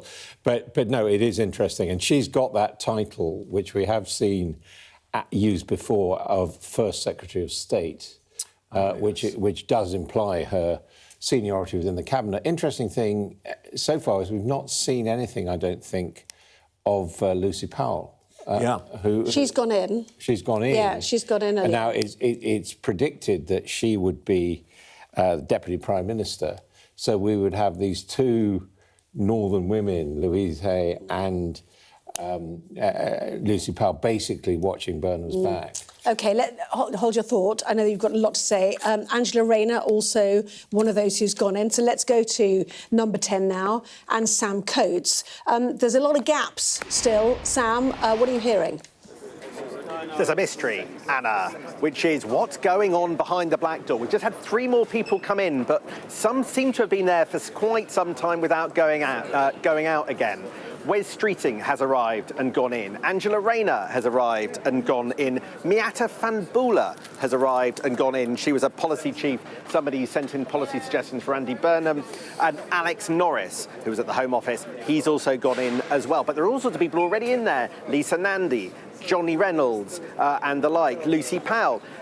It feels to me like there may have been a hitch. We think earlier this evening that Rachel Reeves turned down whatever Andy Burnham offered her, and presumably that was the first upset that we saw of Andy Burnham's plan, that he kept locked in that black box until today. But we think that what Andy Burnham wanted to do was rearrange some of the deck chairs on Whitehall to try and move things around. And I'm just spying over there. We've got another one about to come in. Wonder if she'll ever come out again. That's Heidi Alexander, who under Keir Starmer was the Transport Secretary. So you've got all these people going in, and a desire from the Burnham team, I think, to try and reshape government in a slightly new mould. Suggestions that the Science and Technology Department might be abolished, that some various different responsibilities might be swapped around different government departments, what exactly will happen to the Culture, Media and Sport Department, all of that. But no resolution, and it is getting rather late. Heidi Alexander, are you going back to Transport or are you on the way up? Apologise for the volume. Heidi Alexander, a long-term backer, I actually have to say, of Andy Burnham. I think she supported him in one of the earlier leadership contests. What you're seeing overall, though, is a sign that Andy Burnham has rewarded those who, to put it brutally, plunge the knife into Keir Starmer. Chancellor John Healey, well, his letter and resignation was absolutely critical in Keir Starmer's downfall. Ed Miliband was one of the earliest members of the cabinet to tell Keir Starmer to go. Shabana Mahmood, the week before he went, told Keir Starmer to his face that he had to leave.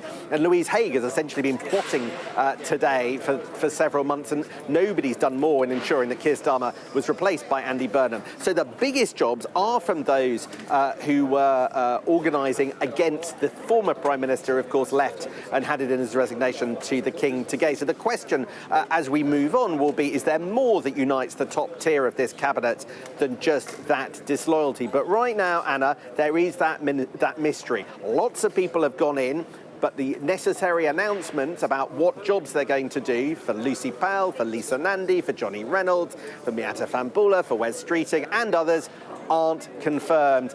Is that because there's a hitch, or is it all going to plan and they're just keeping us in suspense? That's what we're wondering. Yes, and I know you'll keep us up to date. Sam, outside number 10, thank you very much indeed. Well, let us go now to our security and defence correspondent, Deborah Haynes, who's in Farnborough. The big news tonight, of course, is that the former Defence Secretary got the job of Chancellor. Effectively, you wanted the money, you find it. And if you do find it, what does it mean for other departments? And we're still waiting for the new Defence Secretary to be named as well. Yes, interesting that it's taken this long for an announcement on the Defence Secretary. There were those reports, weren't there, earlier in the day that Rachel Reeves had been reportedly offered the post of Defence Secretary. If that's true, she's obviously turned it down, then it's not exactly a ringing endorsement of the incumbent, Dan Jarvis, who stepped in after John Healey quit over the money, like you say. I mean, that would have been an extraordinary job swap, wouldn't it, to have had John Healey go in to the Treasury and Rachel Reeves go into the Ministry of Defence, given that those two departments had been at such loggerheads over months about defence spending. Everyone, I'm at the Farnborough Air Show, everyone tomorrow will be talking about John Healey as Chancellor and what that means for the defence budget, because he sent that excoriating resignation letter where he said that the UK must be spending 3% of GDP on defence by 2030. That would equal tens of billions of pounds more than is currently planned and not yet even budgeted for under that defence investment plan. So really crucial to see what happens there. And then, of course, who is going to be the Defence Secretary? Will it continue to be Dan Jarvis, who has made it very clear that he would very much like not to be doing the job just for a few weeks, but for a lot longer? Or will it be someone else? Wes Streeting is a name that I've had mentioned to me in the last couple of weeks as someone who was potentially in the frame for taking over at the Ministry of Defence. And I was speaking to some defence officials today about that idea, and they did make the point that he has a record of delivery in the Department of Health. He brought down waiting lists. Can he bring down the waiting for the military to rearm and boost the production capacity for weapons production? That's a big question too, but clearly we're all waiting to see who is going to be the Defence Secretary. Andy Burnham says defence is a priority, so why has he not yet named his Defence Secretary? All fascinating stuff. Deborah, thank you very much indeed. You know, Adam, the point I make that if you put a Defence Secretary in as Chancellor who wanted to find billions more, what does that mean for other government departments? Well, it means, it could mean two things. One, it means he's going to find the money, which is going to put the squeeze on other departments. Or it means that the best way of bringing him to heel is to give him the job and he has to sort it out. I mean, just on the question of Defence Secretary, I think the rumour going around is that Rachel Reeves was offered defence, and you can see that as a kind of, you know, reverse mafiosi move, making her an offer she was bound to refuse, because she, of course, has been the one who's been saying no to the extra defence spending, and Andy Burnham wants to move on that. So I don't know. I mean, I would guess the fact that we haven't seen Dan Jarvis yet is probably not good news for him necessarily. I mean, there were people thinking that perhaps as Defence Secretary he was a bit, in terms of his ministerial experience, a bit over-promoted, if you like. And, of course, we haven't seen a whiff of Al Khan's either, another valiant soldier interested in going into more senior ministerial roles. Interesting, Miatta van Buller being there. I guess, the logical place for her would be Chief Secretary to the Treasury under John Healey, or possibly somewhere else. Heidi Alexander is one of 3 MPs who, in the 3 leadership contests Andy Burnham has nominated him each time. So I think Clive Lewis, another, I think, isn't he? Is that right? Clyde Betts. OK. Yeah. You're right. So I think, she's bound to keep her job at the very least at Transport and possibly be moved. Yeah, Sam's got more. Sam? Hello, Anna. 2 more names have gone in. One is Baroness Smith. She's the Labour leader in the Lords, or was. We're probably expected to keep that job. Another is Chris Bryant.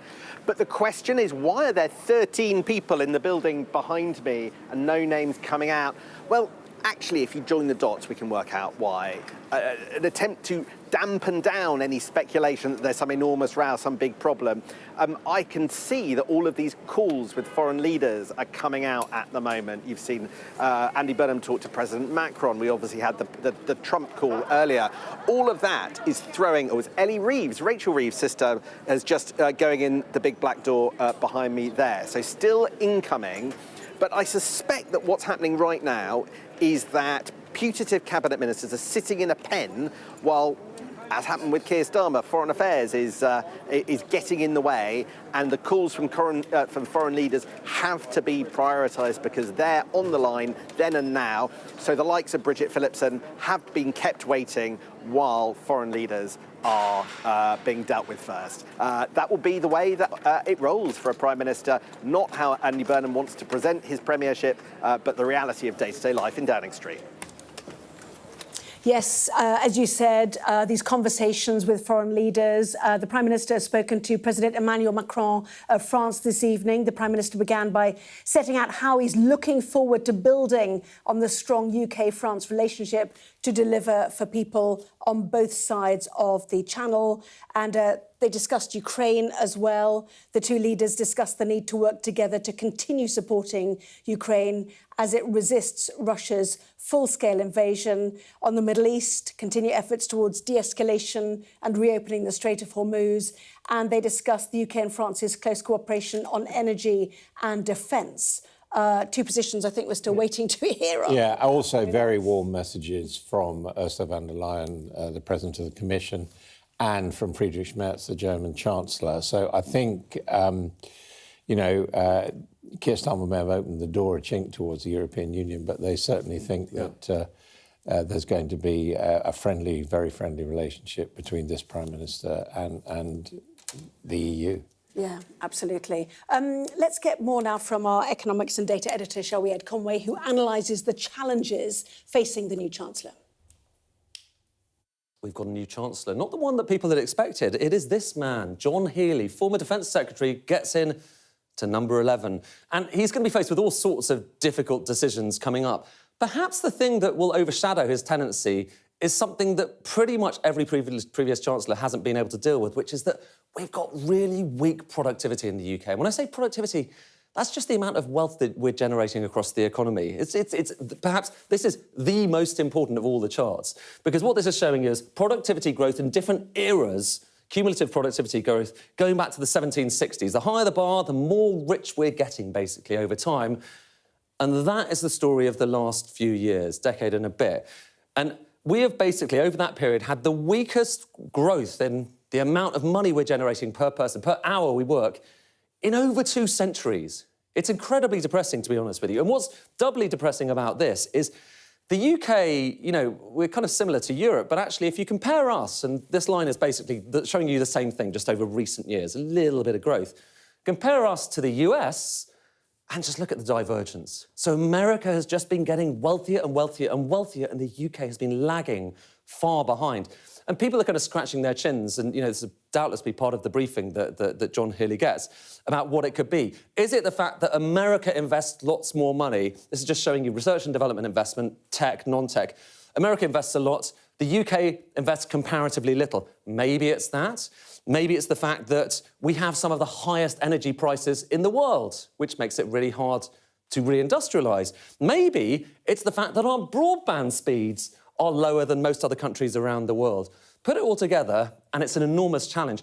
And on top of that challenge is the fact that, well, John Healey was the Defence Secretary. He was really focused on this line, which is defence spending, OK? And he left when there was... Remember that Defence Investment Plan? That was the moment, the trigger for him leaving. He thought the line wasn't going high enough, fast enough. But here's the issue. Here's the challenge he's faced with, OK? If that line's going to get up to where he kind of wanted it to head, 3.5% of GDP kind of in the next decade, you are talking about, just going to kind of show you a line here, you're talking about £24 billion of extra spending per year, which is equivalent to 3.5p on the basic rate of income tax. So that is something the Treasury looked at and they were horrified about. And now that he's actually in charge of the Treasury, is he going to be aiming for that? Is it going to mean higher taxes? What does it mean for the rest of government? There are going to be so many questions which he is going to have to handle in the coming months. It's going to be fascinating to see what happens. Ed Conway there. Well, let's speak now to Louise Hellam, Chief Economist at the country's leading business group, the CBI. Welcome to you. Are you, first of all, then reassured by the appointment of the Chancellor as John Healey? I think, businesses will really welcome this appointment. John Healey, as we know, is, I think, very highly respected. He's, very principled, and I think he's somebody who has shown that he works well across different departments and, in fact, across the political parties as well. So I think it will reassure kind of markets. And I think one of the big messages that businesses will want to give to him is around how, very much support his ambitions about increasing growth. And I think that all-important message that Ed was saying there about increasing productivity in the UK. And actually, we need to see businesses as a partner in that growth mission. Otherwise, we won't be able to achieve high growth and higher living standards in the UK. So it's a new dawn, it's a new day, we're promised a new politics and a new economics. What is the priority for you then and for business?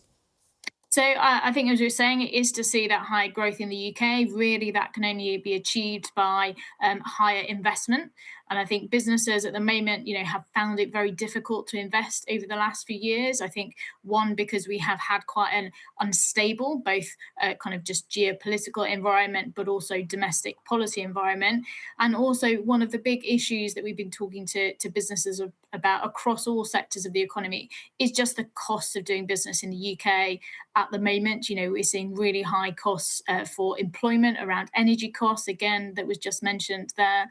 And I think the other thing that we really need to see as well is much faster delivery, around planning, around infrastructure delivery in the UK. Things take too long to build and they're too costly as well. So I think if we can make progress on those areas, we can achieve a much higher growth rate in the UK.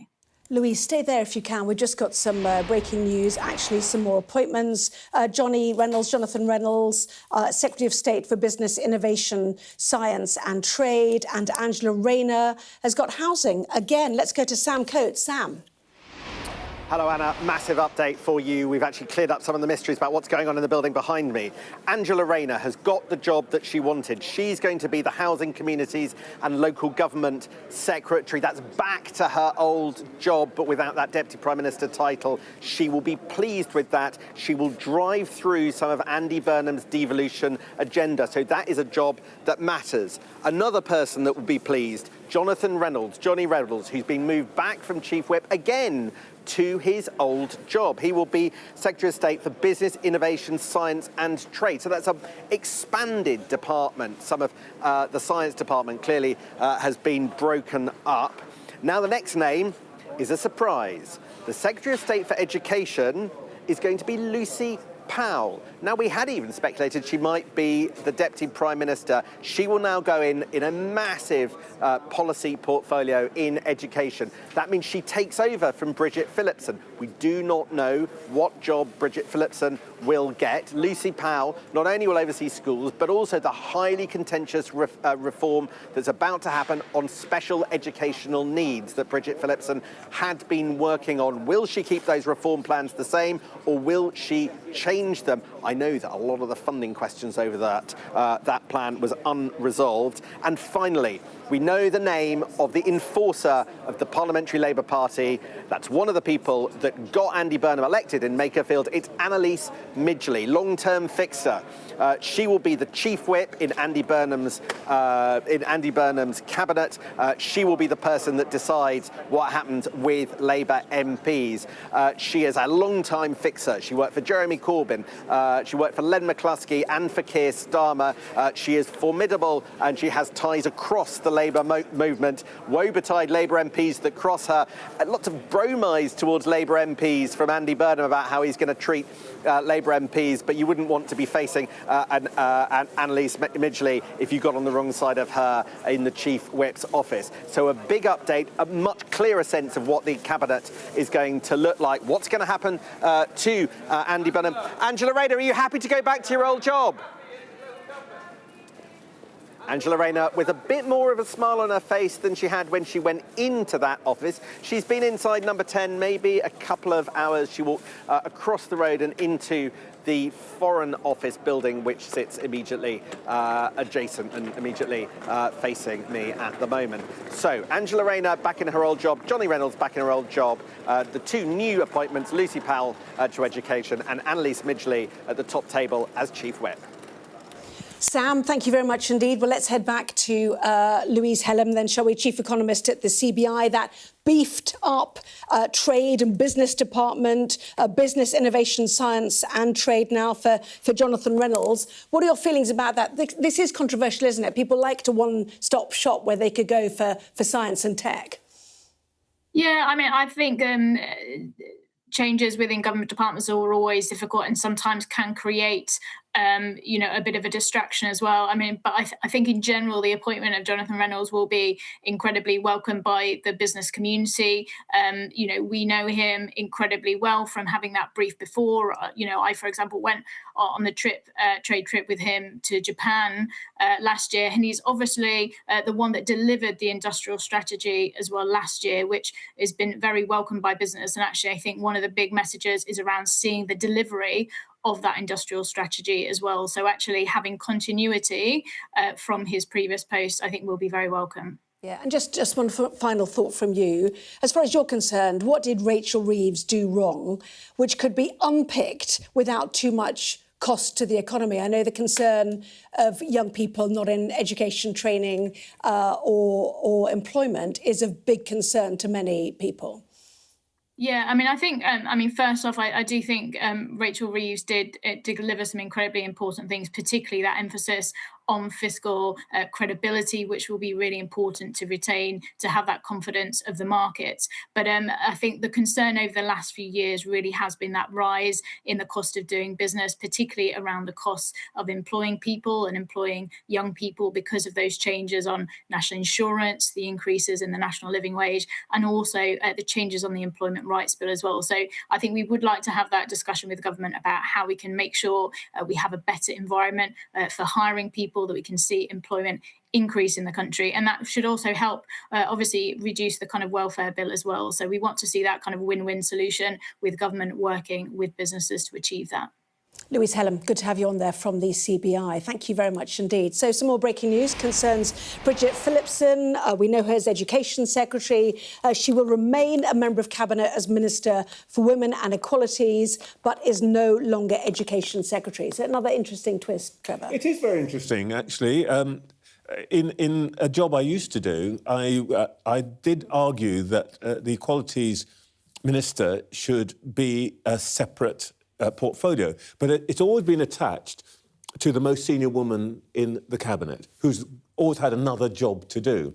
And I think, I suppose if I were still in that job, I would be saying this is a recognition of the importance of this portfolio. I'd like to think that's the case, but I suspect it may also be you can't sack Bridget Phillipson, so you're going to find something for her to do.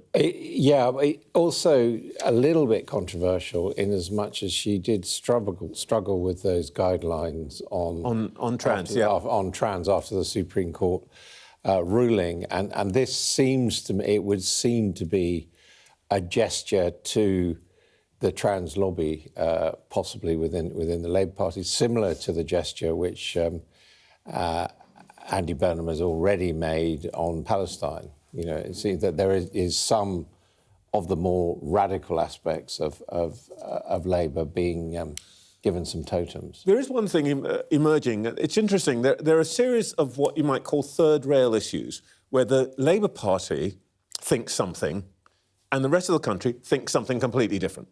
On immigration, the Labour Party thinks, you know, let's not get too upset about it. Most of the country thinks reduce it. On welfare, most of the Labour Party thinks more money. The rest of the country thinks, why are we spending this amount of money on welfare? And I suspect on this issue, trans, equalities, woke and all the rest of it, the Labour Party thinks, let's have some more of that, where the rest of the country thinks, had enough. And it's interesting, the figures who have been put in charge of those briefs, Mahmood, McFadden, Bridget Phillipson to some extent, all hail from what we used to call the right of the party. And that tells us something about where Andy Burnham's own real mind is at. He hasn't given these portfolios to the London lefties. He's given it to the old working-class right of the party. And I think what are you saying? What are you saying? I think Pat and Bridget Phillipson are both Roman Catholics as well, like Andy Burnham. Great. Indeed. You've always said to me that Andy Burnham fundamentally is a Blairite, and yet he speaks to the soft left of the party. There's Lucy Powell leaving. She appointed the Education Secretary in that move, the taken away from Bridget Phillipson, obviously, as we're just discussing. So what genuinely is Andy Burnham's politics, then? Well, I think that there was, and, you know, Labour Party will hate this, I think there was a Blairite tinge to what Andy Burnham did today. Yeah. I noticed listening to his language, he wasn't talking about working people or working class people. Yeah. He was talking about people. And I think what you can see in the cabinet is he's balancing the wings of the party, and we know that he said he didn't want cliques developing in the party. He wanted to be across the party.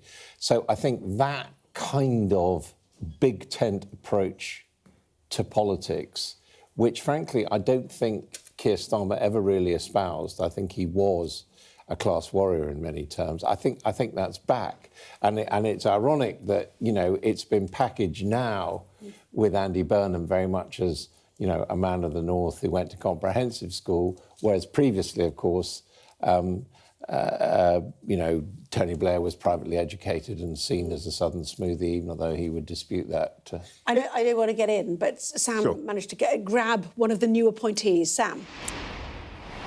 Anna, yes, a few people in and out. Lucy Powell left. She's the new Education Secretary. I just asked her whether she was happy with education. She said yes, yes. I asked her whether she was disappointed about not being Deputy Prime Minister, but she didn't answer that one. A couple of interesting names have just gone into Downing Street in the last few minutes. One is Matt Pennycook.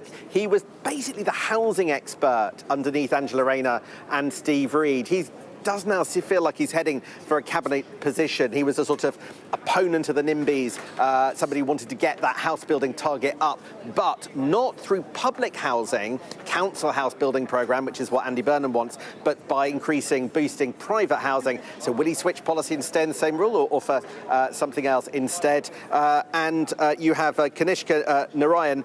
He is likely, I think, to be the AI minister attending cabinet. He has really made a name for himself, owning the brief of AI in government under the department that was abolished today, and I think folded into Johnny Reynolds' business department, we think. And he might be the minister who sits at the cabinet table, massive champion of AI, and somebody who's been very passionate about how helping Britain navigate through those choppy waters, has strong views that may actually conflict with Ed Miliband about how to deal with the US when it comes to AI. So you had a lot of people coming in, but there are now 13 people inside Downing Street without a job right now. Lisa Nandy, Wes Streeting, Angela Eagle, Mieta Van Buller, Alex Norris, Heidi Alexander, Chris Barron, Brian Baroness Smith, Ellie Reeves, Alan Campbell, Emma Reynolds, Matt Pennycook and Kanishka Narayan. So clearly there is a bit of a hold-up, a bit of delay. I think Number 10 had wanted this to be over some hours ago. But at least one of the reasons for the delay is that foreign affairs have got in the way. All these leaders have been calling, wanted to speak to Andy Burnham, and he couldn't say no to them. So he's kept his colleagues waiting. Whether or not there is some kind of bust-up over who gets what remains to be seen. But with Lisa Nandy not out, it is interesting that there are some pretty high-profile figures still in the building behind me and have been there for some time. Fascinating stuff. I love the fact that the phone call ringing is delaying everything, don't you? It's like, yeah, I can't talk to you now. Do you know what I mean? Anyway, 13 of them in there. Wow. Well, he's the boss. They've got to wait for him. Yes. And, you know, let's remember, he's probably having to fit all of this around talking to security services, foreign leaders calling to say, hello, congratulations, all the rest of it. And, frankly, if, you know, Donald Trump calls and Miatta van Buller's waiting in the anteroom, you're not going to say to Donald Trump, sorry, I've got to talk to Miatta. So these things take as long as they take. Picking up a point that Adam made, I think it's you're right. There's also an identity piece here. It's really interesting. You know, I haven't heard anything from any of these new appointments about their identity. You know, we couldn't move for Keir Starmer reminding us about the toolmaker. In Rachel Reeves' farewell, first female chancellor. David Lammy's farewell, first black deputy prime minister. This lot aren't doing that at all. And I think that gives us a hint of a change in style and priorities and what they're really thinking about. The identity agenda, which is coming back to the point about Bridget Phillipson taking on the Equalities Brief, I think is going to be important, but Andy Burnham doesn't have to tell us about his origins for us to imagine his story. It's a style thing. I think that we're beginning to get a different flavour. No, I mean, I thought just a very trivial thing today of him not wearing a red tie on his big day, you know, wearing an Everton blue tie. Yeah. And also, you know, the thing of not going for the formality of having a lectern and speaking apparently off the cuff. I mean, all of that was a different, you know, sort of openness to a public image which we haven't seen for a while from actually either leaders of either party. Well, one of the clearest policy announcements we certainly heard today to come from Andy Burnham during his Downing Street speech today was on homelessness. I will soon go through that door behind me and issue my first instruction to end rough sleeping in our country. It's about putting the right values and the right standards at the heart of government. I will put the care of people at the heart of everything I do. One man who has covered Andy Burnham's leadership of Manchester is Yoshi Herman. He is founder of Mill Media. Good to talk to you. Are you surprised that, you know, rough sleeping was one of the first things that Andy Burnham chose to talk about? I'm not surprised because it's kind of been a theme of his for quite a long time. It was one of his big priorities, one of his big promises when he became Mayor of Greater Manchester in 2017. So not surprised, but sort of surprised that he's made it in such a sweeping way. I mean, reduce rough sleeping maybe or tackle it. The idea of ending rough sleeping in Britain, I mean, it's clearly not a deliverable promise. And I thought he would have learned from the last time he made this promise in Greater Manchester that it doesn't work, but he's made the same promise again. Yes, we're looking at your figures, actually, from your reporting. This idea of it being not deliverable, he had this policy, didn't he, a bed every night. It allowed people to enter temporary accommodation. And I know you've done a study of that. It had unintended consequences. Yeah, so what happened was he created this scheme, a bed every night. And what it did was it prioritised people who were on the street, which on the face of it seems like the right thing to do. The people on the street are the most desperate. In fact, what it meant was that lots of people who were actually considered by the sort of homelessness metrics to be in a worse position, let's say a disabled mother with 2 kids who's living in an incredibly miserable temporary accommodation B&B or hotel, was not prioritised for social housing ahead of someone who had been on the street for a couple of nights, or actually someone who was at risk of being on the streets. So I think A Bed Every Night was an effective programme that worked in bringing down some street homelessness, but it had these unintended consequences, which meant that Manchester saw an enormous rise in people living in temporary homeless accommodation. I mean, it's all wrapped up to the idea of council house building, isn't it? Actually providing accommodation for people, all of it coming with financial tags, you know, which is what First Day seemed to do. You know, there's a lot of bills already to be paid. Yeah, it's been a very expensive first day, hasn't it? So, you know, all of these things are going to cost a lot of money.